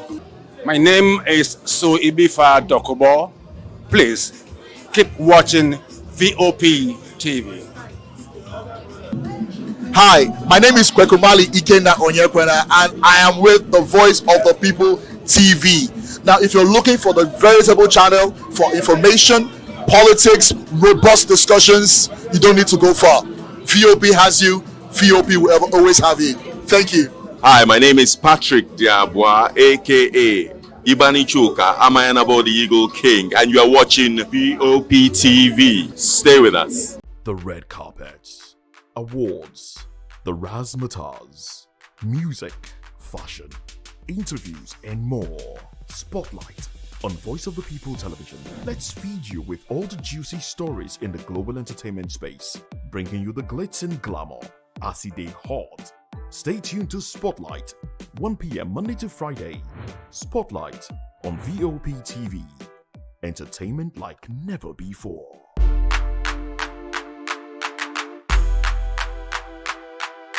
My name is Esther. They call me the Oga of them are the general overseer of them all. Every man, every woman has got a voice where integrity is the volume. So this is Voice of the People's TV. Voice of the People's TV. So this is the people's voice. And the people's voice is the voice of God. That's the voice populi in Latin. The people's voice is the voice of God. So keep watching Voice of the People. In fact, my name is Voice of the People. Keep watching MC Adobe King. Thank you. Hi guys, my name is Kagan. I am Nigeria's biggest tech content creator, and I just wanted to give a quick shout out to Voice of the People TV. Keep watching, enjoy, and you're welcome. My name is MC Alamano. They say they call me Enjoyment Landlord. It's VOP TV. Keep watching VOP TV. Don't touch it down. Even if you want to touch it down, increase the volume. If you don't increase the volume, I told me. My name is Collins Agawabe, popularly known as No Maiden, but last, more than No Maiden. Or more. Not be also the cook right at the fry plantain. We keep on watching VOP TV.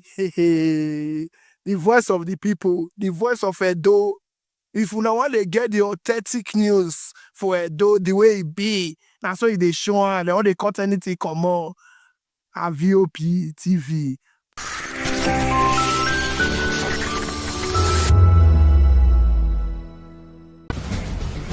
Join us as we drive into the world of politics through insightful interviews with prominent political figures, both serving and former governors, ministers, senators, legislators, party chieftains, activists, and analysts. Get first-hand information into the decision-making processes that affect our daily lives. Highly engaging 1-hour program that brings political discourse into focus. I am Chukuma Okoro. Political Lens, Monday through Friday, 6 to 7 p.m. Join us.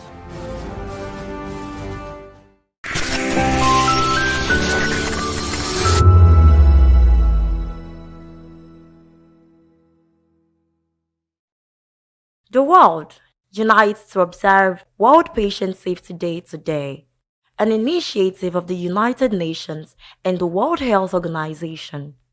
This year's theme, Safe Care for Every Newborn and Every Child, draws attention to the urgent need to protect the most vulnerable patients, which are the infants and the young children, from preventable harm in healthcare settings. Every year, millions of children face risks that can be avoided with proper care, from infections caused by unsafe medical practices to complications during delivery or inadequate neonatal support. These challenges highlight the importance of prioritizing patient safety at all levels of healthcare. Health experts stress that safety for newborns and children goes beyond treatment.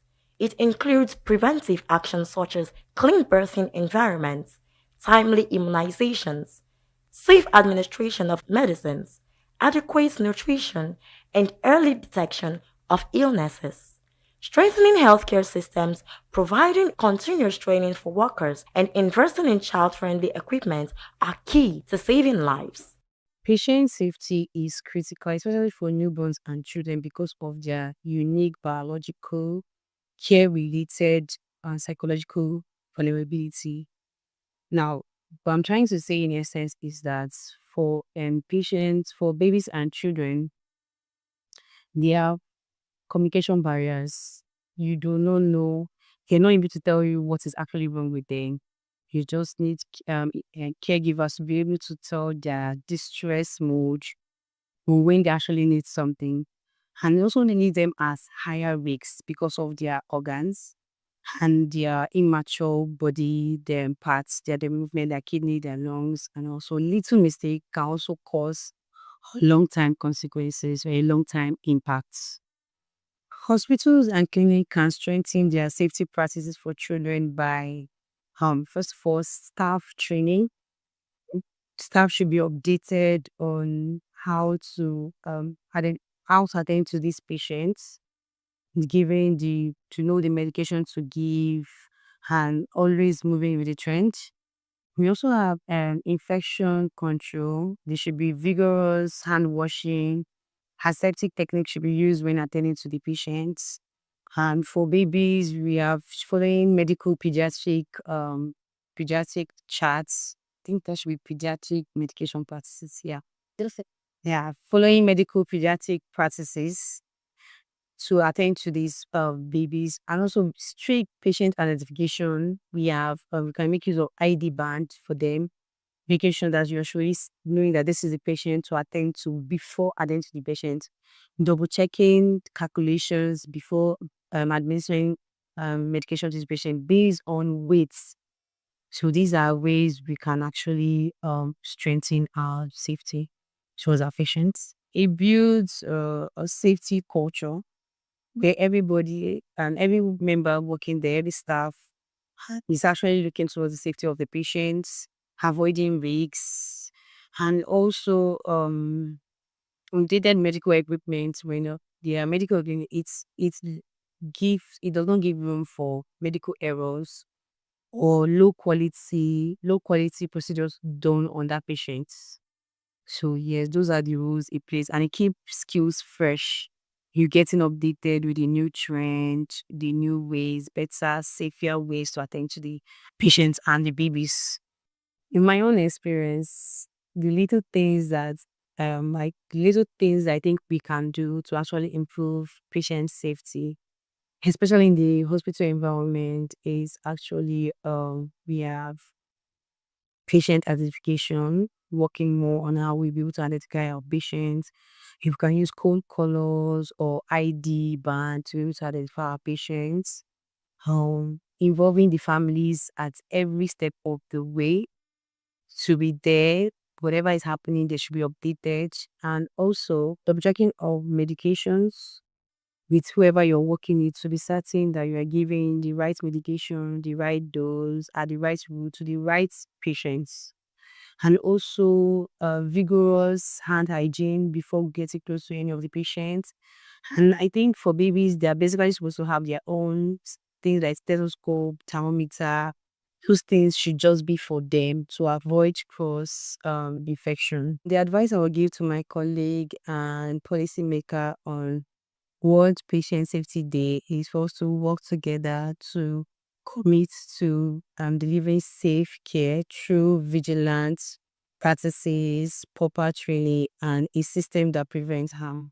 As the world marks this day, healthcare professionals, from doctors and nurses to midwives and pediatric specialists, are being called upon to reaffirm their role as guardians of safety for children. Praise Peters for Voice of the People TV.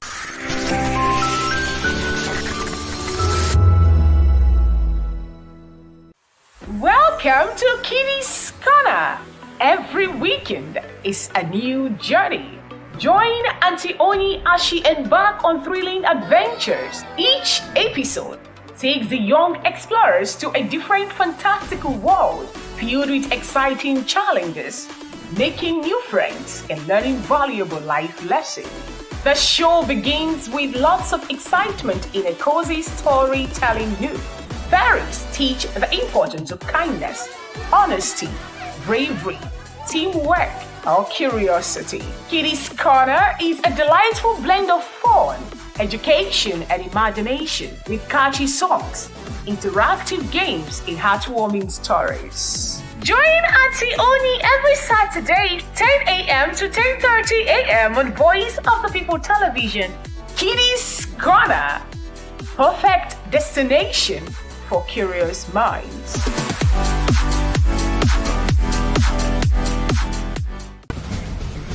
Join us as we drive into the world of politics through insightful interviews with prominent political figures, both serving and former governors, ministers, senators, legislators, party chieftains, activists, and analysts. Get first-hand information into the decision-making processes that affect our daily lives. Highly engaging one-hour program that brings political discourse into focus. I am Chukwuma Okoro. Political Lens, Monday through Friday, 6 to 7 p.m. Join us.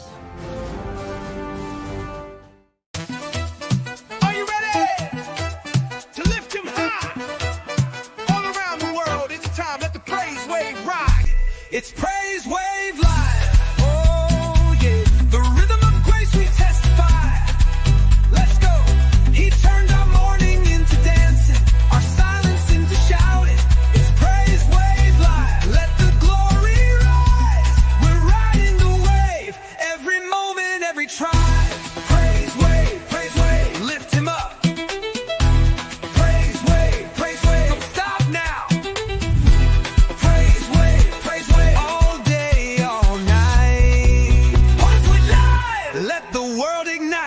In a world where truth is the ultimate power and opinions scream the loudest, it's time to wade through the noise. Hunger no get tribe! Hunger no get religion! And scan the human interest and trending topics that matter. Stay tuned to The Issues, your plug to the stories making the buzz, from politics to science and technology, social justice, and more. Let's tackle the tough questions and expose the truth. The Issues, on Voice of the People Television, Mondays to Fridays, 8 to 9 p.m. The Issues. Don't just react, understand. Behind every broken desk lies a broken promise. Education shapes the nations. But who is asking the right questions? Introducing Edu Dialogue, the show that goes beyond the surface, exposes the cracks, the corruption, and the silence in Nigeria's education system. Edu Dialogue, Saturdays, 3 p.m., only on VOP TV. We break the biggest stories, from missing funds to policy failures. We ask the tough questions and demand real answers. Edu Dialogue, this Saturday, 3 p.m. on Voice of the People Television. In a world where power shifts with every headline, In a nation full of questions, In a world filled with noise, the truth needs a voice. The policies that shapes our world and the economy that determines our future. Every hour, every day, the grapevine keeps buzzing. And on the bold angle with Jomalina, we dive deeper into stories that shape our world. don't forget, our voice matters the most. Let us come together and share our concerns.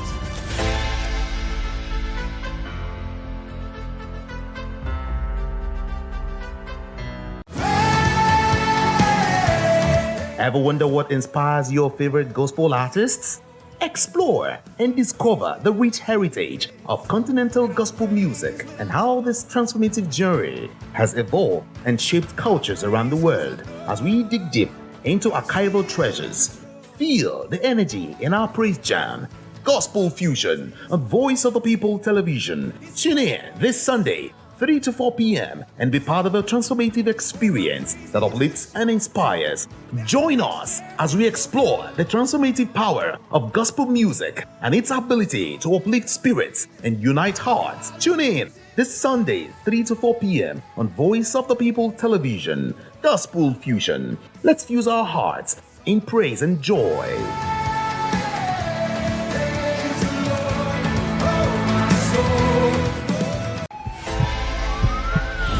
This is Health Check, your weekly guide to better living, smarter choices, and trusted answers. From everyday wellness to urgent health issues, we've got you covered. Health Check, only on Voice of the People Television, where your health has a voice.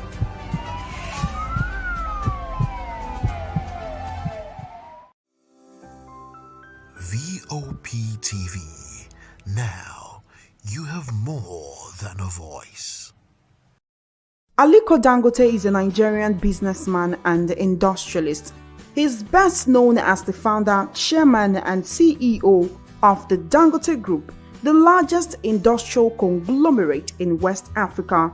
The Bloomberg Billionaires Index estimated his net worth at $16.1 billion as at November 2023, making him the richest person in Africa, the world's richest black person, and the world's 107th richest person overall. Dangote was born into a wealthy Hausa Muslim family on April 10, 1957 in Kano, which was then part of British Nigeria. Through his mother, he is the great-grandson of Alhassan Dantata, the richest person in West Africa at the time of his death in 1955. Dangote received a bachelor's degree in business studies and administration from Al-Azhar University in Cairo. The Dangote Group was established as a small trading firm in 1977, the same year Dangote relocated to Lagos to expand the company. Today, the Dangote Group is one of the largest conglomerates in Africa, with international operations in Benin, Ghana, Zambia, and Togo. The Dangote Group has moved from being a trading company to being the largest industrial group in Nigeria, encompassing divisions like Dangote Sugar Refinery, Dangote Cement, and Dangote Flour. Dangote Group dominates the sugar market in Nigeria, and its refinery business is the main supplier to the country's soft drink companies, breweries, and confectioners, supplying about 70% of the market. The company employs more than 11,000 people in West Africa. In July 2012, Dangote approached the Nigerian Ports Authority to lease an abandoned piece of land at the Apapa port, which was approved. It is now the largest refinery in Africa and the third largest in the world, producing 800,000 metric tons of sugar annually. The Dangote Group owns salt factories and flour mills and is a major importer of rice, fish, pasta, cement, and fertilizer. The company exports cotton, cashew nuts, cocoa, sesame seeds, and ginger to several countries. Additionally, it has major investments in real estate, banking, transport, textiles, oil, and gas. On May 22, 2023, Dangote commissioned the Dangote Refinery, Lekki, Nigeria. The plant plans to export surplus petrol, turning Africa's biggest oil producer into an export hub for petroleum products. It also plans to export diesel, according to Dangote, who funded the refinery's construction. The refinery is situated on a 2,500-hectare site at the Lekki Free Trade Zone, Lekki, Lagos. It is supplied with crude oil by the largest subsea pipeline infrastructure in the world at 1,100 kilometers long. Dangote founded the African continent's largest cement producer.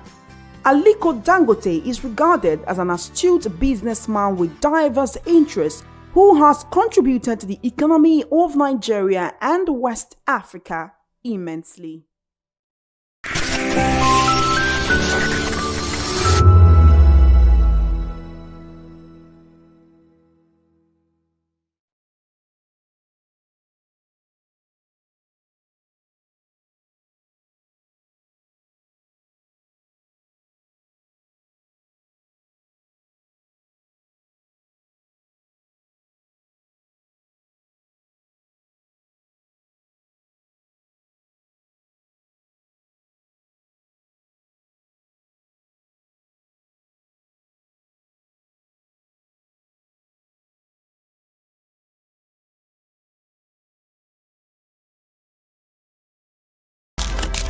In a world where power shifts with every headline. In a nation full of questions.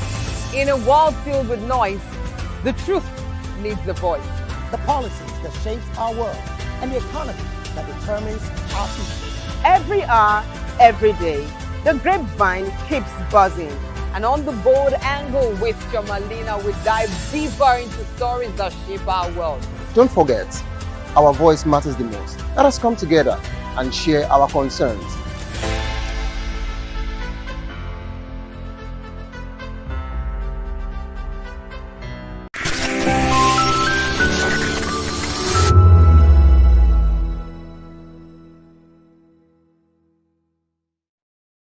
Treasures. Feel the energy in our praise jam. Gospel Fusion on Voice of the People Television. Tune in this Sunday, 3 to 4 p.m. and be part of a transformative experience that uplifts and inspires. Join us as we explore the transformative power of gospel music and its ability to uplift spirits and unite hearts. Tune in this Sunday, 3 to 4 p.m. on Voice of the People Television. Gospel Fusion. Let's fuse our hearts in praise and joy.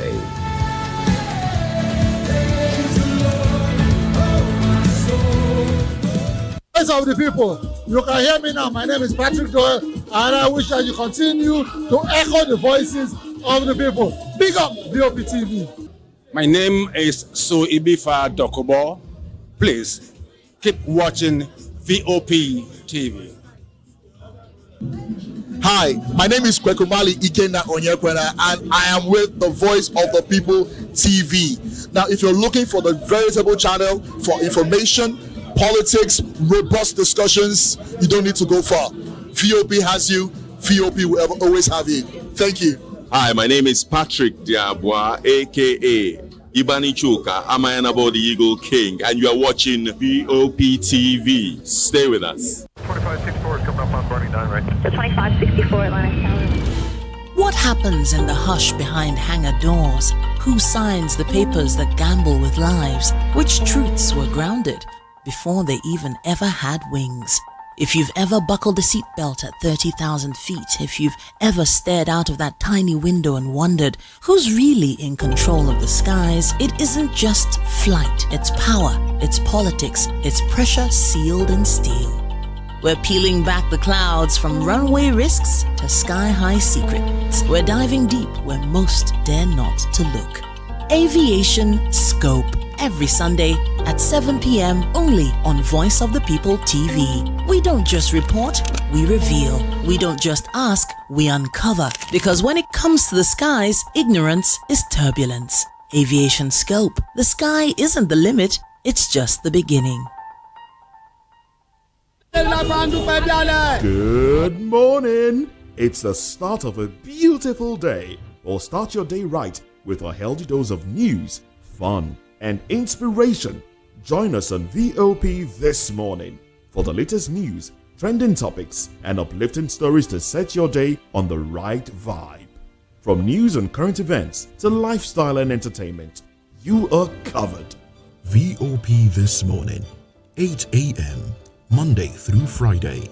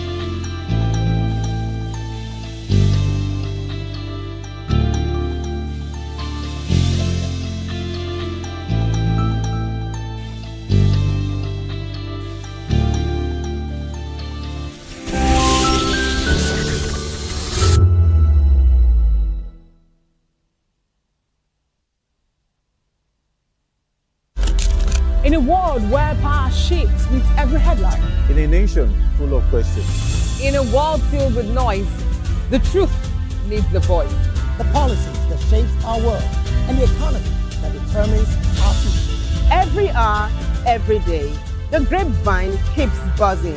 And on the bold angle with Jomalina, we dive deeper into stories that shape our world. Don't forget, our voice matters the most. Let us come together and share our concerns.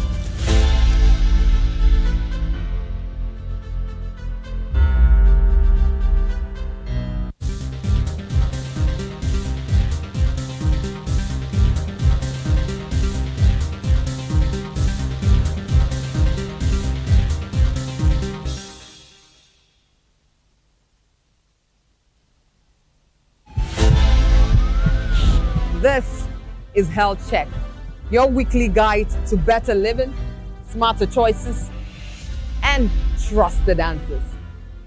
From everyday wellness to urgent health issues, we've got you covered. Health Check, only on Voice of the People television, where your health has a voice.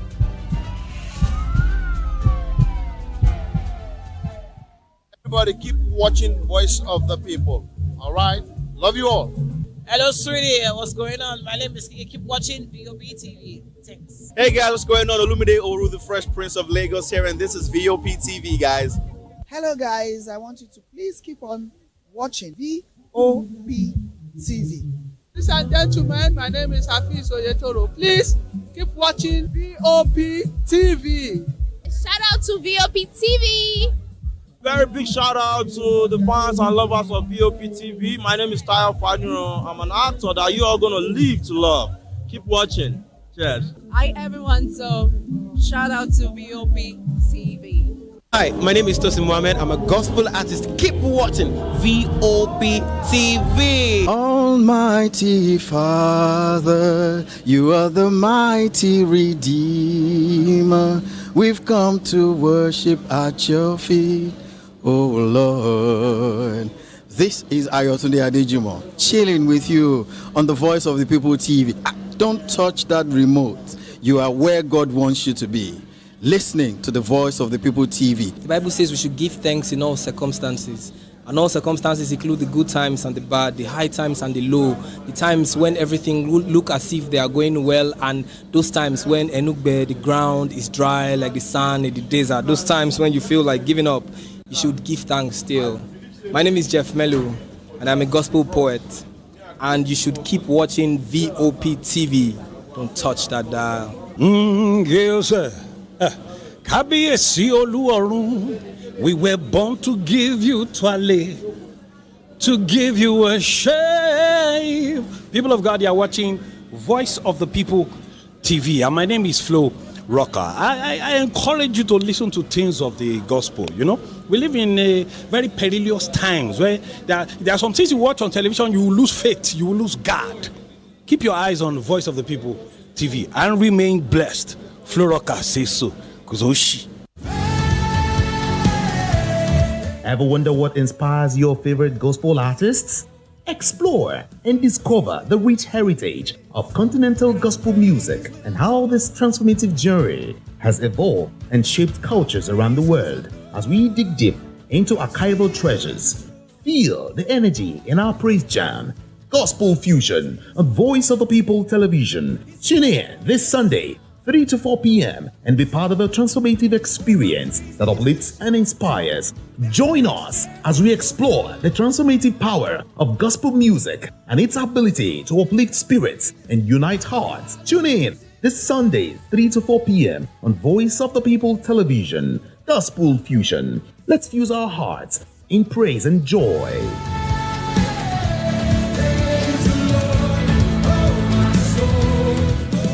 Voice of the People, you can hear me now. My name is Patrick Doyle, and I wish that you continue to echo the voices of the people. Big up VOP TV.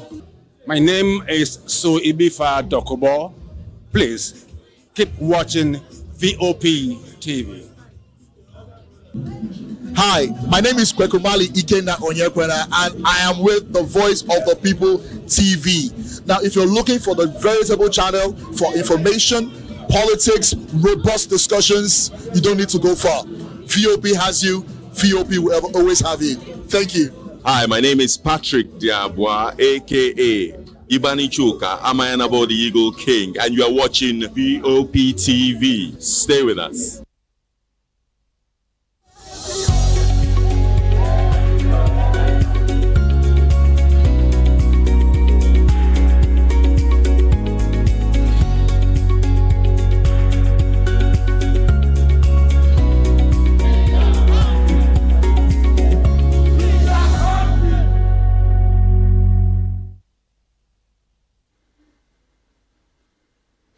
Welcome to People's Voice on VOP TV, where season stories shape the narrative. Today, we're dissecting a major story that is dominating the headlines and sparking conversation across the nation. Of course, if you agree with me that we're actually preparing as regards to the Independence Day, okay, so Nigerian at 65. And today, we'll be assessing the journey of democracy and future of governance. Okay, but before we actually dive into all of that, don't forget that this is People's Voice, and we actually make sure and we take our time to actually pay more attention to everything that has to do with the people of this nation. To join the conversation, don't forget that you have to join the conversation with experts, insight and citizen perspective, and share your thoughts with us. Don't forget, I'm Xavier Odo. Welcome on board. And it is People's Voice. So today, we're actually having an exclusive as regards to the show. So we'll be taking some rushes, we'll be taking different stories as regards to the nation, different states, and we'll be dissecting different information that has to do with Nigeria's democracy journey. Okay, so you don't go nowhere. You stay tuned with me as we'll be diving into all of these particular segments together. But of course, before we go into the main story of the day, before we go into the main discussion, we have our reporters out there who would actually bring us some information as regards to what is going on in Lagos State, to be precise. The PCR, can you guys take me off from here? Let's get words from our correspondents from the offsites, please. On People's Voice on Voice of the People Television, and right here we are at the Trade Fair Market in Ojo area of the Lagos State, where we have some illegal demolition taking place, and these are part of the activities by the Lagos State government to ensure that there is public safety.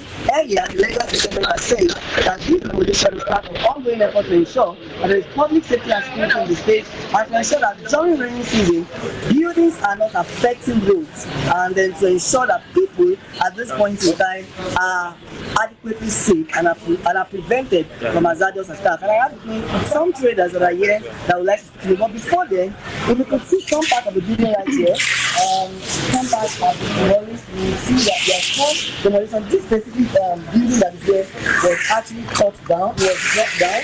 And some part of this building that is right here, you see some ongoing mass, some scars of demolition right there. You see that the blocks right there is just coming down. And to my right here, we'll also see some part of the building right here. But before I continue, that I have something that I would like to speak to you. Good afternoon, Madam Favor. Thank you so much for joining us. This is People's Voice on Voice of the People Television. What was your experience about this demolition? Were you notified at all? No, I'm not notified. It took us we came in the morning and we saw the demolition. We were coming out 8 o'clock. So where was it?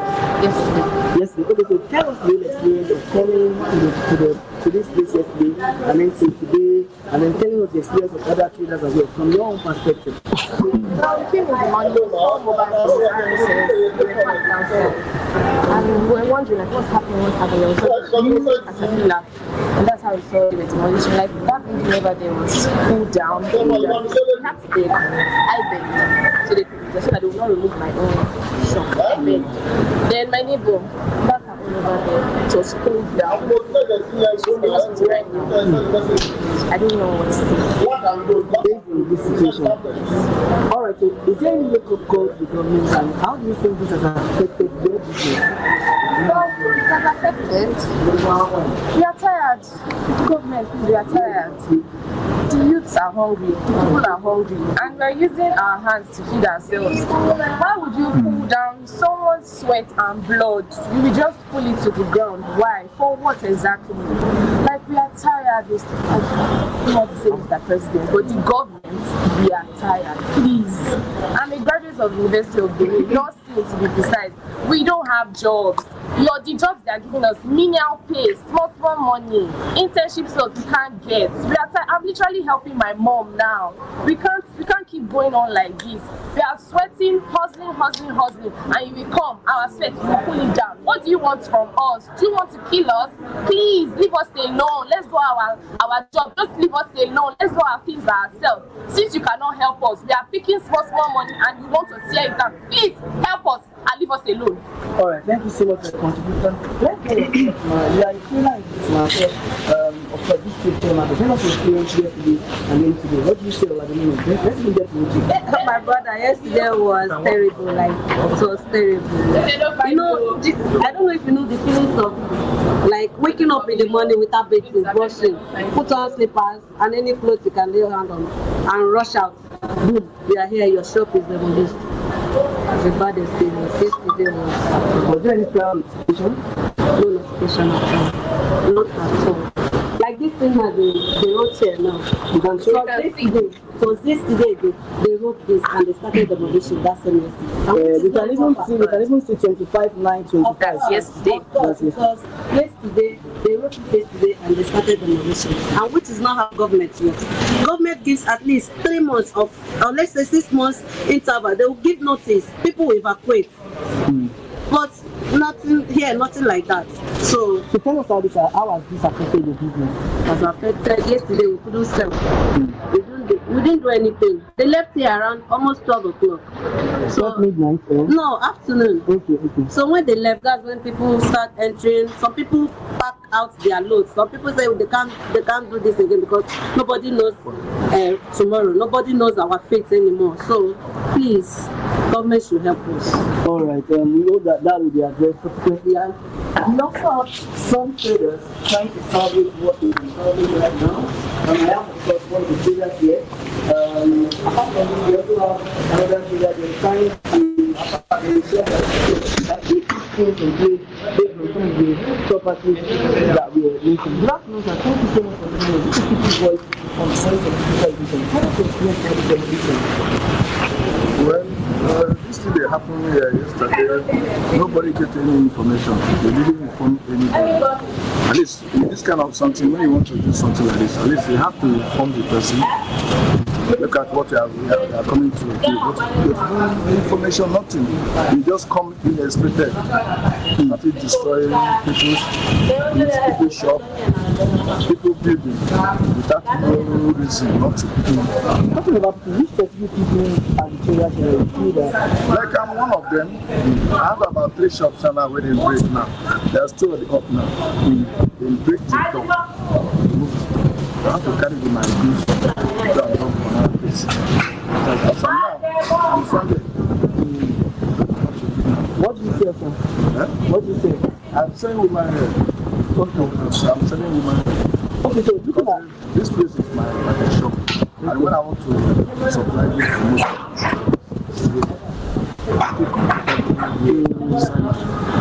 sign my and you feel it has affected your business? Yes, affect my business.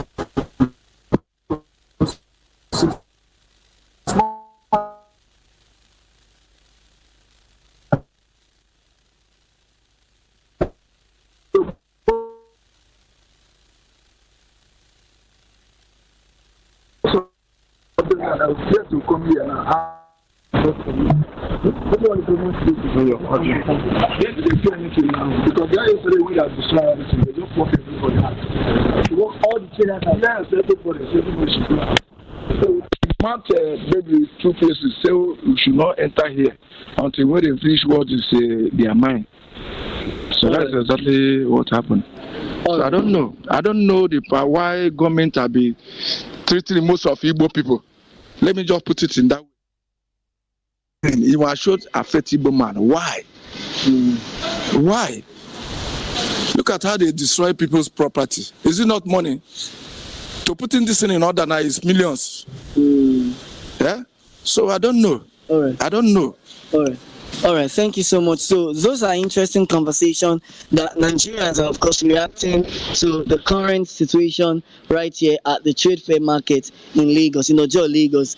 A lot of traders are trying to recount their losses, and a lot of traders are calling on the government to ensure that a whole lot of things are done to better secure lives and properties in the state. When they want to do this kind of they just call it expected. Just come back.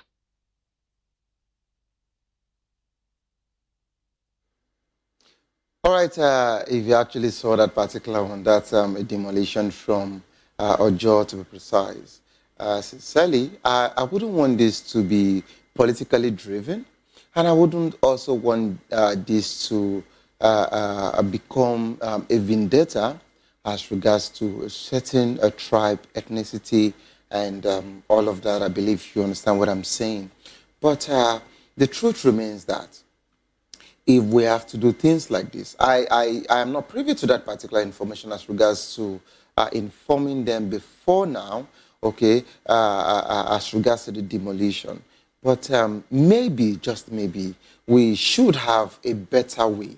I mean, a better way of actually relating this particular issue so that we don't have people falling into these particular circumstances where they are quite depressed and they're heartbroken because their source of livelihood, their source of income has been tampered with by the government. Okay, we're talking about democracy journey today. We're talking about democratic journey today, Nigeria 65. But don't forget that when I come on here like this, when a situation is more pressing compared to the topic I have on ground, of course, I would always have a tweak or a change of conversation so as to fit into what is more pressing about the people today. So we would actually indirectly be dedicating today for the people, okay, as regards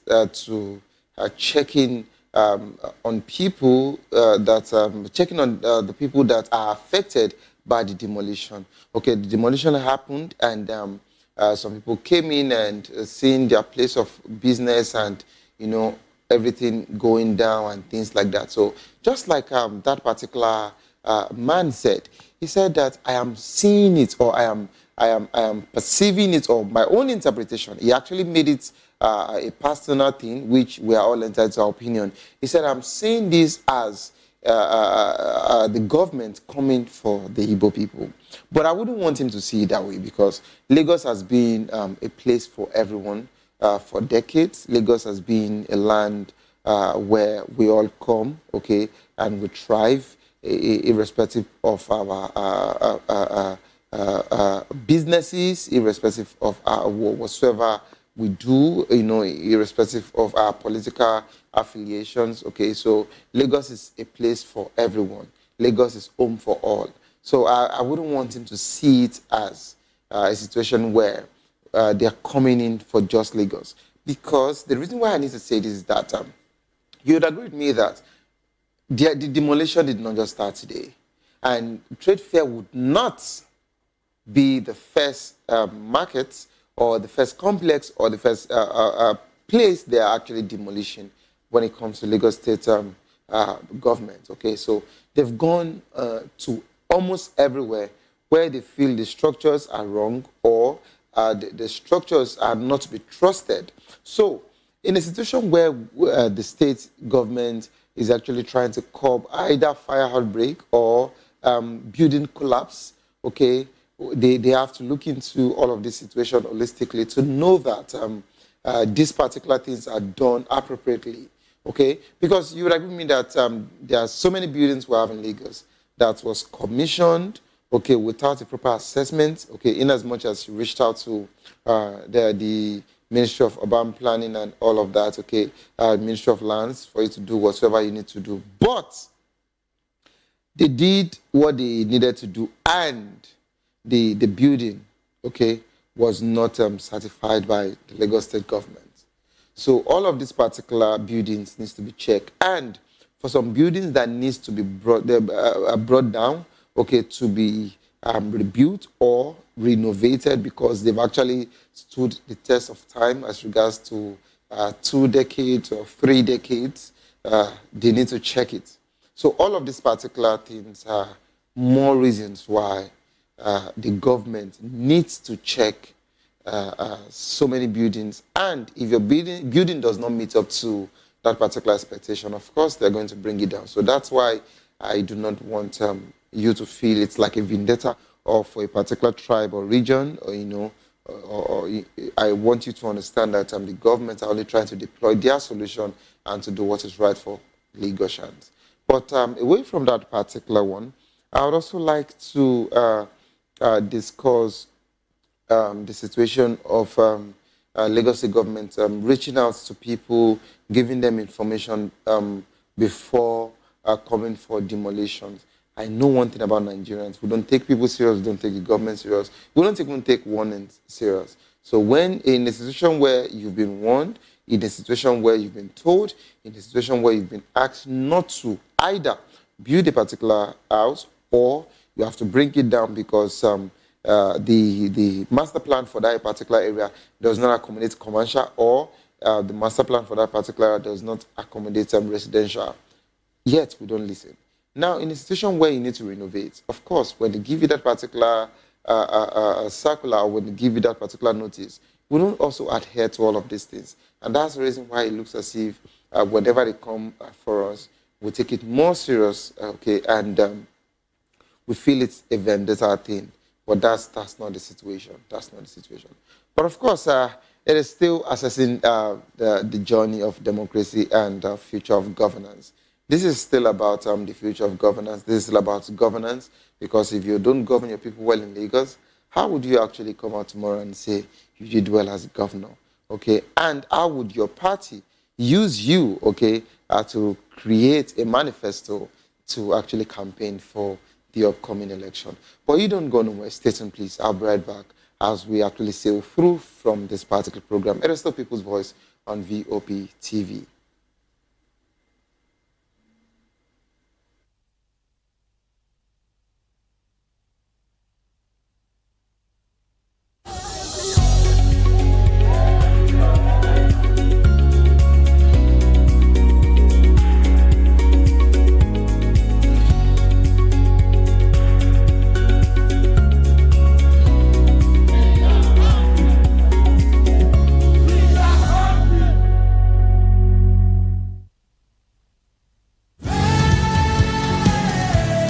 Ever wonder what inspired? Voice of the People Television awuchiela onye nụ ya ka ọrụ ibe ya. Ị chọrọ ịmata akụkọ ndị gbara n'akwụkwọ akụkọ dị iche iche n'ala anyị kwa ụbọchị. Ị chọrọ ịmata ka o si afịatụ na ndọrọndọrọ ọchịchị, agụmakwụkwọ, azụmahịa, ime njem, ọbụladị egwuregwu. Mgbasonyere anyị n'oge ndị Igbo na Voice of the People Television. Anyị nwere ndị ọbịa bụ ọkachamara, bụkwa ndị ga-enye aka tapịa isiokwu ndị anyị jiri bịa kwa ụbọchị. Anyị ga-eji ka o siri gbaa n'akwụkwọ akụkọ dị iche iche wee malite tupu anyị akọzie n'uju n'ubi onye anyị bịara na nke ya. Ịgbamụrụ nzem ọzọ kedụkosi ya gaziere onye ukwu ma gaziere onye nta. Mkparịta ụka tọrọ atọ ka anyị ga-ewetara gị bụkwa nke ga-eme ka ị mata ka ihe si aga n'ala anyị bụ Naịjirịa, ọbụla dị na mba ofesi. Oge ndị Igbo na Voice of the People Television ga na-abịara gị site n'ụbọchị Mọnde ruo Fraịde na SLTV Channel 264. Ekwekwala ka akọrọ gị ya akọrọ. Chetakwa na ọ bụ na SLTV Channel 264 ka ị ga-ekiri Voice of the People Television. Voice of the People Television, ugbu a ị nwere karịa olu.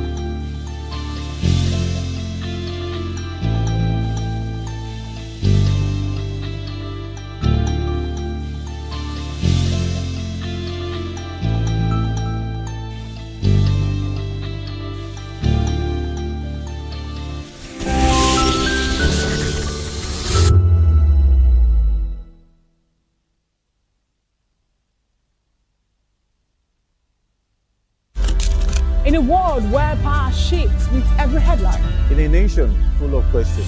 In a world filled with noise, the truth needs the voice. The policies that shape our world and the economy that determines our future. Every hour, every day, the grapevine keeps buzzing. And on the bold angle with Jomalina, we dive deeper into stories that shape our world. Don't forget, our voice matters the most. Let us come together and share our concerns.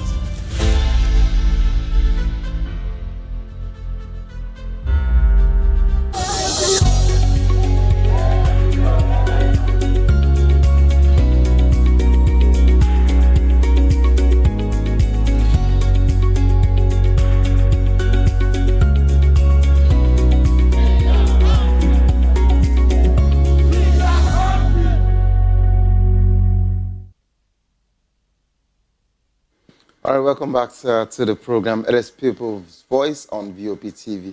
Of course, just like our montage actually says, we actually deal with political news and all of that. And you've actually seen the news of the day as regards to the demolition. So, of course, we're still talking to the, will I say the aggrieved victims, or we just use the word victims, okay? So we're still reaching out to them so as to see how to cushion that particular mental stress that they are actually going through presently.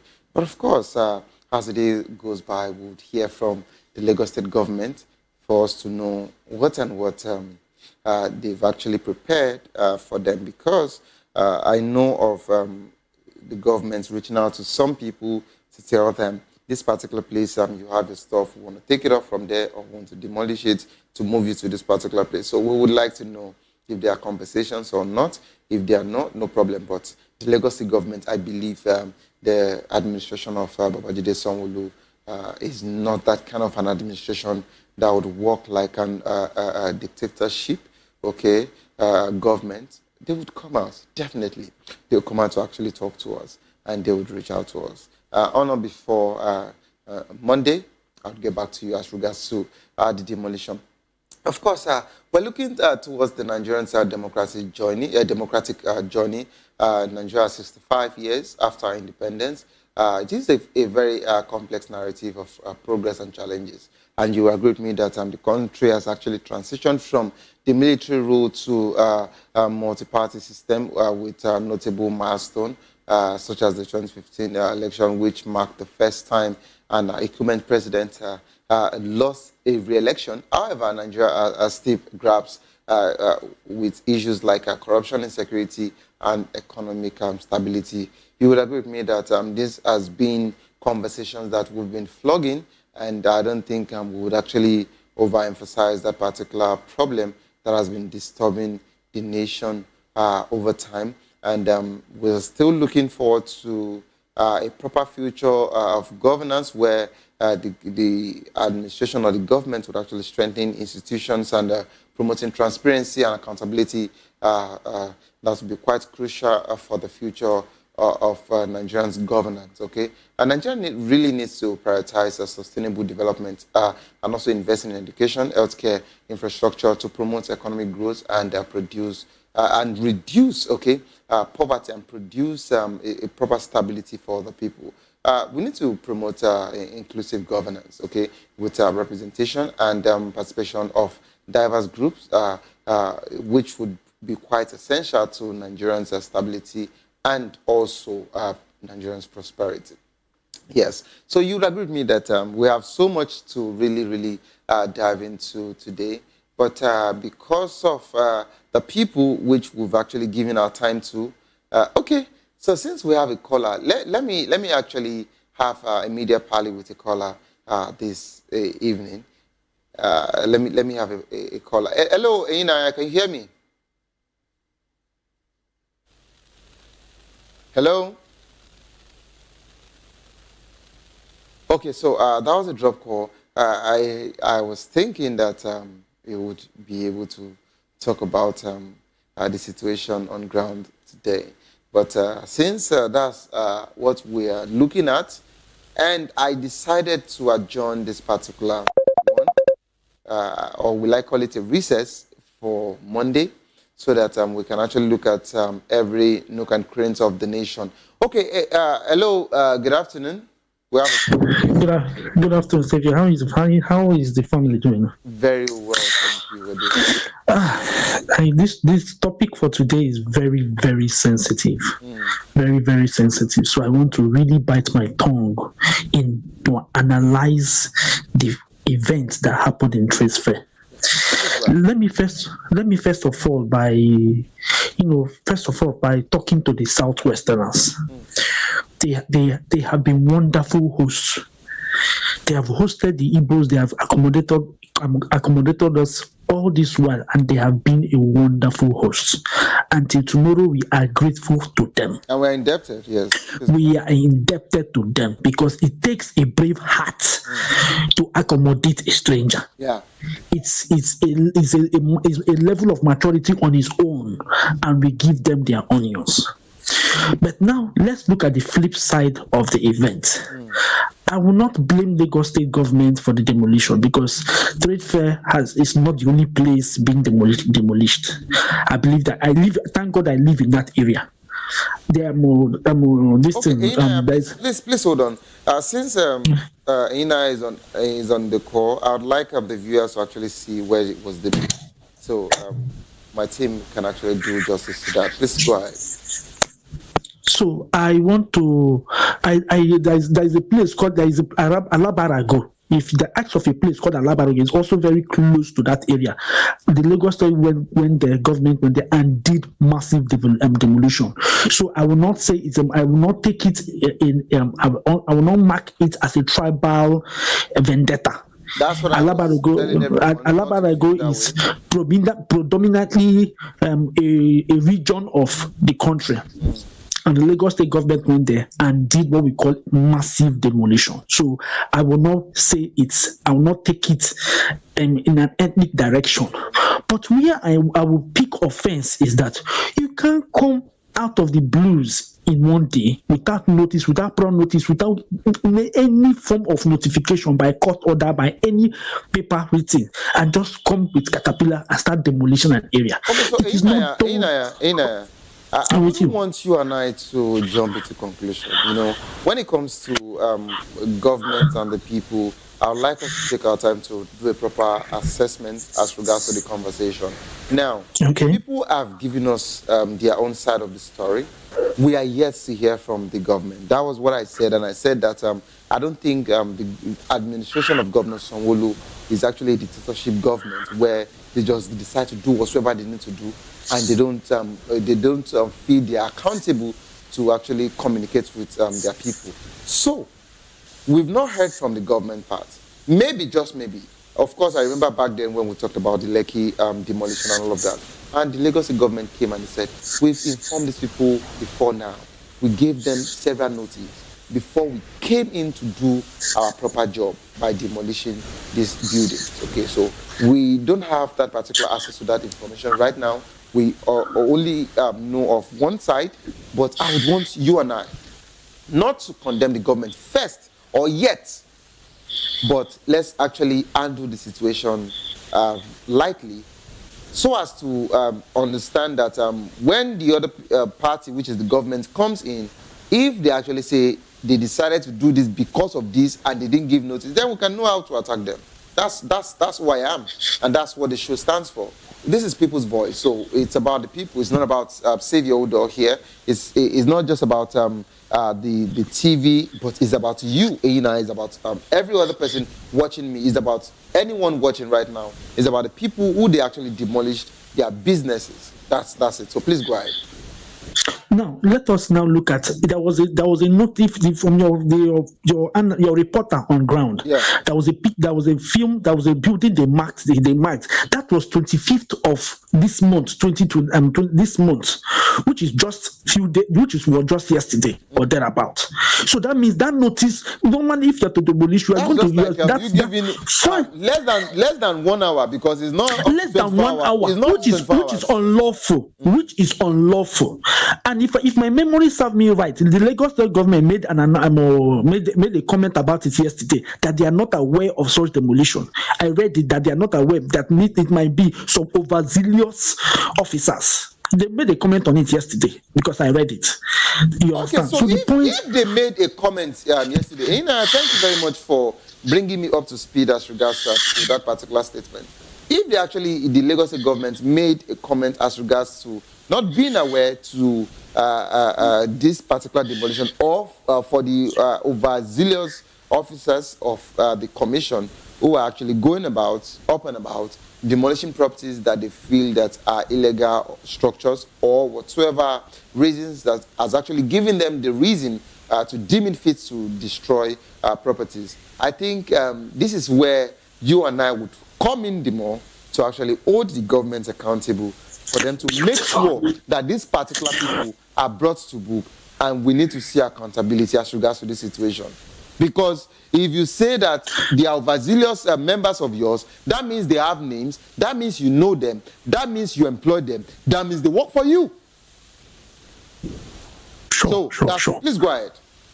Now, I want to still look at it from the point of the law.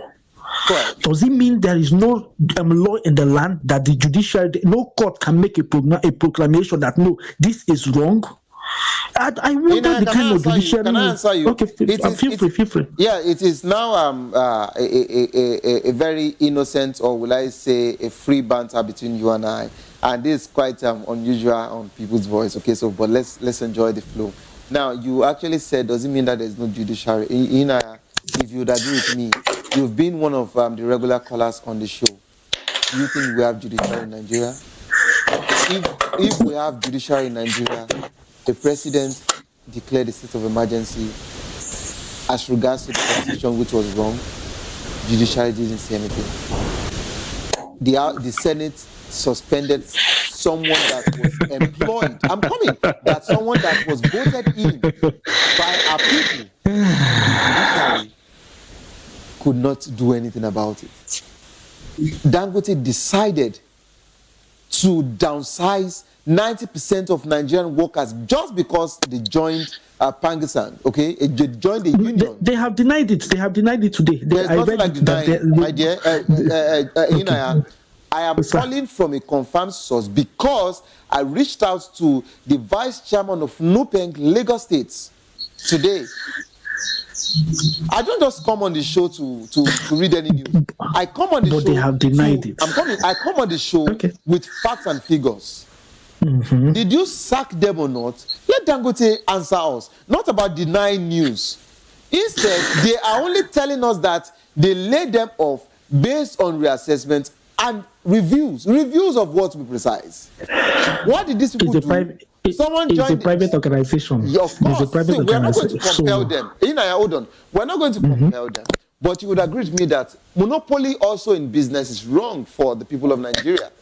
And not allowing people to join any organization or not allowing them to join any union, allowing them to have the free will of unionization is also detrimental to their fundamental human rights.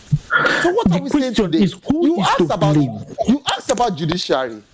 Now, the same judiciary you're talking about, do you know that your present FCT minister is building houses for your judges in FCT, saying that some of them are renting apartments? No, I want to bring you up to speed.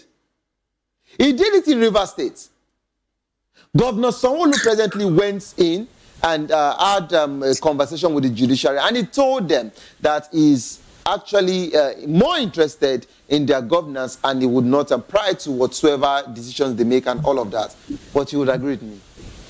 In a country where the executive arm of government has decided or has been given the free will to either give judiciary cars, give judiciary houses, give judiciary fat envelopes, what else do you expect? How will the people's voice really be amplified? It's just a question to you. We are being plain, right? So let us bring everything to the table. This is my table here. I'm placing everything here. So you put yours on your table and let us actually have a conversation. Okay. So where is the judiciary?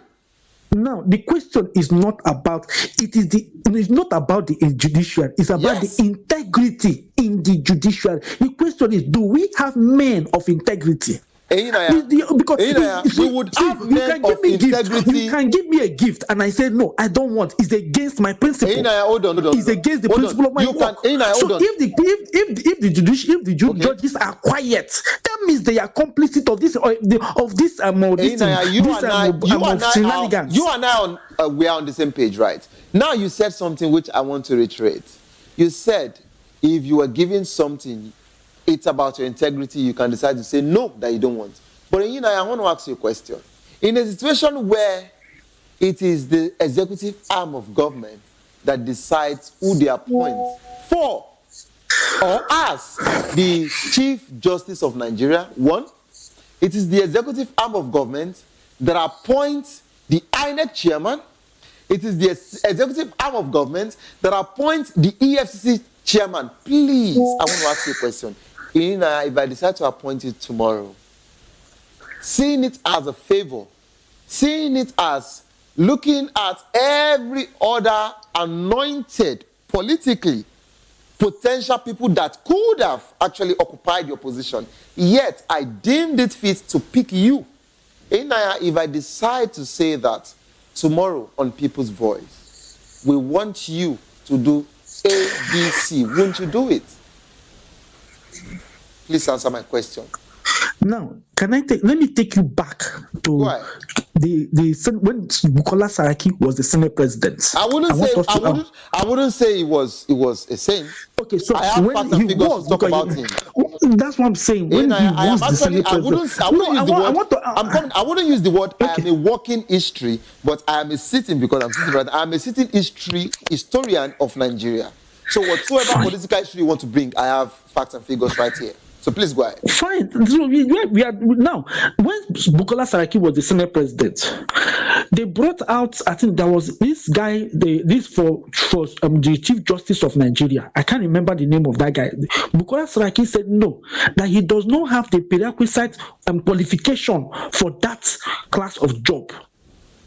Despite all pressure,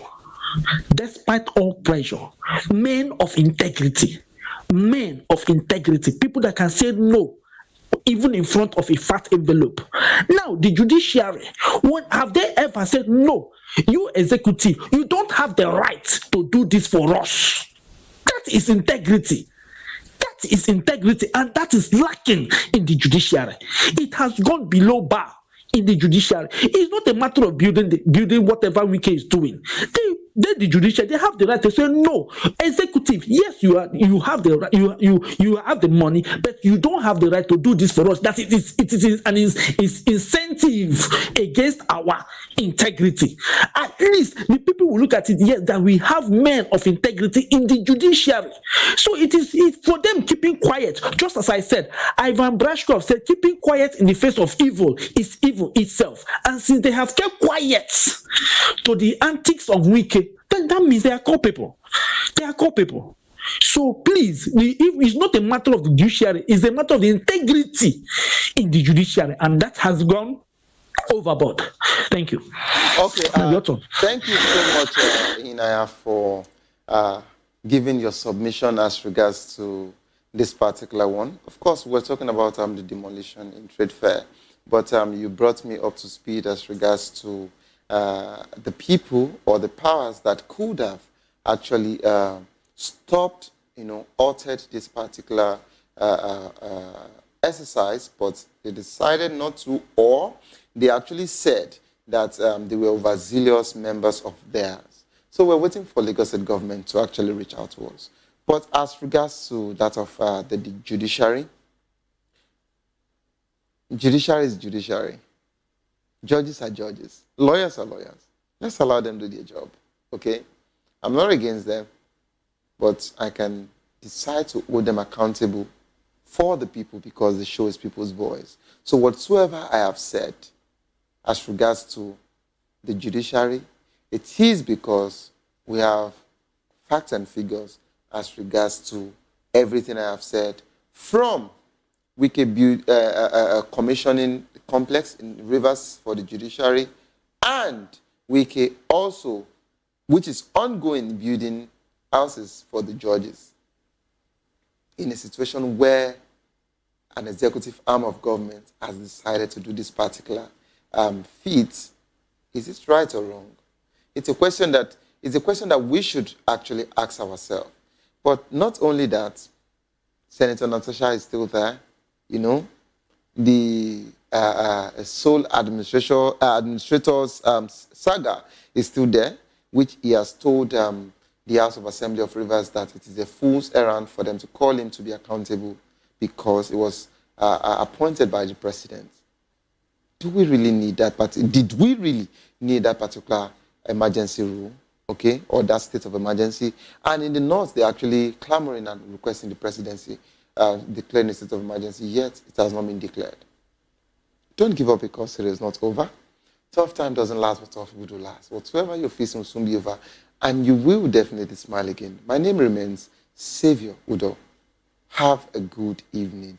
Rest.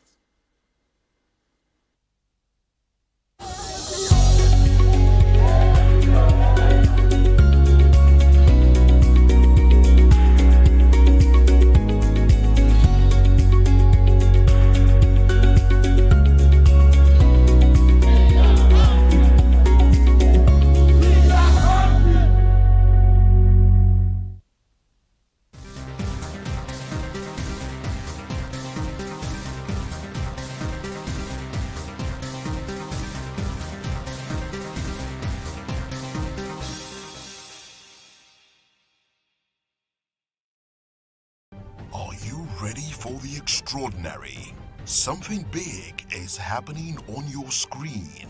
Introducing VOP TV.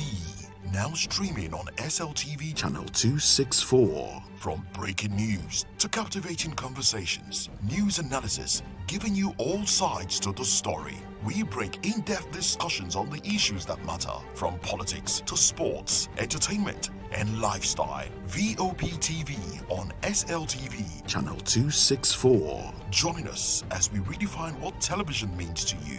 Voice of the People Television, VOP TV. Now you have more than a voice.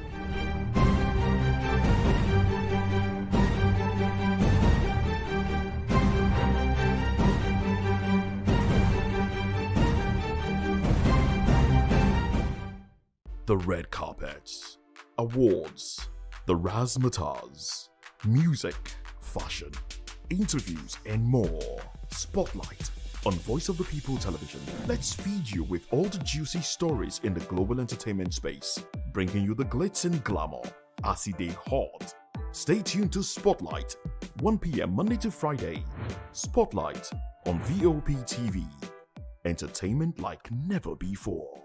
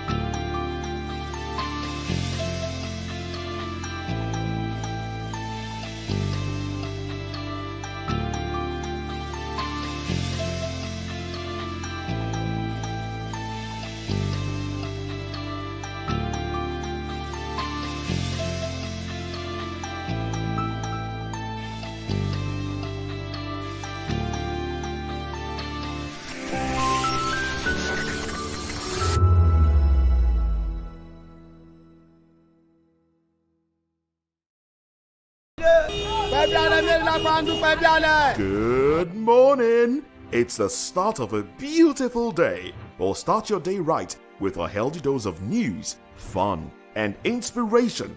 Join us on VOP this morning for the latest news, trending topics, and uplifting stories to set your day on the right vibe.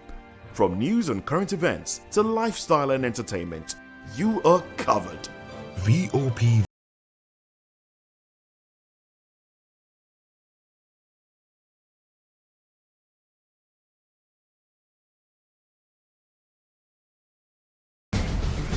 Join us as we drive into the world of politics through insightful interviews with prominent political figures, both serving and former governors, ministers, senators, legislators, party chieftains, activists, and analysts. Get first-hand information into the decision-making processes that affect our daily lives. Highly engaging 1-hour program that brings political discourse into focus. I am Chukwuma Okoro. Political Lens, Monday through Friday, 6 to 7 p.m. Join us.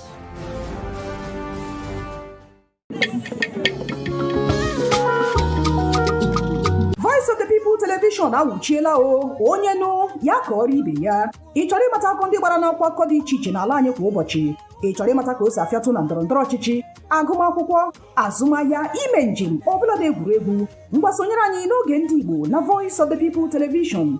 Anyị nwere ndị ọbịa bụ ọkachamara bụkwa ndị ga-enye aka tapịa isiokwu ndị anyị jiri bịa kwa ụbọchị. Anyị ga-eji ka o siri gbaa n'akwụkwọ akụkọ dị iche iche wee malite tupu anyị akọzie n'uju n'ubi onye anyị bịara na nke ya.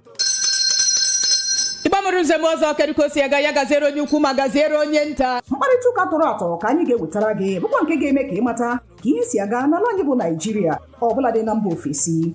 Oge ndị Igbo na Voice of the People Television ga na-abịara gị site n'ụbọchị Mọnde ruo Fraịde na SLTV Channel 264. Ekwekwala ka akọrọ gị ya akọrọ. Chetakwa na ọ bụ na SLTV Channel 264 ka ị ga-ekiri Voice of the People Television. Voice of the People Television, ugbu a iwere karịa olu. We encourage you to click on the like button and subscribe to our YouTube channel. We are Voice of the People TV. Also follow us on all our social media platforms. We are at VOP TV Live. Visit our website www.vop.ng for fresh and trending news. Also watch us live on SLTV Channel 264, VOP TV, Voice of the People Television. 2564 is coming up on Burning 9 right. The 2564 Atlantic Tower. What happens in the hush behind hangar doors? Who signs the papers that gamble with lives? Which truths were grounded before they even ever had wings? If you've ever buckled a seatbelt at 30,000 feet, if you've ever stared out of that tiny window and wondered who's really in control of the skies, it isn't just flight, it's power, it's politics, it's pressure sealed in steel. We're peeling back the clouds from runway risks to sky-high secrets. We're diving deep where most dare not to look. Aviation Scope, every Sunday at 7 p.m. only on Voice of the People TV. We don't just report, we reveal. We don't just ask, we uncover. Because when it comes to the skies, ignorance is turbulence. Aviation Scope, the sky isn't the limit, it's just the beginning. In a world where truth is the ultimate power and opinions scream the loudest, it's time to wade through the noise. Hunger no get tribe! Hunger no get religion! And scan the human interest and trending topics that matter. Stay tuned to The Issues, your plug to the stories making the buzz, from politics to science and technology, social justice, and more. Let's tackle the tough questions and expose the truth. The Issues on Voice of the People Television, Mondays to Fridays, 8 to 9 p.m. The Issues. Don't just react. Understand. In a world where power shapes with every headline. In a nation full of questions. In a world filled with noise, the truth needs a voice. The policies that shapes our world and the economy that determines our future. Every hour, every day, the grapevine keeps buzzing. And on the bold angle with Jamalina, we dive deeper into stories that shape our world. Don't forget, our voice matters the most. Let us come together and share our concerns.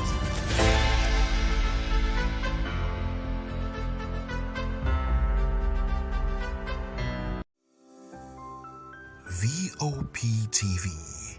Now, you have more than a voice.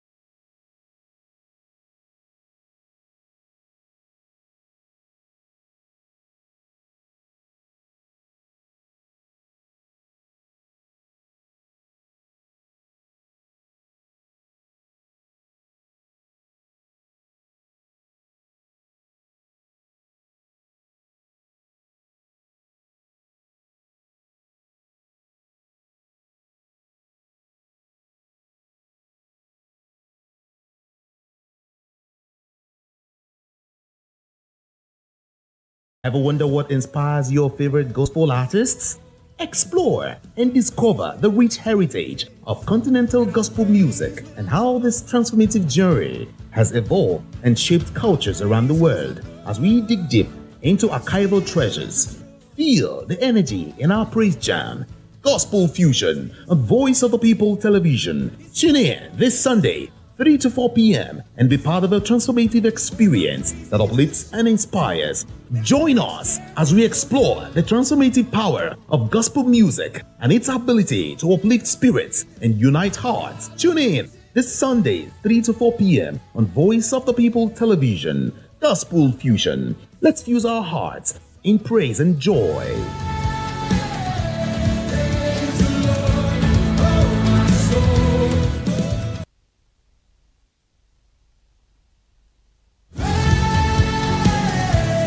Ever wonder what inspires your favorite gospel artists? Explore. In a world where power shifts with every headline. In a nation full of questions. In a world filled with noise, the truth needs the voice. The policies that shape our world and the economy that determines our future. Every hour, every day, the grapevine keeps buzzing. And on the bold angle with Jamalina, we dive deeper into stories that shape our world. Don't forget, our voice matters the most. Let us come together and share our concerns.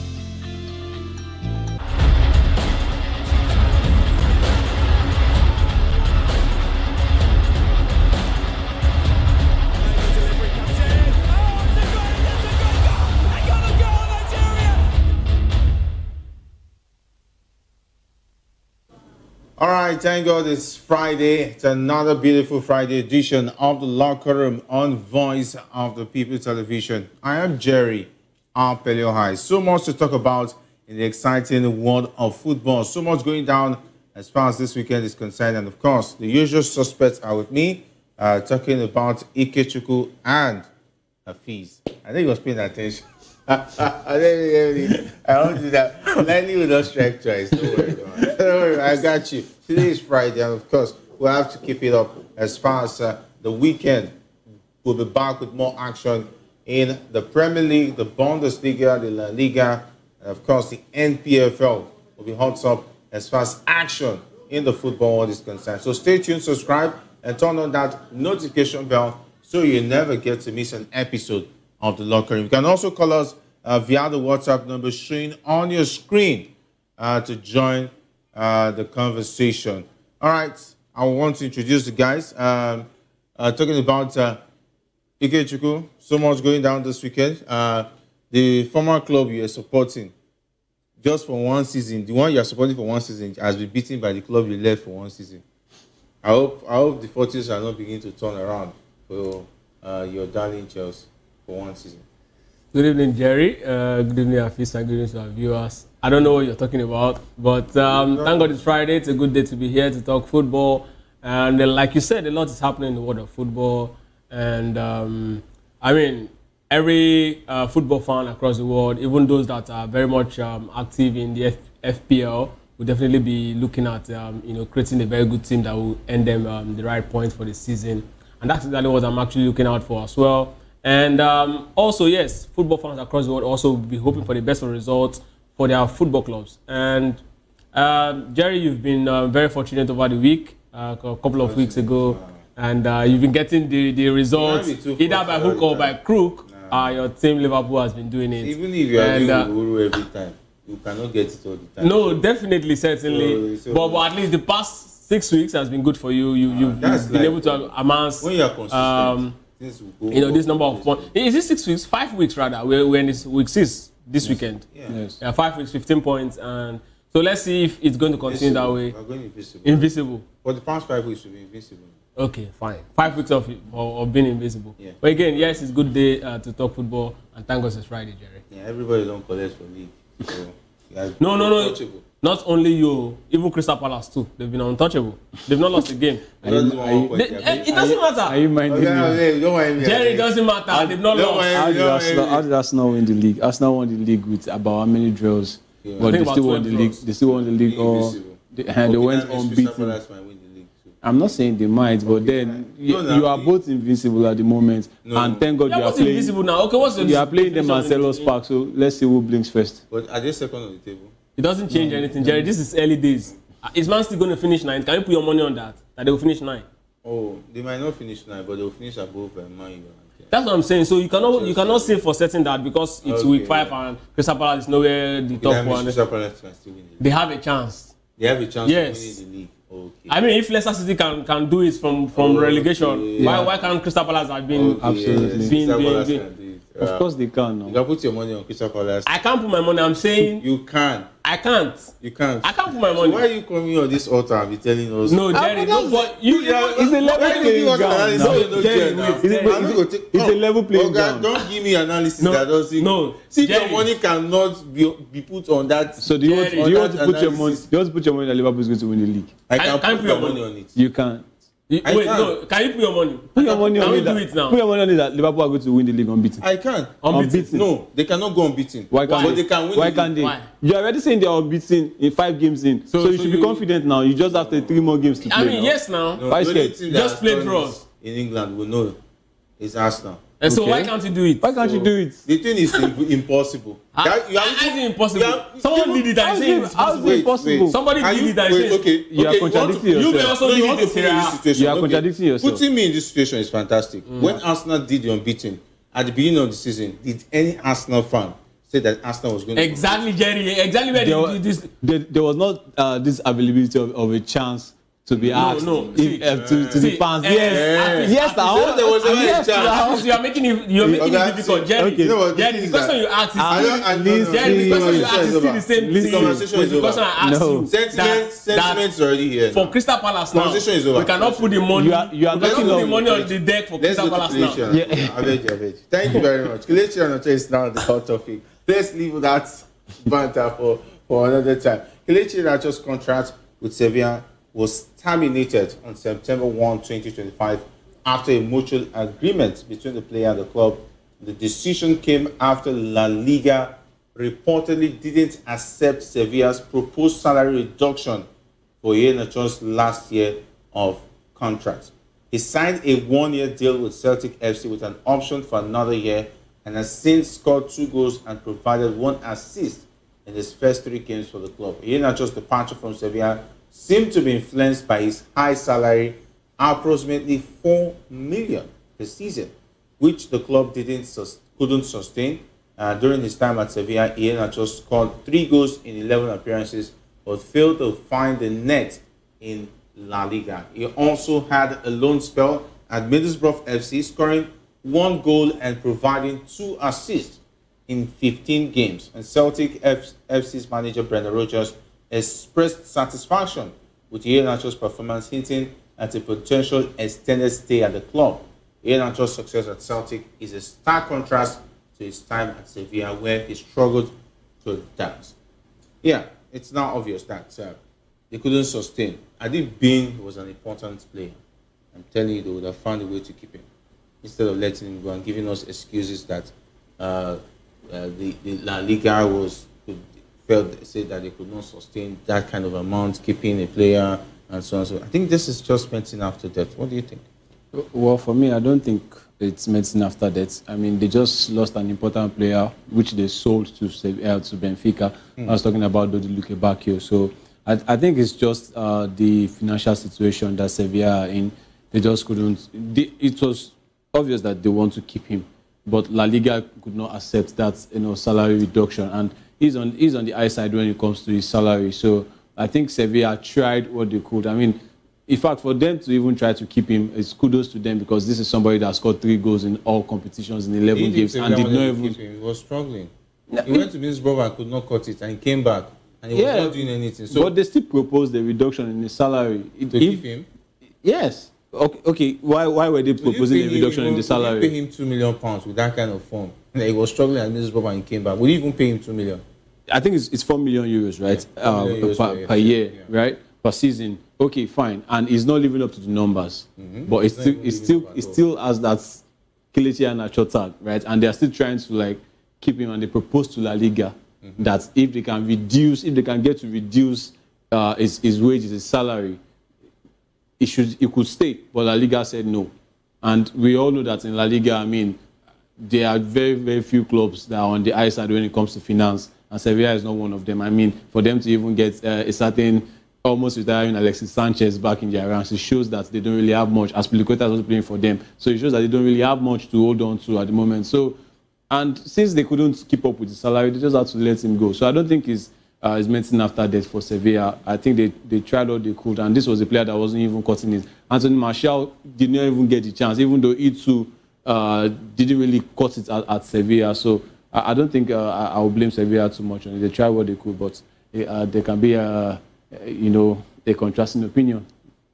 All right. Anyway, I don't know whether I want to understand you perfectly, but I think somehow I'm trying to get it. But Ikechukwu, Sevilla wanted to still keep him. They cancelled his contract. Well, I think it's clear that he's not a valuable asset to Sevilla.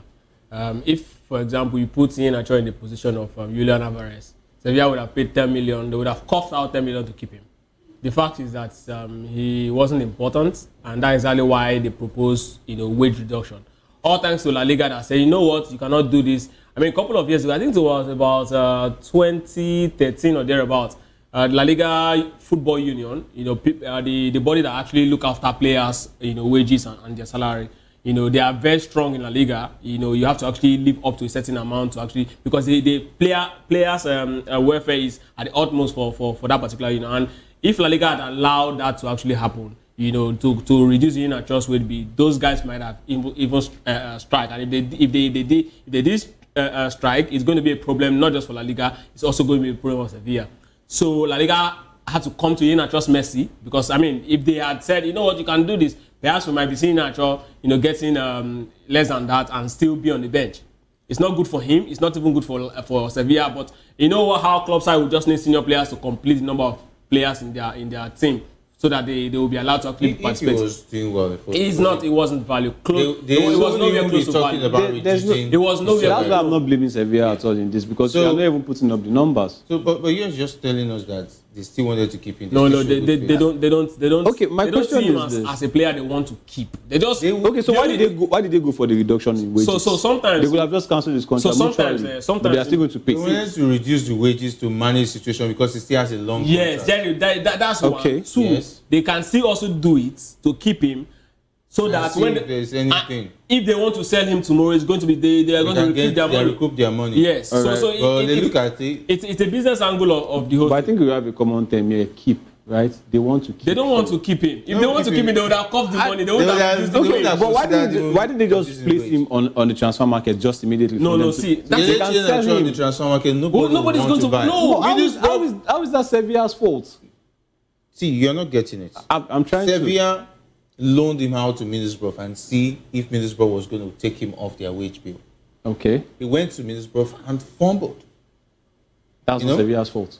Yes, it's not Sevilla, it's Kelechi Iheanacho's fault. Yes. Then you as a businessman, as a club owner, somebody that is not marketable, what do? Do you want to keep him? So, but you are making it sound like Sevilla trying to let him go.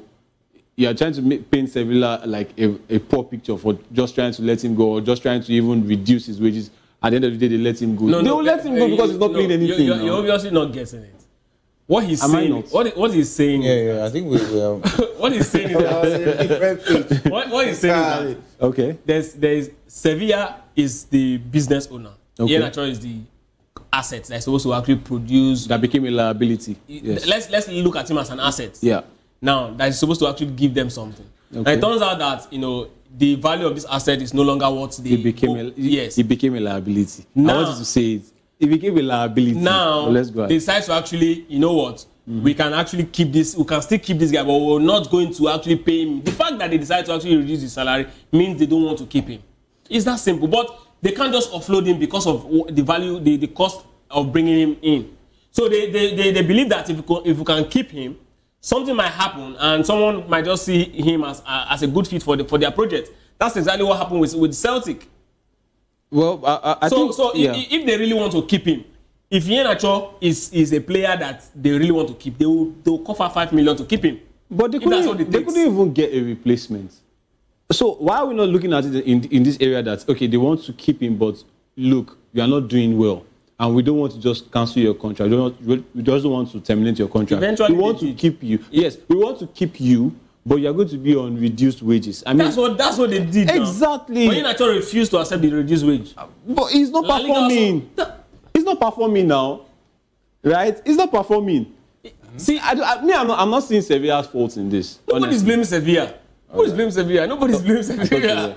I'm saying the way he said Sevilla is what I'm trying to explain. Give us excuse and throw the blame on La Liga being the reason why they had to let him go. That's what I am finding fault in. You shouldn't even tell us that. You don't have to tell us. They are saying that they wanted to keep him. That in La Liga rules, La Liga put pressure on them to let him go. That's what they are saying. But what I'm just feeling is that I might decide to keep you. You should understand my financial situation. I don't have enough to be paying you what you have. Even if he's pulling the figures, they might still want to keep him on a reduced salary. They won't do that. What makes you think so? What makes you think so? You can't do that because they don't have that financial strength. How many players in Sevilla today?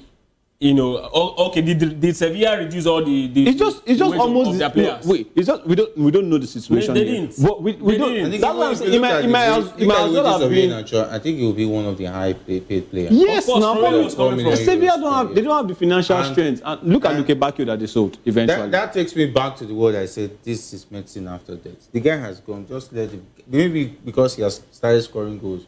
That's why Sevilla is not giving exactly what they were hoping that he would turn out to be at the club itself. At the club, if they had reduced his weight, because now I mean you're just taking salary without doing nothing. Football seriously. Yes. When he was at Sevilla, even when he made the move on loan to Middlesbrough, he was still not taking his football seriously. I think when his contract was cancelled, and I believe Brendan Rodgers would have given him stamps before giving him the contract to stay at the club side, and the guy had to reason it, because if Celtic doesn't give him an offer, where will he be going to? I mean, even Saudi League, why not? Celtic will not give him 4 million at all. So which means even below 1 million. Which means the same thing Sevilla was proposing was exactly what eventually happened in Celtic. All these things is just stories. Anyway, let's go to Super Eagles coach Eric Chell. Is considering Inter Milan's on-loan midfielder Benisa Akintamiro due to injuries to key players Rafael Onyedika, Fisayo Dele Bashiru. Akintamiro has impressed Chel with his performances in the Serie A, particularly his man of the match display against Napoli. The 20-year-old midfielder plays for Pisa and is seen as a potential solution to the Super Eagles' midfield crisis. And Onyedika, who plays for Club Brugge, has suffered a hamstring injury that could keep him out for 6 weeks, while Dele Bashiru's muscle injury sustained in Lazio's derby match against Roma is expected to sideline him for about a month. And this injury is coming at a critical time with the Super Eagles set to face Lesotho and Benin Republic in the World Cup qualifiers. And of course, Chel has other options in midfield, including Wilfred Ndidi, Frank Onyeka, Alassane Yusuf, and Uche Crisantos. Ndidi, in particular, is expected to play a crucial role in anchoring the midfield. I think we need more younger players in the team. And of course, 20 years of age, already playing top-flight football in the Italian Serie A. I think it's a good fit. Yes, he can get a look in, because Wilfred Ndidi, as far as I'm concerned, is aging, but he has experience. You cannot rule that out. But we also need to start blooding young players ahead of even the Nations Cup in December and the future. Well, the truth is, like you said, Wilfred Ndidi is aging. And I am really very unhappy with Wilfred Ndidi's progression as a player. at this point, we should be talking about him in the likes of, the top 5, top 6 holding midfielders in Europe. I mean, when Wilfred got to his peak, I think that was when he joined Leicester after they won the league. Leicester City brought him in, and we saw, the value in his first season in the Premier League, how he actually was one of the best, midfielders in England. I mean, I would have expected that, at this level, that we've been seeing him at one of the top clubs in Europe. But the way he actually his quality plummeted afterwards was so difficult for me to really understand. I don't know why it's so, but I mean, back in the days, our players actually have this huge progression of going up and staying there for a long time. But now we just have this very short curve, or this short dimension. It has to do with the coaching. It was blighted with injuries. It was actually blighted with injuries. He had recurring injuries. Well, the type of coach you also have in your club side would actually derail you in terms of you wanted to put in more effort. Yeah. Because coaches bring out the best in you. Take a look at coaches like Pep Guardiola, Arsene Wenger, Sir Alex Ferguson, Jose Mourinho. He brings out something extra in players and makes them look like world-class players. Take a look at Coutinho at Liverpool. He was doing well. All of a sudden, he went to Barcelona, those injuries. But you could see he could not really measure up anymore. So it happens to players. And when you are playing for a certain club side who changes managers like clothes, like Leicester was doing at a point in time, it will affect your form.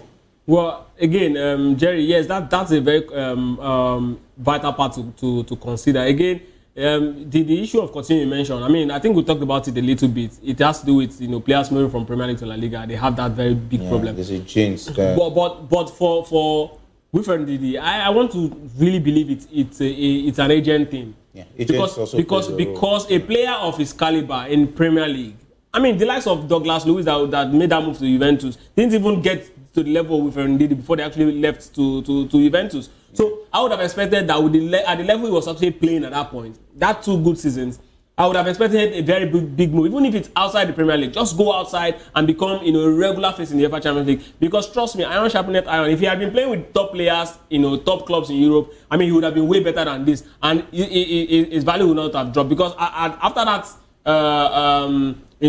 2 good seasons, he started playing somewhere deep. He started playing centre back, and that was where his whole career shape changed entirely. Now he had a good time under Maresca too. Even if you put, that was when his surgery started. That was when he went to Championship now. Yeah. Even if you put Wilfred now in the middle of the park, right, he will be barely recognizable. He doesn't have that energy. I mean, you'll be wondering, like, this guy is supposed to be that player. At that point, there was huge talk about Manchester United coming for him. I would have expected if he had a very good agent, top agent. This is why I always say it seems our players these days don't even spend money on best agents in the. I mean, see, it doesn't take you anything. Spend this money. It's all about taking huge pay cut. Get to the peak of your career, and they need to understand that the more you move up the ladder, the more the money comes, right? And agents are one of those people who can actually take you there. And the thing is that there's something about top agents avoiding African players. Being that one, they are greedy. They don't want to give a good share, yes, of what the manager is supposed to in terms of 10%, and the fact that our players age cheat. Yeah, let's say that because they don't have a long playing span like European players. Yeah. At So least they just take the whatever agent they- knows that for the next 15 years, it's going to make a lot of moving from one club to the other for this certain player. But African players, how many of them, after 2 club sides, they are no longer. Samuel Kalu is supposed to be 29. But Jerry, where is he now? Jerry, the truth is, it is difficult to see even European players that will give you 10 good years in Europe. So but the ones who are playing top flight, at least they could give you 10. They can. Years. No. 10 good years. I say it is difficult. I'm not saying now in football yes, has now dipped, actually. So it's difficult to actually see. So if that is why it will be at the time there were players. Less. The likes of Ndidi now. At the time there were players the likes of Ndidi now who can look at his career and say, okay, yes, this guy has been there for about 10 years. Yeah. So if you can have that longevity, because 10 years is a lot of time. Even Neymar didn't give us 10 years. Ronaldinho didn't give us 10 years. Neymar is still playing. Neymar gave us 10 years. No, Neymar didn't give us 10 years. When did Neymar arrive? Barca to PSG. Neymar came out in 2011. PSG. And he still played up to 2022, 23. Neymar, we're talking 10 years of being a good player. Neymar did. Neymar is still a good player. As at 2022. Yes. No. Even when he was blighted with injuries, he was still pulling out figures now. Neymar was okay. Neymar, as at the point Neymar arrived in Barcelona. He went to the 2022 World Cup. No, he did. Neymar came to Barcelona 2013 after the. Yes, but I'm telling you, he blew up in 2011. He blew up in 2010, 2011. That was when he scored. Yes, we've been hearing about Neymar, right? But what I'm saying is, as at that time, as at that 2021, Neymar was already done now. The injury, we know he's a good player. As at 2021, Neymar was already done. That's a decade now. No, it's still. For someone to blow up in 2011. Yes, now this was someone that already scored the push. But did he win the Puskas Award in 2011? He won the Puskas Award in 2011 now. He was already playing. The Puskas Award. No, I'm not saying that. I'm not saying that. No, all you need to do is to go. Messi don't have a Puskas Award. I know he doesn't. I'm just saying because he always win golden boot. No, Jerry, what I'm saying is Puskas Award should not even be metric. You can get a good goal even if it's your only goal in the season. Yeah, it's possible. I'm not saying that. At that time, Neymar was actually playing very well at Santos. Okay, what about Ronaldo? I actually followed Neymar's career. No, he did not give us 10 years. But you are trying to, pardon me, but you are trying to make an excuse for NDD. NDD, for me... I'm not making an excuse for NDD.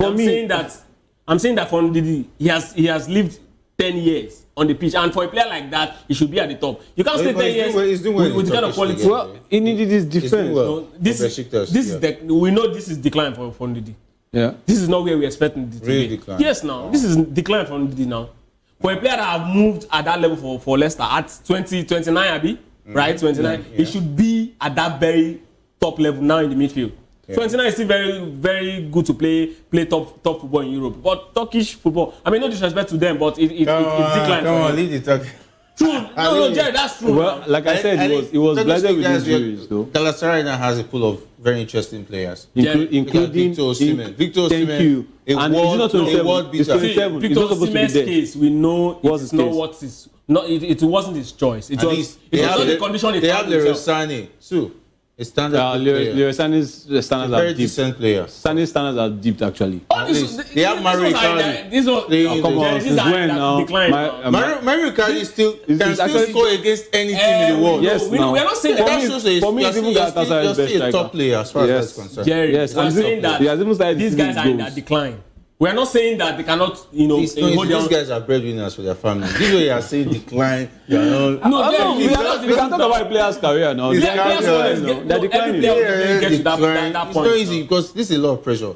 Every player will always get to that point in their career where they will decline. It is a norm. Ronaldo was done at 27. 27, 28. In fact, after the Champions League, they won. Ronaldinho's case was majorly because he loved the party life. It was more or less, he loved the enjoyment. And according to reports, he was not really a player who likes training and stressing himself. But he did that and he won the Ballon d'Or twice now. Same thing with Ronaldo. The party life. Ronaldo Lima could actually go and party hard overnight. And the next morning, he'll go to the pitch and give you a hat-trick. It's just the new version of Maradona. They have the wealth of talent, but not totally discipline. Yeah. So their talent carried them so well. Yeah. But if they had that little professionalism that the likes of Messi and Ronaldo, I think they would have stayed longer because of what they bring on the table. Ronaldo was just pure bliss to watch. Hazard as well. Hazard's injury. Really, Hazard was both injury. Hazard was both injury and discipline. This was someone that turned up to training fat. Do you remember? At Real Madrid. At Real Madrid. No, injuries too. Hazard was bad luck at Real Madrid. But it is what it is. But taking a look at more this time around, we'll go to the Flying Eagles head coach Aliyu Zubairu expressed satisfaction with the quality of strikers in his team heading to the 2025 FIFA Under-20 World Cup in Chile. And after struggling in front of goal at the 2025 African Under-20 Cup of Nations, Zubairu believes his team's attack has become sharper, exploiting spaces better in the final third. And this improvement was evident in the team's friendly matches against Chile and Australia, where they showed significant growth. The Flying Eagles wrapped up their preparations with a 3-1 victory over Australia, following a 1-1 draw with host Chile. And Zubairu highlighted the importance of these friendlies in identifying and correcting deficiencies in the team. Yes, Zubairu should not get carried away. I remember, was it 98? We played against the Netherlands in the friendly. It ended 6-1. they defeated the Super Eagles. I think the Super Eagles lost virtually most of their friendlies. I think they also played Yugoslavia. I can't remember right now. Yeah. I think it was a draw. Yeah, prior to Friendly the 98. Yeah, friendly matches. Prior to the 98 World War. And a lot of Nigerians already wrote off our team prior to their first game against Spain. Yeah. And we all know what happened. Definitely. Okay. Sunday Lisa's goal is still my best World Cup goal ever. That goal was something. Your best World Cup goal ever? Yes, for me. For Nigeria? For me, no, not Nigeria. I don't care about any other person.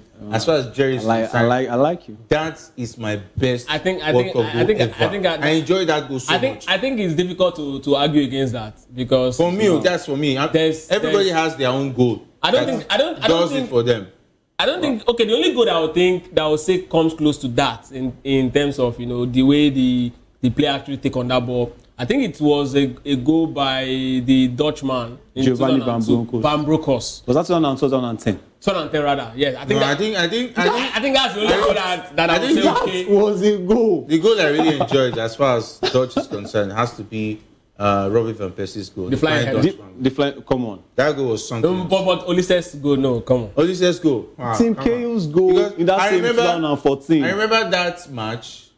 Was it against Australia? Raul Gonzalez was a menace. Raul was something else. Okay. He was unplayable. Very, very difficult to play. There was nothing the defenders could do about it. He was just there to make sure that he got the goals he wanted to get. It was I think the defenders at a point in time they were praying for the time to end. Because Raul was something else. He terrorized the defense of the Spurs. Look at nostalgia. And he was something else. You know what I like, Jerry? You're actually donning. No, I'm remembering that day was something else. You are donning the shirts of a team that knocked them out. A team that they were expected to beat and knock them out. I like no, I was just giving it to Raul. No, something else. I'm talking about the team in general. That team also after every day, please mention the Denmark game. No, not in goal. That was Canizares. No. It wasn't Canizares. I'm trying to remember. It's a tall, long-headed goalkeeper. I think Zubi Zareta. Yeah, I think that was Zubi Zareta was the goalkeeper. And at that time, Zubi Zareta was one of the informed goalkeepers. Very benching Casillas at that time. He was getting older. He was getting old, but he has it in him. That was the era Casillas and the likes. Yes, was. Casillas was part of the Nigerian 1990. Yes. Yeah, it was still very young. Yeah, so I mean, it was after then he actually became a very. He was just a Real Madrid rookie then. Yes, at the point. Yeah, after the 98, 99 was 2000. They were talking about. I'm trying to remember the number one for Real Madrid at that time. I think it should. No, it wasn't Canizares. It was for Valencia. Yeah, Valencia. Yeah. Was it? I can't say Todo. Todo was Inter. No, Todo was at Inter. At Inter Milan. Yeah. But that team had arrays of stars, and that's Spanish. Again, one thing that helped the Super Eagles in that game was we also have players who can manage themselves in the biggest of stage. I mean, like with Taribo West, they've done the Inter Milan jersey. We also have the Sunday Olise who have rubbed shoulders with like Zidane. I mean, Juventus, Ajax. So you know that JJ Okocha, these guys can actually hold their own at the biggest of Mobi Okparaku.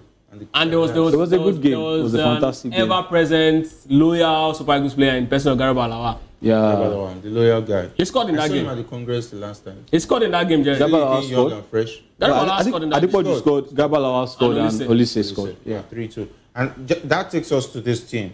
Yeah, they've played beautiful friendlies, and they were lackluster, lethargic at the under-20 AFCON. I hope Zuberi is not just doing PR, because I will expect more from this team. Yeah, beating Australia, a decent result. Of course, to keep them sharp and ready, because you're as good as your last game. Your confidence going into your first game in the competition is also a way to at least give you what to expect of the championship. I hope that they will give us a beautiful championship, maybe going as far as the final. With Harcourt in goal, your best goalkeeper. I hope so. I mean, He's my best goalkeeper. Yes, Nigeria's best goalkeeper. Nigeria's best goalkeeper. Am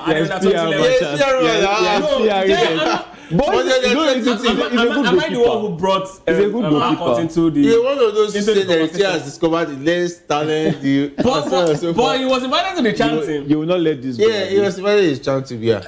But you're one of those proud to the, was it the bronze winning team? Yeah, when Eritrea was going to visit the team, was saying this is the next generation of players who should start looking. But he can show you that at the World Cup. Yeah. At this under 20. Many of them are World Cup. first start anyway. But Harcourt, come on. But Harcourt is your number one. Is still going to be there. It's our number one. The number one. Nigeria's I'm actually looking forward to two players for me. I'm just looking forward to Harcourt, yes, and Daniel Bamei, who, the captain, who I feel like is a rock in defense. I think it can do well for us going into this under 20. But for me, I'm not keeping my hopes up. I mean, look, they are going to be playing against if we are going by what happened at the AFCON, I'm not keeping my hopes up. But normally, I think Zuberi just has to do what the coach has to do. But you don't have to necessarily gas us like that. Yeah. When the tournament starts. Norway is a very dangerous side. Yeah. They know how to bring young players too, who can cause a lot of damage. And I think Norway, that's where Haaland. And it was in the competition like it was in under 20. He scored 9 goals in one game. 9 goals in a game. I saw that game. I didn't know that was when I knew that there's a certain player called Haaland. Somebody is coming. Who's this young man? And of course, they had the likes of Odegaard also coming from the ranks as well. Solot as well, yeah. A lot of players came from there. There's a certain player, Manchester United just... Man United is also... Looking at a Colombian player who's in... Orozco? Yeah, Orozco. Christian Orozco. Yeah. I hope it's not in the under 20 side. Because anyway, he will want to show Man United some bit of action. And the Flying Eagles by Beatrice Messi. And of course, Saudi Arabia, you can't rule them out. Though they are building something great with Eminado and Co. And they have young players too coming up. So it's going to be a difficult group for the Flying Eagles. Well, looking at the names of the countries you mentioned, I mean, if we had done what we were supposed to do, this should not have been problems for us at this level. But because this country are actually not known to churn out top talent regularly. So it's just the situation we find ourselves as regards football development. That's why we're having this conversation about, the likes of Saudi Arabia and Norway. I mean, naturally, it shouldn't even be a conversation. Should be negotiating them, yes. But yes, at this level, we just have to do all we need to do to actually scale through the group. I want to believe that from what we've seen so far and how, the feelers we've been getting, that the players that we have now in camp are better than the ones who actually played the qualifying series. I think that's where I'm going to leave it until we start seeing the boys doing the business at the World Cup. Yeah, I hope Eric will not be visiting them after their first game and distracting them. Anyway, it is what it is. Still talking about the under-20 side, we understand that Manchester United has sent scouts to watch Flying Eagles goalkeeper Ebenezer Harcourt. Ikechukwo's goalkeeper. Favorite goalkeeper. I mean, Jerry, better than Nwabali. Yeah, that's why he went to scout it for Man United. No, Jerry, go and look at Harcourt. He should be listening. He DM'd Man United's admin and look, you have to watch Harcourt. Come on. When you are suffering from Onana to Batinde, and then to what's the name of that Lemons? I mean Lemon. Lemons now. No, it's not buying this. Ainde. And they have a I say Batinde. Now, oh my God. It's Harcourt we are going to sign to save you. Yeah. Anyway. See, Jerry, David here was brought in after 2017. United looked at him and said, okay, this guy is a good fit. You can actually bring him, and he developed into one of the best. Arguably, at some point, he was the best goalkeeper in the world. Yeah, right? I think I agree with that. And now, this guy is just 15. Who knows if he does very well? If he does very well, and United brings him. I mean, it's going to be an honor, right, to have the best goalkeeper in the world being a Nigerian. I mean, we've not seen it, so we're just hoping that we can actually have that. Yama was there at some yes, Yama was top 10. It was very close, but I mean, if this guy can actually develop in Europe at this very young age, who knows? I mean, we just look at Africa's greatest goalkeeper of all time in his person. It's going to be so proud. Obviously, greatest goalkeeper of all time. It's possible. It's very possible. Nigeria, somebody has to be. There was a time Onana was considered the best in Africa. I mean, why? Why should Onana be? Best goalkeeper in Africa. Best goalkeeper in Africa. On form at that point. At that point. Talking about just one season. That was at Ajax and Inter. Ajax when he came up under Eric Ten Hag, it was fantastic. Yes. Yeah, this guy is young. I mean, there's lots he can actually develop into a goalkeeper and become his first match in the Turkish league. He was the man of the match. Yeah, even though he considered and they lost, but he was the man of the match. He was the man of the match. So why Man United? It's a Man United thing, Abi. Yeah, even the girl was fantastic last season. Yeah, the girl was fantastic last season for Fiorentina. Look at McTominay, Anthony scored was in the Ballon d'Or list. Yeah, he was in the Ballon d'Or list. Oilon scored in his first game for Napoli too. You remember? Anthony scored again. He even gave an assist. I think Real Betis game against. There's something about Man United. And even Ikechukwu is doing well. He's doing well outside Man United. With Chelsea. Yeah, with Chelsea. He's doing well. It's a Man United team. Just stay at Chelsea. You know how frustrated Ikechukwu used to be when we talk about United. Oh my God. I at the point I felt for you. But I think I enjoyed it because... Do we have to feel for them or is karma? No. That feeling Man United used to do... That feeling was a mutual sorry, but I can't pity you. I have to still lash you. That was that guy. I was sorry. So he doesn't understand it. And of course, he had the fair share. And this Chelsea is just one season. Let's see you go back to where he came from. He's beaming with smiles. You can stay at Chelsea. Depends on his loan deal. No. Depends on his loan deal. You can extend his loan. I can't condone that form. He has to come. We'll go back to his roots. No buy option. No buy clause. He's straight back. He's returning back to his roots. But let's talk about Inter Miami midfielder Sergio Busquets has announced his retirement from professional football effective at the end of the 2025 Major League Soccer season. He's 37 years of age. He made the announcement through a heartfelt video message on his Instagram page expressing gratitude to everyone and football for the opportunities he's had. And of course, Busquets, known for his defensive midfield expertise, won numerous titles during his time with Barcelona, including 9 Spanish league titles and 3 Champions League trophies. Busquets was one of the most underrated players during his time. When Yaya left, Mascherano was about leaving, everybody was worried in that position that what is going to be like. But Busquets came, and do you know the thing about Busquets? He makes it look easy, but he makes a lot of difficult decisions in that midfield at the point in time for Barcelona. He was this kind of midfielder. He doesn't shout, but he does his work. Absolutely. Fantastic talent. If you really look at what he does, you know that Busquets, he was an enigma. He was something else during his days at Barcelona. And when they were letting Yaya Toure go, I was saying, is Guardiola mad? Is something wrong with him?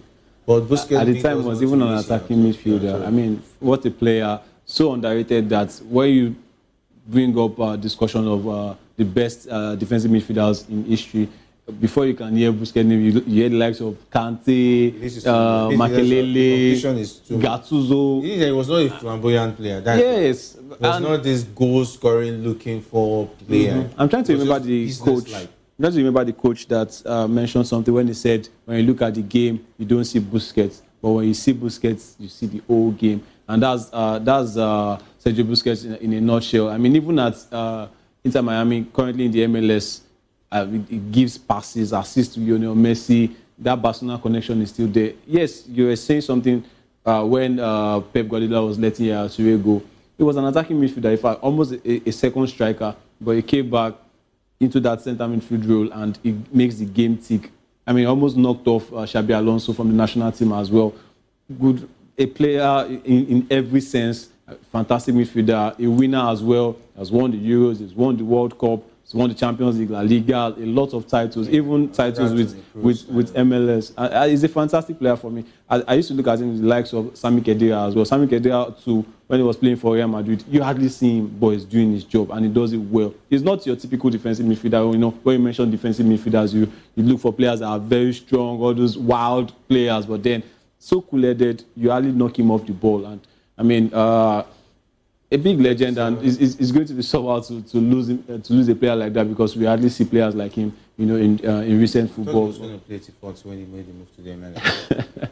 Well, I mean, not all players, you know, not everybody will want to actually do that. I think he's looked at it and, you know what, I think it's time to call it quits. And I was also surprised when Piqué actually hung up his own boots, you know, at the age. I mean, I think it's all about you know, that particular generation of Barcelona players. They were actually called the class of '87.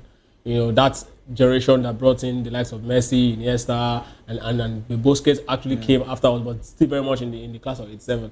Busquets, the first time I saw him on the pitch, you know, I looked at him, I was like, okay, who is this guy?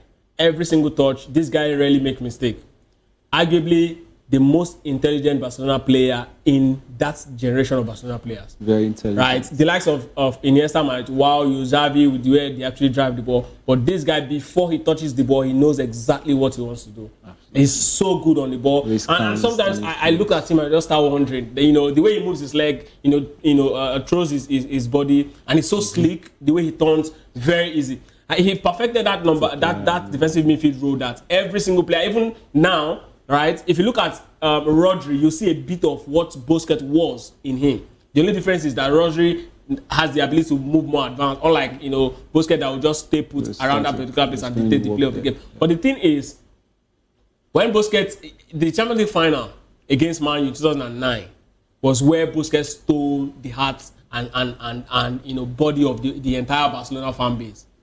I mean, there was, for Pep Guardiola to look at this guy and say, you know what, you're going to play that role there, and the Arturo is going to play in the heart of defense. If you remember that final, he has to play in the heart of defense. Yes. And Busquets did the unthinkable. The first 10 minutes was shaky because, of course, it's quite new. Yeah. United has the best player. United had the best player on paper, right? But Ronaldo, the team at that point, Barcelona was clearly, ahead, as we saw after 10 minutes of that game. And Barcelona, if you look at every single touches Busquets made, people don't even talk about, go back to what that game, you see Busquets and you know that, okay, this guy was one of the main reasons why they actually won it. It's so good for.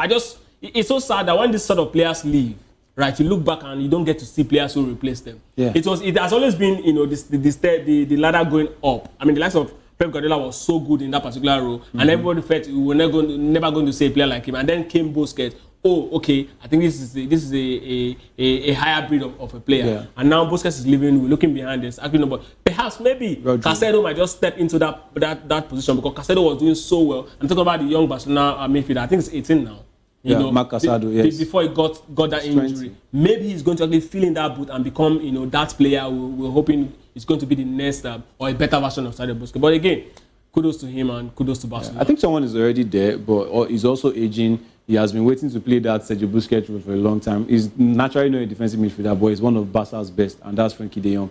Frenkie de Jong has the height, can pass the ball, can control the midfield. I think he's the one closest to Busquets now, but like I said, naturally not a defensive midfielder. But Busquets, I told you, he came from the attacking midfield position, and it's been fantastic. Zubimendi for Spain, and then Daniel. Another very good player. Zubimendi could have. But it's just so bad that, he's very close to the Busquets generation. And, these sort of things really affect players.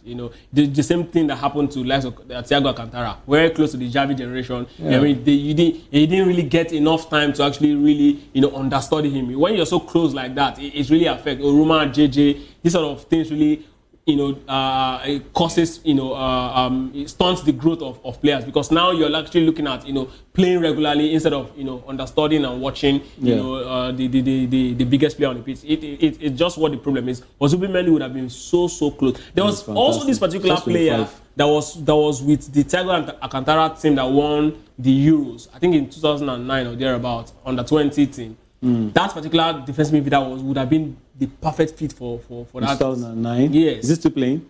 No. At that point, I think it was it was Sergio Busquets. I think it was Sergio Busquets and Thiago Alcantara that went, and that was when people started talking about him. So if they can actually, if Barcelona, of course, I trust La Masia will actually be able to produce somebody someday.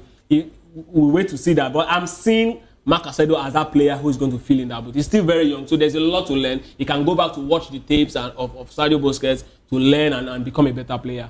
That's what I think the fact that they're not having managers from the La Masia going into the talking about the into the main team, it's also a difficult point because Hansi Flick will not be able to go back and start looking, except he will have to start listening to what the La Masia managers are telling him in terms of the next big thing. But it's been working. It's been working for him so far. It's been working for him so far because Barcelona suffered so much, not being able to get a pool of players to inherit what the other senior players.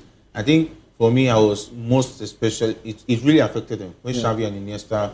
It broke them down. Xavi left. Iniesta was still there. Yeah. Iniesta now left. Oh man. You don't get to see these sort of players every time, and that's.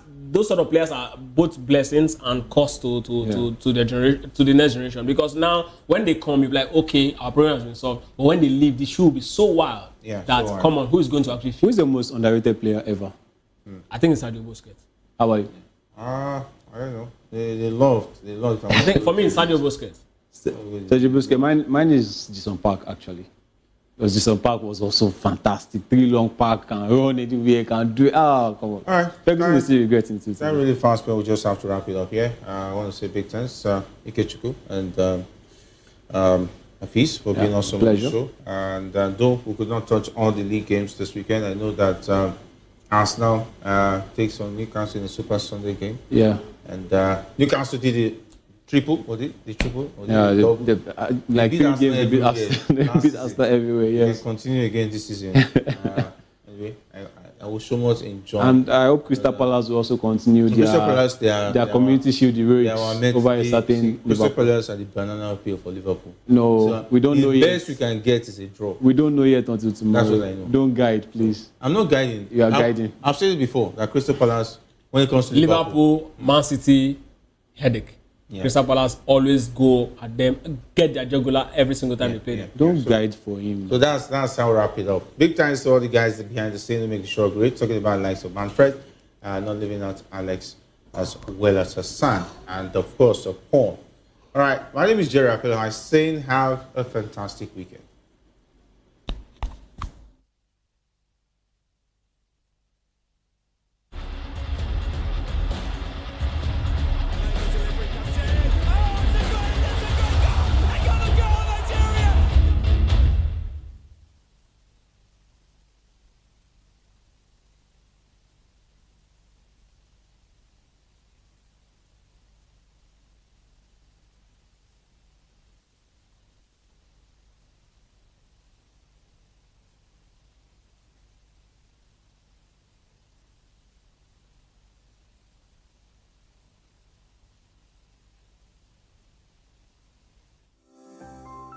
VOP TV. Now, you have more than a voice. Welcome to Kitty's Corner.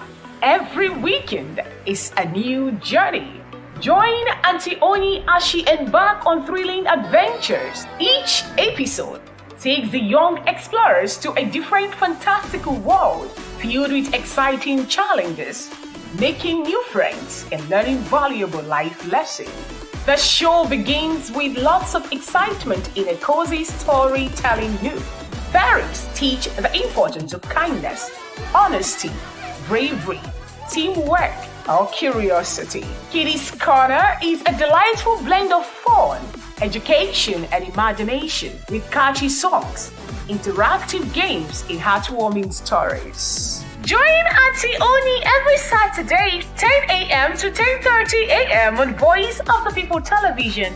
Kitty's Corner, perfect destination for curious minds. My name is Esther. They call me the Oga Paraputa of them and the General Overseer of them all. Every man, every woman has got a voice where integrity is the volume. So this is Voice of the People's TV. Voice of the People's TV. So this is the people's voice. And the people's voice is the voice of God. That's the voice populi in Latin. The people's voice is the voice of God. So keep watching Voice of the People. In fact, my name is Voice of the People. Keep watching MC Adobe King. Hi guys, my name is Kegan. I am Nigeria's biggest tech content creator. And I just wanted to give a quick shout out to Voice of the People TV. Keep watching, enjoy, and you're welcome. My name is MC Alamano. They say they call me Enjoyment Landlord. It's VOP TV. Keep watching VOP TV. Don't touch it down. Even if you want to touch it down, increase the volume.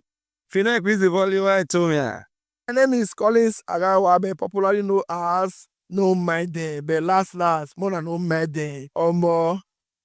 Not be all so the cook right at the fry plantain. We keep on watching VOP TV. The voice of the people, the voice of Edo. If you don't want to get the authentic news for Edo the way it be, that's why they show and they want to cut anything come on.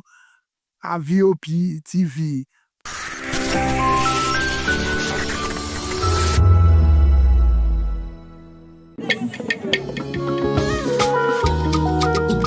Voice of the People Television awuchiela o onye nụ ya ka ọrụ ibe ya ị chọrọ ịmata akụkọ ndị gbara n'akwụkwọ akụkọ dị iche iche n'ala anyị kwa ụbọchị ị chọrọ ịmata ka o si afịatụ na ndọrọndọrọ ọchịchị, agụmakwụkwọ, azụmahịa, ime njem, ọbụladị egwuregwu, mgbasonyere anyị n'oge ndị Igbo na Voice of the People Television. Anyị nwere ndị ọbịa bụ ọkachamara bụkwa ndị ga-enye aka tapịa isiokwu ndị anyị jiri bịa kwa ụbọchị. Anyị ga-eji ka o siri gbaa n'akwụkwọ akụkọ dị iche iche wee malite tupu anyị akọzie n'uju n'ubi onye anyị bịara na nke ya. Ịgbamụrụ nzem ọzọ kedụkosi ya gaziere onye ukwu ma gaziere onye nta. Mkparịta ụka tọrọ atọ ka anyị ga-ewetara gị bụkwa nke ga-eme ka ịmata ka ihe si aga n'ala anyị bụ Naịjirịa ọbụladị na mba ofesi. Oge ndị Igbo na Voice of the People Television ga na-abịara gị site n'ụbọchị Mọnde ruo Fraịde na SLTV Channel 264. Ekwekwala ka akọrọ gị ya akọrọ. Chetakwa na ọ bụ na SLTV Channel 264 ka ị ga-ekiri Voice of the People Television. Voice of the People Television, ugbu a ị nwere karịa olu.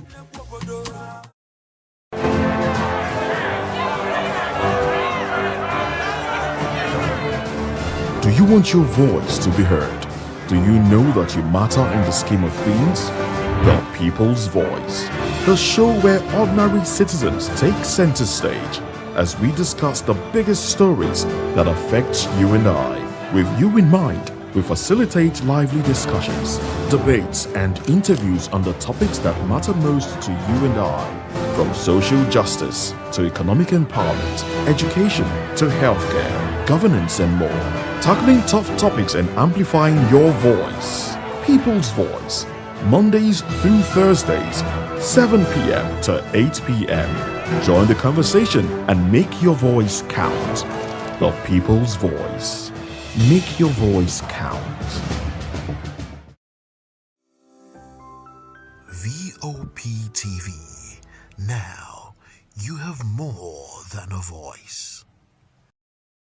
According to the International Labour Organization, the global youth unemployment rate stood at 12.6% in 2024, a figure that continues to spark concern worldwide.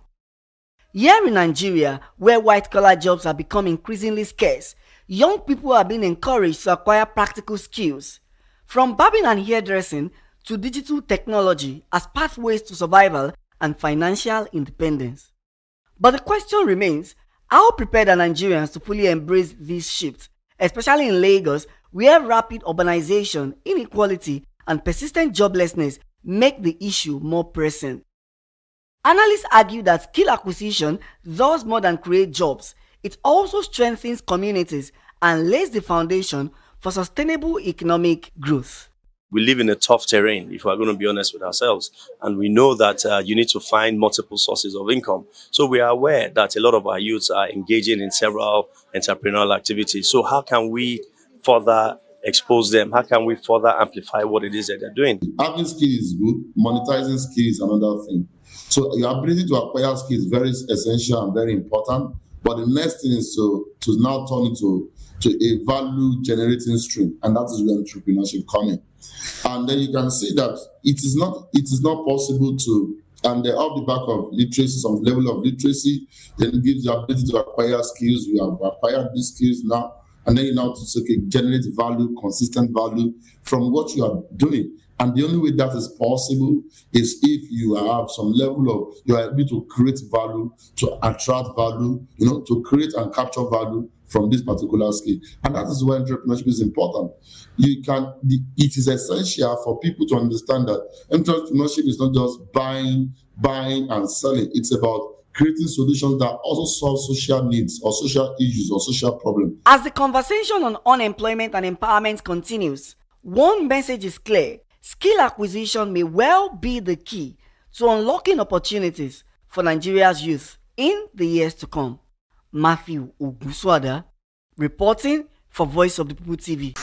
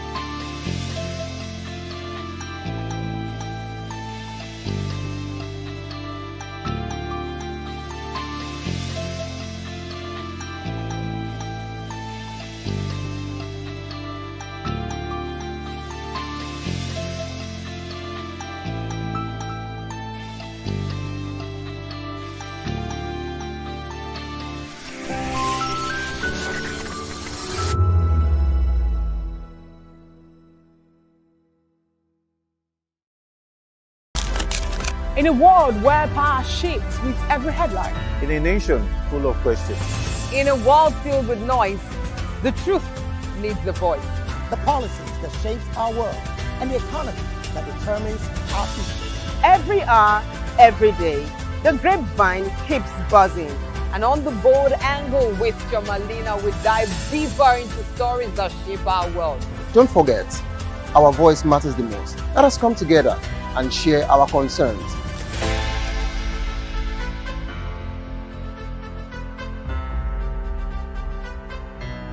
Are you ready for the extraordinary? Something big is happening on your screen. Introducing VOPTV.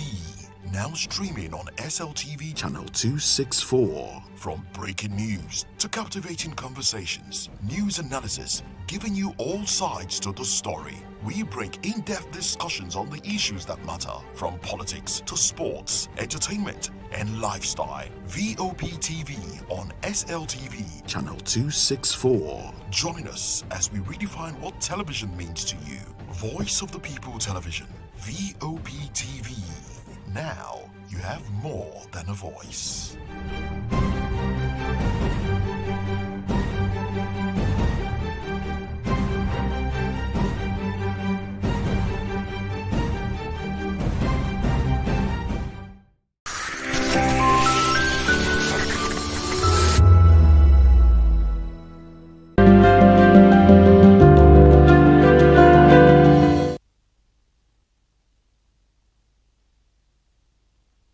Hello there, good evening and welcome to Political Lens. I am Chukwuma Okoro. We are broadcasting on Metro SLTV channel 264 and on YouTube we are Voice of the People Television, and on other social media platforms we are at VOPTV Live. Well, by the way, this is Voice of the People Television, and on the show today, NNPP crisis worsens as ESCOs disagree openly on defection with national leader Kwankwaso. Well, the crisis within the new Nigerian People's Party, NNPP, seems to deepen with each passing day, as the National Secretary of the party, Dr. Ogini Olaposi, says plans to join the All Progressives Congress are by Senator Rabiu Kwakwanso and his Kwakwansia movement, and not the party. Well, he said this through a statement on Monday in Lagos, that's yesterday. Before his clarification, Kwakwanso, a former Kano State governor and 2023 presidential candidate of the NNPP, had on Saturday declared that he and his supporters are now ready to join the ruling APC. Kwakwanso, however, warned that his political movement will not allow itself to be used to win elections and then abandoned afterwards. But in a test reaction to the situation, Alaposi said that by the declaration, Kwakwanso has finally admitted that he and his movement are not a part of the NNPP. At last, we have been vindicated. Now I'm quoting Dr. Ogini Olaposi. All negotiations by any party with Kwakwanso should be done in his individual capacity. Our party will now rest from the movement's resistance after they were expelled for anti-party activities. Well, the NNPP has nothing against the ruling party, and if at any point ahead of the 2027 general elections, we think we should enter into alliance with APC or any other, it will be decided by all members.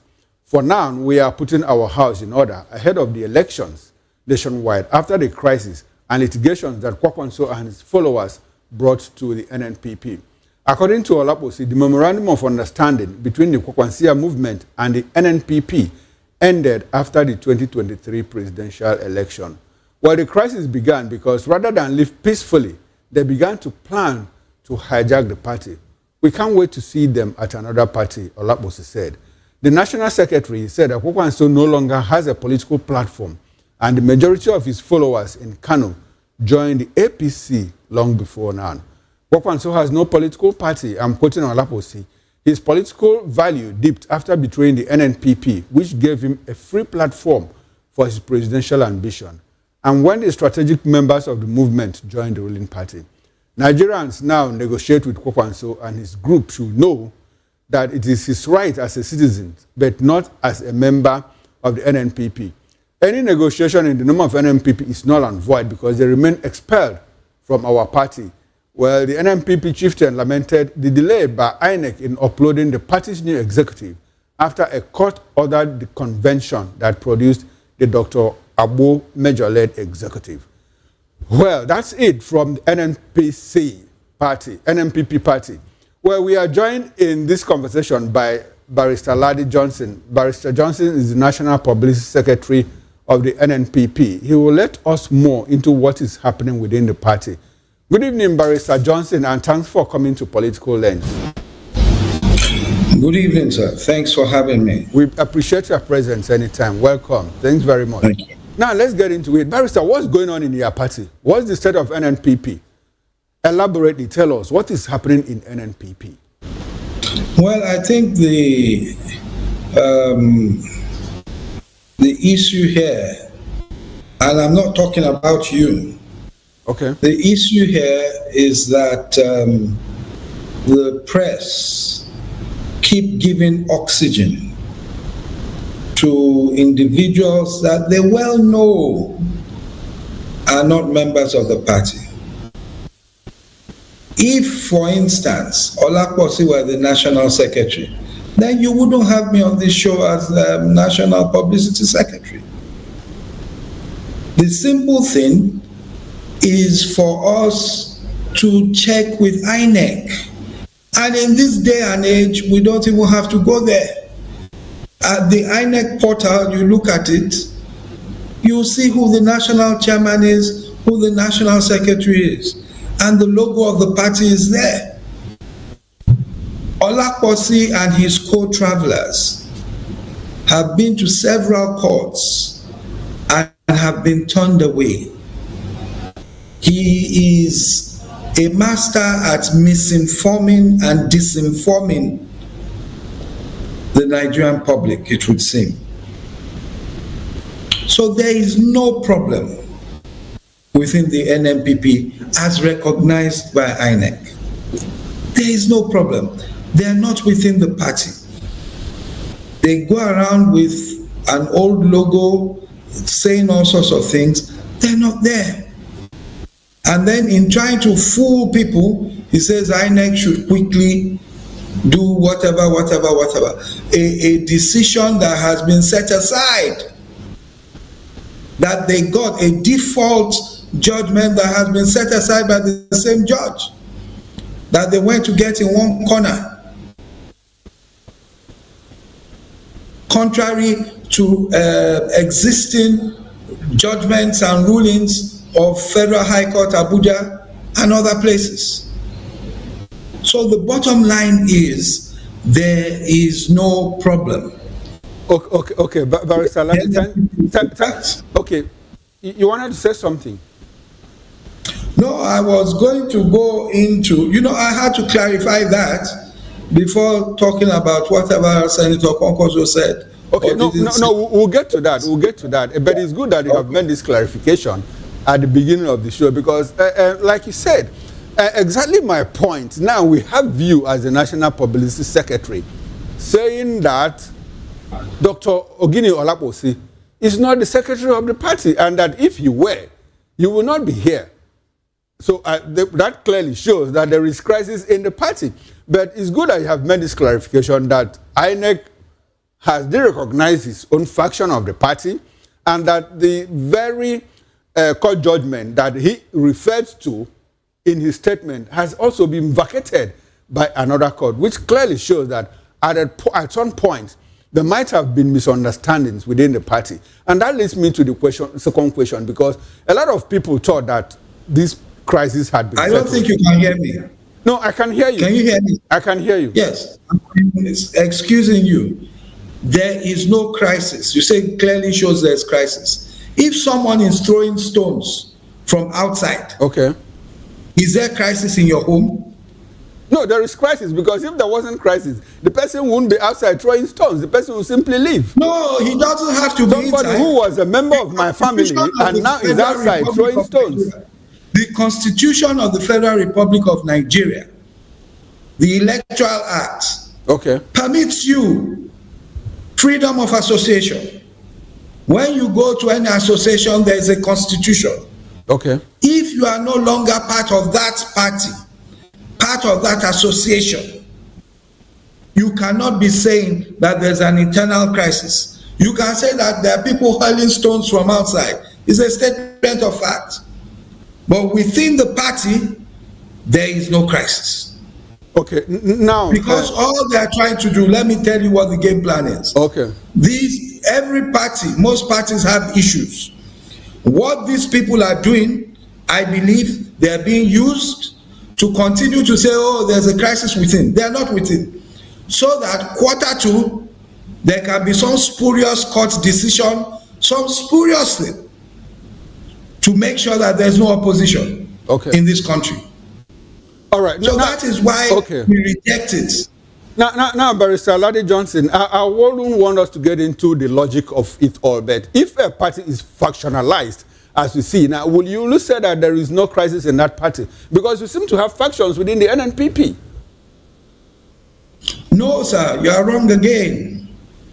A faction is a part of one. That is the definition of faction. Okay. Right? If, for instance, the governor of Kano is within the party, the national working committee is there.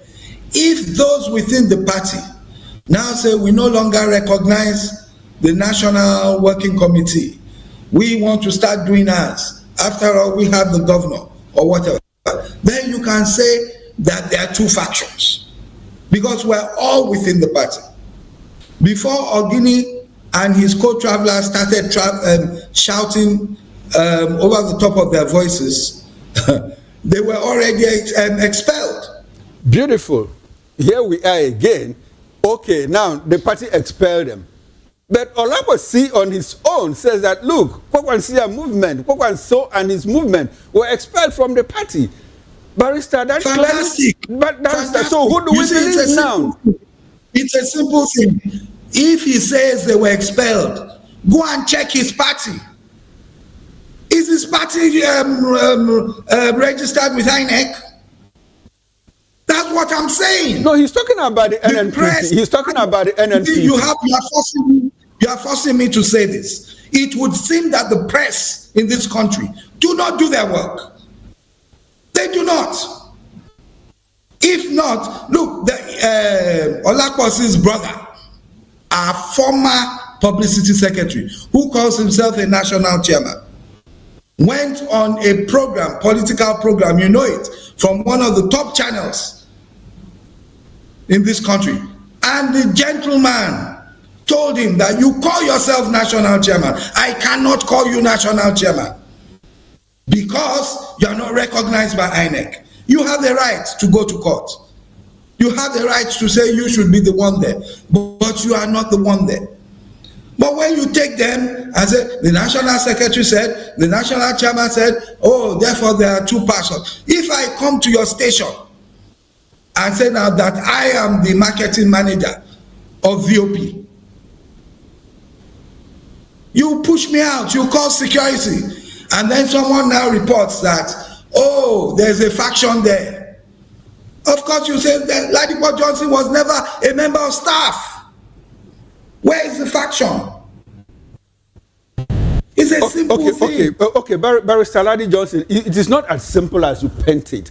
Because we have had cases, excuse me, sir, we have had cases in this country, and it wouldn't be very right for you to blame the press, because you people play into our hands. We have so many judgments. At a point, INEC, the regulating body, says, look, we don't even know which is which. Now, let me ask you, as at the time the David Mark-led leadership of the ADC, as at that time that the INEC had not uploaded the new executive on their platform, would you have said at that time that David Mark and his co were not recognized, were not valid members of the ADC? What will you say about that? That is a process, right? Okay. That is a process. For those who know, you understand? For those who know or who ought to know, they would know that this change had started to occur, and that this was happening. Now, in this case, the press ought to know if they do their work. That's what I'm saying. I didn't want to go there before. I'm a lawyer. If you come to me, I say, okay, are there any subsisting cases? What is this one about? What is this one about? Okay, there's a ruling here, there's a judgment here. Okay, which one is but Barrister Johnson, I like us to move on. Let's not dwell on this, because if you call Dr. Ogini Olaposi now, he is going to say exactly different thing from what you are saying. So it will be difficult for Nigerians to believe what it is, especially when you have, especially, excuse me, sir. On the person yes, especially when the, excuse me, Barrister, especially when there are multiple court cases that have not been decided, even to the point that INEC cannot on their own say this is the true position. I would like for us to move on. Let's talk about. Why can't INEC say this is the true picture? It happened before in this country. It happened before in this country. Why can't INEC say INEC is the umpire? Okay. Every NEC meeting and convention we've had, INEC have been there. Good. They've been taking minutes. They haven't had one with anybody there. Barrister Johnson, Barrister Johnson, excuse me, I forget about my research, because I rely on experience with what INEC has done with political parties. At a point, INEC said, we observed the meeting, the convention, the mini convention held in ADC, for Ralph Mosu to resign. And even after that, INEC came out to say, look, we were not part of it until you said like it's a process. You can't win this argument, and I can't win it. So let's just leave it and move on with the discussion. As far as Nigerians understand, there is crisis within the NNPP. But according to you, excuse me, Barrister. Look, I'm a publicity secretary. Okay. You want me to sit down here and tell you there's crisis? No, you have said there's no. I said there is crisis. I said there is crisis. I am not accepting. I said there is crisis, and you said that there is no crisis. Nigeria understand. A lot of Nigerians don't understand. If you go to media, they'll tell you. If you go to the media now, they know the people who run NNPP as recognized by the courts and by INEC. Okay. That is the situation at the moment. Beautiful. That is the award. That is the award. But it hasn't come up. Now, that is the award against that of Olaposi. When I talk to him, I'll hear from him. I'll hear from him too. Barrister Johnson, can we move on? The word is not the court. Ladipo Johnson is not a judge sitting at the Federal High Court. Okay. Now, it's not my word against it. Okay, I'll bring him here. So that he can also give us his own version. So that he can give us his own version of what is going on within the NNPP. Barrister Johnson, 2027 is less than 2 years away from now. How prepared is your party for the task ahead? Has your influence grown? Has your influence? No, I didn't say that. No, you just said. That's the implication. No, it's not the implication. No, don't put words into my mouth. Continue. How prepared are you? Is your party, ahead of 2027? Has your influence grown beyond your traditional stronghold, Kano? We are prepared. We are preparing. We are preparing, and we naturally have all these sort of external distractions. But we are prepared. We just had our NEC, and we're getting ready to begin our ward congresses to the local government, to the states, to the zonal, and then to a national convention. Most likely, the congresses will commence towards the end of the year, so that by the end of first quarter next year, we will be ready, most likely for our convention. That is the process we're facing at the moment.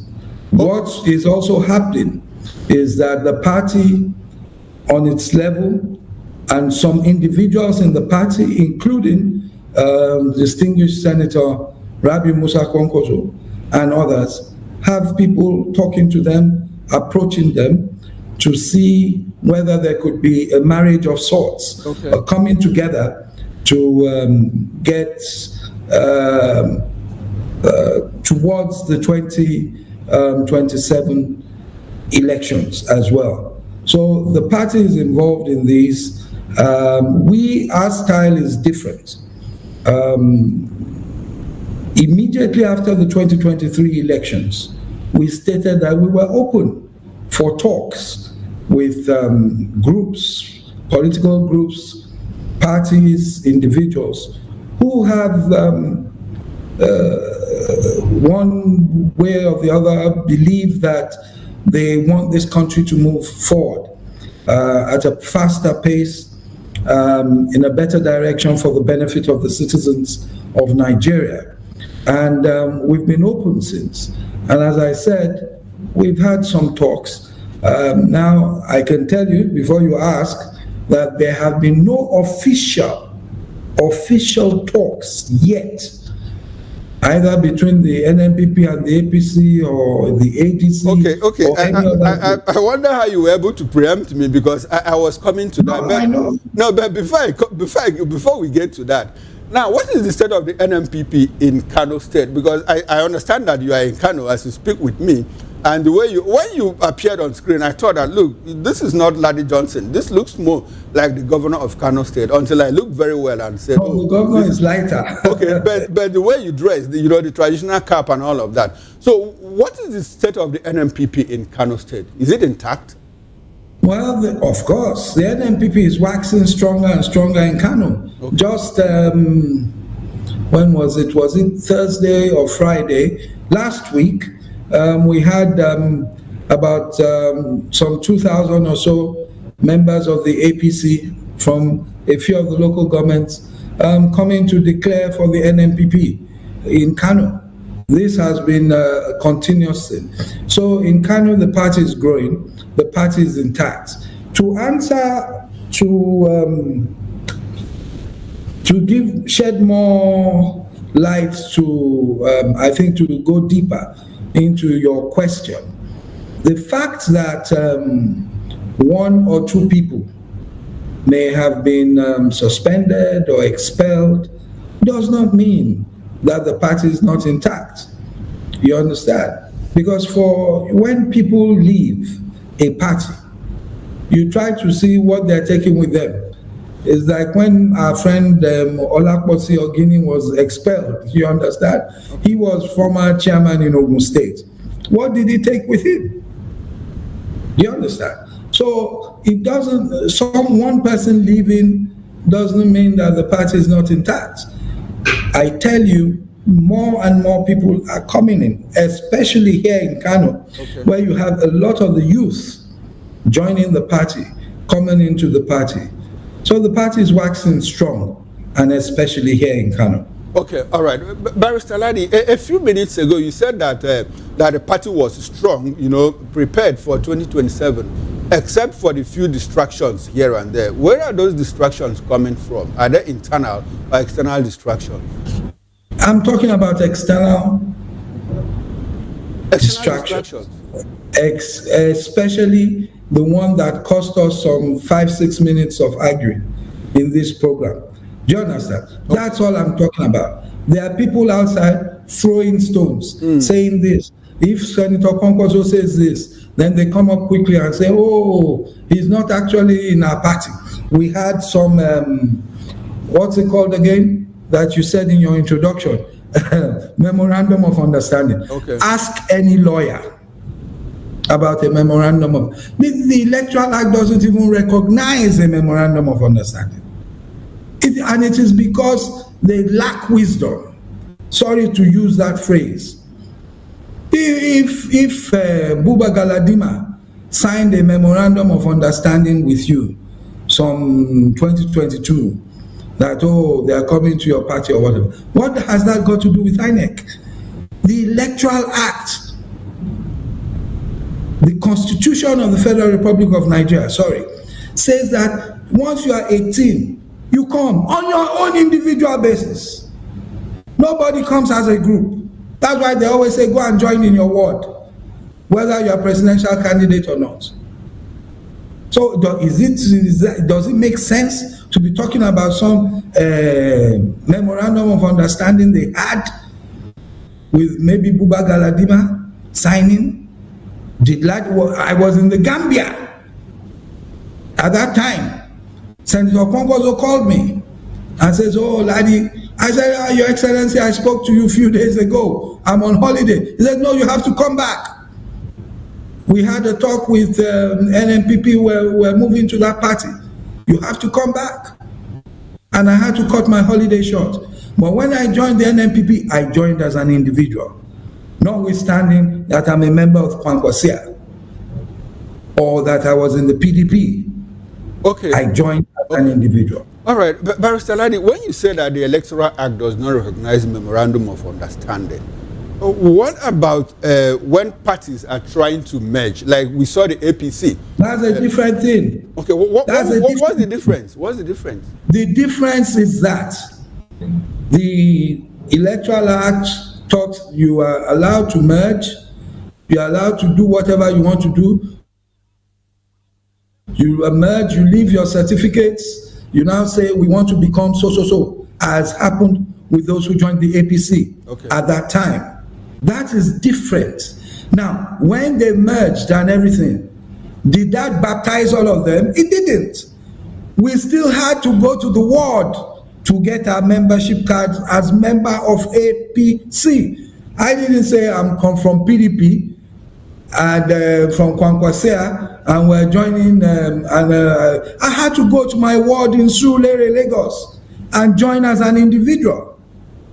And that is what I'm trying to say. So I keep telling Ogini and Co, you are just, go and get some legal advice. If you have legal advice and they're not advising you rightly, forget talking about some memorandum of understanding between a group that was not registered by law. Okay, now, can a memorandum of understanding, can it translate to an alliance at some point? An alliance between one group or the other, or between a political party and another? An alliance, right, will come together, recognized, or a merger or alliance recognized by INEC, right? Okay.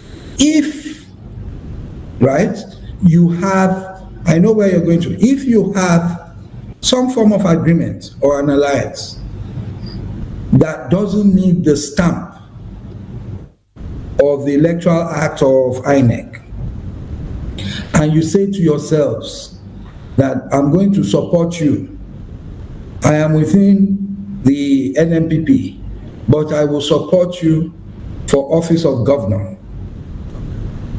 If you win, I want secretary to government, I want 3 commissioners, etc., etc. That is an agreement between you. Okay. How do you ensure, or what do you do, what redress do you have if that governor gets elected and throws you all away immediately? Your guess is as good as mine. Right? Okay, so at that point, it's not actionable. You can't go to court to contest it. That's why I said your guess is as good as mine. Now, Barrister, will it be right to say that an agreement is the same thing as a memorandum of understanding? A memorandum of understanding is it different from an agreement? It is. Okay. Go and look at it properly. No, go ahead. A memorandum of understanding might not, in most cases, it is not what's actionable. Okay, not in most cases. Okay. In most cases, an agreement. I heard you say in most cases. But on what cases could it become justiciable?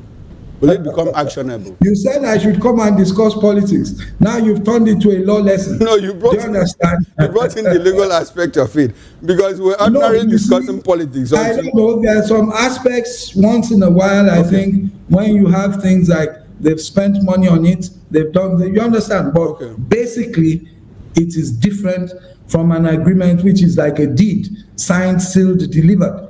You understand? It's different. The problem we have is that in society here, especially in Abuja, every agreement they want to do, individuals. They say, memorandum of understanding. Memorandum, they don't know the effects or non-effectiveness of it. It's just a guide as to the intentions you have. It's different from an agreement. Okay, now, Barrister, let's move away briefly from the NNPP and get into the larger Nigerian politics. I hear you say that, look, the NNPP is open to discussions with any group of people in terms of discussing the 2027 elections, in terms of coming together as an opposition party. Are you in talks with the ADC? As I said, sir, if you recall, I said we are not in talks officially. Okay, officially. With anyone. But for instance, someone like me, I have a lot of the members of the ADC that I talk to. Okay. I see former Governor Rufai regularly. We discuss. Okay.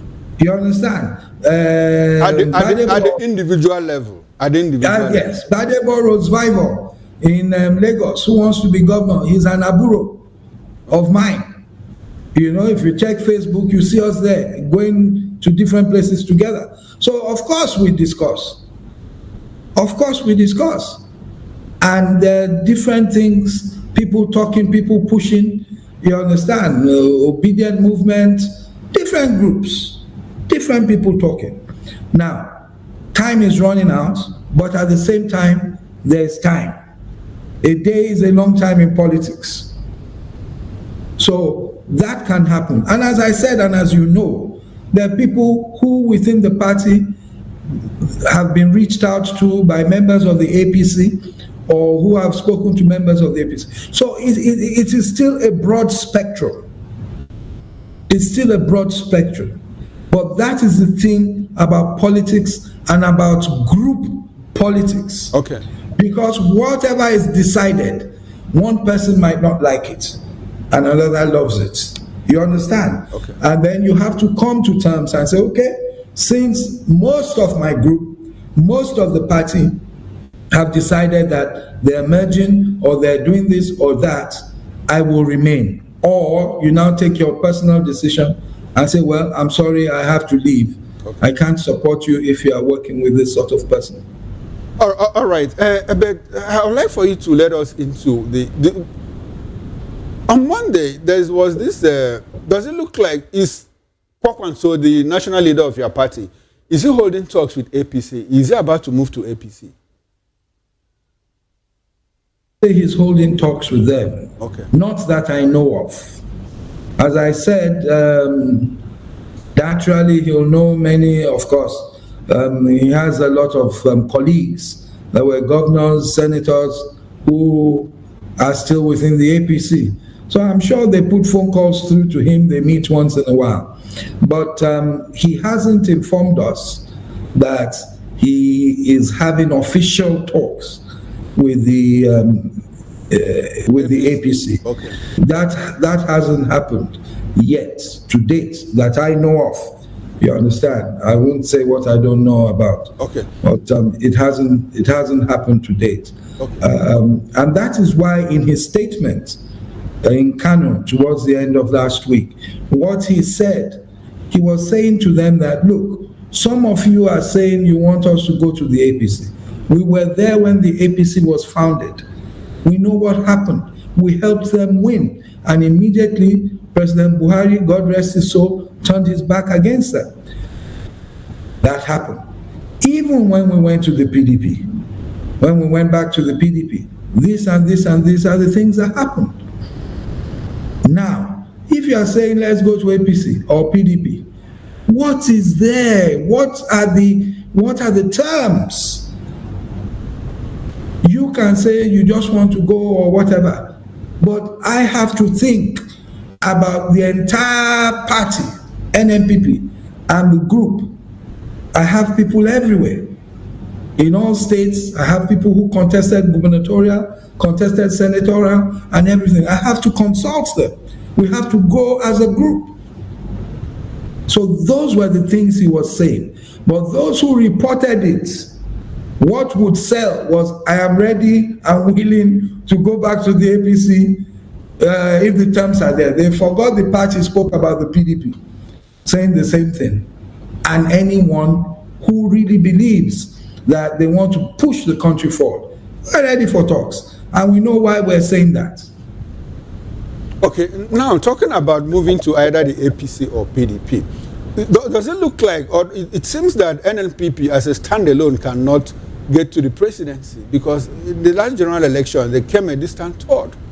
So what has changed? I think you should also, let me just pull your leg a bit here. You should also ask Olakosi where his NNPP was before we came in. We just had 1 year to the elections and we tried. We won a state, Kano, the biggest political jewel. We won it. You understand? So yes, we came fourth, distant fourth. You're right. You remember how many distance Buhari came before that thing happened? You see, the thing is this. Why is the NNPP that came a distant fourth, why is it of any whatever to any value to any politician? Maybe because it has Kano State. Exactly. Because when you look at Kano, sir, go and check the results through the years. When you put the results of Kano, most times it will wipe out at least 5-6 states. So that shows you that, oh, he's only powerful or strong in Kano. We don't see it as an insult. It's good to have a base. You understand? It's good to have a base. And from that base, you can marry, you can build bridges. God forbid that one person would be able to railroad the whole of Nigeria. It's like in law, the late Lord Denning, he said, God forbid that one man should know all the law. So what we should be praying for is that we have politicians that must be forced to enter into talks with other interest groups in the country so that there's some form of balance. And it's not just one selfish interest or one regional interest. Okay, now, Barrister, we are coasting home and we still have a lot of grounds to cover. Now, there is this thing that has been going around that there's that likelihood that Kwakwanso might emerge the running mate to Bola Ahmed Tinubu in 2027. Do you see that coming? Can you let us into what we should know more about all of that? Well, the way you have read it, do you understand? Everywhere, I read it different places. I don't know. I doubt it. But if it happens, I won't be shocked. If you were a strategist for the Bola Ahmed Tinubu re-election campaign team, you would be saying, we've lost part of CPC. How can we block that hole in the north? And then you recall that the votes in the north are in the northwest. And the northwest, the jewel of the crown, or jewel in the crown, is Kano. Now you already have Deputy Speaker, Ganduje, different people in the APC Kano. If you have a Kwankwaso joining you, then Kano is one. And if Kano is one, the election is over by 12 noon, as we always say. So that would be a strategic move on their part. I'm not saying I support it. I'm not saying it will happen. There are different paths that one could have to victory if you are a strategist. You understand? There are different paths. Okay. And but that is one of the paths. And that is why some people from the APC have said that that is a shortcut for them. You understand? I still don't, I'm saying too much of too many things that I feel personally. I don't. It's good. It's good to know all of this. So if that is to happen, technically speaking, Kwakwanso has to move over to the APC. Now let's go to Rivers State, where I would like for us to, talk about other parts of the country. Let's go to Rivers State, where the assembly is. You all understand. You understand everything that happened in the past 6 months in Rivers State. So there's no need going back to all of that. Now the assembly is seeking to investigate the 6-month tenure of the sole administrator, Ibokete Ibas. Ibas has said, no, the assembly did not appoint me and therefore cannot quiz me.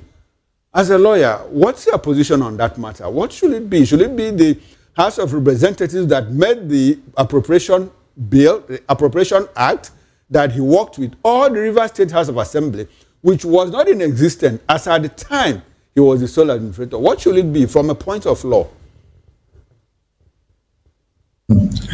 It's an interesting one, you see, because they say you can't put something on nothing. Okay.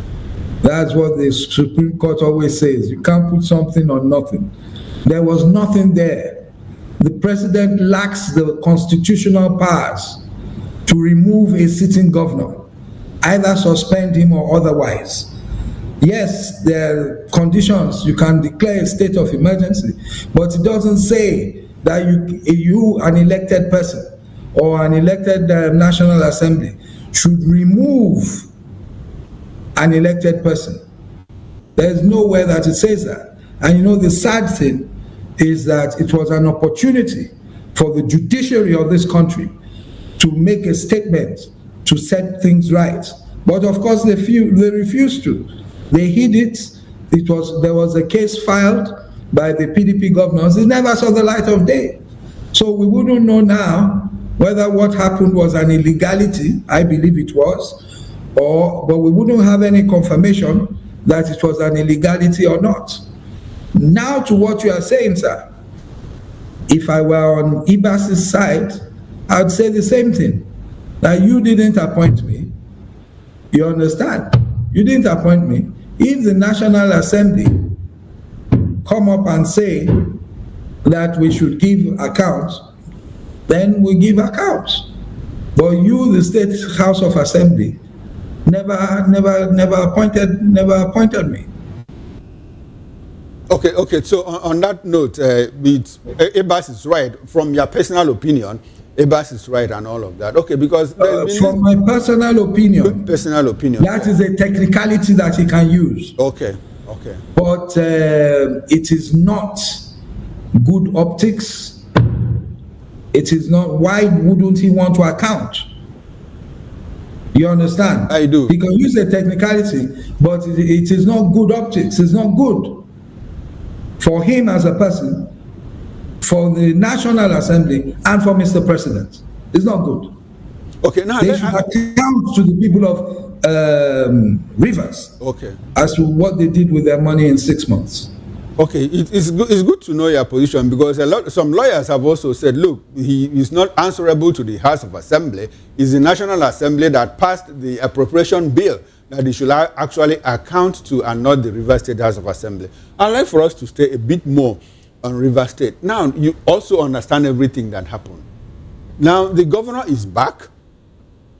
He has, the legislators are back too, though still in the same party with the governor in body, but in spirit.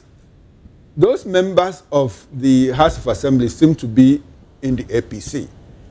In the local government election that was conducted like 3 weeks ago, you saw the APC win 20 of the 23 local government areas. Now, the governor belongs to the PDP. Tonya Cole, the APC candidate in the 2023 global elections in Rivers State, says, look, the governor is just lame dog. He can't do anything. What kind of governor do you think that Sim Fubara will be in the next 16, 18 months before the expiration of his tenure in 2027? A lame dog. There's no need to argue about it. There's no need to. He went to Aso Rock, when was it? A few days back or yesterday, apparently. And just to go and thank Mr. President. Thank you, sir, for suspending me and for bringing me back. You understand? So it's a joke. It's a joke. Do you think he will fight back? I doubt it. I doubt if he could fight back. It's not possible. If he as much as backs, they'll impeach him. So do you see him? I want you to use a political, use the eye of a politician, political crystal ball. Do you see him running through his tenure? Is there a possibility that he could just wake up one morning and say, Well, thank you very much, the good people of River State. Thank you, Nyesom Wike. Thank you, Bola Ahmed Tinubu. I'm out of this. Do you see that happening? Because some people have also said that it could happen. He could just come back and say, look, after all, I wasn't removed. I came back and resigned on my own just to make history. Do you see that happening? It's a distinct possibility. You understand? It's you don't know what deals were done within those 6 months. You'll see there would be deals that would have been brokered, and they now act as scripts. And by the time they move to elections, you'll see that maybe, as has been pointed during the so-called local government elections, I'm not sure they were elections, you just hear that the APC won. So a lot of people have said that it's a 2027 script, and I don't think there's anything that we have seen that would make us feel that it isn't. That's the honest truth. All right, now Barrister Ladi Johnson, we are coasting home, but let's go to the national once more. Now, the Speaker of the House of Representatives has been going back and forth, on the borrowing record of this administration. In one breath, he says the borrowing is excessive, and in another, he says it is not, and the National Assembly is in total support of the administration's borrowing. As an enlightened Nigerian, do you think that the current state of the economy reflects the over 100 trillion naira that has been sunk into it from borrowed money? 100 trillion borrowed in the past 2 years. Do you see a reflection of all that in the economy? For the Speaker of the House of Representatives to say we are totally in support of the borrowings by this administration, days after he said that the borrowings had become excessive and killing the economy. I think that Mr. Speaker had a lucid interval when he raised the alarm that, we borrowed too much. And then maybe some people spoke to him and said, do you know what you are saying? And then he came back to where he is, that we're fully in support of all that has happened. You see, it's a shame that we're where we're at with our democracy. It is a big shame. And I feel that the problem, people always disagree with what I'm saying, but the problem is with the people of Nigeria. They don't care. If they did, the politicians wouldn't take them for granted and take them for a ride. You could imagine, I was on a radio program today and this issue of rivers was discussed. And I said, why didn't we say more? That we said something at that time that I have repeated, that was illegal. I said, you do not cry more than the bereaved. What did the people of Rivers do? What did the PDP do? They went to court, yes, the PDP Governors Forum. But what else did they do? And then the poor Governor Fubara, you can't fight alone. At the end of the day, I know the black man. They will say, he not get sense. You see person with big pass you, they fight him. Why they not go impeach him? That's what they'll say. And continue to go and sell their guguru and akara. That's Nigerians. They don't understand the fact that the people in government are meant to be serving them. They don't. They feel that they're doing them a favor.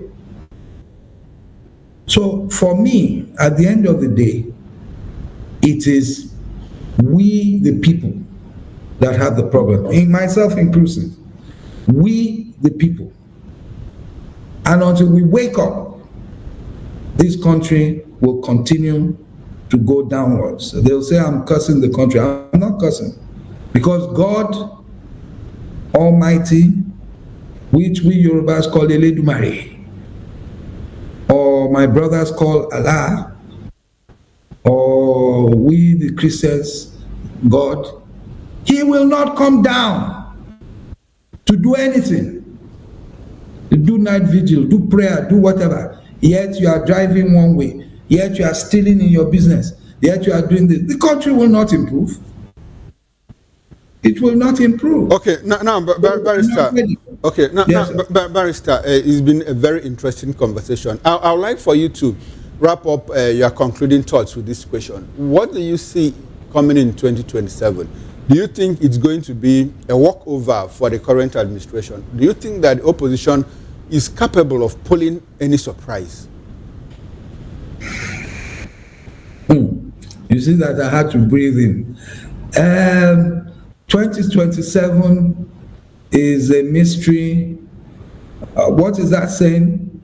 Is a riddle wrapped in a mystery in an enigma. A riddle wrapped in a mystery in an enigma is difficult. And I'm being honest now to tell you, to say what will happen. But I tell you something. If even a quarter of Nigerians wake up between now and February, when we'll have the elections, 2027, I tell you, Nigerians will be shocked at the results. So yes, it is possible for the opposition to spring a surprise. But at the moment, they're sleeping. They're not ready yet. All right. Now, this will be a good place to anchor this conversation because we are out of time. I must say a very big thank you to you, Barrister Alade Johnson, National Public Secretary of the NNPP. We appreciate your presence. Thank you for coming to Political Lens. And I hope that we can do this some other time, especially if you come back to Lagos so that we can be in the studio face to face. No problem. I'll be so that we can box. So that we can box like we nearly did on air this evening. No, I don't box. No, on a lighter mood. No, we can box intellectually. No problem. I've enjoyed myself. Thanks for having me. All right, I appreciate your presence. I appreciate it. Yeah. Now, on behalf of the backroom staff, the technical director, bus engineer, sound engineer, and the guest manager, I am Chukwuma Okoro. Up next is Issues with Jerry Apollo High. Stay with us and don't go away. And enjoy the rest of your evening. Bye for now.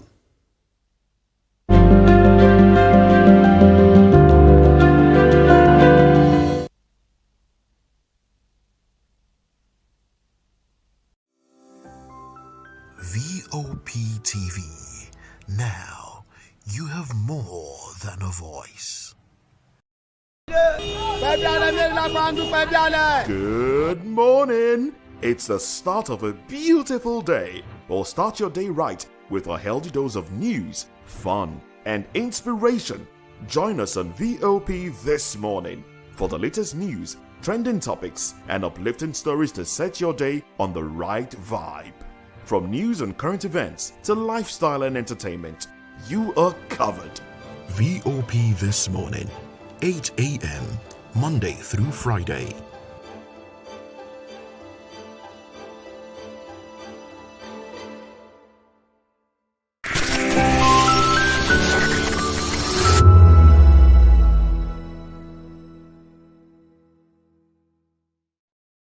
The world unites to observe World Patient Safety Day today, an initiative of the United Nations and the World Health Organization.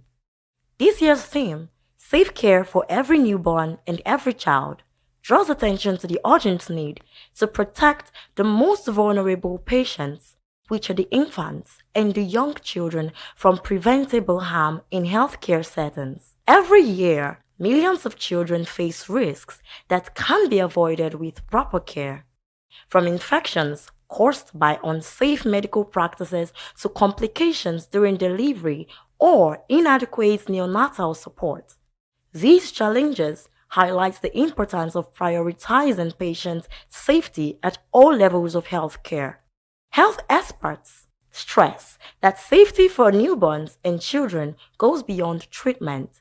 It includes preventive actions such as clean birthing environments, timely immunizations, safe administration of medicines, adequate nutrition, and early detection of illnesses. Strengthening healthcare systems, providing continuous training for workers, and investing in child-friendly equipment are key to saving lives. Patient safety is critical, especially for newborns and children, because of their unique biological, care-related, and psychological vulnerability. Now, what I'm trying to say in essence is that for patients, for babies and children, there are communication barriers. You do not know, they're not able to tell you what is actually wrong with them. You just need caregivers to be able to tell their distress mode or when they actually need something. And they also need them as higher risks because of their organs and their immature body, their parts, their movement, their kidney, their lungs, and also little mistake can also cause long-time consequences or a long-time impacts.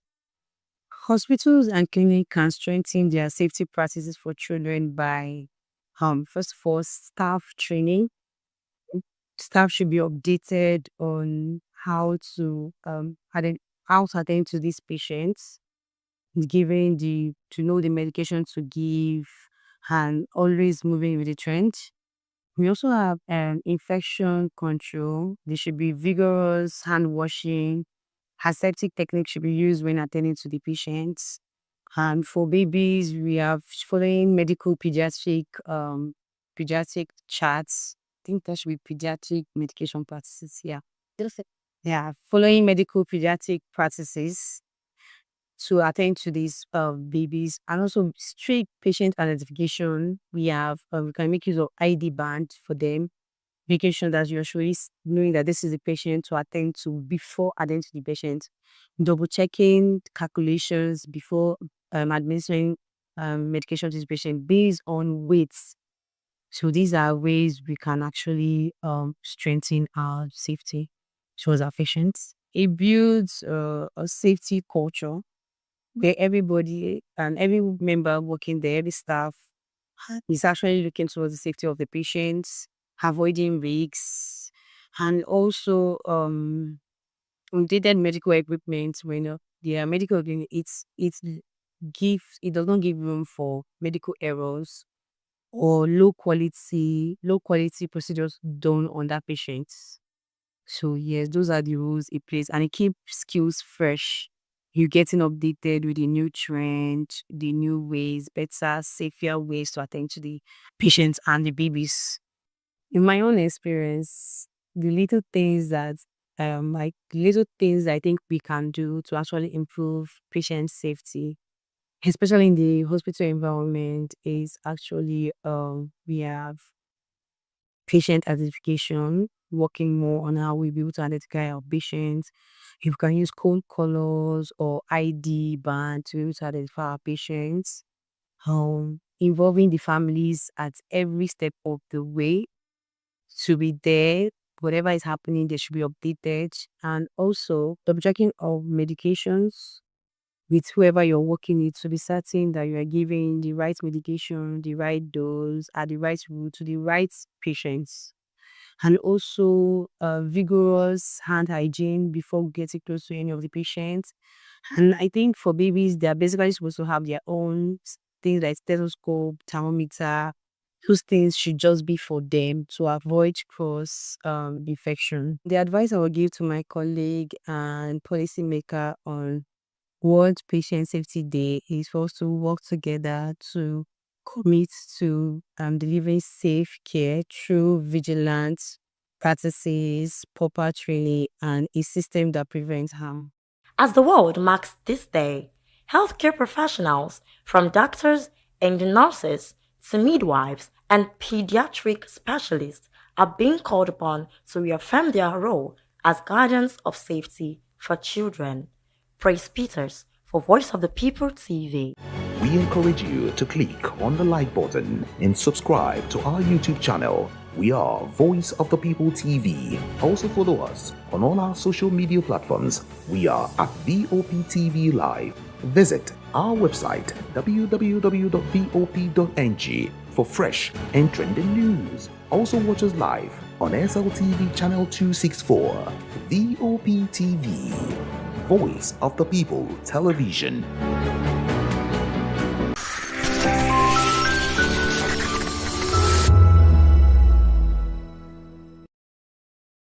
Feel the energy in our praise jam, Gospel Fusion on Voice of the People Television. Tune in this Sunday 3 to 4 p.m. and be part of a transformative experience that uplifts and inspires. Join us as we explore the transformative power of gospel music and its ability to uplift spirits and unite hearts. Tune in this Sunday, 3 to 4 p.m. on Voice of the People Television. Gospel Fusion. Let's fuse our hearts in praise and joy.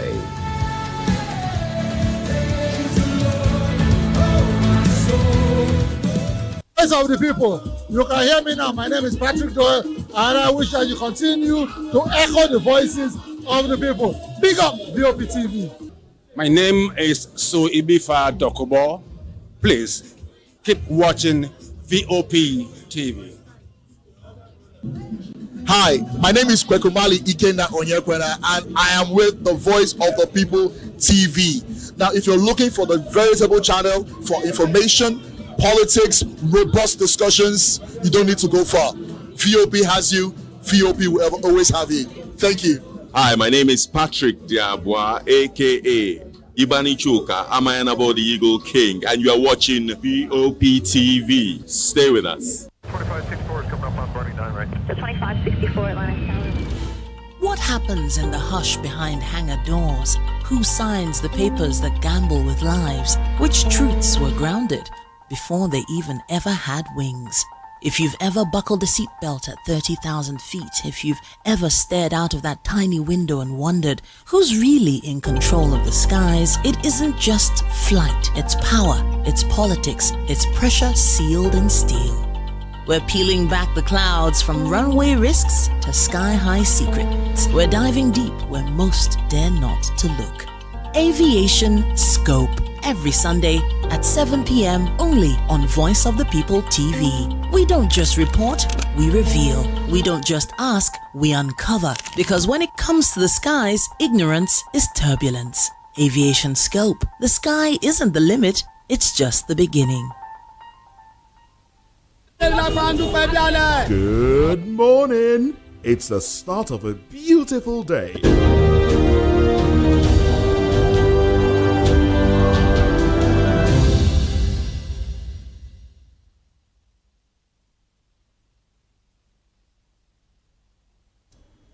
Hello, Nigeria. It's another exciting episode of the Issues on Voice of the People Television, where we bring you the most important and pressing issues shaping our nation today. I am your host, Jerry Appelohan. Today on the Issues, we are examining the state of Nigeria's government, politics, and economy. From the Federal High Court's ruling on Nnamdi Kanu's terrorism case to the opposition coalition's decision to join the African Democratic Congress ADC in preparation for the 2027 general elections, and the controversy surrounding the Dangote refinery's termination of over 800 Nigerian workers. We'll delve into the implications of these stories on Nigeria's political and economic landscape. Join us as we break down the facts and provide a context to help you stay informed. All right, stay tuned. After this short break, we'll dig deeper into these topics and more. Don't go away.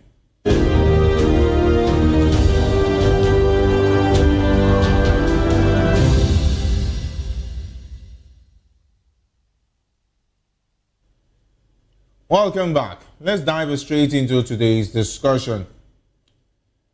The Federal High Court in Abuja has rejected Nnamdi Kanu's no-case submission, ordering him to enter his defense in the terrorism charges brought against him by the federal government. Justice James Omotosho ruled that the prosecution has established a prima facie case against the Kanu, requiring him to respond to the allegations.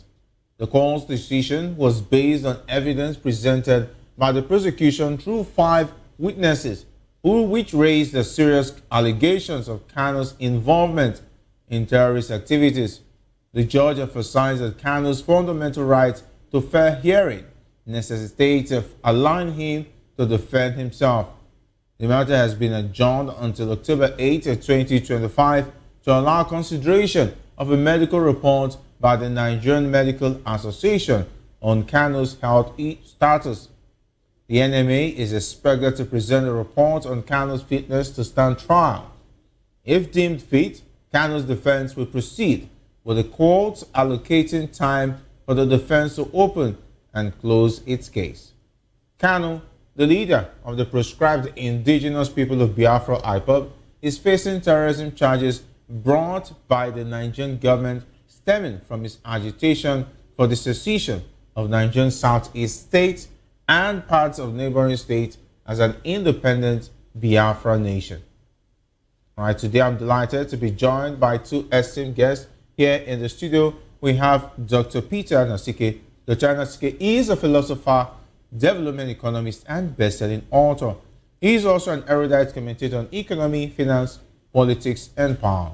He's also the author of the most talked about book titled Abuse of Power, How Democracy Turned into Tyranny of the Few. Great to have you join us. Thank you for having me. Always a pleasure. And joining us virtually is Archbishop Dr. Ibioku Gospel Bob Manuel, a public affairs analyst, former National Vice President, Institute of Strategic Management, Nigeria. We understand he's still here to join us, and that takes us to Dr. Anosike. I think we last spoke about the no case submission, and you were somehow against it. Now, the court has said that you have to defend yourself. We cannot go ahead and pass judgment. You must defend yourself. Is this not against the will of the man who his lawyer advises him? We don't have a case because there's no case. But he has said that the defense have already said they've presented a case against you. You must defend yourself. When that no case submission came on, I wasn't happy about it because you are now leaving your fate, your destiny in the hand of a judge. Because this is now, my Lord, do whatever pleases you. So I wasn't happy about it. That's what is known in law as diligent prosecution. And who alleges must prove. And I know that there's no watertight case against Nnamdi Kanu. The whole thing are porous. Understand? So now saying no case submission by Kanu and Gabi, I wasn't happy about it. And I said it then. Yeah. So this will now be an opportunity for those people to, that's for Nnamdi Kanu to defend himself against those allegations against him. Because for me, I believe that Nnamdi Kanu is a prisoner of conscience. He's just a victim of the Nigerian state, just like every other Igbo man. Nnamdi Kanu is a victim of the hatred of the Nigerian state. So, I'm not sure who will know who he is, who will know his antecedents from the judgment that he has been given. Understand? When NLC said that they will open up a horn of shame for Nigerian judges, I mentioned 30 people that should be in that horn of shame, and number one was Omotosho. Then there's another one, Okon. Understand? So we know them. We've been around enough to know who is doing what in the country. Understand me? So this is an opportunity for him to defend himself. And no matter any way or the case goes, Nnamdi Kanu will not lose in this case. You're so confident. No matter any way it goes, Nnamdi Kanu will not lose in this case. Let them jail Nnamdi Kanu. Let us see who will mention APC in the Southeast. Oh. Let Nnamdi Kanu die in prison. Let us see who will mention APC in the Southeast.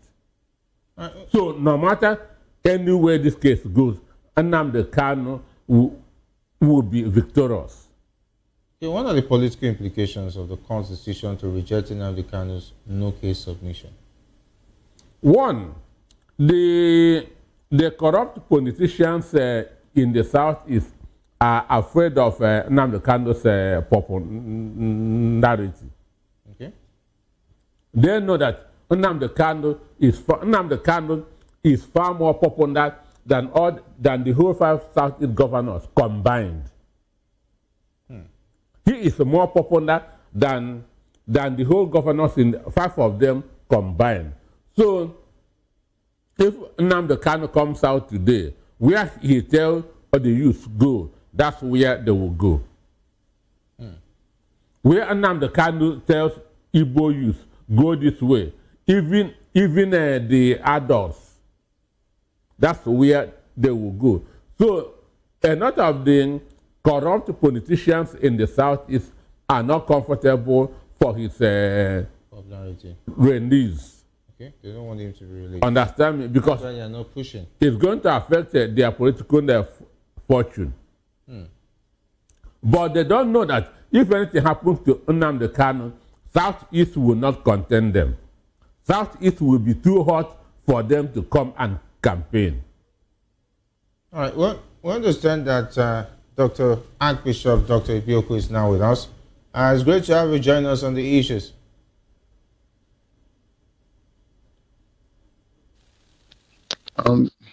Hello, we can hear you now. Go ahead. You're welcome to the issues. Yeah, I'm coming, sir. Right. Trying to get my device. Okay, yeah, he's trying to set up his device so that he can actually be with us. But let me go on with Dr. Anosike. Do you believe the federal government has a strong case? Or is this trial more about political suppression than justice? Nigerian police, what they know is how to file charges. For a single offense, they can file 150 charges and none of them will be porous. Not properly done. Understand? James Ibori is a typical example. They filed about 110 charges against him. And he won in one of them. In Britain, they filed 2 cases against him. He pleaded guilty. Because he knew that the case in Britain was watertight. Understand? Nigeria police is such that would arrest you, now begin to ask you, what did you do? What offense did you commit? Understand? Okay. Why over there, they will take time, investigate you. When they know that they have completed their investigation, they will now come after you. Understand? They will now come after you. So all the charges that they presented, understand? I was following it.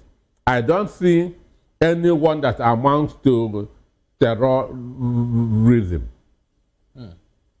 That Nnamdi Kanu's broadcast caused killing in the southeast. I listened to those broadcasts. Okay. Who did I kill? Who did I kill? So let somebody come out and tell the court that it was what he heard on radio that Nnamdi Kanu said that made him to go and kill somebody. Let us know if he is the only person that had such. So for me, Nnamdi Kanu is going to defend himself. But as I said, no matter how this case ended, Nnamdi Kanu will be victorious. Jail him, he will be victorious. Release him, he will be victorious. But I don't want any political settlement. I want the court to say you are discharged and acquitted, because I don't want somebody to come and tomorrow I release Nnamdi Kanu for you, therefore vote for me.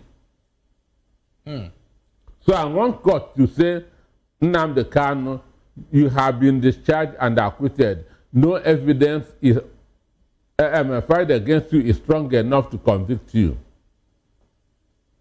Understand? All right, let me go to Archbishop Dr. Ibioko. Great to have you join us. Are you now with us?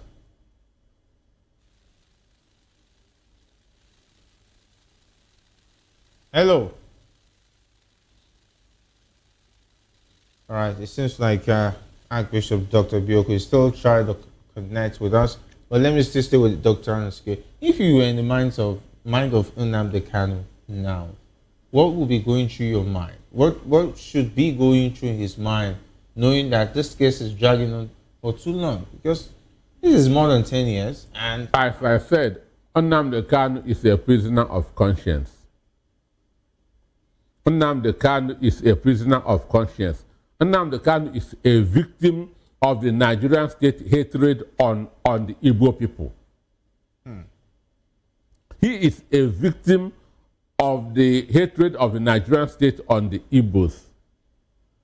If you don't want to accept somebody, allow that person to go. Self-determination is in the UN Charter. It's in the AU Charter. It's in our constitution. Understand? If you cannot practice live and let live, then allow them to go. You cannot force me to be part of you. It's against my fundamental human rights.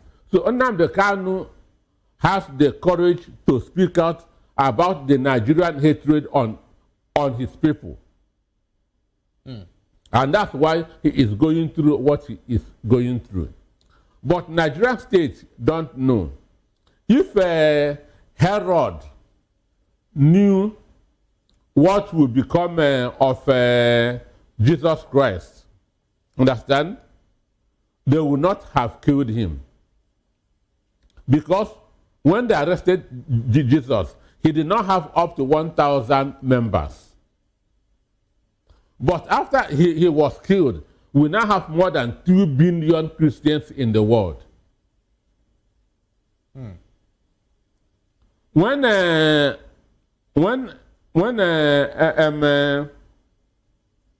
Boko Haram started in 2002 as a Muslim sect, they were just doing their farming and they're practicing their religion. They were not killing anybody. They were just in Kanuri area of Borno State until they killed their founder, Muhammad Yusuf. Now Boko Haram is everywhere in the country. So they should learn from history. All right, they should learn from history. Should the Nigerian government prioritize a political resolution to the Biafra agitation or continue with persecution? I will not advise them what to do. I've told you what I want. Let court discharge and acquit Nnamdi Kanu. I don't want him to be used as a bargaining chip. Let court discharge and acquit him. You're talking about the whole agitation for Biafra. Should the Nigerian government prioritize a political resolution now that it's still fresh? And what is still fresh? It's still fresh in terms of the agitation has not blossomed into a warlike or a civil war situation. But if anything happens to Nnamdi Kanu, it will get to that stage. But it has not gotten to that stage. We're in the stage where he's still being tried by a competent court within the jurisdiction and so on and so forth. It depends if that court is competent to try that case. At least the government and the judiciary feels they are competent enough for now not to preempt whatever the court's decision is. But now that this matter is still on, is it not high time that the government find a political resolution to all of this agitation? Or should they just continue to prosecute anybody that stands up today and says he wants Biafra? The issue is what Igbos are demanding in Nigeria. Igbos are not asking for any special treatment. Igbos are not asking for preferential treatment. All Igbos are asking for live and let live. That's the only thing that Igbos are asking in this country, live and let live. And they are fooling themselves. Understand? There's an adage in Igbo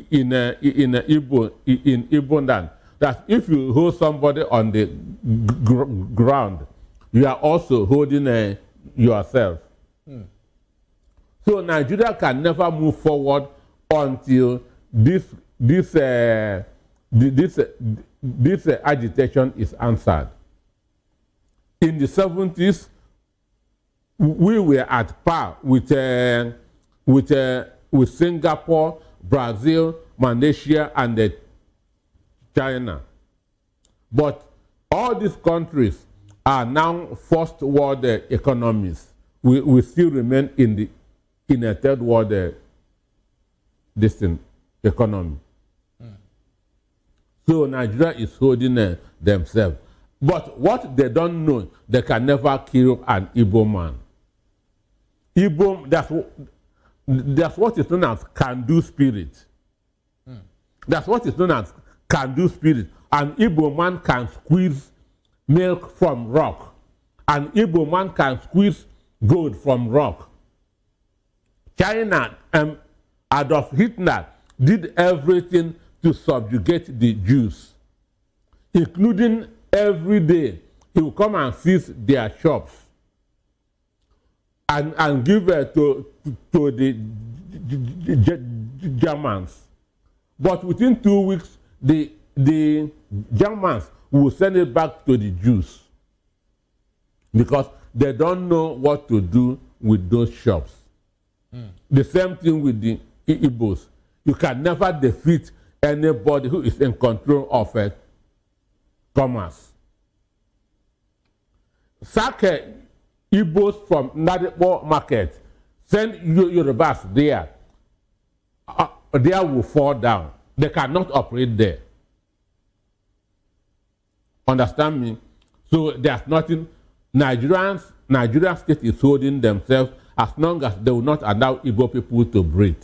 Nigeria will never move forward. They're still allowing them doing business. They're still doing business and they're still blazing the trail in their various... That is self-effort. That is self-effort. That's creativity on the part of Igbo man. Do you know about 7 years ago, it takes 200,000 to get out a container from the port. Today, it takes about 20 million. Within the same size of container? That's 40-feet container. Wow. But who is losing now? Nigerian people. Because there's a principle in business that a company must never lose money. Understand? So when they pay that 20 million to get that container out of the port, they will put that 20 million that's on that goods and recover their money with profit. Right. So they can never subjugate that. Igbos are beyond their imagination. Igbos are beyond their reasoning. Igbos, our ways are higher than their ways. Our thoughts are higher than their thoughts. Is it only about the Igbos? Because let's just look at it holistically. Which holistically in terms of Nigerians as a whole. We all know that the elite has created a divide, be it whichever tribe. The elite has made it more visible in terms of, let's take a look at those who are in power, for instance. When they are making decisions and taking care of themselves, nobody tells each other whether they are Igbos, Yoruba, or the Hausas. Because even the lower class are suffering from whichever region you're from. Take a look at the north. Yeah, they have most of their people in leadership positions. Their people are not better off for it. Take a look at the education sector. They are the worst off, in spite of successive leaders coming from that region. So everybody cuts across, from the lower class who are not in the elite class, are not doing better off than the Igbos. At least the Igbos are still taking care of themselves due to commerce. What about the Manjuris? What about those in the north who does not have the commercial well-being? What would not be their own agitation? Then they should join hands to fight the establishment. They should join hands to fight corruption. Understand? Okay. Neutrality favors the oppressor, not the oppressed. Neutrality favors the oppressor, not the oppressed. So when they are keeping quiet, they are encouraging the establishment, the Nigerian state, to continue with what they are doing. Understand? Okay. I remember when the federal government said every year you'll be paying 1,000 naira either car what do they call it? Either car verification thing.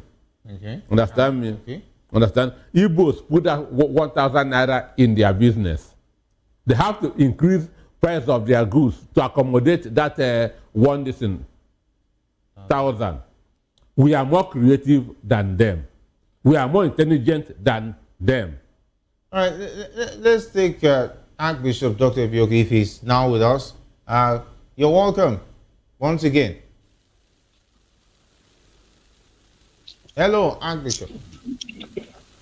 Can you hear us? Yeah. Yeah, it's good to have you join us eventually. We're just talking about the situation of Nnamdi Kanu and the fact that the court has rejected his no-case submission, saying that there's a prima facie, which means that he has to defend himself at all costs. And of course, Dr. Anosike has been talking tough. And of course, I think the toughness must have gotten to the court now, or even the House of Rock will surely definitely be shaken. But let's have your thoughts on this. What does this case say about the independence and integrity of Nigerian judiciary system? Well, I have my device here, the volume, I don't know. You can see here, you just go ahead. Okay, just repeat your question. Yeah, I'm saying, what does this Nnamdi Kanu's case say about the independence and integrity of the Nigerian judiciary system? Okay.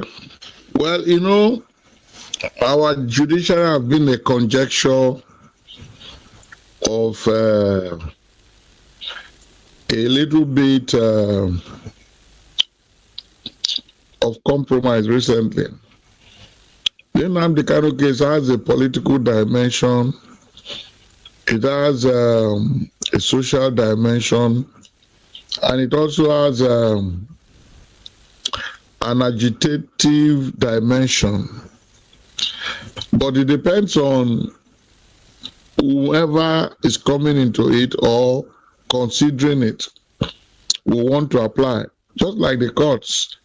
What is before the court are acts of terrorism, maybe because the IPOB has been proscribed in Nigeria by the Buhari administration, and they are seen as, their members are seen as terrorists.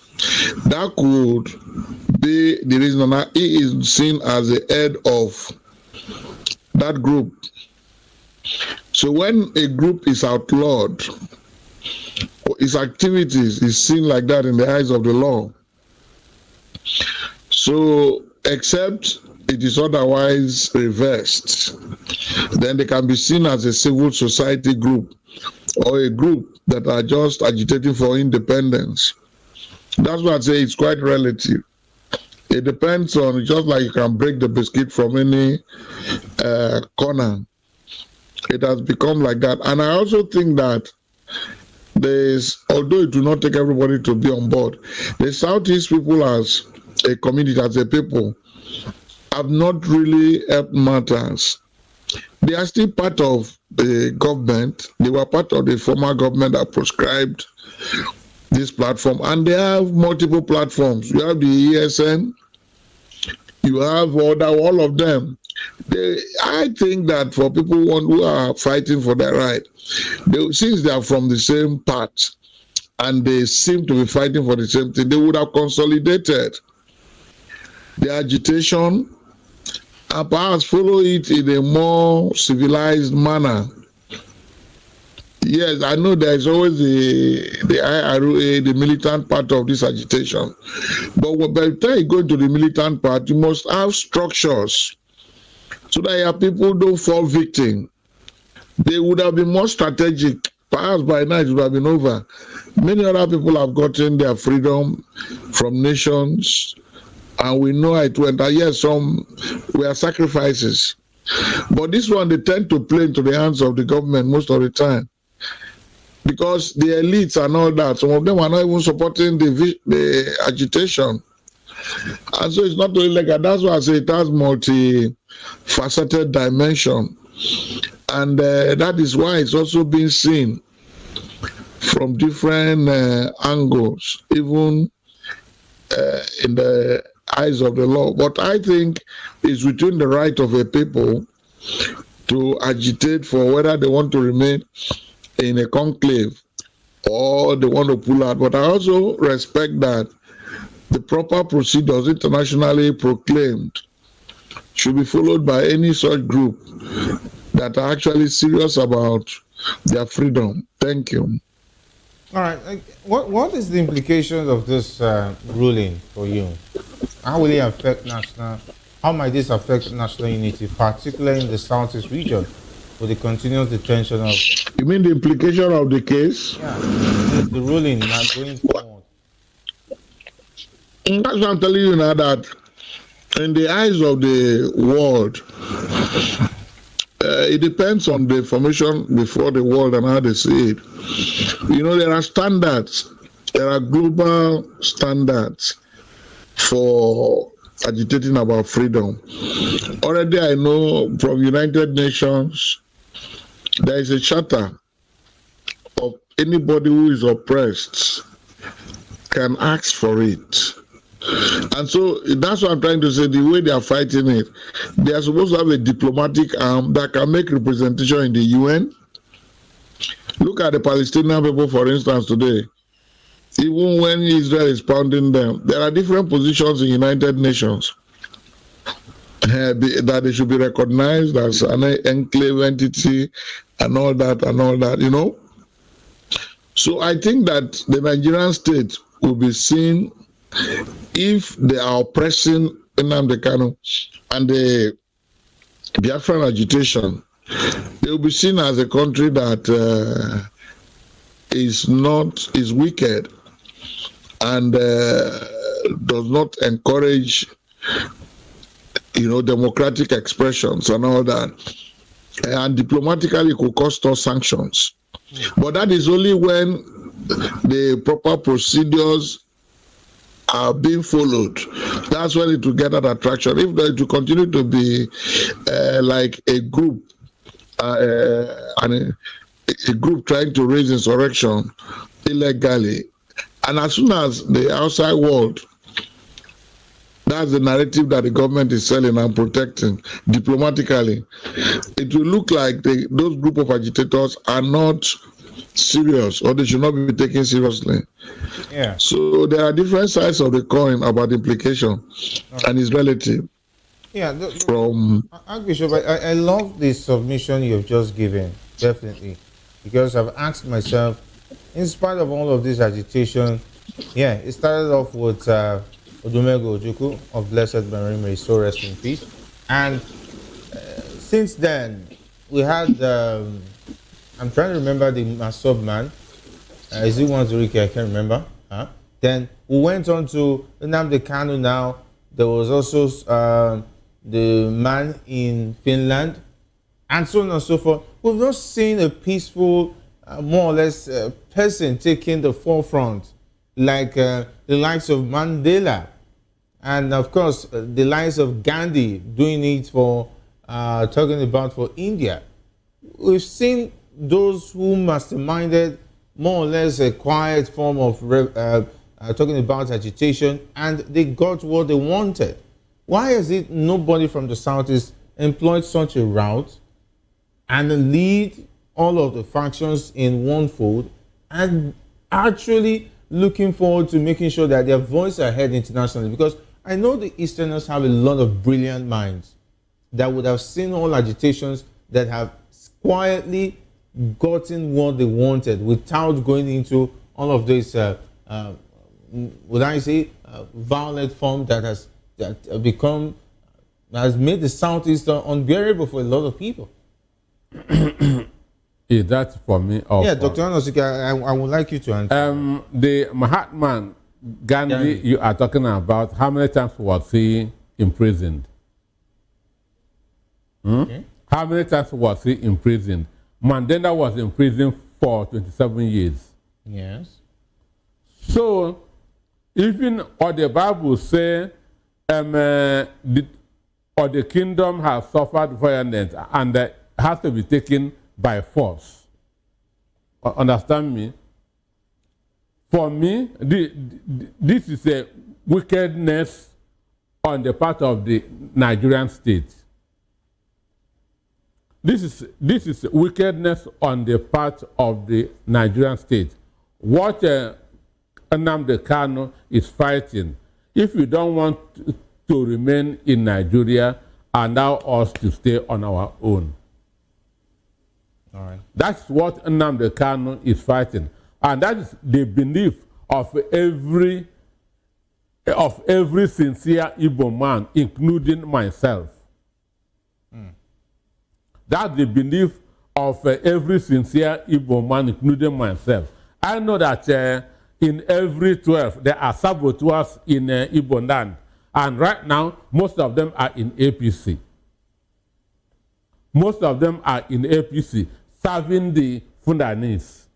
Now, you know everybody cannot be the same. That's why I say in every 12, there must be Judas. So we have our Judas in Igbo land. And right now, most of them are serving the Fundanese and they are in APC. All right. So nothing good comes easy. Nothing good comes easy. Nnamdi Kanu is doing what he felt he is convinced that he should do. Okay. He is doing what he feels he can do. Between 1967 and 1970, Britain joined the 3 superpowers, joined Nigeria to fight Biafra. What they said is going to be a police action of 48 hours turned to a 3 years war. Understand? So I pray let another one not come because it's going to be more brutal. Because they didn't get any solution at the end of the day. So still going back to that route, that is my own question. Why not look for other viable routes? Since violence definitely it cost the East a lot of things. They lost a lot. Why still towing that route? Why are they still gaining traction in terms of going through the route of wanting to be agitating violently? They cost how? The East, in terms of a lot of people died. We're talking about war. Definitely is not a friend of anybody. Anybody on different fronts will lose lots of lives. Economically, it's not. Nigeria lost, and Igbos lost too. Yeah. Understand? Nigeria lost, and the Igbos lost, and that's why Nigeria is still where we are at this point in time. All right, let's not dwell on that. Let's go over to matters of politics, where the opposition coalition has directed its members, including former Vice President Atiku Abubakar and Labour Party's 2023 presidential candidate Peter Obi, to resign from their current parties and fully join the African Democratic Congress, ADC. This decision was made during a closed-door meeting convened by ADC's interim national chairman, Senator David Mark. The coalition aims to challenge President Bola Tinubu's administration at the 2027 general elections. Notable attendees at the meeting included former governors Rotimi Amechi, Nasir El-Rufai, and Aminu Tambuwa. Atiku confirmed his presence, describing the gathering as part of a broader resistance movement against oligarchs, promoting poverty and insecurity. While Atiku resigned from the People's Democratic Party, PDP, in July, Obi has yet to officially defect to the ADC. The coalition has also suspended the registration process of the All Democratic Alliance, ADA, which it had earlier applied to register with the Independent National Electoral Commission. ADC spokesperson Bolaji Abdullahi stated that all presidential aspirants have agreed to support whoever wins the party's primary election. Let me take this to Archbishop Ibioko. Is the ADC coalition's demand for full membership a step forward through opposition unity or a political power grab? Yeah, Please, the volume here is so very poor from the network. Oh, sorry about that. Okay, I should take the question again. Okay, just take the question again. All right, I was just talking about the ADC's coalition's demand that everybody should declare their membership fully. No one leg in, one leg out. Is this a step forward through opposition toward opposition unity, or a political power grab? Okay, yeah, but that's what is actually necessary for people to take them seriously, because you cannot be neither here nor there. One, the ruling party is already trying to decimate every other opposition. So if you are moving from one opposition, forming a coalition, people must really know where you stand. Now that they have gone to take over the leadership, those that have moved from other parties to form it, their followers need to. Those who are likely to contest elections in various positions, they need to. Because that's the only way consolidation and commitment, true commitment, can be procured. If you are in labor, at the same time you identify with ADC, which is your party? You cannot have two political parties at the same time. You can have sympathy in being a political party and have sympathy for a candidate in another party. But when it comes to party politics, you must be a card-carrying member of one political party that people identify you with. If you are cross-carpeting, if you leave, you must live fully and constitutionally to join another, or except you are leaving the game. Because we don't have position for independent candidates now in our electoral act and the constitution. So that is it. So that statement, I think, is a serious statement to test the commitment of all the people running into ADC to identify. Because they might have intelligence of some moles who are there pretending to be with them, whereas they take information to other political parties, so that they will be able to fish out those who are one leg in, one leg out, destabilize consolidation. Please. Are you still with us? Okay. Yes. Okay, let me go to now Dr. Nasike. Can this coalition realistically challenge the APC in 2027, or will internal divisions hold it back? Because now they are commanding and telling those, you're either with us or you're against us. When people say challenge that's APC, for me, APC is not a strong party. APC is not a strong party. It is Nigerians that will determine whether APC will be there or not in 2027. It is the opposition that will decide whether APC will be there in 2027 or not APC. Certainly not, because hunger and anger has mobilized Nigerians to vote against APC. Hunger and anger has mobilized Nigerians to vote against APC. What Nigerians are now waiting is just for the party in coalition to bring up a popular and acceptable candidate. So once the ADC do the right thing, I don't care who the INEC chairman is. I don't care who the INEC chairman is. Nigerians are ready to vote out a Tinubu in 2027. So what now matters is, will the party in the opposition do the right thing?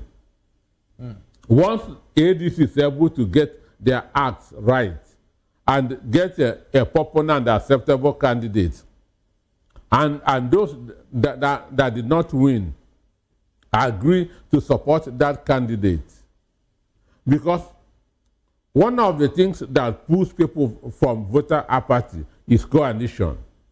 coalition motivates the electorate.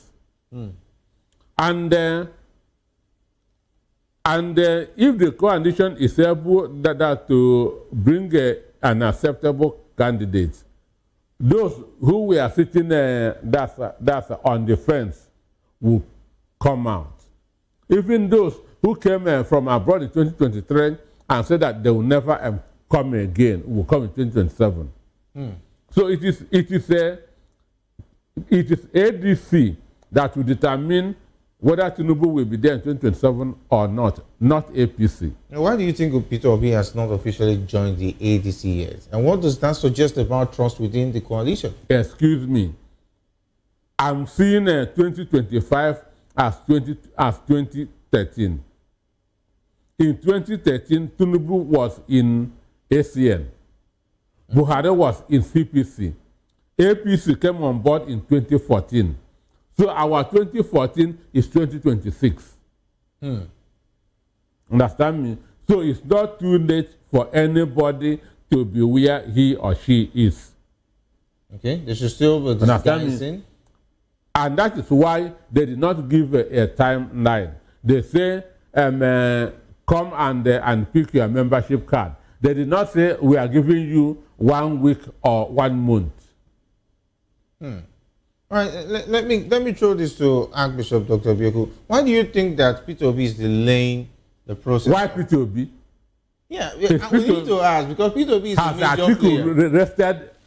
Yes, he has denounced, he has openly told the world there is no longer PDP. Has he filled his membership card of ADC? Maybe he's already in the process of doing it. But he has already done the first thing. Peter Obi could also be in the process. Peter Obi should do the first thing of telling the world, I am no longer a member of the Labour Party, because even the PDP is still trying to coerce him, meaning that there's still an open window and ledger of the PDP.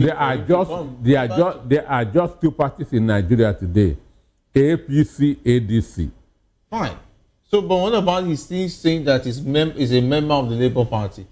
Look, Archbishop Bioku, is that not a whole lot of confusion for his followers to start considering ahead of the 2027 polls?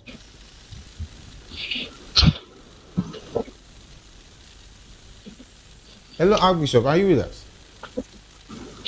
Yes, I'm there. I'm just trying to hear you. Okay, I'm talking about the delay of Peter Obi openly telling us he's not part of the Labour Party and openly declaring for the ADC. Is this confusion not too much for his followers to start looking at ahead of the 2027 polls? Is that not showing that there's distrust already within the coalition before they even start asking for votes for 2027? Well, like I've said, I'm sorry. Some of the because of the volume from the network. Sorry about that. I'm not clearly hearing question, but if I hear about Peter Obi's stance and the rest of the gladiators and their followers, I think that's what I'm saying. There need to be, though it looked like there is still time to when